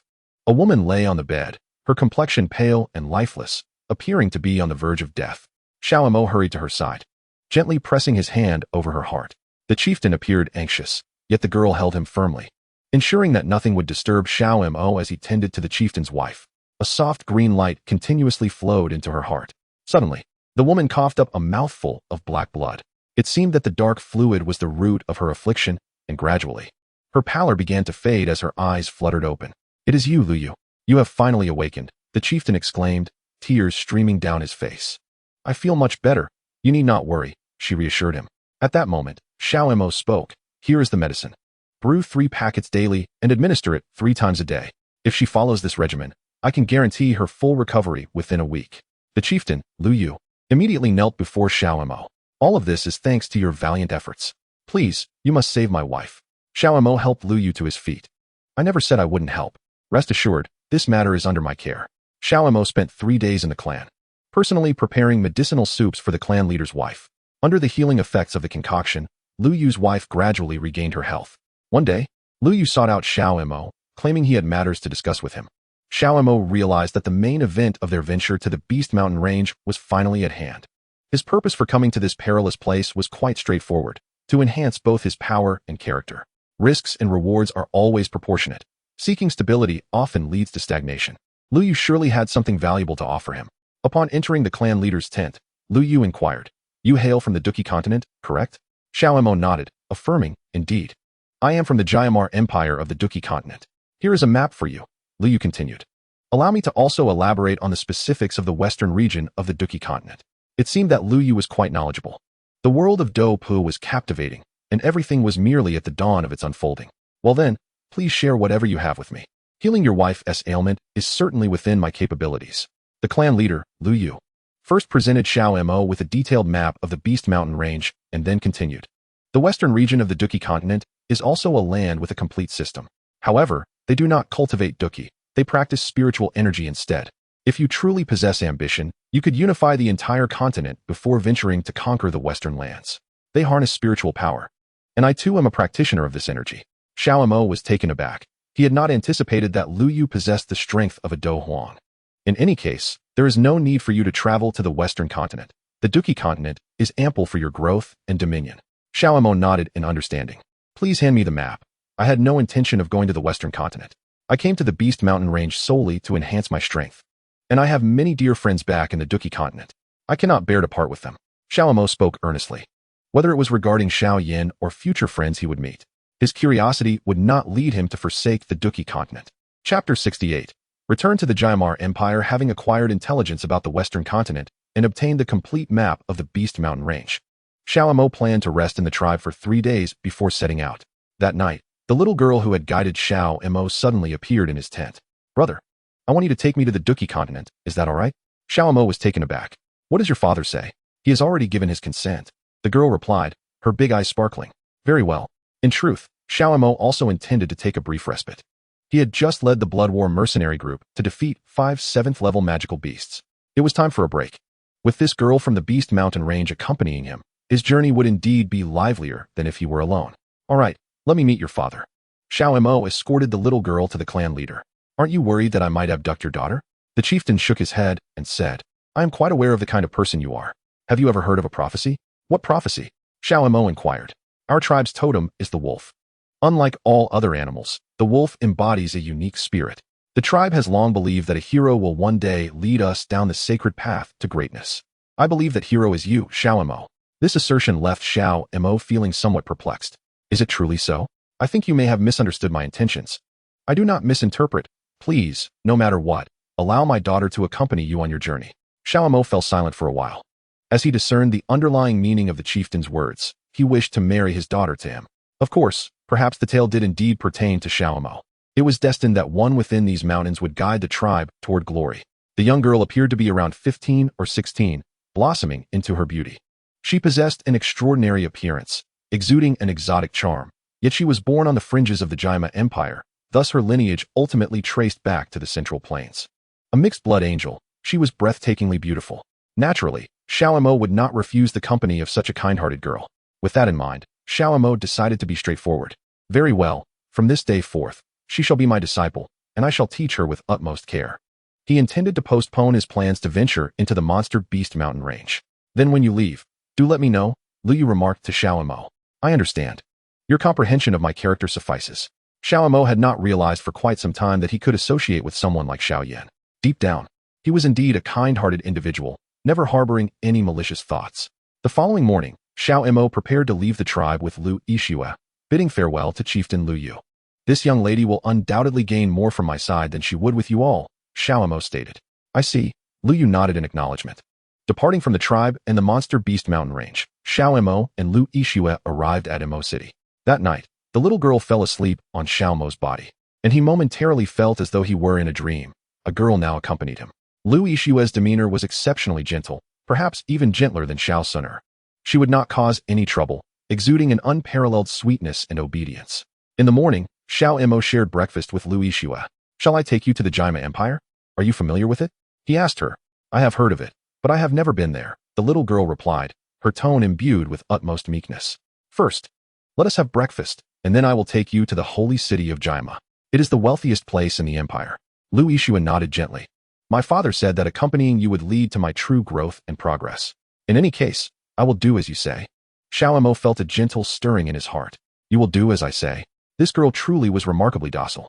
Departing from the desolate city, Xiao Mo and Lu Yixue utilized the teleportation array to arrive directly at the magnificent capital of the Jamadi Empire. This place, the heart of the empire, radiated opulence and prosperity. How bustling it is, exclaimed Lu Yixue, her large eyes sparkling with excitement. Shall we find an inn to rest? Let us enjoy ourselves here for a few days. The sincerity in the little girl's gaze captivated Xiao Mo. Of course, that is perfectly fine.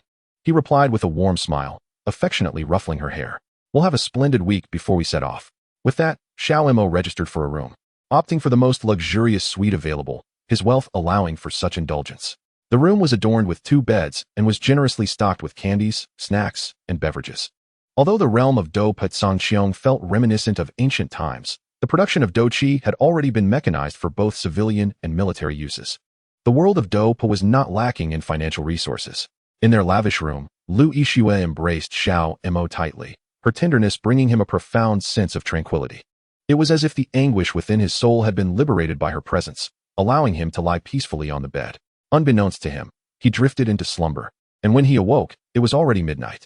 Lu Yixue was still soundly asleep, and as Xiao Mo blinked away the remnants of sleep, he gently laid her back down and tucked her in.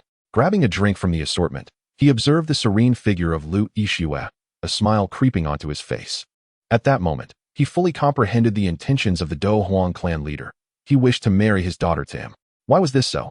The entire tribe was isolated from the world, and without sending his daughter away, she would inevitably be wed to someone within the tribe. By allowing her to accompany him, the leader sought to secure a better match for her, someone truly powerful and affluent. This, indeed, was the leader's most genuine desire. However, Xiao Mo harbored no objections. In this world, there were no free lunches. The charm of this little girl was undeniable, and she had certainly won his favor. Their ultimate destination was the upcoming Alchemist Convention, an annual event where the alchemist who emerged victorious in the pill trials would be richly rewarded. This was the purpose of Xiao Mo's journey. At that moment, Lu Yixue stirred awake, a gentle smile gracing her lips as she wrapped her arms around Xiao Mo. Brother, are you awake? The way she called him sent a shiver through his heart, yet he restrained his desires and tenderly embraced her. Are you thirsty or hungry? Chapter 69, The Alchemist Guild. I'm thirsty. I want a drink. On the Do Qi continent, nearly all products were produced through the integration of Do Qi. Practitioners at the Do Master level could directly infuse their Do Qi into machines for production. The productivity of the Do Qi world was notably advanced. Beverages had been a staple in this realm for countless years. I'll get it myself, Xiao Mo suggested, gently holding Lu Yixue. No, I want you to carry me over, she playfully teased. Xiao Mo smiled, realizing that women were destined for emotional connections from the moment they were born. However, Xiao Mo did not oppose. He lifted Lu Yixue and brought her to the cabinet. Which bottle do you wish to drink from? I want them all. Lu Yixue continued to tease. Xiao Mo stopped fooling around. Xiao Mo lightly bumped his head against Lu Yixue's. After years of battling, could he really be vulnerable to a young girl? I will drink these 2 bottles. Lu Yixue took 2 bottles of beverage. You feed me, she insisted. With a sense of resignation, Xiao Mo picked up a bottle and slowly fed Lu Yixue until she finished one. Now can we sleep, my little darling? I don't want to sleep. You feel lonely, don't you, Xiao Mo? Lu Yixue persisted in her playful teasing.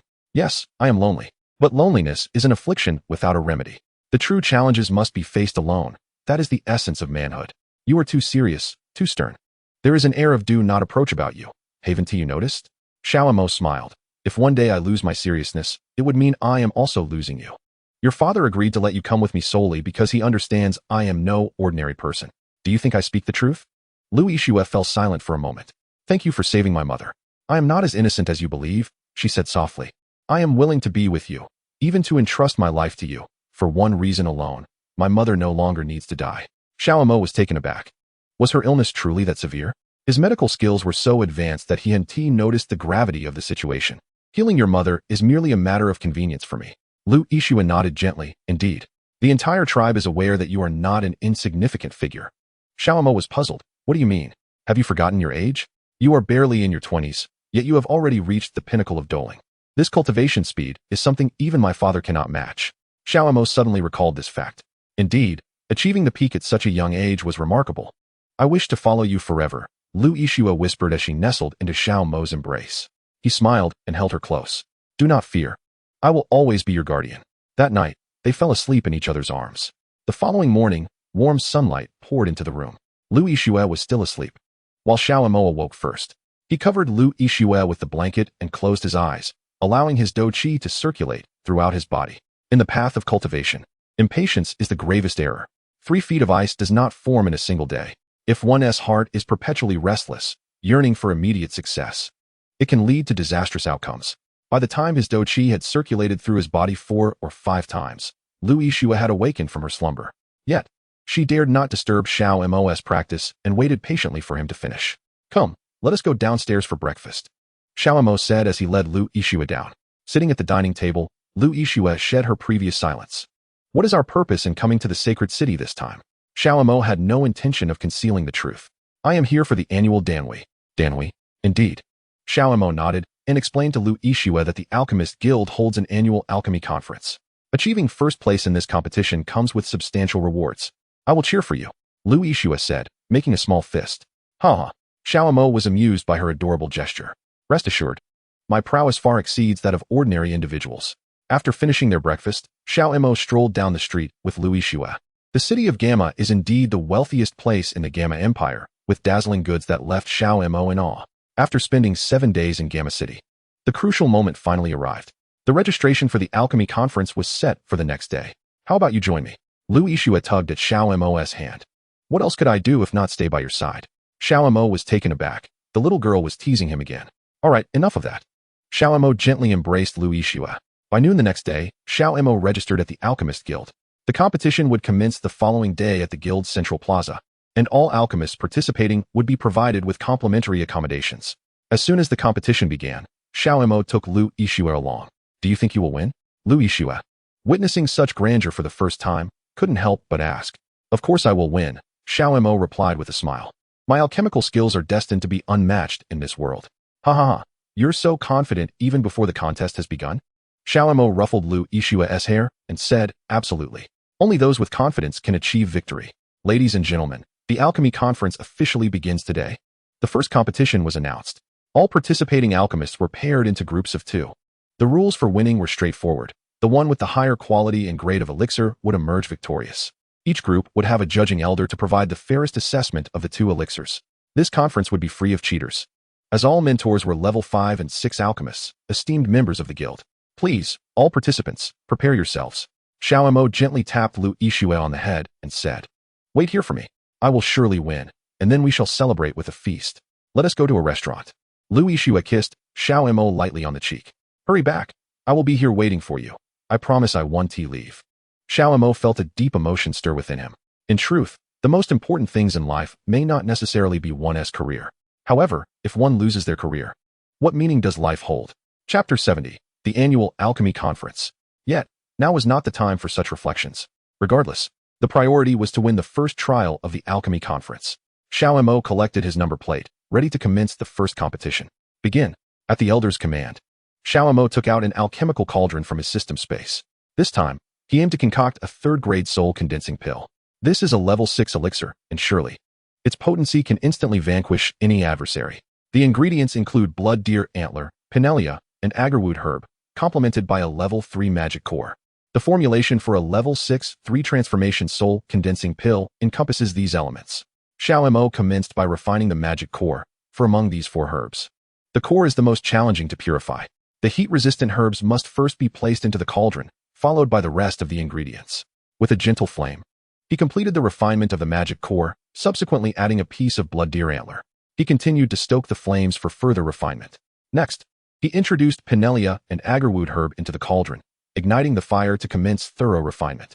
Within half a minute, the embryonic form of the elixir began to manifest in the cauldron. He persisted with the flames, and after 5 minutes, the elixir was fully formed.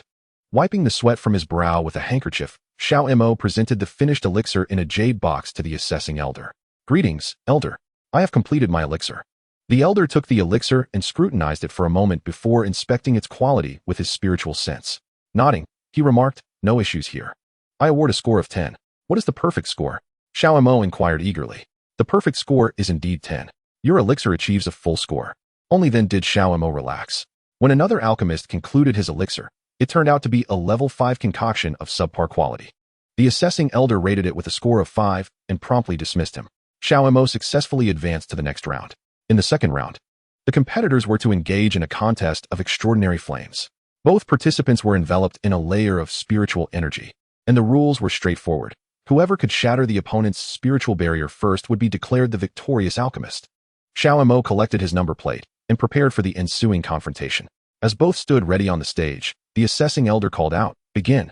At the onset, Xiao Mo suddenly appeared before his opponent, unleashing flames that shattered the rival's spiritual barrier. As of now, Xiao Mo had yet to acquire his own beastly or extraordinary flames, relying solely on the fire cultivated from his fighting spirit and spiritual energy. However, he opted not to exchange for extraordinary flames just yet. aware that revealing such power prematurely could prove detrimental. With the conclusion of the second round, Xiao Mo advanced once more. Instantly, half of the participants were eliminated. Yet the competition continued. Congratulations, you have entered the third round. The rules for this round were equally simple. Both competitors would simultaneously refine an elixir. The one with the higher score would gain entry into the true trial of the alchemy event today. Xiao Mo was taken aback, realizing that the first 3 rounds were not the actual trials at all. Only after these rounds would the genuine contest commence. Nonetheless, Xiao Mo welcomed these so-called trials. The greater the challenge, the more exhilarated he felt. Thus, the third round of the alchemy trial commenced. Xiao Mo immediately set about crafting the 3 transformation soul condensing pill. The reason for refining the same elixir was due to his confidence in its quality. He was certain he could produce the finest 3 transformation soul condensing pill. In such a scenario, it would be more advantageous to refine the original elixir. Soon, the second third-tier soul condensing pill was successfully concocted, and Xiao Mo promptly presented the pill to the evaluating elder. With a meticulous examination through his spiritual consciousness, the elder ultimately awarded a perfect score of 10. Xiao Mo exhaled in relief. It appeared he would soon pass the third round of the alchemical trials. His opponent had produced a 6th-level elixir. Yet due to its quality falling short of the pinnacle, the elder only assigned a score of 9. Thus, Xiao Mo emerged victorious in this third round of trials. As the 3 rounds concluded, all eliminated alchemists received generous gifts from the Alchemist Guild, 10 million spirit stones along with various elixirs and top-tier alchemical materials.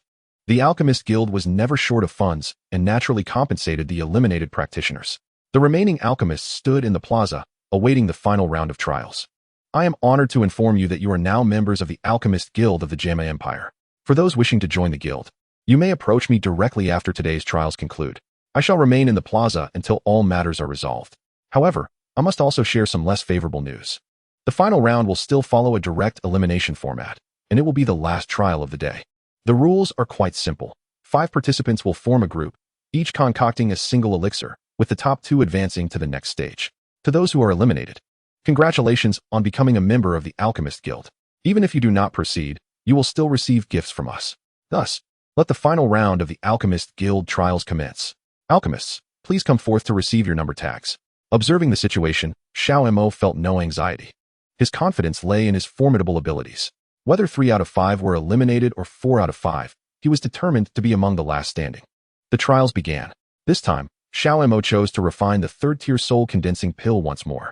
Indeed, he intended to concoct the same elixir. Why repeat the creation of this particular pill? Primarily, this elixir possesses extraordinary healing properties for both external and internal wounds, even greatly nourishing and repairing the spiritual consciousness. It could be regarded as one of the finest 6th-level elixirs in terms of injury recovery. Thus, by continuing to refine the third-tier soul condensing pill, Xiao Mo was confident he could advance in this final trial. First, he placed the blood deer antler into the cauldron, then commenced the direct refinement of the magic core. Both the blood deer antler and the third-tier magic core were materials that could withstand intense heat. Xiao Mo aimed to concoct the most exceptional third-tier soul condensing pill. The materials within the cauldron burned continuously, and once the time was right, he added the sandalwood fairy grass and pinelia. A delightful aroma of the elixir gradually permeated the air. Yet, Xiao Mo remained steadfast, maintaining high temperatures. After 5 minutes, a perfect third-tier soul condensing pill was finally produced. Xiao Mo handed the elixir to the elder in charge of evaluations while awaiting the other alchemists who had yet to complete their concoctions. The elder provided his assessment. Xiao Mo, third-tier soul condensation pill, score, 10. In the next phase of the Alchemist Guild's trial, 2 participants achieved the highest scores of 9 and 10, while the remaining 3 failed to even reach a score of 7. Lin Jing and Xiao Mo advanced directly. Thus concluded the first day's trials of the Alchemist Guild, leaving only 50 alchemists present. Xiao Mo was taken aback by the stringent elimination process of the guild, but he found solace in it. As he had stated, he relished challenges. Congratulations to all, you have successfully passed the first round of trials for the Alchemist Guild. Each of you present has now become a member of the guild, holding the esteemed rank of Xian Character Elder. You shall receive our guild's provisions, as well as accommodation. Today's trials have concluded. Those requiring lodging may come to me shortly to collect their room keys. The guild will replenish all materials and elixirs you crafted today, and all elixirs will be auctioned, with the proceeds distributed to you. After confirming there were no further matters to address, Xiao Mo chose to depart, planning to return for the next day's gathering. The elder of the Tian character rank was still engaged with the remaining alchemists, but Xiao Mo left with Louis Xue. He was determined to return for the next day's assembly, as the location for the trials had been firmly established in the square, and he intended to triumph in every challenge presented. Did you win? What do you think? Could my brother Xiao possibly lose? Xiao Mo chuckled lightly, addressing Lu Yixue. Alchemists are truly remarkable. In our tribe, the shamans could not heal ailments, yet you managed to cure them effortlessly. My mother is saved from death, and you cannot fathom how joyous my father is. Lu Yixue spoke from the heart. Everyone harbors something more precious than life itself. I shall never trample upon this sacred ground, Xiao Mo promised Lu Yixue. Yet, such a disposition has its fatal flaw. What is it? You are easily schemed against by the unscrupulous. Lu Yixue was not jesting. She genuinely believed this. Xiao Mo laughed joyfully. What kind of scoundrel would dare conspire against me? Rest assured, I am well aware of how to proceed. As they arrived at the dining table, Xiao Mo ordered several of his favorite dishes, feeling exceptionally elated. Not only did he have a beautiful younger sister by his side, but he had also triumphed over all his adversaries at the elixir gathering.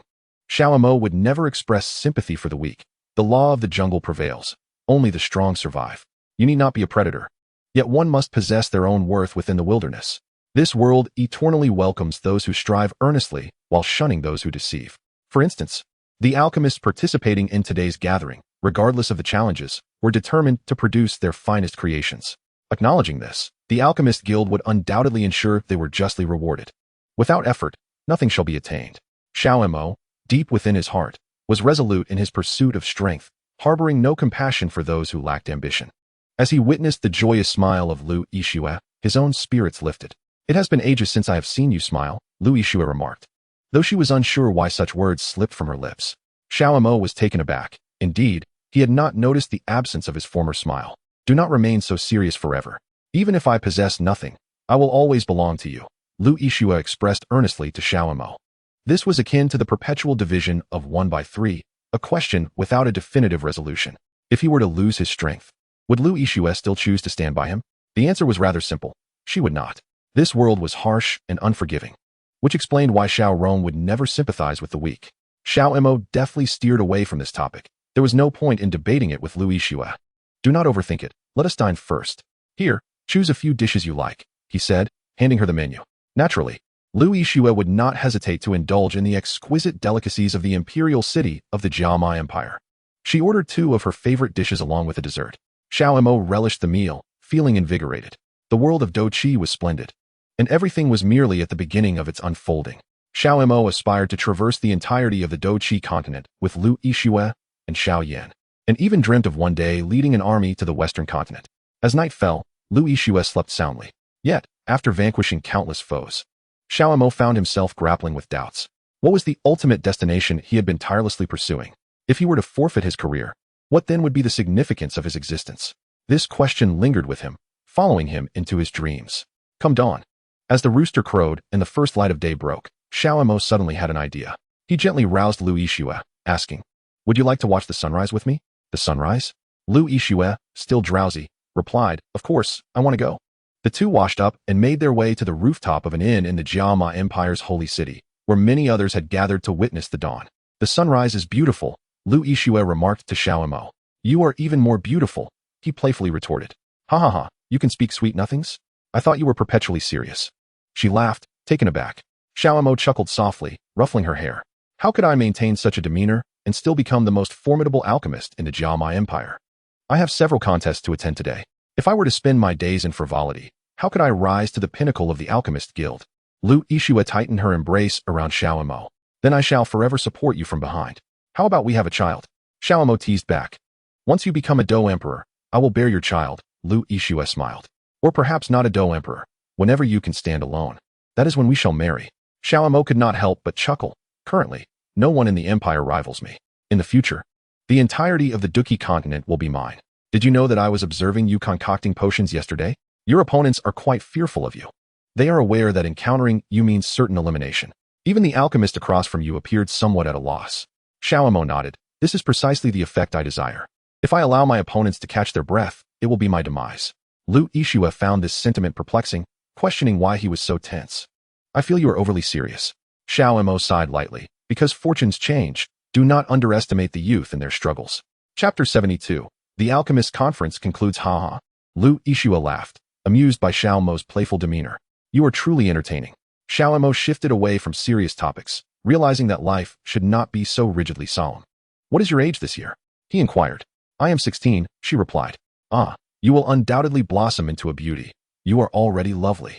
Lu Yixue raised her small fist in response. "Indeed, but I believe you will be even more beautiful as you mature." Shortly, the dishes they ordered were served. "Today, let us refrain from discussing serious matters. I am now an alchemist of the Alchemist Guild. Once the conference concludes, I shall visit your father in the wild beast mountain range. Your mother has fully recovered, yet I can assist her in maintaining her health. Even rejuvenation is a simple task for me." At the mention of Lu Yixue's mother, she fell silent. "Do you truly have a way to ensure my mother lives beyond 100 years? I am genuinely afraid of losing her." Xiao Mo understood Lu Yu's needs. Ultimately, it was a matter of mutual benefit, as he too required information regarding the Beast Mountain range. The Gamma Empire was, after all, a highly advanced civilization. The dishes on the table were so exquisite that one might liken them to celestial fare. Lu Yixue devoured the dishes hungrily, for they were indeed extraordinary. Xiao Mo, with his singular focus on the path, did not place much value on material pleasures. However, today he indulged, drinking a bit more and savoring the meal. When they finished, not a morsel remained on the table. Xiao Mo had a substantial appetite, being in his early 20s, vigorous and healthy, which made his large consumption quite normal. Despite the empty plates, Xiao Mo had no intention of rising just yet. He wished to converse with Lu Yixue a while longer. Before he could speak, she interjected, "Are you truly an alchemist? Your potion-making skills are remarkable. You are surely not an ordinary alchemist." Xiao Mo nodded. "I am considered a 7th-level alchemist." In truth, he possessed no knowledge of alchemy, but with his strongest ally system, he could elevate his alchemical prowess at will. Lu Yixue earnestly declared to Xiao Mo, "As long as you can ensure my mother lives a long life, I shall marry you and bear your children." Xiao Mo was amused by Lu Yixue's words. "Rest assured, your mother is safe. She is already in perfect health. I have cured all her ailments and even left behind a prescription for her recovery." Lu Yixue couldn't help but remark, "You are truly enigmatic." "Enigmatic? What do you mean?" Xiao Mo was taken aback. "But where do your abilities stem from? It seems you have suddenly become so powerful without any apparent basis or evidence." Xiao Mo realized he had overlooked that detail. Indeed, all his abilities appeared to have materialized from thin air. In the vast realm of Duki, everyone possesses their own opportunities and secrets, do they not? Ultimately, I have achieved all this through hard work. Lu Yixue did not dwell on it, for there was no flaw in Xiao Mo's words. The Duki continent was resplendent, and encountering opportunities was entirely natural. Lu Yixue appeared quite exhilarated. "I have never seen such a thriving city. So this is what the outside world is like. No one wishes for a life filled solely with suffering. Greed and desire are inherent to humanity." Having lived in the Beast Mountain range, she had never witnessed the holy city of the Gamma Empire. Xiao Mo gently embraced Lu Yixue, saying, "Do not fear. Follow me, and you will undoubtedly experience a more extraordinary life." "Really?" Xiao Mo nodded. "Here, take this." He handed Lu Yixue a book. "What is this?" "The Introductory Techniques and Philosophies for Alchemists." This was, of course, something Xiao Mo had exchanged from the system's marketplace. "I will gradually teach you alchemy, and eventually, you will be able to assist your parents in nurturing their health." Xiao Mo understood that there is no such thing as a free lunch in this world. The fact that such a beautiful tribal princess like Lu Yixue was willing to stay by his side ultimately stemmed from her need for financial support. If Xiao Mo could not provide Lu Yixue with a better life, what significance would her companionship hold? "Really? Is this the introductory technique for alchemists? I will practice diligently." The prospect of helping her mother regain her health invigorated Lu Yixue. "Yes, it is indeed the introductory technique and philosophy for alchemists. Master this first, and then I will teach you about the knowledge of 1st and 2nd level alchemists." "Thank you, brother Xiao Mo." Lu Yixue gently kissed Xiao Mo on the cheek. Indeed, this world revolves around interests. A beauty of Lu Yixue's caliber would not follow him without some benefit. However, on the other hand, every individual is destined to be inherently selfish. Xiao Mo did not intend to lay this issue bare before Lu Yixue. The path of cultivation was inherently tedious, and having a charming companion by his side certainly lifted his spirits. Feeling a wave of fatigue, Xiao Mo suggested, "Help yourself to whatever you want from the cabinet. I am going to sleep now." "Yes." Brother Xiao Mo. Lu Yixue still clutched the alchemist's introductory philosophy tightly. However, Xiao Mo was already too weary to continue accompanying her. After consecutively refining 3 third-tier soul-condensing pills, he succumbed to an overwhelming sense of fatigue and fell asleep. Before long, a faint snoring echoed in the room as Lu Yixue playfully nestled against Xiao Mo. "You are simply delightful. I have told you before. I am not as innocent as you might think." Lu Yixue embraced Xiao Mo, gradually drifting into slumber. When they awakened again, it was already noon. They stirred at nearly the same moment. Glancing at the clock, it was just 11 o'clock. There remained over 3 hours until the alchemical trial would commence. Xiao Yan felt no urgency, relishing the rare opportunity to relax. He intended to rest thoroughly before heading to the Alchemist Guild's plaza. "Shall we go out for a meal?" Xiao Yan inquired of Lu Yixue. She nodded in agreement. Yes. The pair descended to the ground floor, ordering several dishes. Xiao Yan planned to enjoy a leisurely meal before taking a stroll outside. Today's alchemical gathering would surely present formidable opponents, and he might even need to concoct a 7th-tier elixir. After dining, they both agreed that the meals at this inn were extraordinarily delectable. The culinary creations of a professional chef were indeed beyond the capabilities of an ordinary cook. Feeling satisfied, Xiao Yan settled the bill and led Lu Yixue onto the bustling street. The Gamma Empire truly flourishes. Does everyone here possess such wealth? Indeed, there are no beggars in the Gamma Empire. Everyone can enjoy a hearty meal. Xiao Yan's statement surprised Lu Yixue. I have always hesitated to leave the tribe, fearing the beasts beyond would devour me. Xiao Yan chuckled lightly. Fear not, with me by your side, you are destined for brighter days. I shall not only show you the wonders of the Gamma Empire, but one day, I will take you to the central continent. Xiao Yan was not joking. He earnestly promised Lu Yixue, I will take a short nap. Let us depart for the Alchemist Guild at 2 o'clock. All right, brother Xiao Yan was undeniably amusing. While Xiao Yan had his sister Suner, he too had a sister in Yixue. After resting until 2 o'clock, Xiao Yan set off with Lu Yixue. The Alchemist Guild would host an alchemical gathering that day, and the first-place winner would undoubtedly receive substantial rewards from the guild. Despite possessing a system, Xiao Yan dared not act arrogantly within the guild. Having an alchemist friend could extend one's life by 50 years without question. This was precisely why Xiao Yan valued the Alchemist Guild so highly. He aimed to join the Gamma Empire's guild to master the art of alchemy. The Dueling continent. A world of exhilarating battles. Xiao Yan would accompany Xiao Yan step by step to reach the pinnacle of the Dueling continent as a Do-D. Upon arriving at the Alchemist Guild, Xiao Yan presented his identification token. The two then entered the guild. With only a quarter of an hour remaining until the alchemical gathering commenced the following day, Lu Yixue and Xiao Yan found seats in the plaza of the Alchemist Guild. Do you think you can win today? Lu Yixue asked Xiao Yan yesterday. Your opponents were all frightened of you. As soon as they saw you, they knew they would surely be eliminated. How about it? Do you still have confidence today? Xiao Yan smiled. I am invincible throughout the universe. Ha ha ha, enough boasting. The truth will be revealed once the competition concludes. Lu Yixue was thoroughly entertained by Xiao Yan's antics. However, the joyful interlude has come to an end. Today marks the official commencement of the Alchemist Guild's Pill Conference. Xiao Yan received his numbered badge. Allow me to first unveil the rewards for the top contender and the subsequent 5 positions. The ultimate prize for the champion is a permanent seat as an elder in the Alchemist Guild, granting perpetual offerings from the guild. Additionally, a reward of 50 million spirit stones and an 8th-grade elixir will be bestowed. The victor will also gain access to the Celestial Academy of the Alchemist Guild for further study and will enjoy the benefits of being an elder for 6 months. These rewards are fixed, with the remaining 5 positions following a similar structure, albeit with variations in the specifics. For instance, the spirit stones for the 2nd place will be 30 million. Is there any objection? The elder offering addressed the remaining 50 participants. No objections. Excellent. As per tradition, we shall commence with a preliminary elimination round. Those who are eliminated may directly join the Alchemist Guild, thus enjoying both the offerings and the opportunity to learn. Furthermore, each participant will receive 10 million spirit stones and additional gifts from the guild. The rules are straightforward. Each participant must refine a single elixir, which will be scored by 3 judging elders. Those with higher scores will advance to the next round. However, the rules are set. If one wishes to join the Alchemist Guild, compliance is the only course of action. The competition is about to begin. The alchemists, having received their badges, were divided into 2 groups for the elimination round. There was also 1 vacant position that would allow direct advancement to the next stage. Unfortunately, the remaining alchemists were not as fortunate. They must defeat their opponents to proceed. The 3 judging elders took their places on the arena, and the alchemical contest commenced. Xiao Yan swiftly retrieved his cauldron, intending to refine the 3rd-grade soul condensation pill once more. Why the insistence on this particular elixir? Firstly, it has become quite familiar to him, and within the realm of 6th-grade pills, surpassing the 3rd-grade soul condensation pill is nearly impossible.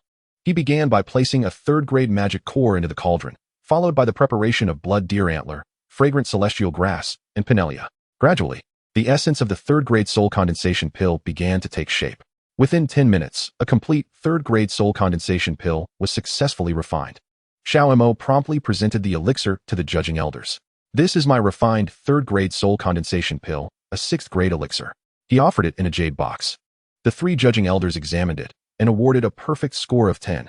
They subsequently raised their cards to indicate the full score. Meanwhile, the opposing alchemist, disheartened, realized that facing Xiao Mo meant certain elimination. Yet, he had no choice but to present his best work, hoping for a slim chance of victory.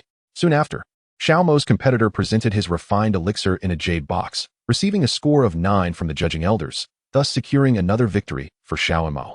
After half an hour, all the elixir trials concluded.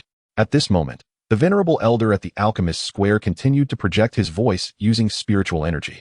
Regrettably, half of the participants have been eliminated. However, all eliminated alchemists will receive gifts from the Alchemist Guild along with a significant reward of spirit stones. Even those who have been eliminated will be honored as elders of the Xian generation, enjoying a half-year's sustenance. Yet, the alchemy conference must proceed.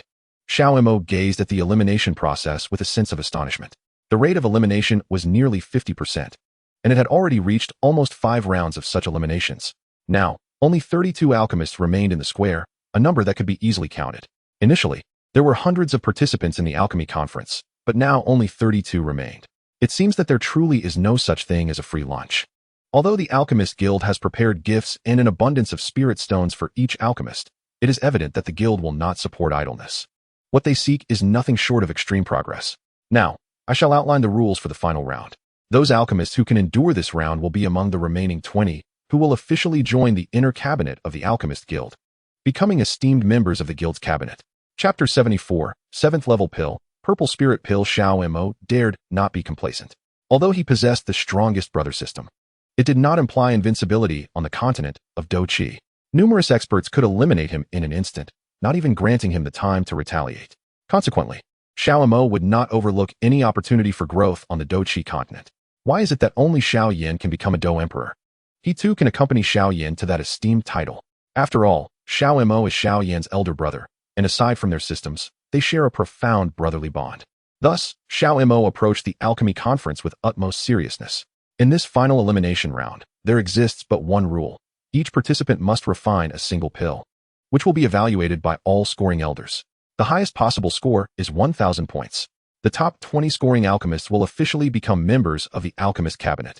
Participants are requested to commence their preparations at their respective alchemist stations. Xiao Mo arrived at his station, ready to refine his final pill.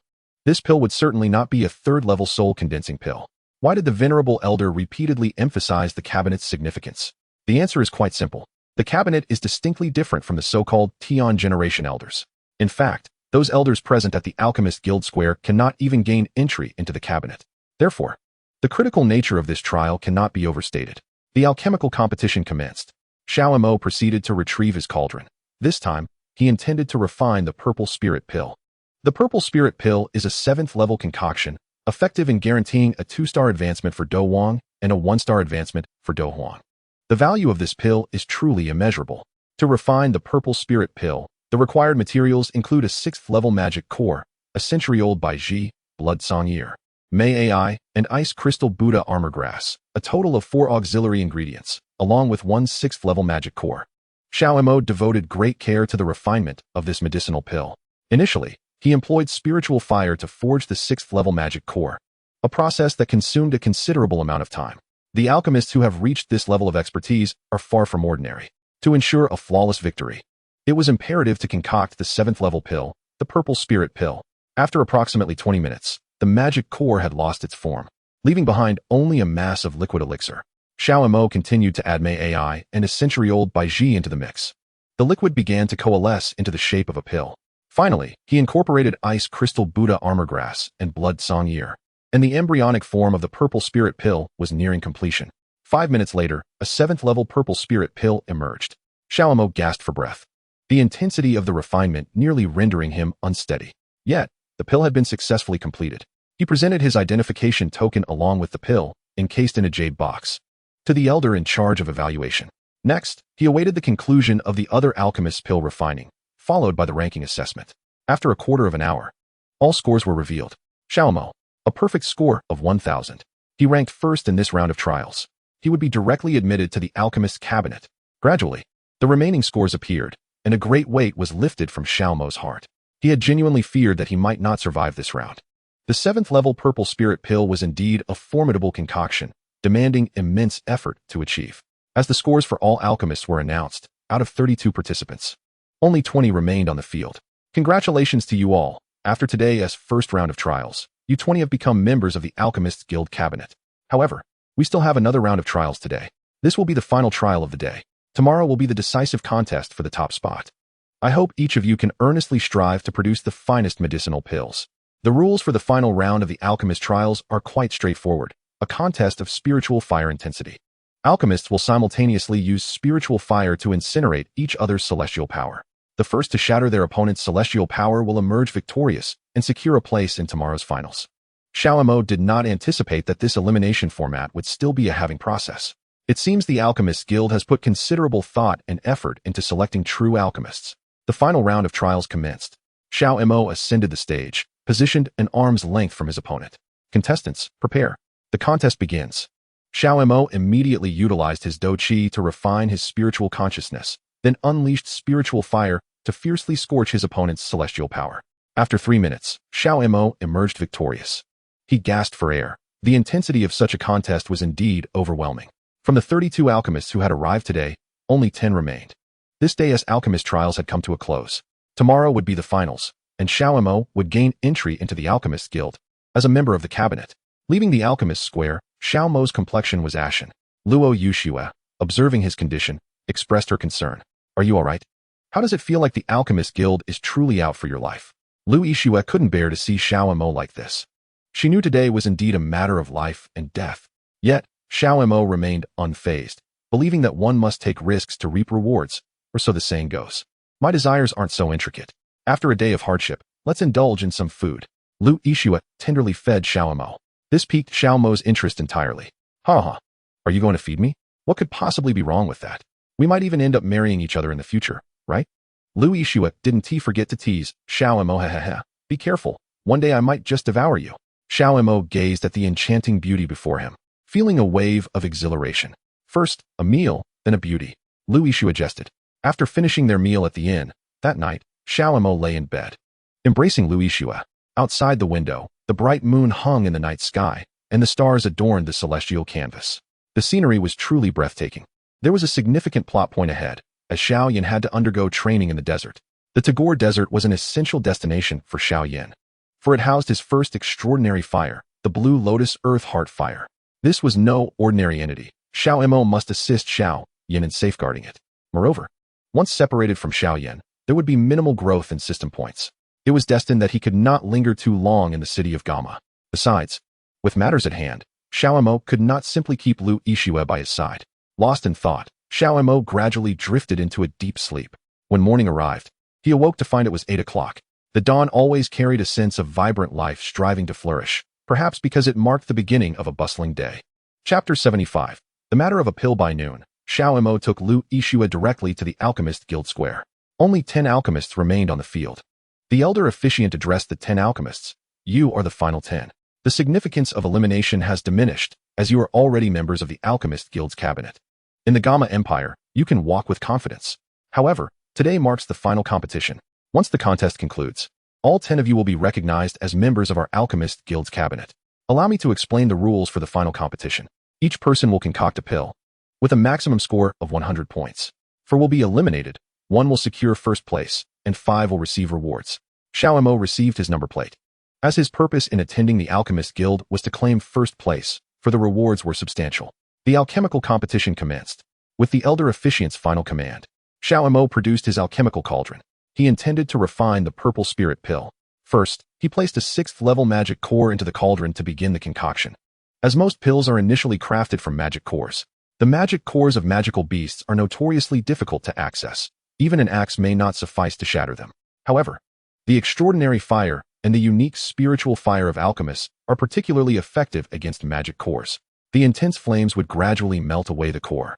After approximately a quarter of an hour, a flawless 7th-tier medicinal pill, the purple spirit pill, emerged. Xiao Yan submitted his identification token and the pill to the evaluating elder. His ultimate objective for attending the Alchemist Guild had been achieved. Now, he merely awaited the opportunity to claim the top position. As the quarter hour concluded, all alchemists had completed their concoctions. Xiao Yan awaited the evaluation. First place, Xiao Mo, token number 7. Medicinal pill. Perfect quality 7th tier purple spirit pill. Score, 100 points. Xiao Mo breathed a sigh of relief. With that, his position at the summit was assured. He could not fathom that there existed another alchemist capable of surpassing a 7th tier pill within the square. However, the next moment caused Xiao Mo's eyes to widen in disbelief. First place, Lin Tianlang, token number 8. Medicinal pill, 9 transformations, Nirvana pill. Score 100 points.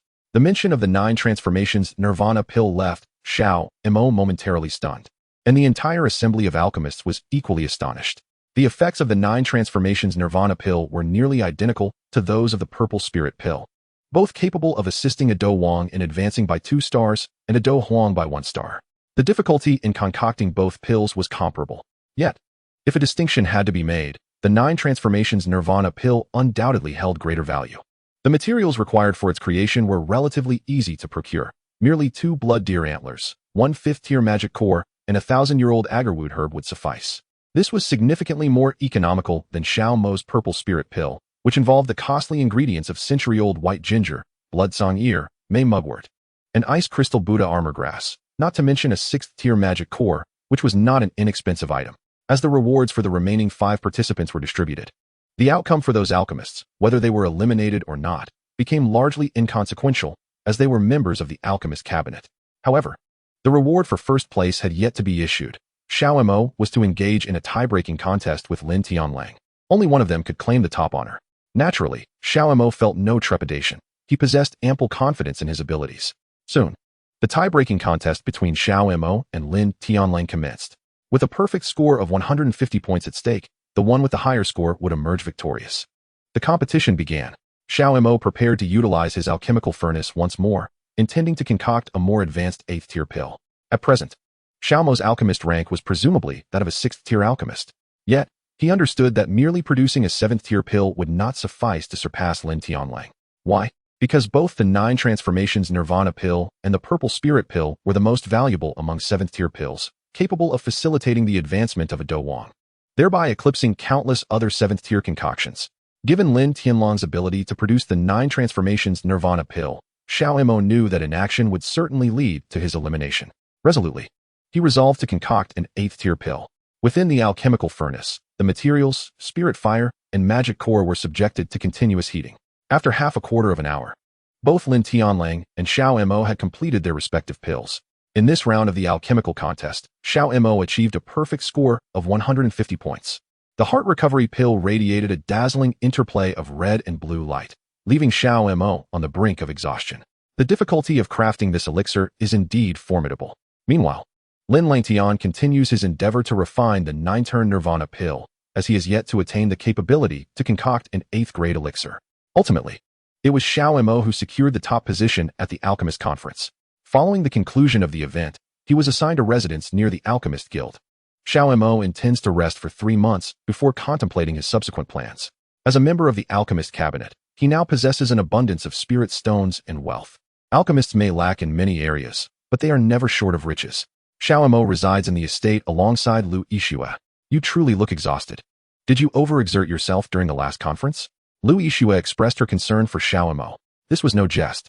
The difficulty of refining an 8th-grade elixir is akin to reaching the heavens, yet Xiao Mo managed to persevere until completion. Such determination is indeed rare. Xiao Mo sighed. Please do not mock me. I genuinely fear I might falter. Considering your fatigue, how long shall we rest this time? Lu Yixue inquired. I am not a villain. Xiao Mo reassured her. Of course, I know you are no villain, Lu Yixue replied with a laugh. Xiao Mo summoned a servant to bring food, devouring it ravenously. The previous alchemist conference had drained him significantly, leaving him on the brink of exhaustion. After finishing his meal, Xiao Mo sat alone in the pavilion, sipping sweet wine. Lu Yixue, the charming young lady, promptly joined him. The Gamma Empire is truly splendid. I have never seen such beautiful houses and palaces in my life. Since he was resting, Xiao Mo decided to indulge in conversation with Lu Yixue. The Gamma Empire is not particularly distant. One day, I will take you to witness the marvelous world of the Duki continent, he promised. After spending numerous days together, Lu Yixue had come to realize that Xiao Mo was not boasting. She now truly believed that he could grant her mother a long life. My greatest wish is for my mother to live for 100 years. If you can assist me, I would do anything, she said earnestly. Xiao Mo could not help but chuckle. It is merely a matter of 1 pill. Why do you treat it with such gravity? Chapter 76. The Beast Mountain Range. Three-eyed tiger Xiao Mo plans to rest at the Alchemist Guild for 3 months. His next step will be a visit to the tribes in the wilderness Beast Mountain Range. Afterwards, he will remain in the Gamma Empire. Not only does Xiao Yan require strength, but Xiao Mo himself also needs to enhance his cultivation and power. As the 3 months gradually pass, he is still at an age of growth. Although he trusts Xiao Mo, a mother will inevitably worry about her own daughter. Long time no see, Lu Yishua exclaimed as she went to find her mother, while Xiao Mo first sought out Lu Yu. Observing the changes in Xiao Mo, it was only a matter of over 3 months, yet he had become even more inscrutable. In just a few months, you have undergone such a tremendous transformation. It truly astonishes me. Xiao Mo was aware that his strength was indeed on the rise. Moreover, he is still a member of the Alchemist Guild of the Gamma Empire, which is quite normal. The world undergoes changes every day, not just between you and me. Are you planning to rest in the tribe for a few days? Lu Yu inquired. I intend to explore the Beast Mountain Range, he replied with a serious tone. If you merely seek to hone your skills, it suffices to wander around the outskirts of the mountains. I remain unaware of what lies deep within, yet I am certain that perilous entities reside there. Lu Yu's warning stemmed purely from goodwill towards Xiao Mo. Rest assured, I am aware of my limits. Xiao Mo smiled, fully cognizant of the dangers lurking in the depths of the Beast Mountain Range, though he remained unconcerned. Risk and reward are invariably proportional. Residing in the tribe within the mountains, one can marvel at the countless stars twinkling in the night sky. The Gamma Empire, in its splendor, obscures the brilliance of the stars with its myriad lights. However, in the Beast Mountain Range, such is not the case. The absence of artificial illumination allows the stars to shimmer, painting a scene of ethereal beauty. The following morning, Lu Yu personally saw Xiao Mo off. Above all, remember my words. Exercise caution in all matters. You must not venture into the central region of the Beast Mountain Range. I suspect that ferocious beasts exceeding the Dozong level dwell there. Intrigued, Xiao Mo countered. If the central region houses Dozong level beasts, why do you dare establish a tribe here? Lu Yu replied softly, I am also gambling with my life. After all, this tribe resembles a hidden paradise where we can procure all we need from the Beast Mountain Range, yet no one can control our freedom. Xiao Mo comprehended the implications. You draw near to darkness to procure freedom and sustenance from it. Lu Yu nodded, affirming, precisely, that is my thought process. Xiao Mo concluded. Do not worry too much, I am well aware of my limits. He then set forth towards the central region of the Beast Mountain Range. On the way, Xiao Mo discerned the reason for the absence of high-level beasts in the periphery of the mountain range. The issue lay within the spiritual energy present in the air. The central region teems with dense spiritual energy, yet once one departs from it, the energy dissipates rapidly. Thus, if the ferocious beasts dare to leave the central area, the spiritual energy would quickly disperse, explaining the scarcity of high-level beasts. Determined, Xiao Mo approached the central region gradually.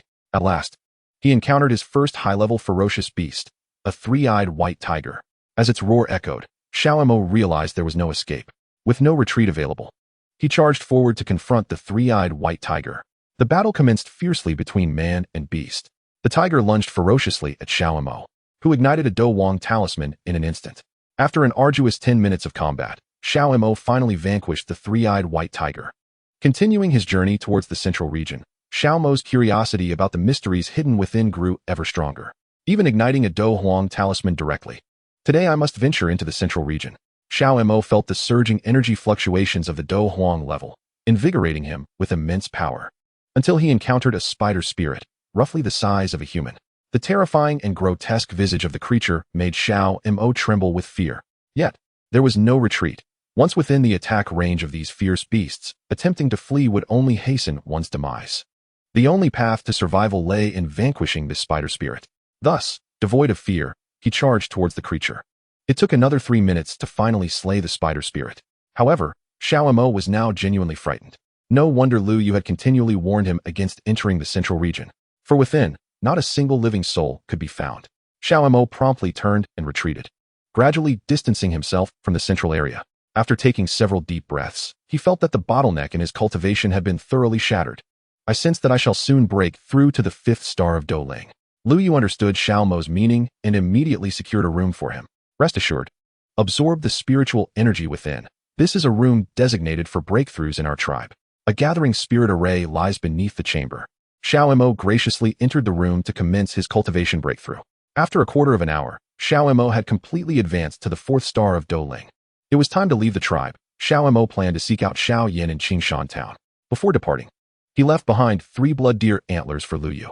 Prepare a soup with these antlers for your wife. I assure you, with these 3 spiritual herbs, she will gain an additional 10 years of life. This was the greatest concern for Lu Yu and Lu Yishui. Thank you, young hero. Take care. Xiao Mo departed from the Wild Beast Mountain Range, preparing to head straight to Qingshan Town. He then utilized the teleportation array in Jamma Holy City to arrive at Qingshan Town. The town still brimmed with vitality. Xiao Mo felt a momentary daze. It had only been less than 5 months since he left, yet the changes around him were profound. He first visited the pharmacy of the Little Medicine Fairy, and upon entering, he immediately spotted her. The Little Medicine Fairy approached him warmly. It has been quite a while since you left. Is everything well? She inquired. All is well. Do not worry, Xiao Mo reassured her. Is Xiao Yan still in Qingshan Town? However, he cannot stay for long. Xiao Yan mentioned he has an unfulfilled promise with Nalan Yanran. He must leave the Beast Mountain Range within a month at most. Xiao Mo nodded, understanding Xiao Yan's sentiments. The 3-year agreement held immense significance for Xiao Yan. Now, she is in my pharmacy, said the Little Medicine Fairy. Xiao Mo proceeded to the room where Xiao Yan was located. Well, young lad, it has been quite some time. Have you experienced growth in your strength? Xiao Mo inquired. I am now a 6-star dosher. Xiao Mo asked. I heard from the Little Medicine Fairy that your next destination is the Tagore Desert. Is that correct?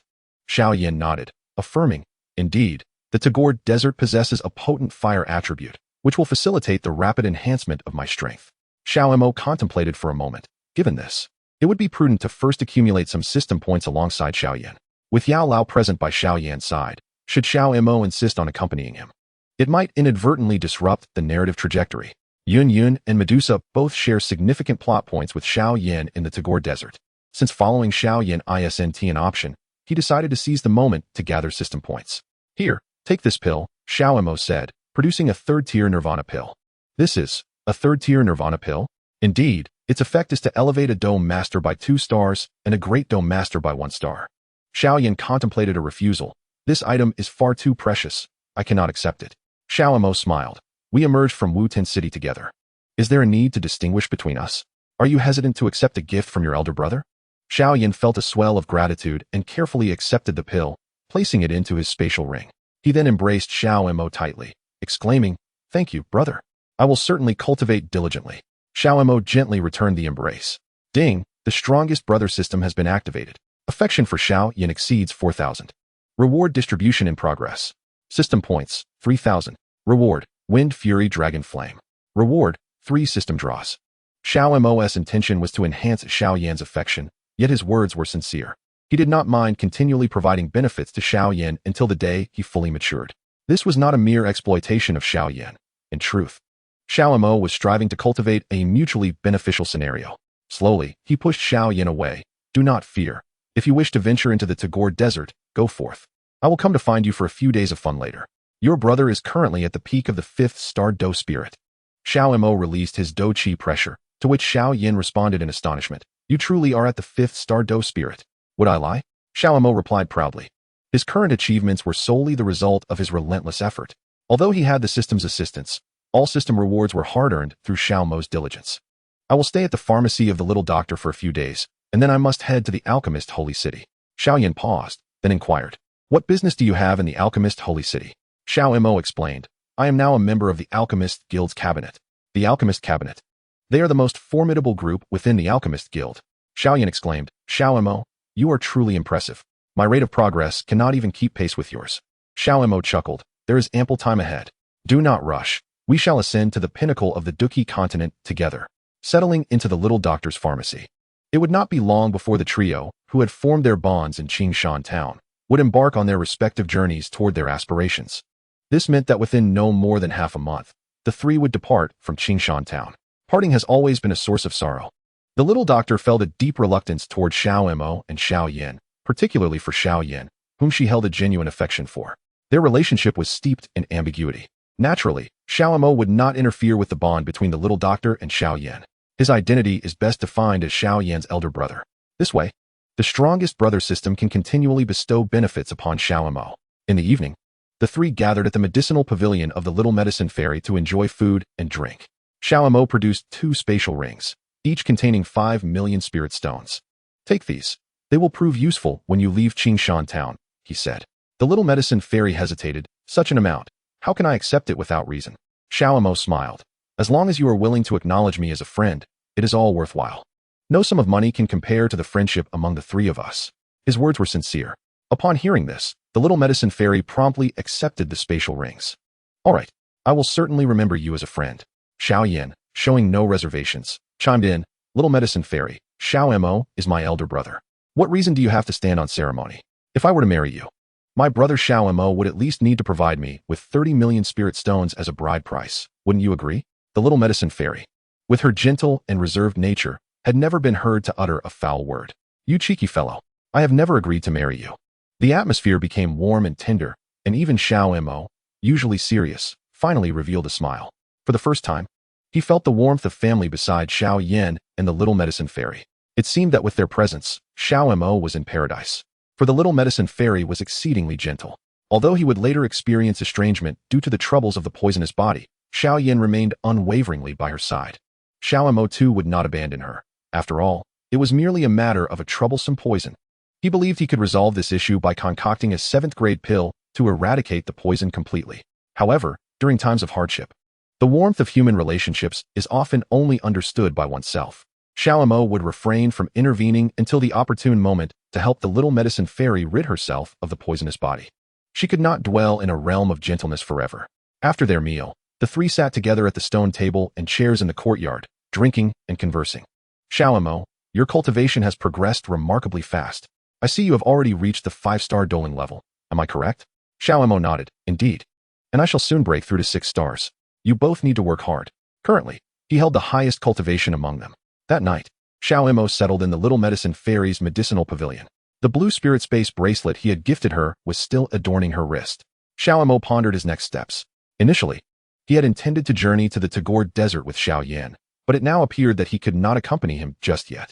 After all, he had just amassed a wave of system points before leaving and gained 3 lottery chances along with a rare flame. Chapter 78. The little doctor's politeness and indifference having spent half a month with the little medicine fairy and Xiao Yan. Xiao Yan was about to set off for the Tagore Desert. As he prepared to depart, the little medicine fairy and Xiao came to bid him farewell. If one day you no longer wish to be a Dodi, simply forget everything. Life rarely unfolds as we desire. Oftentimes, it is filled with disappointments. Young individuals invariably harbor their own aspirations, often brimming with youthful fervor. Yet, those who can not only grasp ambitions, but also relinquish them are the true heroes. Xiao imparted this wisdom to Xiao Yan. Patience is a lesson that everyone must learn. Xiao Yan smiled and replied, Brother, such words are better suited for the ordinary. Have you forgotten who I am? I am the youngest prodigy of the Xiao clan. It has always been I who instruct others. None would dare to teach me. Xiao Yan, with an air of arrogance and confidence, resembled the blazing sun in the sky, capable of incinerating all in its path, yet simply illuminating the world in tranquility. I am well aware of my intentions. It is merely a matter of timing for Nalan Yanran. I have never truly lagged behind her. Even if my Do Chi does not advance, so what? If I so desire, I could ascend to the pinnacle of Do Huang within 3 years. Xiao gazed at Xiao Yan's youthful visage. Indeed, he is Xiao Yan from the world of Do Pu, the bearer of immense power in the Do Chi continent, a peerless genius. Xiao fell silent for a moment before breaking into a smile. You are right. Regardless of what occurs, do not forget your elder brother. My feelings for you are sincere. Xiao playfully thumped Xiao Yan on the shoulder. I shall remember. Xiao Yan replied, his words carrying profound meaning. Upon departing from Qingshan town, only the little medical fairy and Xiao remained. The little medical fairy held a deep affection for Xiao Yan, yet found no interest in the earnest Xiao Mo had indeed misjudged, believing Xiao Yan merely a brash youth, but it was evident that he was far more than that. Consequently, the little medical fairy was enamored with the brilliant Xiao Yan, while she remained indifferent towards the straightforward Xiao Mo. Since Xiao Yan is not here, my presence serves little purpose. I shall take my leave, Xiao announced. The little medical fairy's demeanor was inherently aloof, whether as the Tian poison girl or the current little medical fairy of Qingshan town. She was not particularly vivacious, yet neither was she meek or quiet. Rather, she exuded an icy detachment. This attitude extended to Xiao as well, in Xiao Yan's absence. The little medical fairy became exceedingly polite. It is of no concern. Please be cautious on your journey, she advised. With beauty and grace that would rank her among the finest in the central continent, the little medical fairy also possessed significant potential within the future of the Shiyun Empire. Being the Tian poison girl, Xiao Mo nodded gently before turning to leave the little medical fairy's apothecary. Why did Xiao Mo always wear a stern expression, appearing exceedingly serious? It was because, in this moment, devoid of Xiao Yan, the little medical fairy would treat him with palpable indifference. The little medical fairy was the Tian poison girl of the Shuyan Empire. What then was Xiao Mo, who was preparing to brave the rain? Yun Yun tended to Xiao Yan, for she owed much to the Xiao family due to their 3-year pact. Xiao Suner and Xiao Yan were destined to be together. While Xiao Mo stood as an utter solitary figure, bereft of assistance, without friends, and even devoid of parental figures. What events might transpire in the Blue Star? Xiao Mo truly could not fathom. Seriousness was Xiao Mo's final weapon. Without a heart devoted to survival and diligence, he would lose everything. As the fireworks scattered, the long-lost splendor faded away, leaving only the strongest brother system for Xiao Mo. Yet, such a thing had always been held in disdain by Xiao Yan, who viewed it merely as a means of servitude. To put it plainly, the strongest brother system relied not only on external forces, but was also akin to a cuckold system. The radiant Xiao Yan would never take a liking to something as trivial, as he was, after all, the protagonist of Battle Through the Heavens. However, Xiao Mo found himself in desperate need of this system. Without the strongest brother system, survival on this Duki continent would be impossible for him. This explains why Xiao Mo perpetually wore a serious expression, as if engaged in an endless race where failing to reach the next supply point would result in his demise. Casting a glance back at the little healer's pharmacy, the once warm room now exuded an air of cold indifference. Even if it was not the toxopholite of the Shuyan Empire, the little healer, too, was no ordinary individual in the Qingshan town. Over half of the mercenaries had benefited from her free healing. If he were to offend her, the existence of his system would be exposed, leaving him with nowhere to stand in Qingshan town. The true jester, in fact, was Xiao Mo himself, who bitterly chuckled within. Yet, he possessed the strongest brother system that Xiao Yan scorned. Thus, he could not afford to halt his advance. I will strive forward in this world, Xiao Mo resolutely declared, pulling out his identity card, the number inscribed clearly upon it. This was a secret known solely to him. He carefully placed the identity card into the system's storage cabinet, the safest haven he knew. As the sky began to drizzle lightly, the day remained sunny, the vast blue expanse overhead, the sun illuminating the world. For reasons unknown, a sudden wave of melancholy washed over him. Perhaps it was the realization that the previous joys had dissipated into mere illusions due to the little healer's cautionary words. He was entitled to enjoy resources akin to those of cabinet-level spiritual stones and offerings. He intended to refine a 7-turn nirvana pill. It was no wonder that the Alchemy Guild's pills were of such high caliber, having bestowed upon him so many fine gifts. Even the most elite alchemists labored tirelessly to concoct top-tier pills. The Xiling pill could even allow a Do Huang to ascend a level, underscoring its extraordinary efficacy. Nevertheless, refining a single 7-turn nirvana pill was sufficient for Xiao Mo's needs. Today, he would absorb one, and the next 7-turn nirvana pill would need to wait 7 days for him to fully assimilate its effects. The 3rd-level magic core was forged by the Wind Fury Dragon Flame, alongside a century-old agarwood herb, blood deer antler, and an ice spirit pill. Xiao Mo meticulously focused on concocting this 7-turn nirvana pill. In the pursuit of excellence, one must give their all, for there are certainly no free lunches in this world. Xiao Mo could not tolerate even a single failed pill in his possession. A slight miscalculation could lead to utter failure, especially during the delicate process of pill refinement. After approximately 15 minutes, the 7-turn nirvana pill was successfully completed. Xiao Mo carefully stored the pill in a jade box. Chapter 79, The Chaotic Heart Method. A value comparable to that of, after taking a moment to rest, he would begin absorbing this 7-turn nirvana pill. Meanwhile, the holy city also commenced its gentle rain.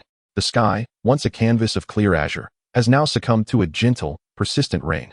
The bustling life of the illustrious capital of Gamma City has come to a standstill. Not a single soul graces the streets. Xiao Mo remains silent.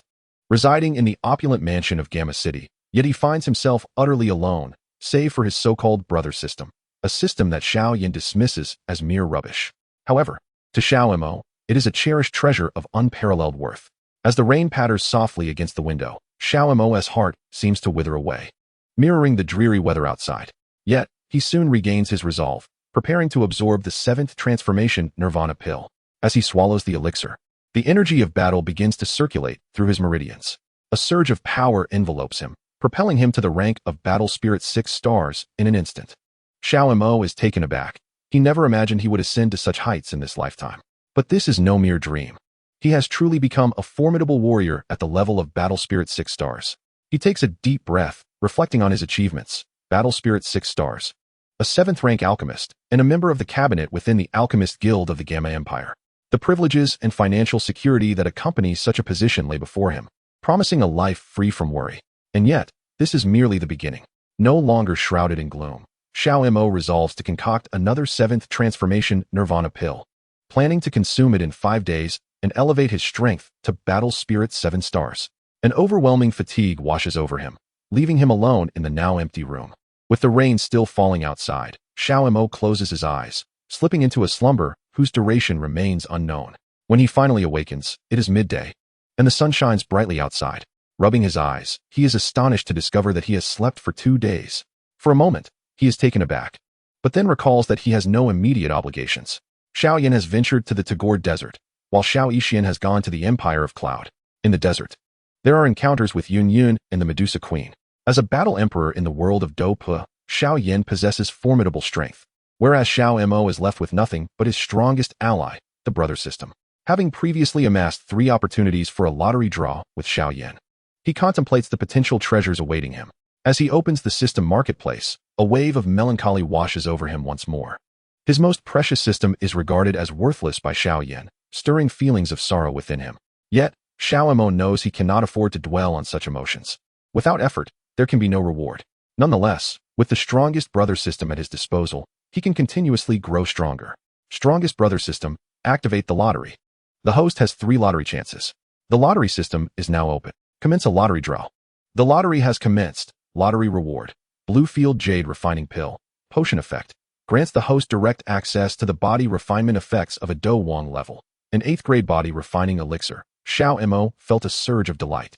This was no trifling item. The Dwong level of body refinement effects, with no specific mention of which star it corresponds to. Perhaps, with the strength acquired from this refinement, he could challenge masters at the Dwong 6-star level. Xiao Mo hastily stored the elixir in a jade box and proceeded to initiate the next lottery. The lottery has commenced. Lottery reward. A celestial grade heart method. Chaotic heart method. Do Chi operation speed doubled. The heart method can strengthen meridians and spiritual pools. The heart method can assist in strengthening. Daily practice of the heart method can enhance mental consciousness and soul power. Do Chi transforming into wings increases the strength of spiritual Do Chi threefold. Can directly enter the Do zone level. Traversing the void. Cultivation speed doubled. Attribute strength is absolute grade. Xiao Mo was momentarily taken aback. My heavens, a celestial grade heart method? This is entirely distinct from martial arts techniques. Techniques are often closely tied to cultivation levels, yet in actual combat, they do not necessarily dictate the outcome. Most techniques cannot be cultivated simultaneously. To practice one must relinquish the previous technique. However, the heart method is different. It can be infinitely stacked. Xiao Mo realized that this time he had truly drawn something extraordinary. He promptly stored the chaotic heart method away. Only 1 lottery reward remained. Xiao Mo addressed the system. Initiate the final lottery. The lottery has commenced. Lottery reward. Bagua Corpse Fire. Xiao Mo was taken aback. He had directly drawn in? What rank does it hold in the rankings, system? It holds no rank in the rankings, classified as wild. However, its strength is equivalent to that of the Qinglian Earth Heart Fire. You may consider it of the same level as the Qinglian Earth Heart Fire. Qinglian Earth Heart Fire? ISNT that of the same caliber as Xiao Yan's? Yet, this is ultimately not orthodox. Although its strength is comparable, the Qinglian Earth Heart Fire is recognized throughout the continent. What distinguishes them? It's akin to the Qinglian Earth Heart Fire being the protagonist, while the Bagua Corpse Fire plays a supporting role. Though the remuneration is the same, the master is the master and the dog is the dog. After all, the fame of the Qinglian Earth Heart Fire is monumental. Moreover, it was the first of Do Di Xiao Yan. Xiao Mo couldn't help but chuckle wryly. Why did everything he obtained seem to be leftovers from Xiao Yan? What if in the end, Xiao Yan becomes the Flame Emperor, while he remains merely a system-s cheat? Still, Xiao Mo refrained from dwelling on such thoughts. If he did not wish to be a failure, he must diligently cultivate. After all, merely sitting idly would yield nothing. First, he consumed the Blue Field Jade Refining Pill, and gradually a crimson glow enveloped his body. This absorption continued for half an hour, after which Xiao Mo had completely assimilated the energy of the Blue Field Jade Refining Pill. Observing the changes in his body, he swung his fist a couple of times. He felt that his physical prowess was already sufficient to contend with the Dwong. What follows is the Chaos Heart Sutra, a treasure of immense worth. This scripture encompasses meridians, spiritual pools, the transformation of fighting energy into wings, and numerous attributes. In terms of value, This Chaos Heart Sutra may indeed surpass the worth of the Blue Lotus Earth Fire. Xiao Mo understands that opportunities must not be squandered. If he does not seize the chance to diligently cultivate this heart technique, he may find himself relegated to a lifetime of servitude beneath Xiao Yan. The name Xiao Yan resonates not only throughout the Doqi continent, but has also reached the ears of the entire celestial universe. Meanwhile, Xiao Mo remains a mere stray dog, lacking both ferocity and recognition. To avoid being cast aside by this world, one must possess inherent value. Xiao Mo closes his eyes and begins to fervently absorb the Chaos Heart Sutra. This closing of his eyes lasts nearly 3 days. Immersed in the heart technique, he finds himself utterly captivated. The prospect of rapidly enhancing his strength enchants him deeply. Chapter 80. Xiao Yan Academy. Outer Court. When he finally concludes his cultivation, a full 3 days have elapsed. Xiao Mo first changes his clothes and cleans them before taking a refreshing bath. Emerging invigorated, he revels in the vibrant essence of a summer noon. With a sense of renewal, he decides against absorbing the 8 trigrams corpse fire, opting instead to take a leisurely stroll. Concerning Lu Yixue, Xiao Mo harbors unspoken sentiments. Reality is starkly evident. There truly are no free lunches in this world. Upon careful reflection, he considers foregoing further ventures into the Monster Mountain range. He has already provided enough for Lu Yixue, and with that alchemical technique in her possession, she can sufficiently extend her mother's lifespan for a lifetime. Lu Yu appears to be a remarkably capable individual, likely to live well beyond 200 years. Although Lu Yixue's mother may not be an exceptionally formidable practitioner, with that technique in hand, Lu Yixue's wishes should be entirely fulfilled. With all matters settled, he finds himself alone in this world. Arriving at the Alchemist Guild, Xiao Mo intends to donate some elixirs. However, he seeks no monetary compensation. He wishes to contribute entirely free of charge to the guild, as he values his standing within it. The Alchemist Guild possesses the channel for such donations, allowing elders in the cabinet to exchange elixirs for contribution points. He donates 5 7th-tier elixirs along with a purple spirit pill, catapulting him into the top 20 on the contribution leaderboard. Having completed these affairs, Xiao Mo resolves to rest for another 2 days. After this brief respite, he will set out for his next destination, Xiao Yan Academy. Why venture to Xiao Yan Academy at this moment? Xiao Yan will remain in the Tagore Desert for an extended period, and Xiao Mo cannot simply reside indefinitely at the Alchemist Guild. It appears that only Xiao Yan Academy can provide him with a greater opportunity for advancement. After 2 days of rest in Jiamar Holy City, Xiao Mo utilizes a teleportation array to arrive directly in the Black Corner region. He then travels to Black Ink City and continues on via the teleportation array to Peace Town. The Necromancer tree in Peace Town still bears the remains of a Do Huang, yet Xiao Mo does not cast a glance at it. In this world, it is destined that all good things come with risks. Seeking stability guarantees nothing. Xiao Mo must certainly harbor thoughts of challenging the Tree of Death. However, now is not the opportune moment. His strength poses no threat to the Canaan Academy. With his head bowed, he entered Peace Town and subsequently utilized the teleportation array to arrive at the entrance of the Canaan Academy. The spiritual energy array sealed off the academy. An entry could only be granted by approaching the guards at the gate. Xiao Mo stated his intentions. I am here to join the Canaan Academy. The guard, cautious and vigilant, inquired, do you have an invitation? He was somewhat apprehensive about potential troublemakers entering the academy. Xiao Mo replied, this is my first visit, but I have no issue with paying the tuition. I currently possess 1 million spirit stones. The guard nodded. 1 million is sufficient. However, our annual registration fee is 80 million spirit stones. Xiao Mo smiled. Is that all? A mere trifle. I wonder if I can register for the Canaan Academy. Follow me. The guard responded. With clarity of purpose, the guard appeared less tense and escorted Xiao Mo into the academy. I will take you to the registration office, the guard said. All right, replied Xiao Mo. Upon reaching the registration office, the guard informed Xiao Mo, you may inquire about anything with the elder in charge here. As long as you have sufficient funds, the rest will be taken care of. Xiao Mo nodded, assuring him, rest assured, I harbor no ill intentions. The registration process was completed swiftly, and Xiao Mo became a student of the Canaan Academy.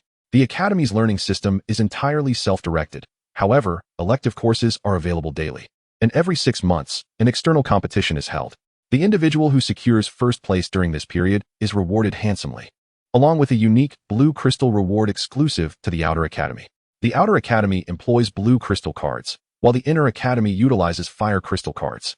The crux of the matter lies in the Inner Academy's ability to cultivate using the Fallen Heart Flame, which the Outer Academy lacks. Xiao Mo did not initially plan to cultivate, as he felt quite fatigued. However, the entire Canaan Academy buzzed with industrious students, a stark contrast to Xiao Mo's languid demeanor. After resting for half a month, Xiao Mo felt fully rejuvenated and decided to concoct a 7-turn Nirvana pill, aiming to elevate his cultivation to the 7 stars of fighting spirit. After approximately 15 minutes, he successfully refined the 7-turn Nirvana pill. Upon consuming the elixir, he advanced to the 7 stars of fighting spirit within another 15 minutes.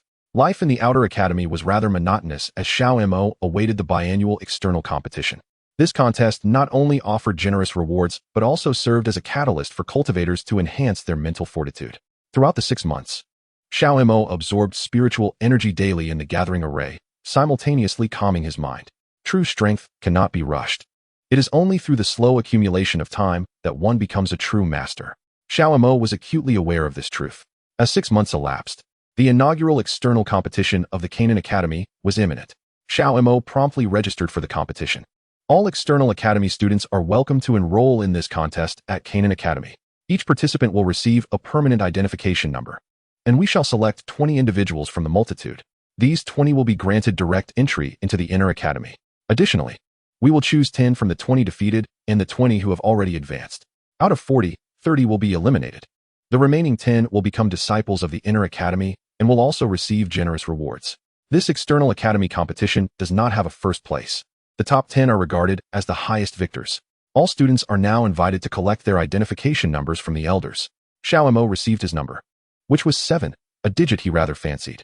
The first round of the competition is straightforward, a halving elimination. Participants will engage in one-on-one contests, with the victors advancing to the next round while the defeated will be eliminated. Standing opposite on the arena, the elder of the external academy shouted, "Commence the competition."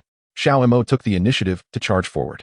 His singular aim was to swiftly eliminate his opponent. After all, with the strength of a spirit fighter of the 7th star, he decisively vanquished his rival in an instant.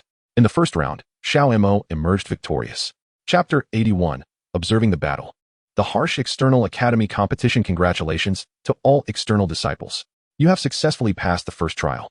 However, our contest has only just begun. Among the thousands of external disciples, only 10 shall remain in the end. The support from the external academy to Xiao Mo has indeed been minimal. There exists a stark contrast between the external and internal academies. True masters can only be encountered within the inner academy. Even Lin Xiuyang possesses the combat prowess of a peak spirit king.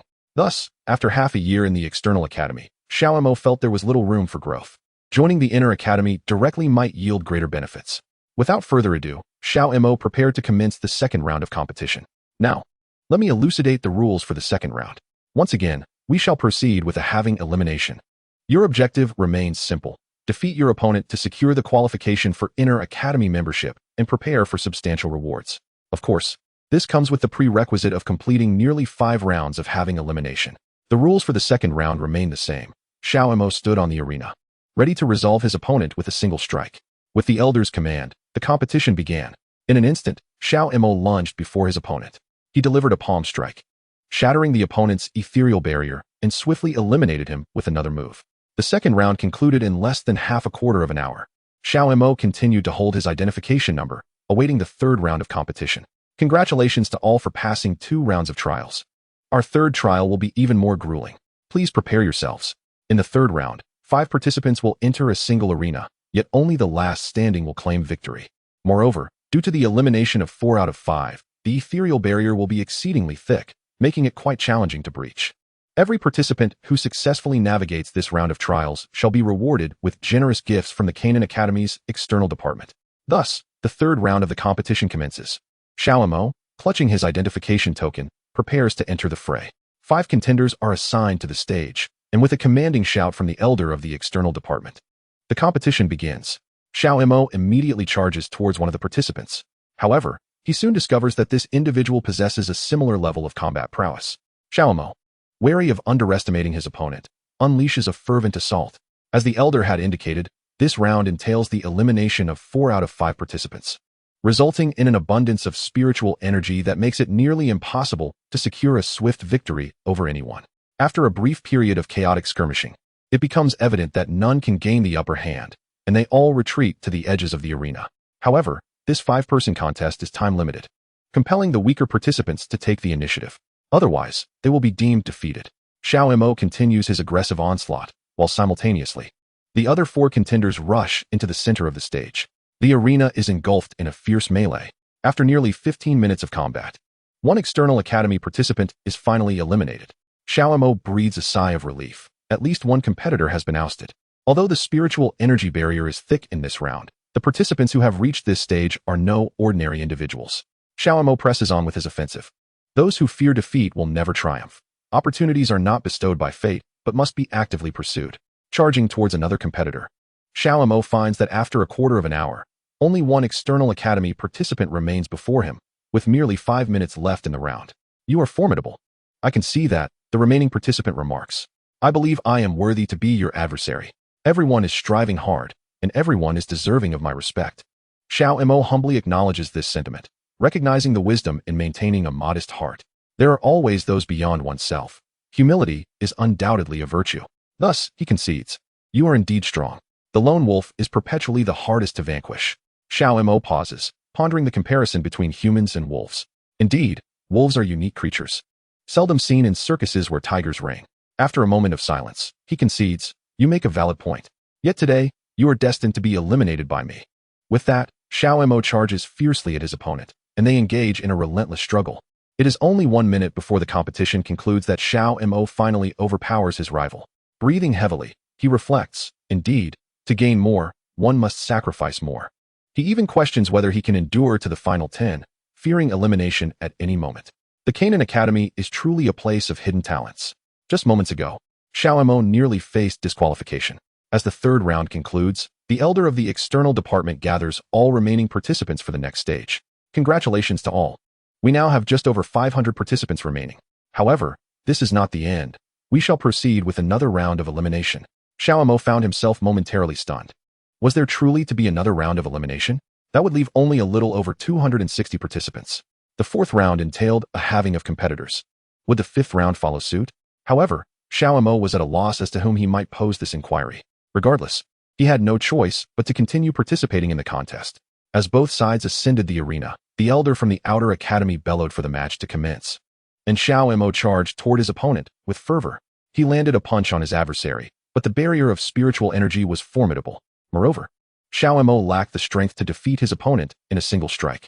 The contest persisted, and Xiao Mo soon found himself ensnared in a fierce struggle. It was nearly a quarter of an hour before he finally overpowered his opponent. With the conclusion of the fourth round, only 260 participants remained. Congratulations. The fourth round has come to an end. Yet, this was merely the beginning. I must proceed to the fifth trial. By the end of these 5 trials, only about 50 participants will remain.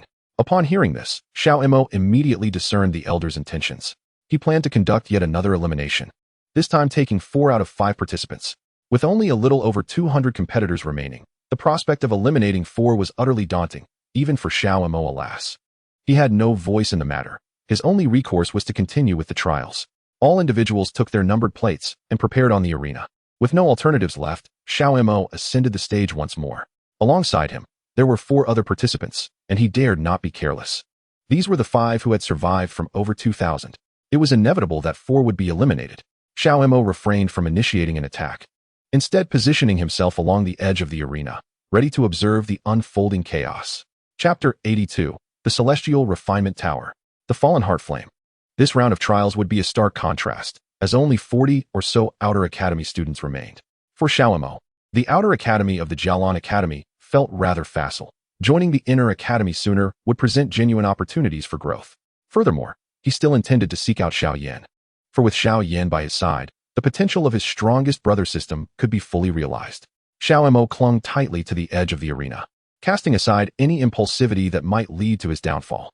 He resolved to wait a while longer before making his move, hoping the others would engage first. At last, one student could no longer contain their eagerness and launched an attack. The remaining 3 immediately surged toward the assailant. Yet, Xiao Mo remained still, biding his time.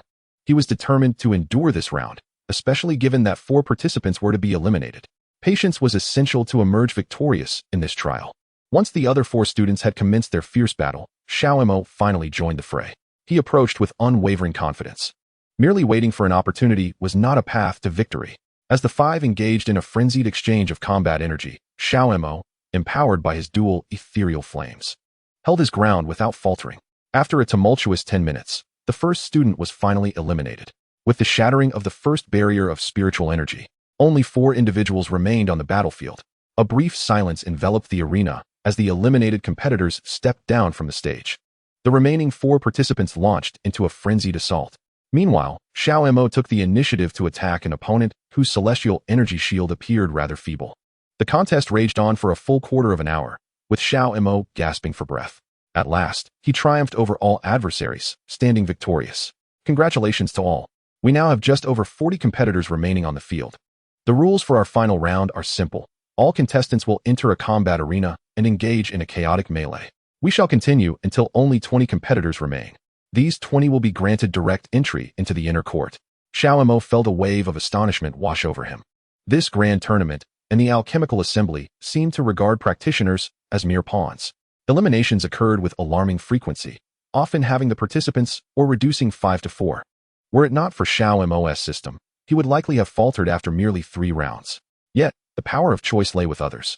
With nothing but compliance at his disposal, he found himself with no alternatives. Securing a place in the inner court was imperative for his advancement. The final round commenced. A total of 45 individuals stood upon the combat stage. It was an all-out brawl, with 25 needing to be eliminated. Only 20 would earn their passage into the inner court. Xiao Mo urged himself to persevere. The qualification for the inner court was of utmost significance. As the elders signaled the start, Xiao Mo charged forth. He needed to seize opportunities actively. His fist struck an opponent, unleashing both the 8 trigrams corpse fire and the wind fury dragon flame upon them. However, the energy shield was formidable, and his blow failed to eliminate the adversary. The onslaught continued. Such a scene of chaos, with over 40 participants battling fiercely, was a rare spectacle. The arena was engulfed in a tempest of combat energy. After a quarter of an hour of relentless fighting, Xiao Mo felt his own energy shield beginning to falter. Finally, 25 competitors were eliminated, and Xiao Mo successfully endured until the end. Congratulations to you all. You 20 have officially become disciples of the inner court. Please come forward to collect your fire crystal cards and the roster. Xiao Mo's heart swelled with exhilaration. This was the moment he had been awaiting. He could finally enter the inner court to learn. The inner court of Canaan Academy was a true gathering of prodigies. Those who reached the inner court were anything but ordinary, and Canaan Academy was far from the small realm of the Gamma Empire. Overwhelmed with excitement, Xiao Mo approached the elder of the outer court to register his information and name. He received his fire crystal card, an essential item for the life of an inner court disciple. Congratulations, everyone. You have all entered the inner court. However, we still have the final round of the outer court tournament. From among these 20, we will select 10 more. Those who endure until the end will be rewarded with 5,000 fire crystals. Xiao Mo's eyes glistened with fervor at the mention of the reward. It was a surge of impulse and exhilaration. 5,000 fire crystals. Sufficient time has passed for him to cultivate in the inner courtyard for half a year. Xiao Mo gradually regained his composure. Among the cultivators who have persevered through the outer courtyard competition, who is not a dragon among men? It is certainly not an easy feat to emerge victorious. Nevertheless, Xiao Mo is determined to give his all. So, dear friends, are you prepared for this crucial competition of advancing from 20 to 10? All the participants stepped onto the stage, each yearning for the coveted 5,000 fire crystals. Xiao Mo shared this aspiration. The Do Patsang Xiong Academy represents a significant turning point. Strictly speaking, Jianan Academy no longer belongs to the Jiama Empire, and Xiao Mo does not wish to remain confined within that small empire for a lifetime. Since he desires to break free from the limitations of the Jiama Empire, he must triumph in this competition. The final round of the competition commenced. With the elder's command, Xiao Mo launched a proactive assault. He could not afford to squander this opportunity. The brutality of this last round was palpable. For the outer courtyard competition is, at its core, exceedingly ruthless towards the cultivators. After all, those participating in the competition possess nothing and must fight desperately for a fleeting chance at survival. Xiao Mo fought for a quarter of an hour before finally standing as the last one remaining. With 10 participants eliminated, this outer courtyard competition reached its conclusion. Xiao Mo successfully claimed the reward of 5,000 fire crystals and officially became an inner courtyard student. Upon entering the inner courtyard of Jianan Academy, Xiao Mo understood that his journey of cultivation had truly begun. In the Doqi continent, countless strong warriors exist, with many experts remaining hidden. Possessing a system does not equate to invincibility. On the contrary, true masters often disdain reliance on such systems. Ultimately, these are external forces. It is human disposition that holds the true key to success. Experts place greater emphasis on their own willpower and strength. Xiao Mo had no choice. Without the system, he might not even be considered a significant figure in Wutan City. Gazing at the opulence of the inner courtyard of Jian and Academy, Xiao Mo fell into silence. The somber and melancholic emotions within him resurfaced. This world is brutally indifferent to the extreme. Behind the seemingly luxurious facade of Jia Nen Academy lies an unyielding law of the jungle. The strong possess everything, while the weak suffer unspeakably. Yet, this is indeed the inner courtyard of Jia Nen Academy, and Xiao Mo is now a student of the academy.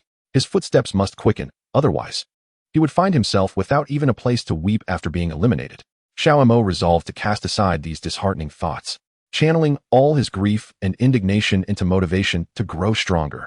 He made his way to the sky-burning refinement tower, where the falling heart flame resides. This would eventually be the place where Xiao Yan and Queen Medusa would give birth to Xiao Xiao. Chapter 83, 8-star Dueling. Inner courtyard of Jia Nen Academy, Xiao Mo dared not delay any further.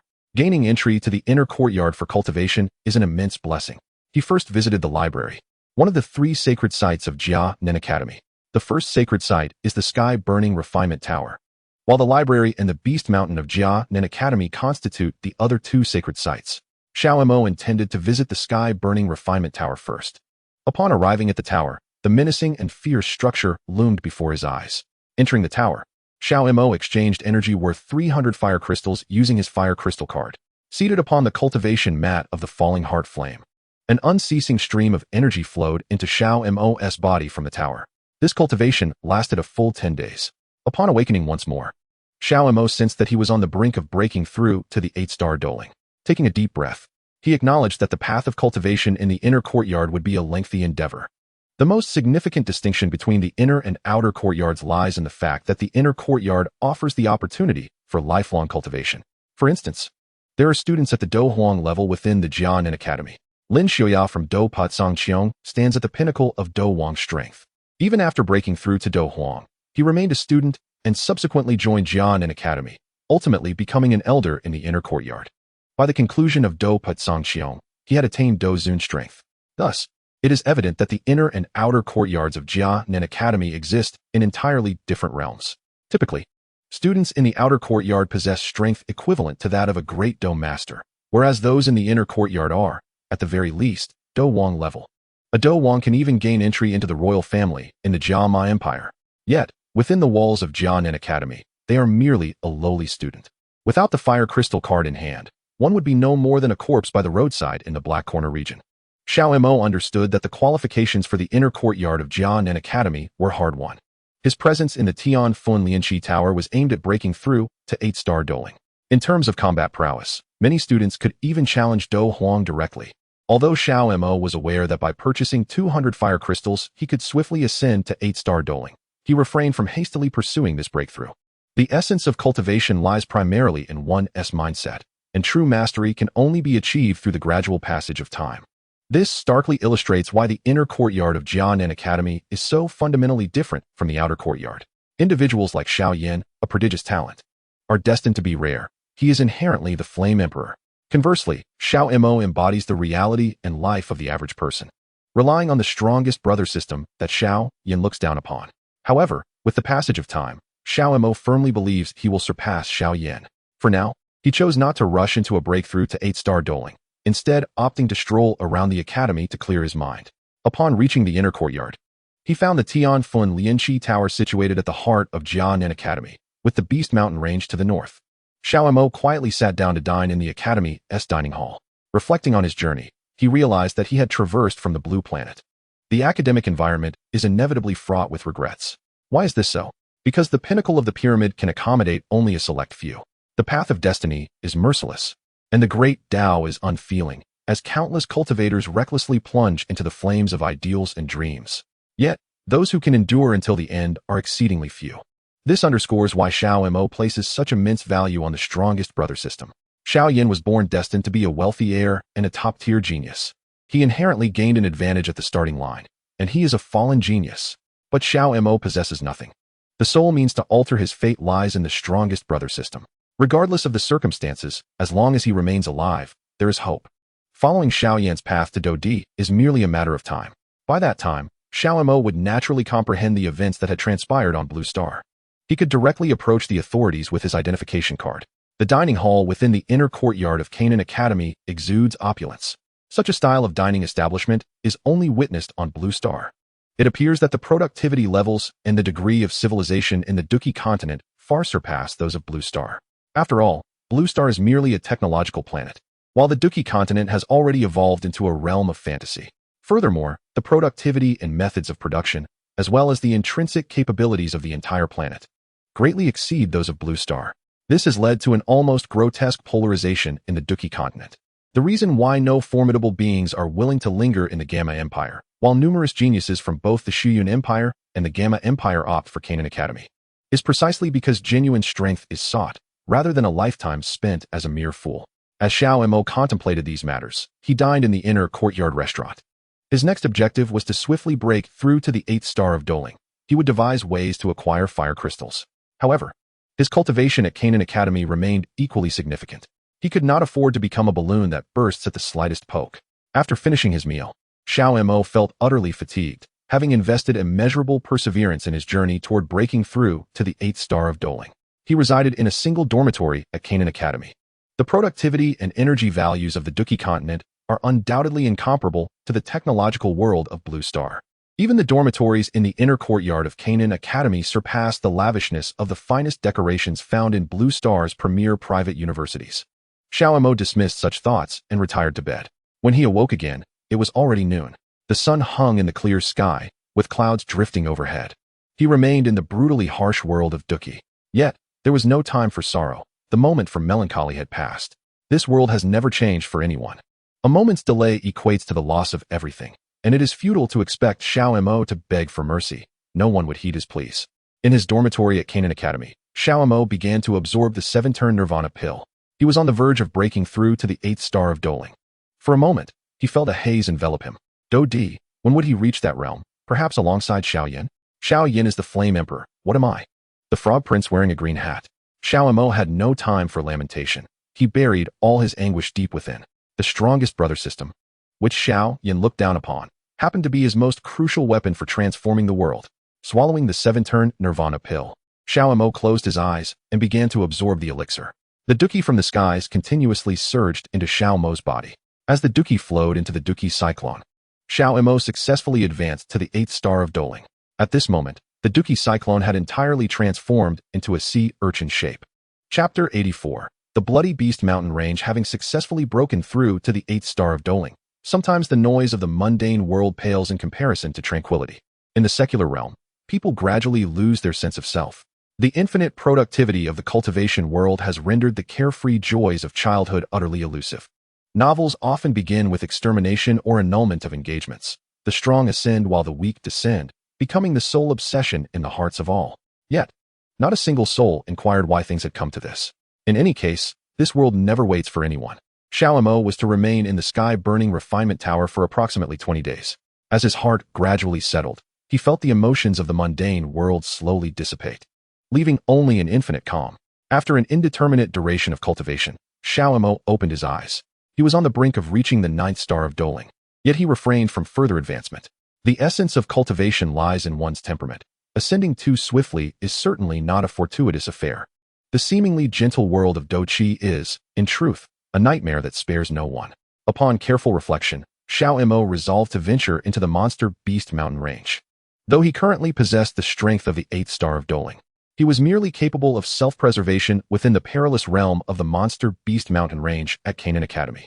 Xiao Mo intended to endure the night, perhaps longer, as it was during the dark hours that beasts and ferocious monsters were most active.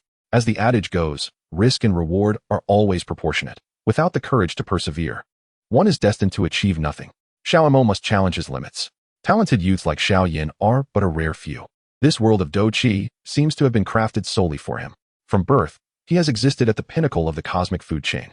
The vibrant world of Do-Chi conceals equally immense dangers. Perhaps it is due to Xiao Yan's inherent strength. However, Xiao Mo is not destined for the same cosmic fate as Xiao Yan.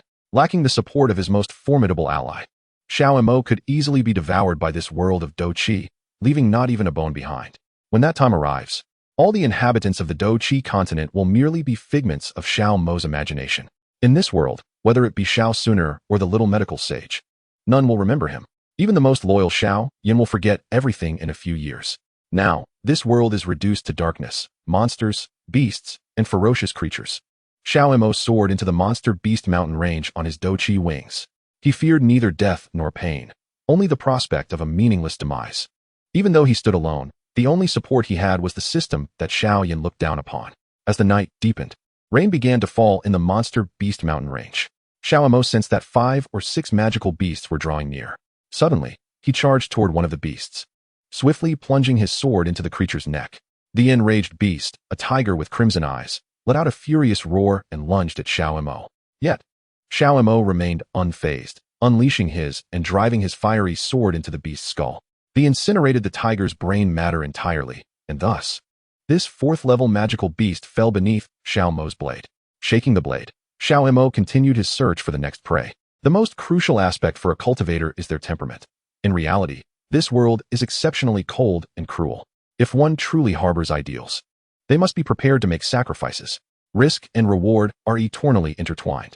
This is precisely why Xiao Mo finds himself battling magical beasts on a rainy night. He is determined to cultivate his spirit and bravery. Though he possesses the strength of an 8-star combat spirit, if his courage and resolve do not keep pace, all is mere talk. Suddenly, 5 ferocious beasts lunged at Xiao Mo simultaneously. Yet, he remained utterly composed, swiftly drawing his sword. The wave of fighting spirit surged forth, striking the beasts with lethal force. One beast fell beneath his blade, but the other four continued their relentless charge toward him. Unfazed, Xiao Mo pressed forward, determined to confront the 4 beasts head-on.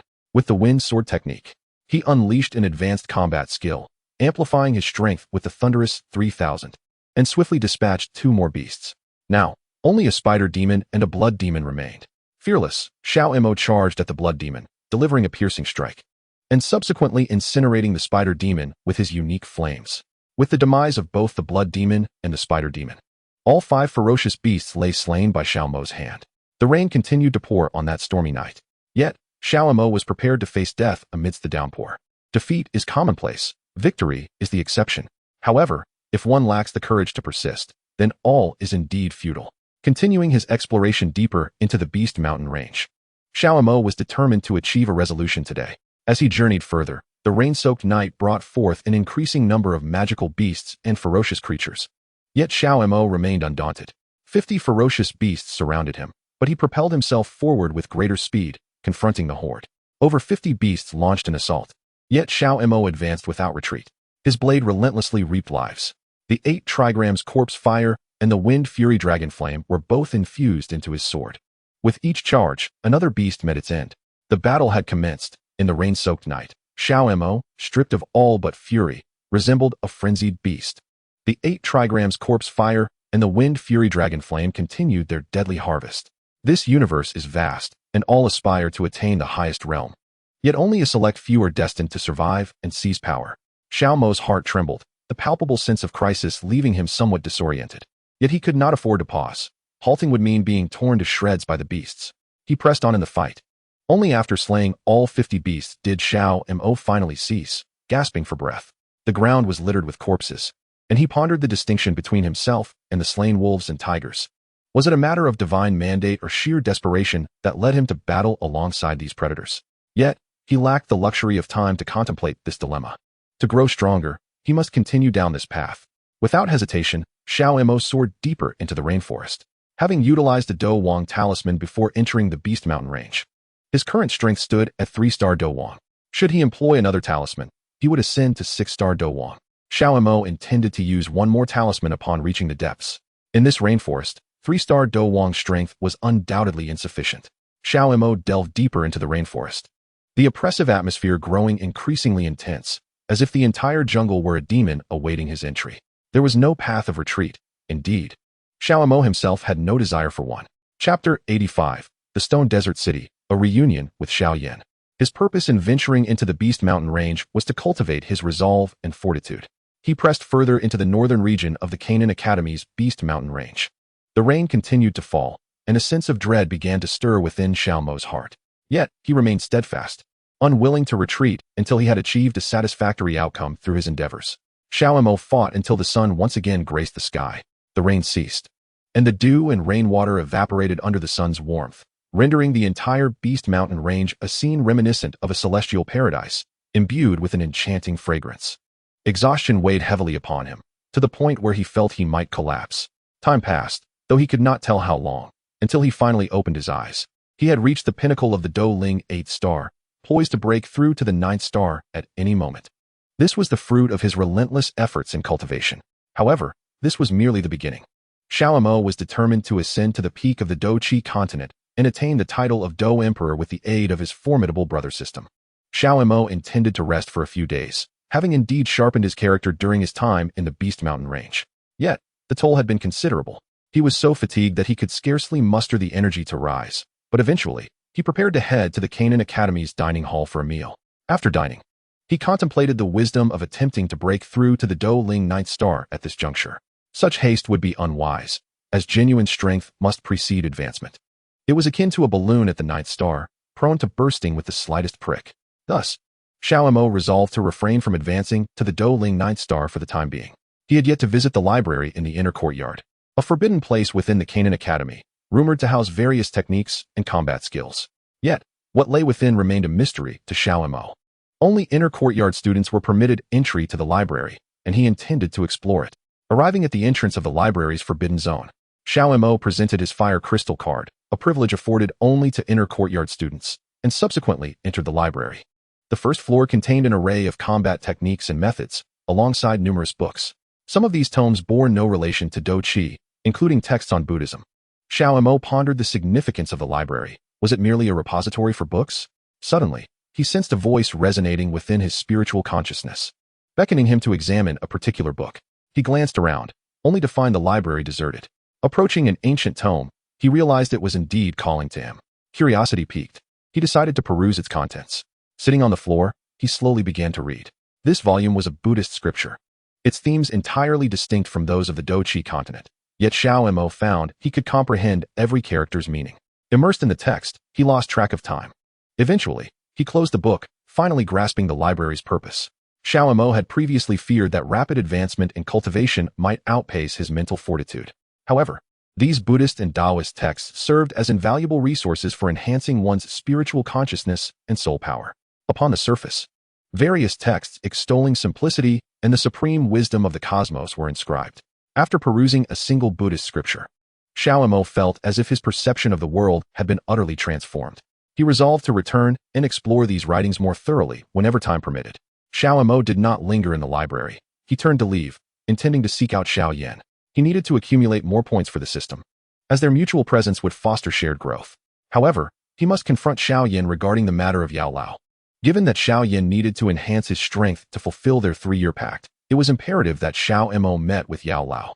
After a few days of recuperation, Xiao Yan departed from the Jianan Academy and made his way directly to the Tagore Desert, knowing that Xiao Yan was diligently training there. Utilizing a Dwong talisman, he soared directly to the desert. Upon arrival, Xiao Yan took out a communication jade tablet to send a message to Xiao Yan. Xiao Yan, I am currently in the Tagore Desert. Where are you? Please come find me. Leaning on the communication tablet, he navigated towards Xiao Yan's location and was finally reunited with him. Xiao Yan, it has been an eternity, Xiao Yan exclaimed, a sense of nostalgia washing over him. How long had it been since their time in Qingshan town? It felt as though an entire lifetime had passed. Xiao Yan rushed to Xiao Mo's side, exclaiming, It has been too long.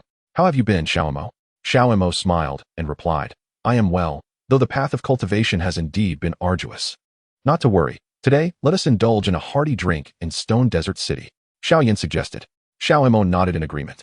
That evening, they arrived at Stone Desert City, where Xiao Yan ordered 3 pots of wine and several delectable dishes.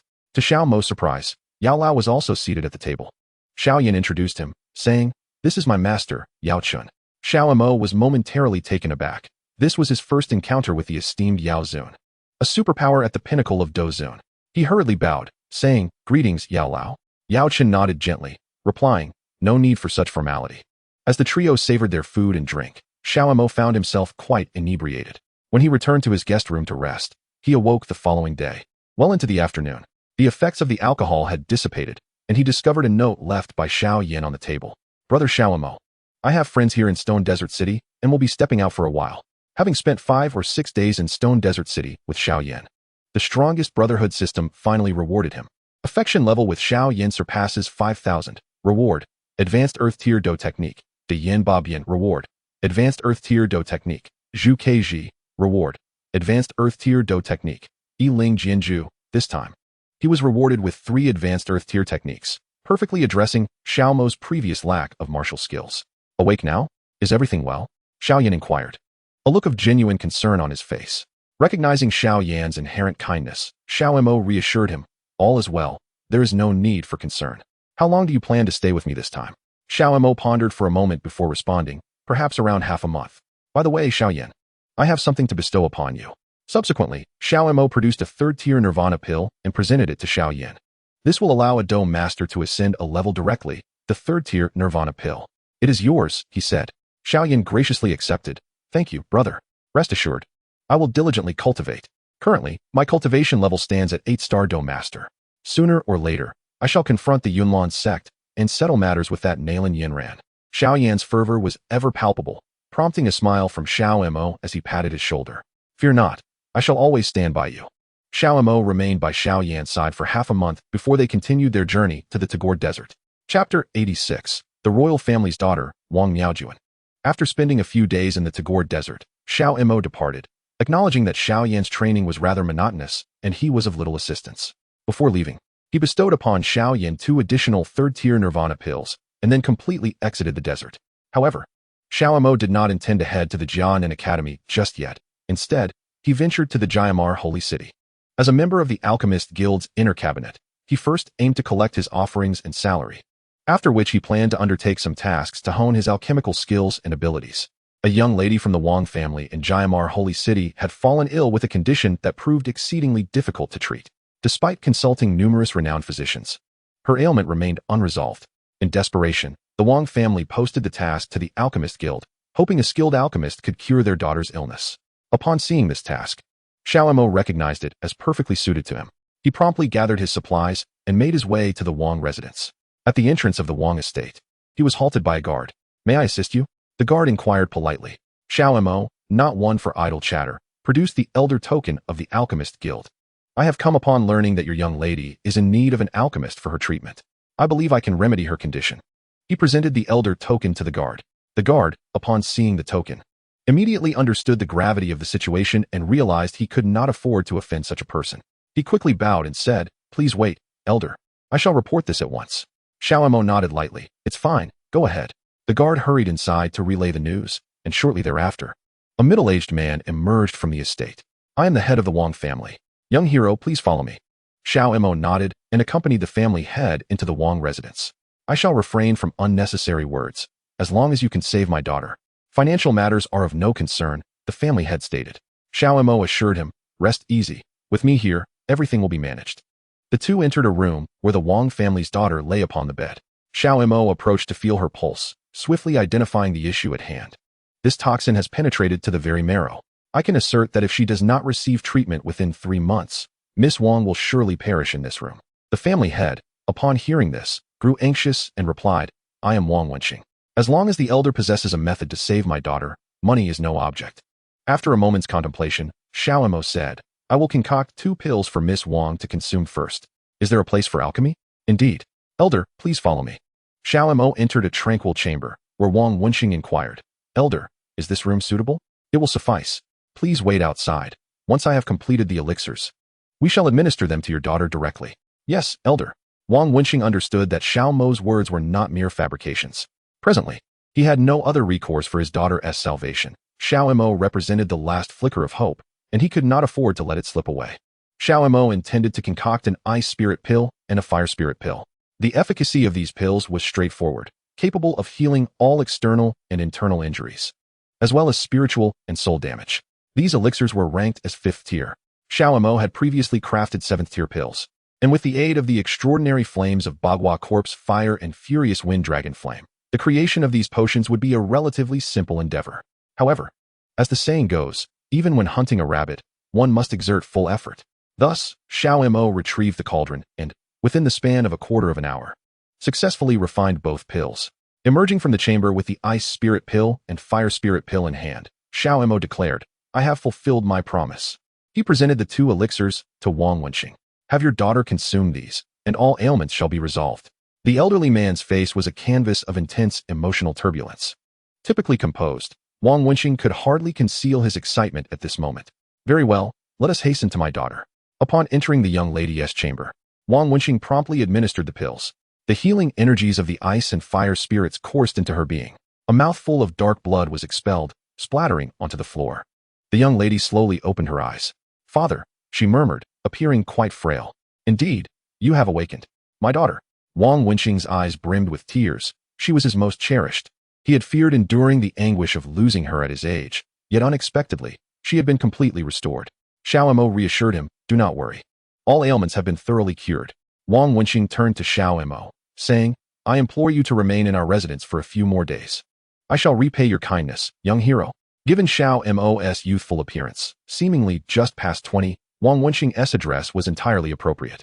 That night, Xiao Mo stayed at the Wang residence and prepared 2 bowls of spiritual medicinal soup for the young lady. Gazing at the starry night sky, Xiao Mo was burdened with thoughts, contemplating the events that transpired before his arrival in this world. Lost in reflection, he inadvertently drifted into slumber. When he awoke, it was already the following morning, roused by the gentle knocking of a maid. Young master, it is time to rise and wash up. The master has summoned you. Xiao Mo found this form of address somewhat disconcerting, but nodded in acknowledgement. I understand. I shall be there shortly. After refreshing himself, Xiao Mo went to meet Wang Wenqing. My daughter has fully awakened. She even enjoyed a hearty breakfast this morning. I was concerned she might refuse food, and, should she revert to a vegetative state, my existence would lose all meaning. Xiao Mo smiled, reassuring him, rest assured, with my presence, all shall be well. Everything relies on you, brave hero. Wang Wenqing nodded eagerly, feeling an immense reluctance to part with his daughter. The arrival of Xiao Mo had instilled in him a profound sense of hope, especially now that his daughter had awakened. Xiao Mo stated, I shall have breakfast first, and afterward, we will visit your daughter. I will concoct a pill to expedite her recovery. Yes, indeed. Wang Wenqing nodded fervently. Upon finishing his breakfast, Xiao Mo promptly made his way to the room of the Wang family's precious daughter. Who are you? Xiao Mo inquired, observing the pallor of the Wang family's daughter. I am Xiao Mo, the alchemist here to treat you. Greetings, I am Wang Miaojun. Wang Miaojun. A lovely name. Xiao Mo replied with a smile. I feel my body has yet to fully heal, but the 2 pills you provided have had remarkable effects. Xiao Mo continued. Most ailments cannot be cured in just a day or 2. This process requires patience. Chapter 87. The condition of Wang Miaojun. The young lady from the Wang family nodded obediently. Brother, I shall do as you say. Brother? Xiao Mo found this amusing. The little girl was simply adorable. Fear not. With me here, your ailments are no challenge. I am a 7th-tier alchemist, within the Garma Empire. There exists no illness beyond my remedy. Wang Miaojun felt reassured by these words. I entrust everything to you. Rest assured. Xiao Mo exited Wang Miaojun's room, intending to concoct another fire spirit pill for her. Healing does not occur overnight. It is a process that necessitates time. Arriving at the alchemy chamber, Xiao Mo began crafting the fire spirit pill. After approximately 15 minutes, the pill was successfully completed.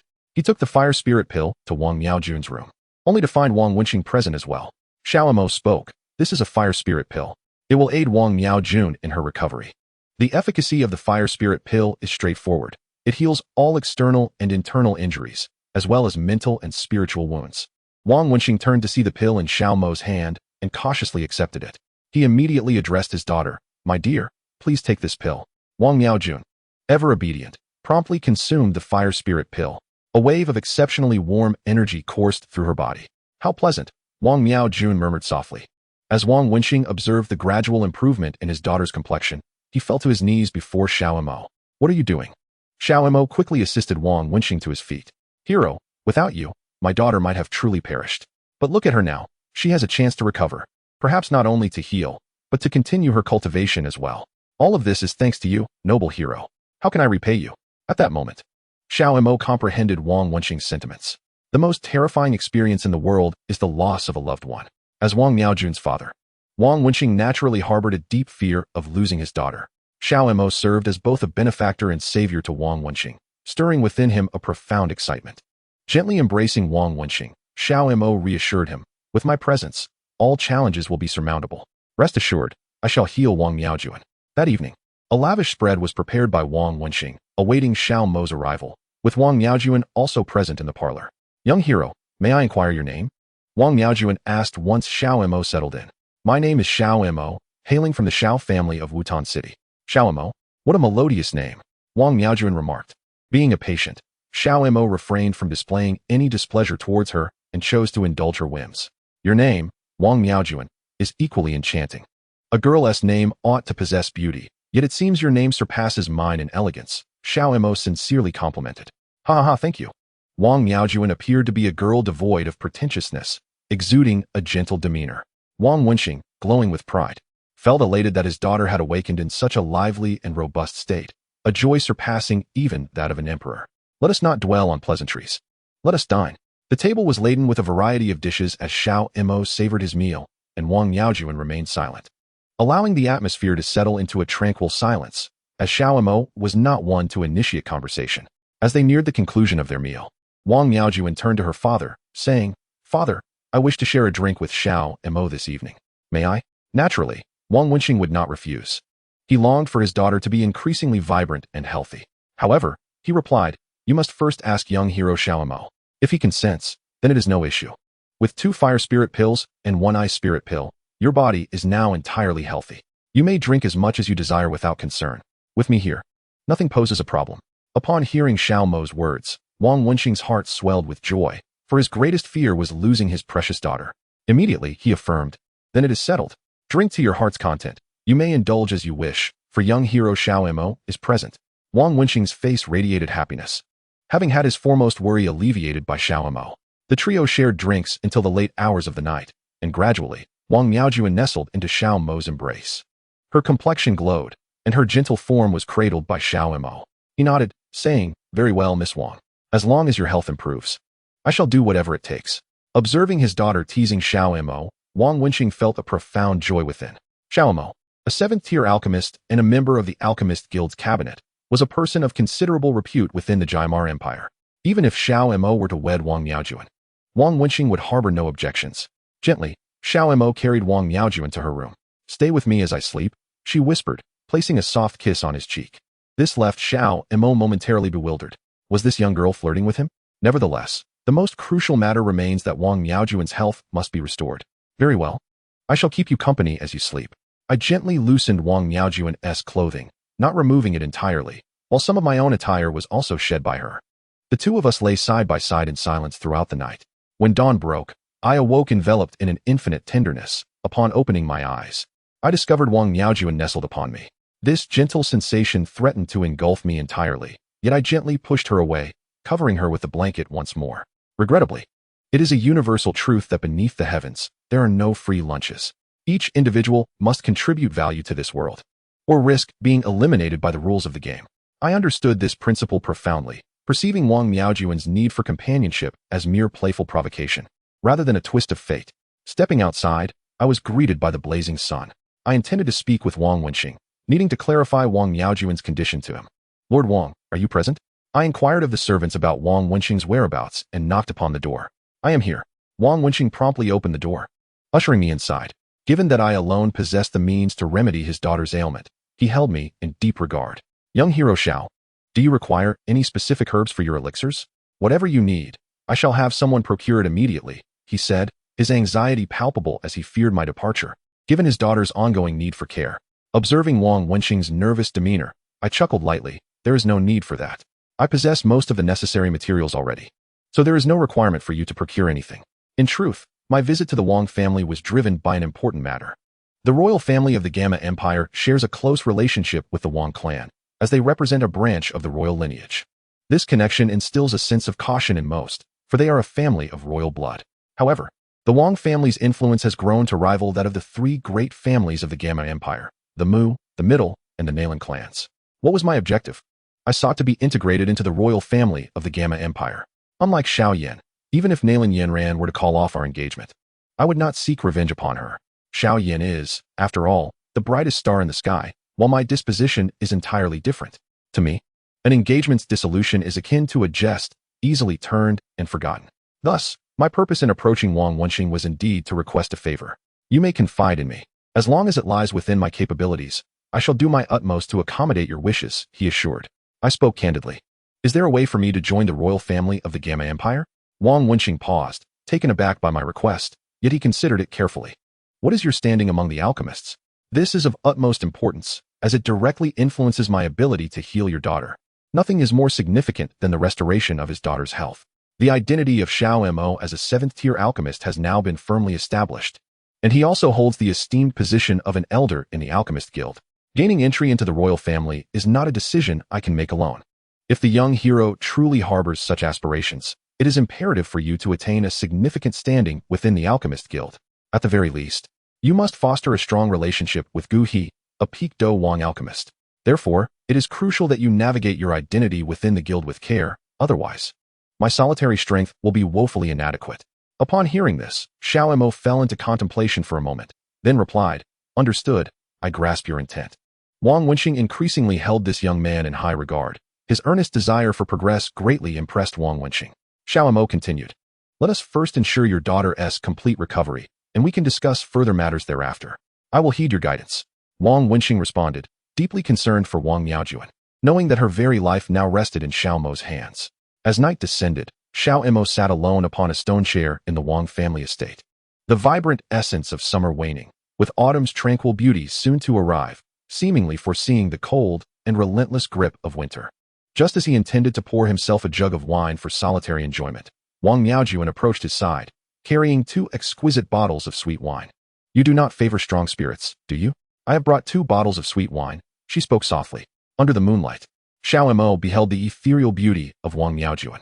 Having recently emerged from illness, her complexion had previously appeared pallid, but now, adorned in fine garments with a touch of rouge and lipstick, she resembled a celestial fairy descended to earth. "You look truly beautiful like this," Xiao Mo remarked, captivated by her exquisite form. In that moment, Wang Miaojuan seemed less a mortal woman and more a divine being from the heavens. "Since you are so enchanting, let us share a jug of wine." Xiao Mo nodded. "Of course, that is absolutely agreeable." After all, she was the daughter of the Wang family, and her initiative to drink with him was not something he would decline, especially since the 2 bottles she carried appeared to be of considerable value, perhaps each worth tens of thousands of spirit stones. Such an opportunity was not to be missed. "Where is your hometown?" Wang Miaojuan inquired as she poured him a drink. "My hometown is in Wutan City, a town within the Jiamar Empire," Xiao Mo replied. Wang Miaojuan chuckled lightly. "It seems your family is quite fortunate to have such an ambitious and promising young master." Xiao Mo paused, taken aback. "What do you mean?" "I can see your prowess. It is evident that you are no ordinary individual. Otherwise, you could not have so effortlessly cured my ailment." She smiled brightly and continued, "How do I appear now, in this healthy state, especially compared to my previous sickly self? Am I not quite charming now?" Xiao Mo couldn't help but laugh at Wang Miaojuan's words, genuinely agreeing. "Indeed, you are remarkably beautiful, like a heavenly fairy." "Haha, I relish hearing such words." After regaining her health, Wang Miaojuan exuded a lively spirit, adorned with the exquisite beauty befitting a wealthy heiress. "These 2 jugs of wine are rather expensive. Do indulge," she urged, as the sweet, low-alcohol elixir danced on her palate. Wang Miaojuan seemed to grasp Xiao Mo's sentiments profoundly. "You appear to be quite empathetic," Xiao Mo remarked involuntarily. "Isn't it true that women are inherently born for the sake of emotions?" Xiao Mo fell silent, unsure of how to navigate the conversation. "What do you believe a poor person would think if their fate were to change?" he suddenly posed to Wang Miaojuan. Although he could not recall the events on Blue Star, one truth remained crystal clear to him. He was indeed a destitute individual with nothing to his name. "What do you mean? Please clarify," Wang Miaojuan replied, seated gracefully on a stone chair, her brocade robe accentuating her figure. "If a person devoid of all possessions were to alter their destiny, what thoughts might occupy their mind? Can you comprehend?" He continued, "Did we not just discuss that women are naturally inclined toward emotions? The essence of life. What is the purpose of our existence?" At this moment, Wang Miaojuan finally understood the inquiry Xiao Mo sought to express. Life is destined to be fraught with suffering. It feels akin to residing in hell, burdened by human desires. Those who cannot let go always bear a countenance of sorrow. Xiao Mo felt as if something profound had resonated within him. "Are you suggesting that suffering arises from our desires, dreams, and ideals?" Wang Miaojuan nodded. "Precisely. It is the unrelenting attachments that bring forth our anguish. Yet, to forsake the pursuit is to ensure one possesses nothing at all. In truth, I believe the matters of this world are easily discernible. Fireworks fade swiftly, and human affairs are ever transient." Chapter 89. Marrying into the Wang family. Joining the royal family. Haha. "Miss Wang, you are quite astute in understanding human affairs. Did I not mention that women are born for the sake of emotions?" Wang Miaojuan continued. "In reality, all matters in this world can be clearly delineated." Xiao Mo's inner gloom dissipated entirely, thanks to Wang Miaojuan's words. Indeed, ultimately, all affairs will reveal their true nature. After sipping wine for a while, Xiao Mo resolved to retire for the night. However, Wang Miaojuan insisted on sharing a bed with him. My dear lady, as a woman, how could you possibly sleep with me? What if others discover this and question your virtue? Why not simply marry me? Wang Miaojuan replied abruptly. Xiao Mo was taken aback, yet found himself at a loss for a refusal. In terms of beauty, this woman was extraordinarily enchanting. He truly had no desire to decline. But acknowledging such a notion seemed daunting. Noticing that her words had sparked contemplation within Xiao Mo, Wang Miaojuan graciously offered him an escape. Ha, I was merely jesting. Until tomorrow. With a wave of her hand, she turned and departed. This left Xiao Mo momentarily stunned. How could this heiress from the Wang family be so vivacious and warm, entirely unperturbed by the presence of a patient? Nonetheless, it is indeed better to possess good health and a lively disposition than to appear frail and ailing. As the night falls into silence, the weary souls who have toiled throughout the day succumb to slumber. The moonlight bathes the earth in a serene glow, enveloping all in tranquil stillness. At the break of dawn, Xiao Mo first ventured into the alchemy chamber, intending to concoct another fire spirit pill for Wang Miaojuan. It was imperative to swiftly restore her health. After spending a quarter of an hour crafting the pill, Xiao Mo proceeded to Wang Miaojuan's quarters. Wang Miaojuan, are you there? He inquired.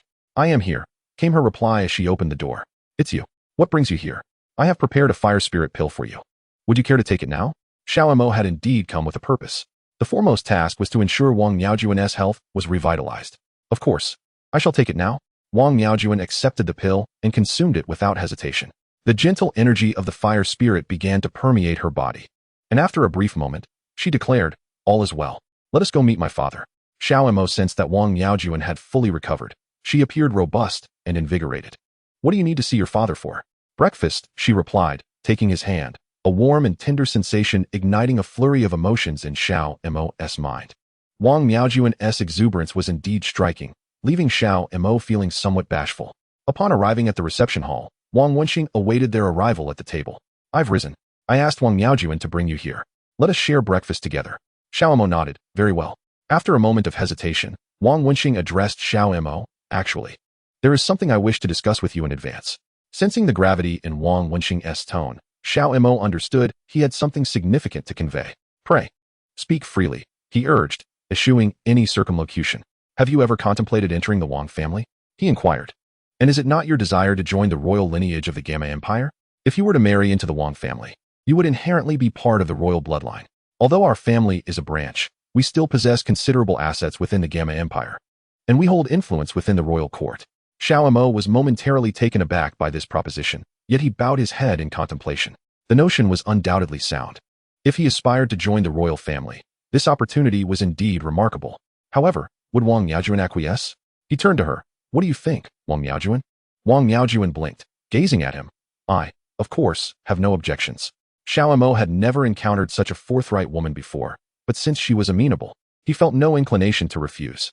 In truth, he harbored deep affections for Wang Miaojuan, a sentiment distinct from his feelings for Lu Yixue. Wang Miaojuan possessed a greater understanding. She recognized Xiao Mo's needs and would readily offer warmth whenever he required it, healing the turmoil within his heart. Wang Wenxing was filled with exhilaration, not only for having restored his daughter's health, but also for the prospect of welcoming a seventh-tier alchemist into the Wang family. Wang Wenxing understood that at this moment, it was imperative to maintain a certain gravity, avoiding the demeanor of one unacquainted with the world. He spoke solemnly. For now, let us merely discuss the matter in broad strokes. The specifics will require further consideration. A decision need not be reached at this moment. Upon hearing these words, Xiao Mo felt his tension dissipate, prompting him to suggest, then we shall revisit this matter later. Very well, let us first partake in breakfast. The Wang family extended gracious hospitality towards Xiao Mo, preparing a breakfast of remarkable standards. Naturally, he could not refuse such a sumptuous meal. After finishing breakfast, the enchanting Wang Miaojun, with her persistent charm, sought out Xiao Mo once more. Please concoct another ice spirit pill for me. I wish to expedite my recovery, she implored. This level of initiative from a young woman was a first for Xiao Mo. However, given her earnest request, he could not decline. Very well. I shall prepare an ice spirit pill at once.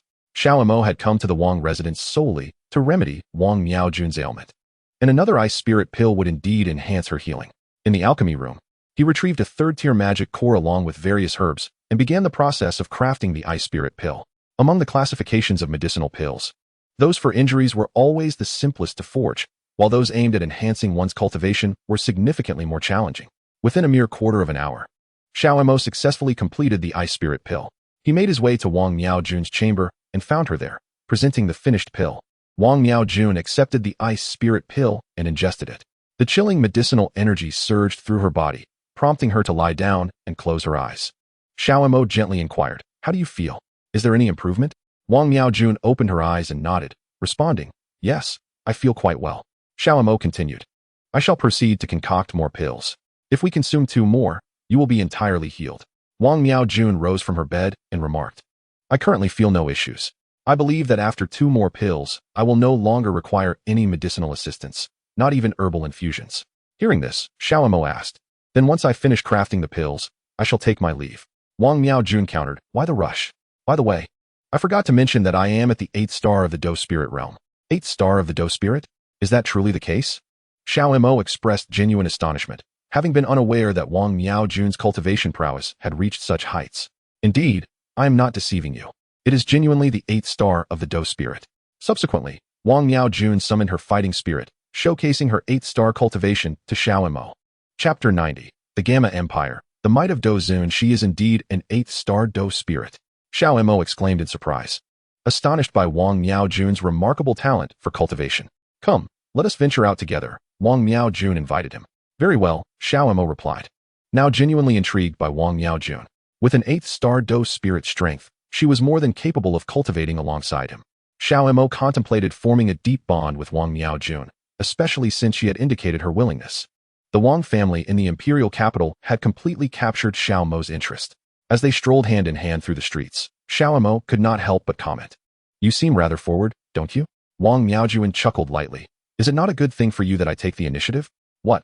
Do you look down on me?" She deliberately teased Xiao Mo. "Not at all. I certainly don't mean that," he responded. "Then accompany me for a shopping spree," Wang Miaojun said with great enthusiasm. The gentle, soft touch in her hand quickened Xiao Mo's heartbeat significantly. Wang Wenqing maintained a seemingly earnest demeanor. After all, his daughter had only recently gotten out of bed. He dared not let Xiao Mo leave just yet. He intended for him to stay for at least 3 months before considering his departure. Naturally, Xiao Mo had no intention of leaving either. For the cuisine at Wang's residence was nothing short of extraordinary, akin to that of the imperial kitchen. Wang Wenqing inquired, "Xiao Mo, how long do you plan to stay with the Wang family? My daughter's health has only just begun to improve. She may still require your care." Xiao Mo felt compelled to reassure Wang Wenqing. "You need not worry about her condition. Wang Miaojun's health is completely restored, so rest assured. Even if I were to leave now, she would face no further issues. It was never an exceptionally difficult ailment to treat. The challenge lay in finding a 7th-tier alchemist like myself. The Jiamar Empire, after all, is still rather small." After a brief pause, Xiao Mo continued, "First and foremost, you can completely set your mind at ease regarding her health. I genuinely intend to join the royal family." Upon hearing this, Wang Wenqing's heart soared with joy. A 7th-tier alchemist and a cabinet elder of the Alchemist Guild, such a stroke of fortune was rare indeed. Wang Wenqing understood Xiao Mo's implication, due to his daughter's condition. This extraordinary figure had become quite flustered. However, with everything now clarified, the remaining matters were easy to manage. Wang Wenqing softly assured him, "There is no need for concern. The Wang family holds a respected position in the Jiamar Empire. You can trust that we will provide you with whatever you desire." With Wang Wenqing's affirmation, Xiao Mo felt a deep sense of relief. As a fortnight passed, the most significant change for Xiao Mo was his complete acceptance of Wang Miaojun. This fiery and passionate girl was genuinely delightful. One day, they strolled leisurely through the streets of Jiamar's sacred city. "By the way, there is something I wish to discuss with you," Xiao Mo said, taken aback, as it was the first time he had seen Wang Miaojun so earnest. It appeared she indeed had something important to convey. The Wang family had treated him exceedingly well, and he would go to great lengths for Wang Miaojun if necessary. "Whatever it is, just tell me. I will do my utmost to assist you," Xiao Mo assured her. "Accompany me to the Beast Mountain Range." "I am not referring to the one near Qingshan Town." Xiao Mo was startled. She was aware of that wild Beast Mountain Range? "I have heard that this Beast Mountain Range connects to another continent." Wang Miaojun snapped her fingers. "Precisely, that's the point. My rapid advancement in strength is due to this reason. In truth, I have been honing my skills in the wilderness of the Beast Mountain Range." Upon hearing these words, Xiao Mo felt a profound sense of astonishment. Directly venturing into the Monster Mountain Range for training? Are you not afraid of meeting your demise there? Xiao Mo could not help but exclaim. Such an endeavor is indeed perilously reckless. However, Wang Miaojun remained unfazed. asserting that the magnitude of risk is directly proportional to the potential rewards. If one hesitates to take risks, they are destined to achieve nothing. Xiao Mo had not anticipated that his own sentiments would be echoed by Wang Miaojuan. Yet, rationality must prevail. To possess rationality inevitably precludes one from ascending to greatness. If one is perpetually fearful of this and that, they shall never attain the zenith of power. This assertion left Xiao Mo at a loss for words. Very well. I shall accompany you to the Monster Mountain Range. Xiao Mo resolved, no longer indulging in superfluous discourse. We shall depart the day after tomorrow. But will your father acquiesce? Xiao Mo inquired, unable to suppress his concern. He cannot afford to lose his precious daughter. He fears my demise due to illness. Yet he also fears my death in a serene paradise. Serene paradise? Xiao Mo questioned. Wang Miaojuan nodded and continued. Have you forgotten that my father is a Dwong level expert? He is acutely aware of the trials he has faced to reach this point. He will undoubtedly consent, and I have been training in the Monster Mountain Range all along. Is it also due to the Monster Mountain Range? To be candid, I am somewhat unclear about the origins of my ailment. However, I am certain that without you, I might indeed succumb to the ravages of sickness. Xiao Mo fell silent, having underestimated the Wang family. It seems that both Wang Wenxing and Wang Miaojuan are not ordinary individuals. Wang Miaojuan further remarked, your integration into the Wang family is undoubtedly advantageous for you. The empire of Jiamar, on the surface, is predominantly comprised of Do Huang level experts. Yet, the Duqi continent is far more complex than it appears.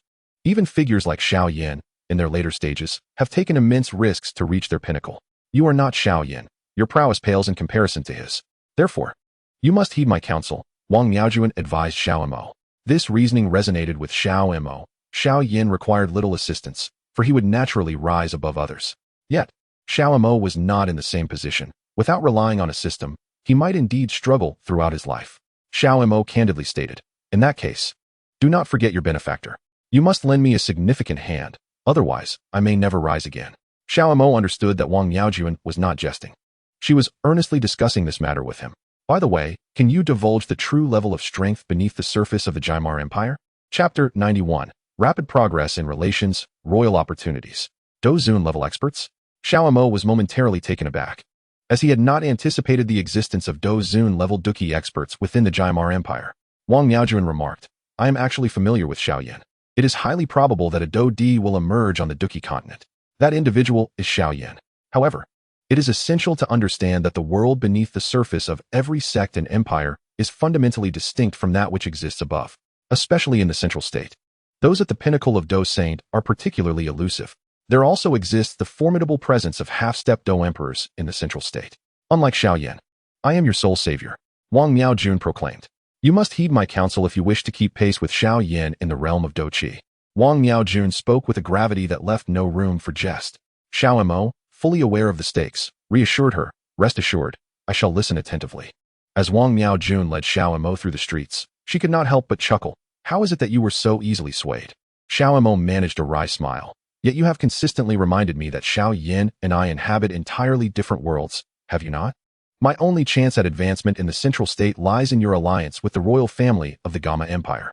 Wang Miaojun nodded, indeed. This is something you must firmly remember. You and Xiao Yan are not of the same realm. Xiao Mo understood that Wang Miaojun's words were not meant to wound him, but stemmed from a genuine concern for his well-being. However, there was one crucial aspect that Wang Miaojun had overlooked. Although Xiao Mo could not rival Xiao Yan, he possessed the most formidable ally, his strongest brother system. This was Xiao Mo's most profound secret. Ding, the strongest brother secondary host has appeared. Wang Miaojun meets the binding criteria for the strongest brother system's secondary host. System has initiated automatic binding. Current system-bound hosts, Xiao Yan. Wang Miaojun. The strongest brother system has now bound Wang Miaojun. This system does not differentiate between genders, only recording intimacy and friendship values. System binding complete. Upon hearing the system's announcement, Xiao Mo was overwhelmed with joy due to Xiao Yan's expedition to the Tiger Desert. Xiao Mo often found himself in inconvenient situations. It was impractical to seek Xiao Yan's assistance in the desert every time he needed to gain points. Now, with Wang Miaojun by his side, Xiao Mo could continue to earn points.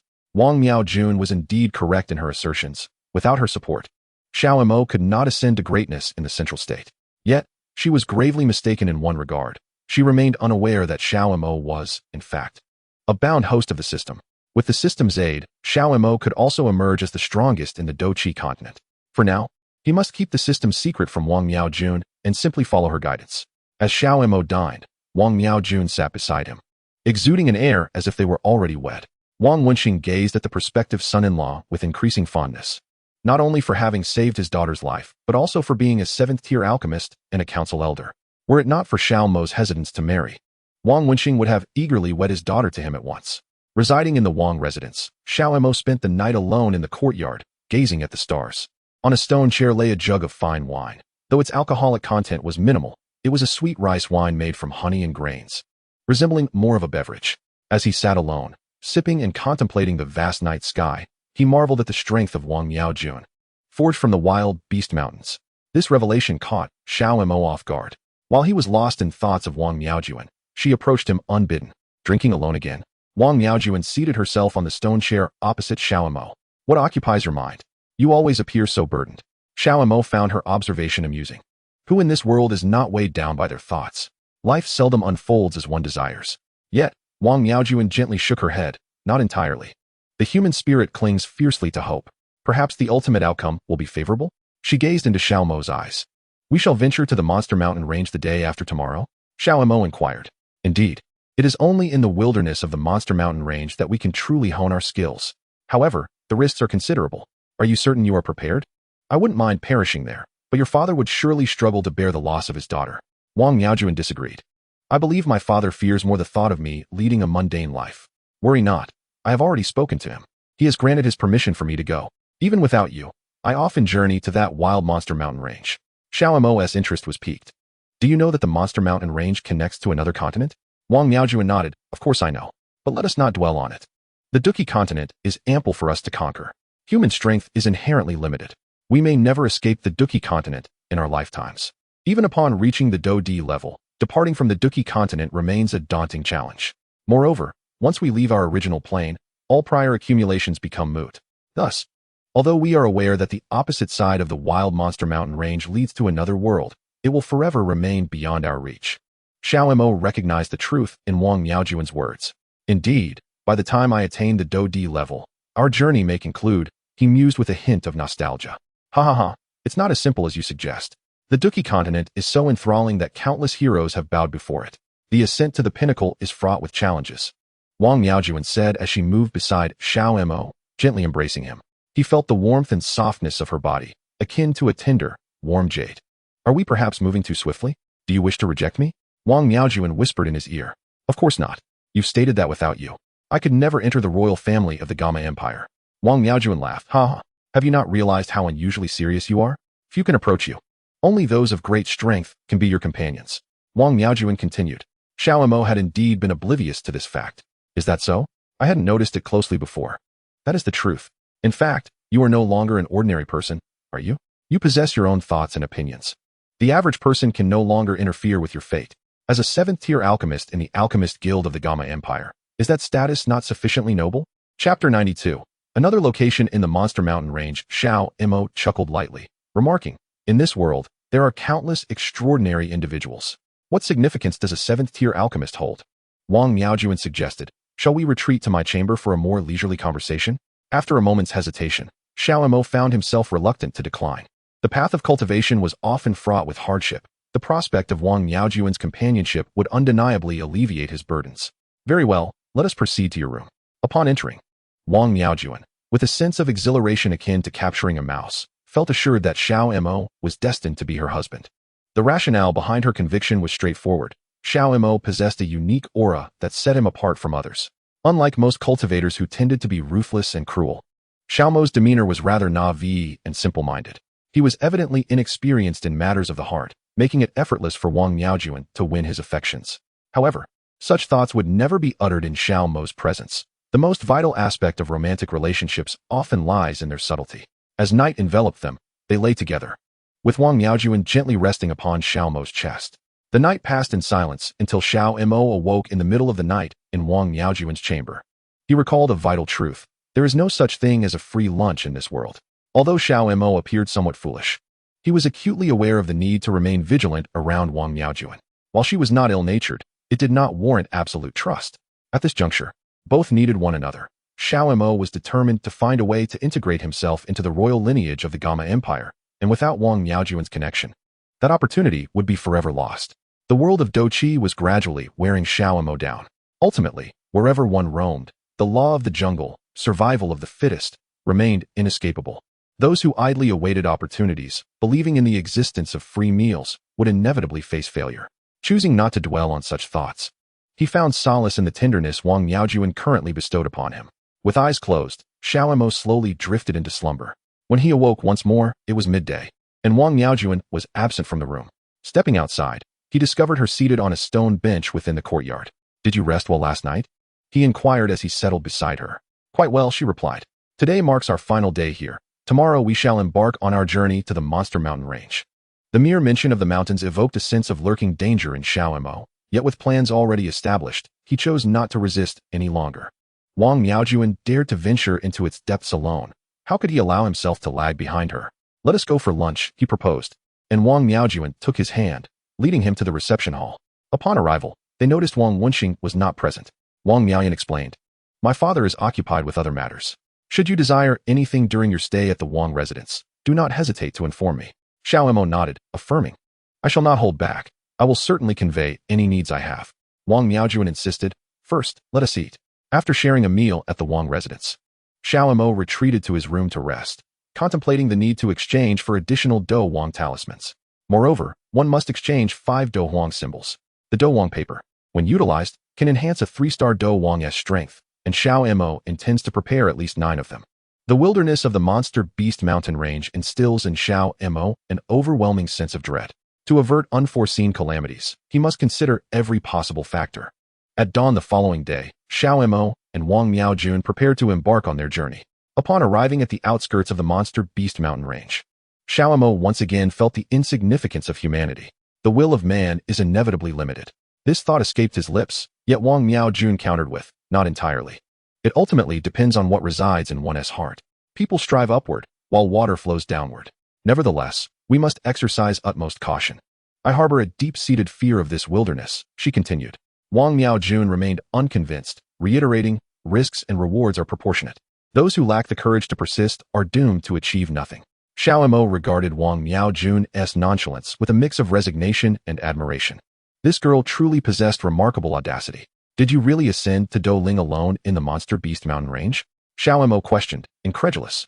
For the perils of that place were indeed formidable. "Isn't it better than waiting passively? Are you afraid to enter?" Wang Miaojun seemed to genuinely believe this. "Not at all," Xiao Mo replied. "I merely think that this wilderness is exceedingly perilous." Wang Miaojun concluded, "The truths you understand are known to all. Come, let us proceed." As they entered the Monster Beast Mountain Range, a powerful and commanding voice echoed above, seemingly warning intruders. The duo soon encountered 15 ferocious beasts. Xiao Mo quickly exclaimed, "We cannot venture into the core area. We should only engage in battle on the outskirts. I have a strong intuition that if we dare to enter the core, we shall surely perish in this wilderness." Wang Miaojun understood that Xiao Mo was not jesting. She too felt a palpable threat of death. "Rest assured, I know my limits. Let us first eliminate these 15 beasts." No sooner had she spoken than the 15 ferocious creatures lunged at them. Yet Xiao Mo displayed no sign of fear. "What is life worth if one cannot become strong? I would rather die," he declared, and together, they fought valiantly against the beasts. After a quarter of an hour, the battle reached its conclusion. Xiao Mo found himself on the brink of breaking through to the 9-star Dueling. "I am about to ascend to 9-star Dueling. We must retreat from the Monster Beast Mountain Range." Wang Miaojun also recognized the gravity of their situation. Agreed. They hastily withdrew from the wilderness. Xiao Mo marveled at the danger they had faced. "I truly believe that if we had ventured deeper into this wilderness, we would have met our demise. Yet we have gained much, have we not?" Wang Miaojun responded. "Indeed," Xiao Mo declared, "I wish to linger in this place for not a moment longer."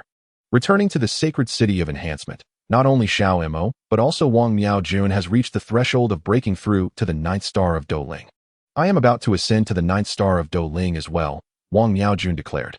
Xiao Mo sighed. "It is astonishing that by merely slaying 15 ferocious beasts in this wilderness known as the Beast Mountain Range, we are on the verge of such a breakthrough."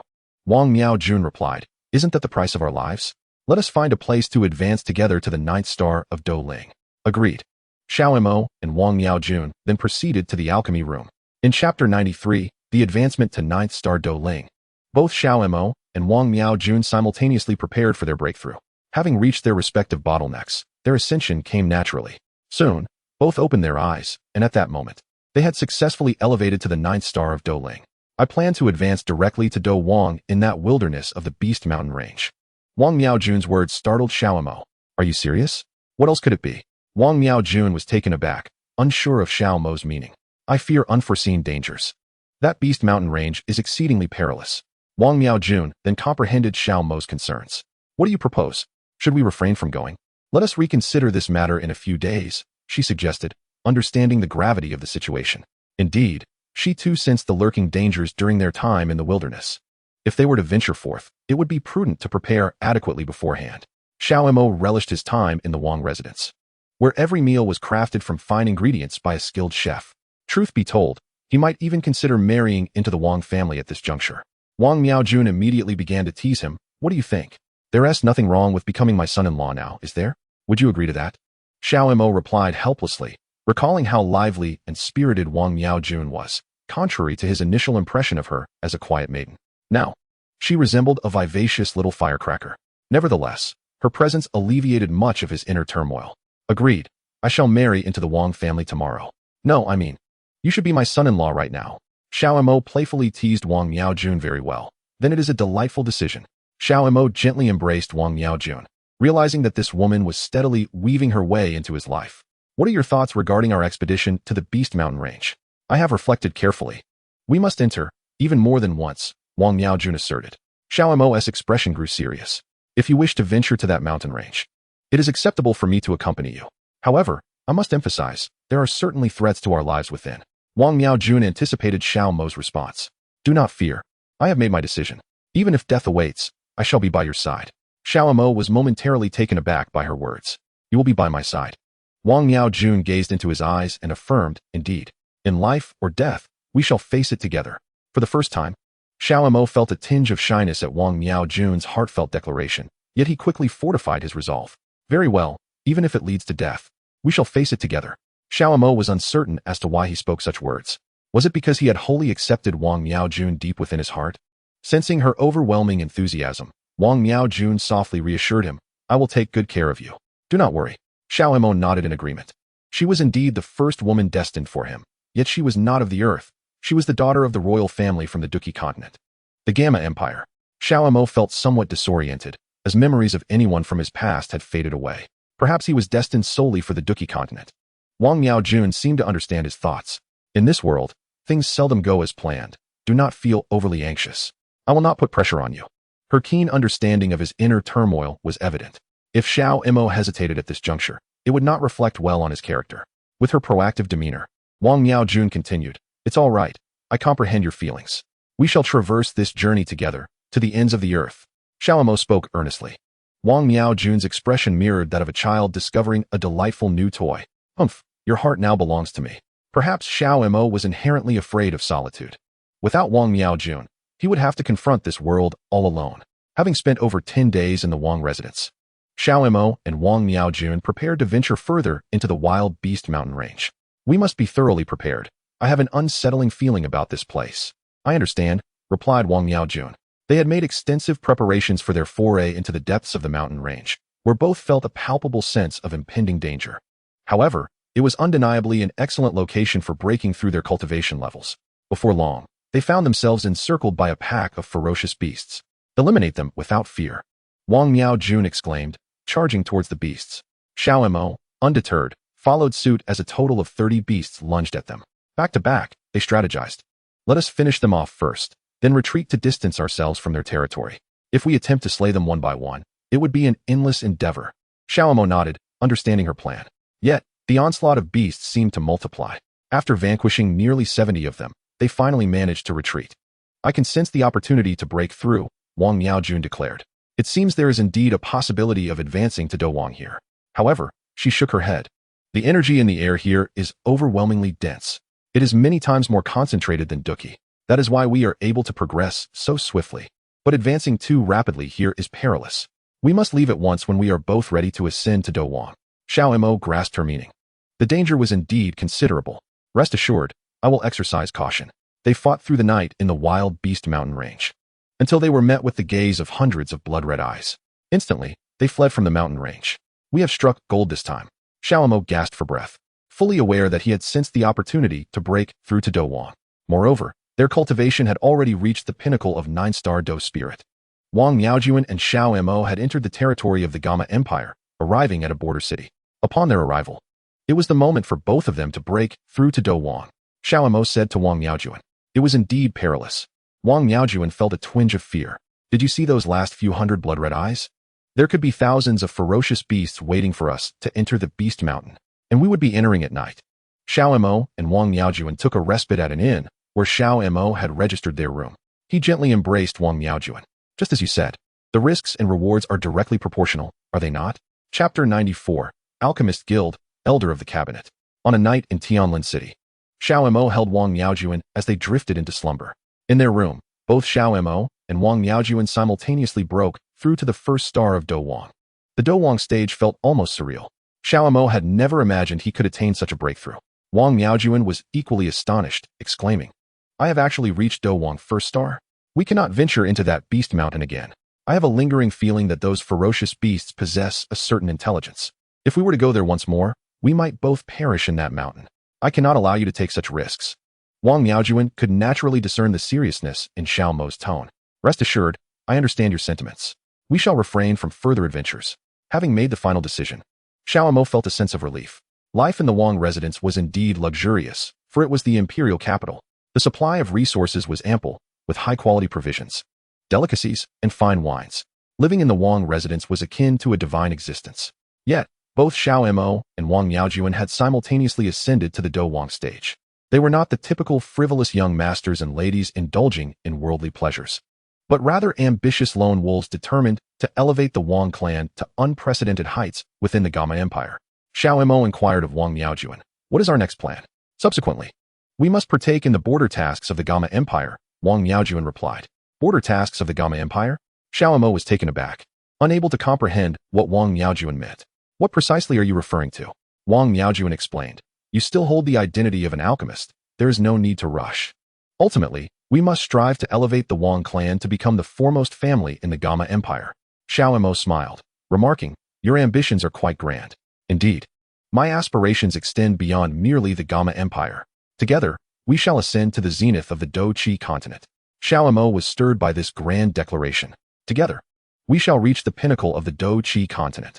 Xiao Mo's fist collided with Wang Miaojuan's in a show of solidarity. Xiao Mo spent his days entwined with Wang Miaojuan, initiating plans for the Wang family's enterprises. This afternoon, Wang Miaojuan proactively approached Xiao Mo. I have something to discuss with you. What is it? Xiao Mo had gradually come to accept Wang Miaojuan in his heart. Their relationship blossomed, evolving into an intimate partnership where they shared everything. Recently, our family engaged in an enterprise concerning the Alchemy loft. My father has instructed me to consult with you. Xiao Mo comprehended the implication. Your father wishes to embark on an alchemical venture. Indeed, however, we cannot afford to hire too many alchemists due to the exorbitant costs involved. To put it plainly, this business is solely reliant upon you. My father intends for you to concoct a substantial reserve of elixirs, with the alchemy loft sustained entirely by your efforts. As for the profits, they will be managed by the Wang family, and whenever you require funds, you need only approach my father. However, the day-to-day alchemical tasks will rest entirely upon your shoulders. Wang Miaojuan conveyed the message with utmost clarity. Upon hearing this, Xiao Mo promptly replied, this is no problem. You and your father can proceed. I shall handle the alchemy. I can produce 30 elixirs in a single day. Xiao Mo was not jesting. Such opportunities are rare. With the system marketplace at his disposal, he had no concerns regarding the procurement of materials. Moreover, this presented an exceptional opportunity to join the Wang family. Initially, Xiao Mo held little interest in the Wang family, as their wealth was insufficient to entice someone with a system like his. However, circumstances had changed. As he delved deeper into the Wang family's affairs, Xiao Mo recognized that the influence beneath the surface of the Gamma Empire was vastly different from what appeared above. The Wang family's wealth, assets, and their sway within the Gamma royal court far exceeded Xiao Mo's initial estimations. In Gamma Sacred City, their assets were over 60 properties. It could be said that they possessed a tenth of the city's total assets. This is Gamma Sacred City, the imperial capital of the Gamma Empire. Yet, why is the Wang family absent among the three great families of the Gamma Empire, the Mu, Nalan, and Middle families? It is because the Wang family is a branch of the imperial lineage, engaged primarily in under-the-table dealings their reputation subdued by political necessity. The Gamma Empire inherently controls the lifeblood of the entire realm. Consequently, as a collateral branch of the royal family, the Wang family's wealth is not inferior to that of the middle family. This realization perfectly aligns with Xiao Mo's ambitions. Moreover, Wang Miaojuan is truly enchanting. She has already captured Xiao Mo's heart. With her presence, the path of cultivation will not be solitary, as she herself is a remarkable talent. Given this, with Wang Wenqing proposing to enter the elixir business, Xiao Mo would certainly not decline. When shall we commence the preparations for the alchemy loft? What shall we name it? Wang Miaojuan pondered briefly before suggesting, how about we call it Shabala? Shabala? It indeed resonates with the essence of alchemy, evoking an image of a place rich with elixirs. Wang Miaojuan remarked, standing idle will yield nothing. Our future happiness relies on you. Let us go. We shall first inspect the alchemy loft. The loft was quite grand, boasting 5 stories and an expansive interior, situated within Gamma Sacred City itself. The arrangements for the alchemy loft were largely completed within 5 days. Wang Miaojuan procured an abundance of furnishings for the establishment. It was evident that she was delighted to have a husband, clearly satisfied with Xiao Mo as her spouse. When arranging the poetry treasure pavilion, it felt akin to decorating one's own home. During the night, Xiao Mo first concocted 34th level spirit pills for storage. Wang Miaojuan, who was not adept at alchemy, carefully secured all 40 pills. You are truly remarkable. You managed to refine all 34th level pills in just one day? Xiao Mo nodded and replied, there are a total of 5 categories. I have annotated the properties and functions of the pills, along with the cost of the herbs and our intended pricing, all documented here. Please take this manuscript. Wang Miaojuan chuckled lightly. From the moment you gifted me the fire spirit pill and the ice spirit pill, I knew you were no ordinary individual. Taken aback by her words, Xiao Mo inquired, why do you say that? Did you not notice that the efficacy of the ice spirit pill and fire spirit pill is equivalent to that of 7th level pills? Xiao Mo had indeed overlooked this detail.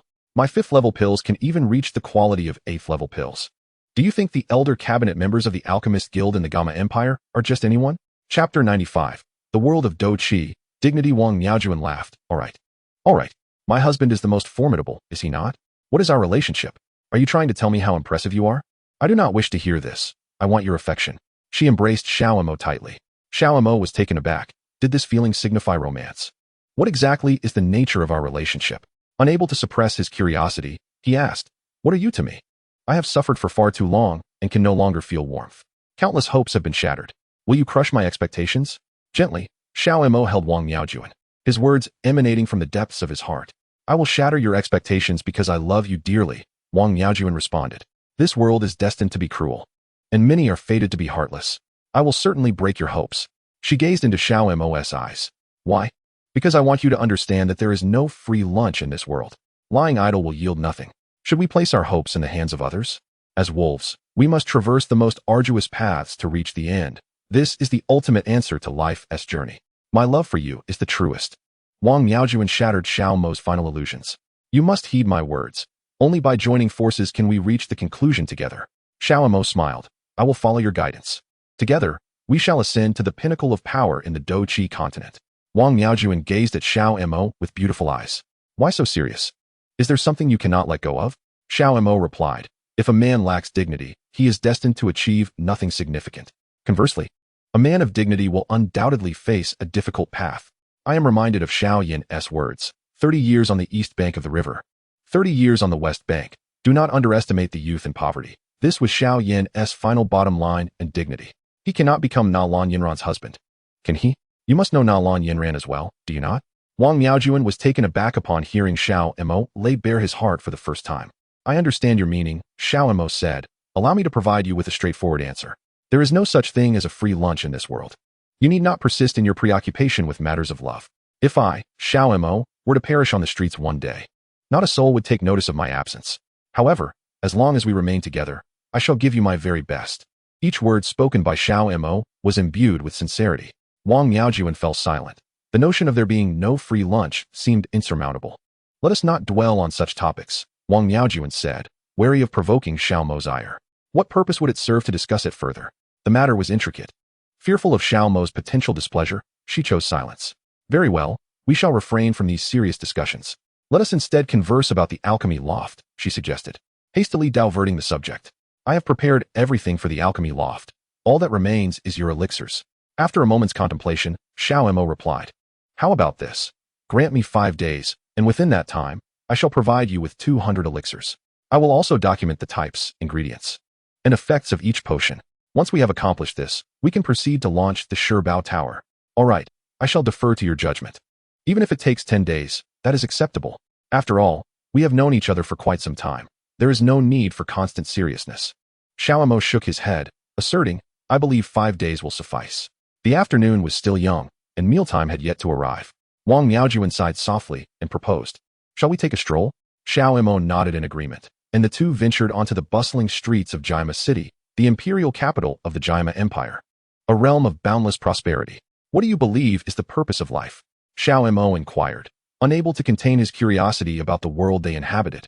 The crux of understanding this world lies within oneself. It depends on the kind of life you seek, Wang Miaojuan responded thoughtfully. Your seriousness may indeed be a sign of your connection to this combative world. Xiao Mo remarked, are you implying that like attracts like? Wang Miaojuan nodded, affirming, precisely. Our coming together may also be a matter of fate. Xiao Mo remained silent, simply relishing the moments spent in Wang Miaojuan's company. Later that afternoon, Wang Wenqing prepared a lavish banquet to honor Xiao Mo and Wang Miaojuan. Xiao Mo indulged heartily, as the culinary offerings from the Wang family were truly a privilege not afforded to just anyone. The table was laden with highly nutritious and exquisitely delicious dishes.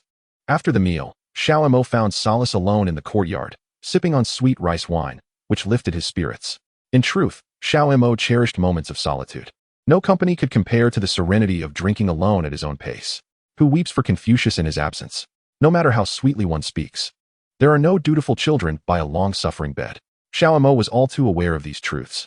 Thus, Wang Miaojun fervently wished to convey to Xiao Mo that even in a state of utter desolation, she would never betray him.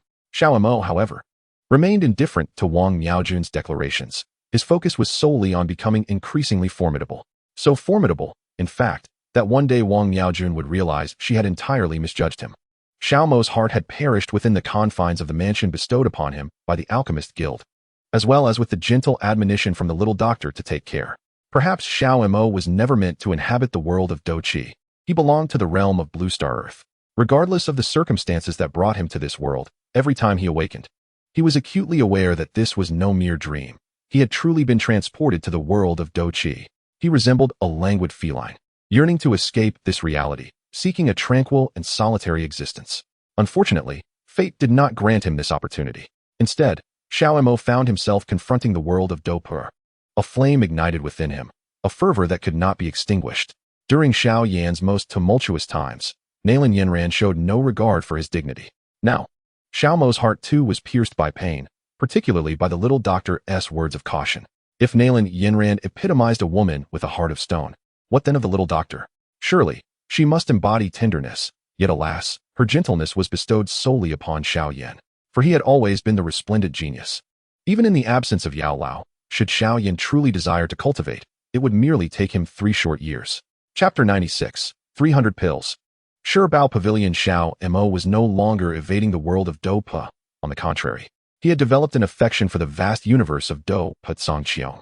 It was destined that he would embark upon the path of becoming the mightiest Do Di.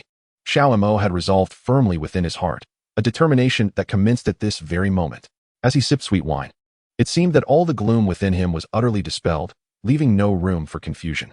That evening, Wang Miaojun sought out Xiao Mo once more, bringing along 2 flasks of sweet wine. I feared 1 flask would not suffice, so I brought 2, she said. Xiao Mo smiled and replied, thank you. The hour is late. You should rest early. Wang Miaojun settled beside him. Aren't you awake as well? She queried. I shall drink a bit more before I retire. Indeed. The hour is quite late. Aware of Xiao Mo's typically serious demeanor, she refrained from further discussion, merely pouring a cup of wine for each of them. Come, let us drink together, she exclaimed, raising her glass. As the night unfolded, both Xiao Mo and Wang Miaojun indulged a bit too liberally in their libations, eventually succumbing to slumber within the confines of the room, the night passing in silence. When morning dawned, Xiao Mo awoke to a sensation of warm, fragrant softness in his embrace. Upon glancing down, he realized it was Wang Miaojun nestled in his arms. He gently draped her blanket over her before rising quietly to depart. Today held numerous tasks, not least of which was the production of 60 medicinal pills. The speed of pill refinement was contingent upon the alchemist's skill. Yet with 24 hours in a day, Xiao Mo deemed the crafting of 60 pills to be a manageable endeavor. Thus, He spent the entirety of the day in the alchemy chamber. Wang Miaojuan sought out Xiao Mo, but upon discovering him engrossed in alchemy, she chose not to disturb him and quietly departed. It was not until evening that Xiao Mo successfully concocted 70 elixirs. He understood that diligence and perseverance yield rewards, while idleness brings naught. Xiao Mo was relentless with himself. He had labored through the day, producing 70 elixirs without pausing for a meal. Once he had meticulously packaged the 70 elixirs, he stepped outside, only to find Wang Miaojuan waiting for him at the door. "Have you finished the elixirs?" she inquired. Xiao Mo was taken aback, having not noticed her presence outside. "Yes, I have completed them, 70 in total," he replied. "I told you 5 days would be sufficient." Wang Miaojuan smiled. "Let us go dine together." Xiao Mo responded. "I instructed the servants to keep all the dishes warm in the kitchen. Allow me to fetch them for you." Tears glistened in Wang Miaojuan's eyes. Xiao Mo remained silent, but he followed her into the reception hall. He lit the candles and ignited the oil lamp, illuminating the room with the soft glow of 5 candles, complemented by an oil lamp resting on the table. "Let us eat," Wang Miaojuan said, her gaze brimming with tenderness. Xiao Mo found himself at a loss for words, and he had no intention of expressing gratitude. After all, he had exerted considerable effort in crafting the elixirs. He devoured his meal voraciously, having created a total of 70 elixirs that day. "I shall go rest now. You should retire early as well," he stated. "Very well," Wang Miaojuan replied gently. Deep down, Xiao Mo comprehended the unspoken sentiments of Wang Miaojuan. She had likely waited at his door all day simply to convey her profound affection for him. Indeed, there were moments when he had let his guard down in her presence, often viewing her as a goddess.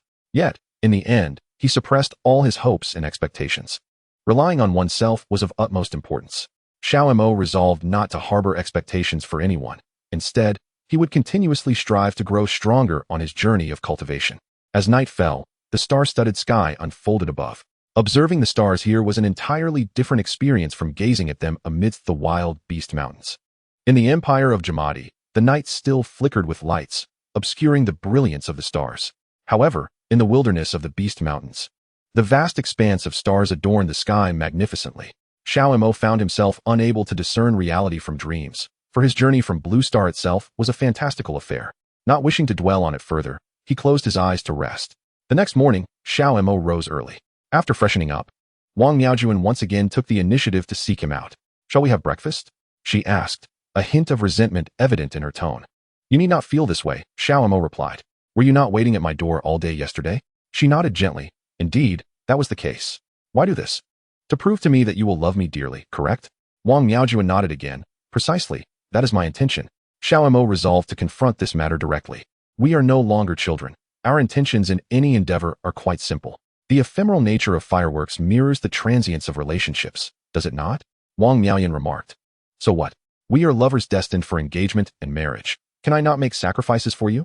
In this world, at this moment, I trust only myself." Wang Miaojuan continued. "Yet I remain your lover," Xiao Mo suggested. "Then let us have breakfast."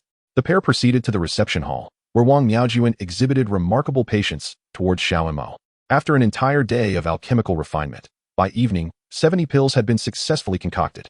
Xiao Mo meticulously stored the pills in a jade box. With only 5 days remaining, he had produced a total of 300 pills, a considerable quantity indeed. Seeking out Wang Miaojuan, Xiao Mo presented her with the pills, stating, "This spatial ring contains 300 pills. Please take great care of them. This is no trivial amount." "I will," she assured him. "Is your health all right? Will producing 300 pills harm you?" Xiao Mo's relentless efforts had startled Wang Miaojuan. "Ha ha ha, there is no need for concern. I am a 7th-grade alchemist. I am well aware of my limits." With those words, Wang Miaojuan ceased her inquiries. "Very well, then you should rest. I will handle the remaining matters."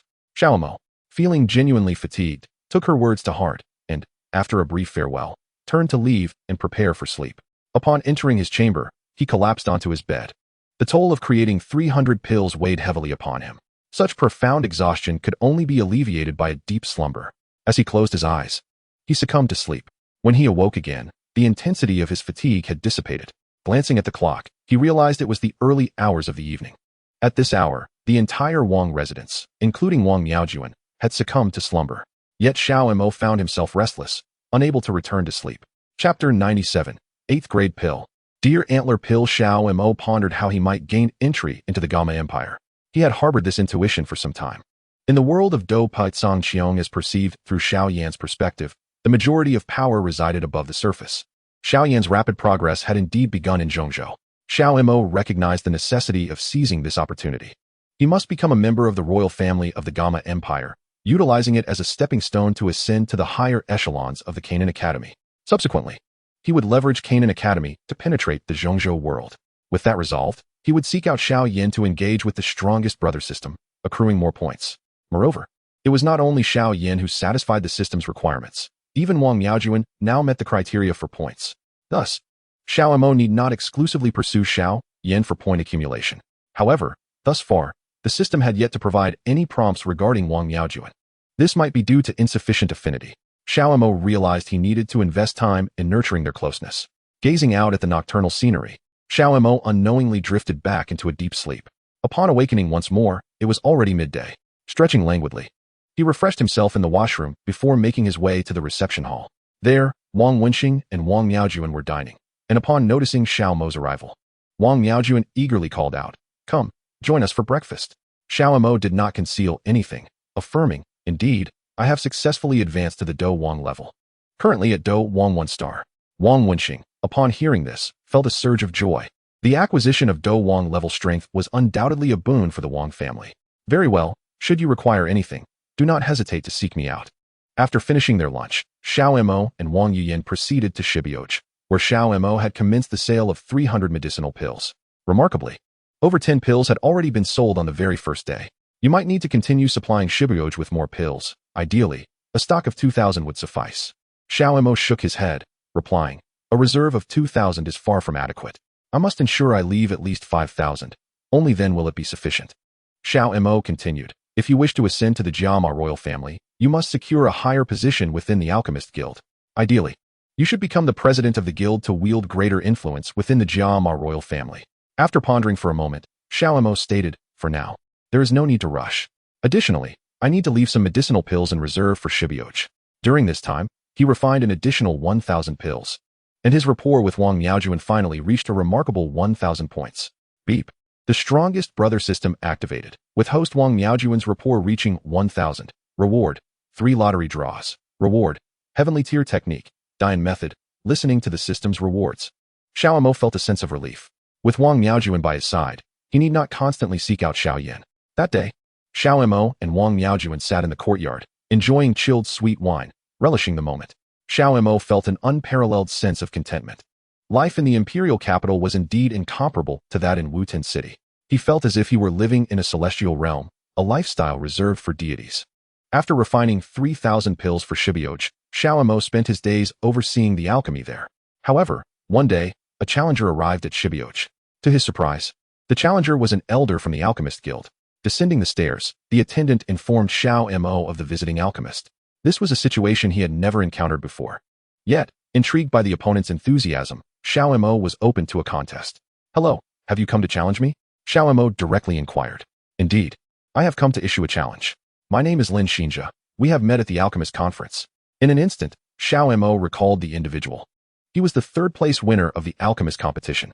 In the final round, he had tied for first place and had to engage in a tiebreaker to emerge victorious over his opponent. However, he scarcely remembered the competitors who placed lower than second. To encounter a rival from the alchemy contest today was unexpected. "Very well, if you wish to challenge me. We can engage in a contest right here to see whose pills have a higher rank and superior quality."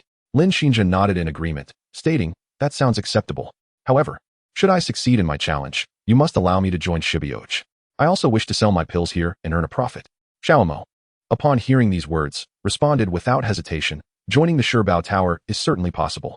However, it will depend on your ability to concoct sufficiently potent elixirs." Lin Xinjia puffed out his chest and declared, "I thrive on challenges." With this declaration, Xiao Mo chose not to voice any further objections.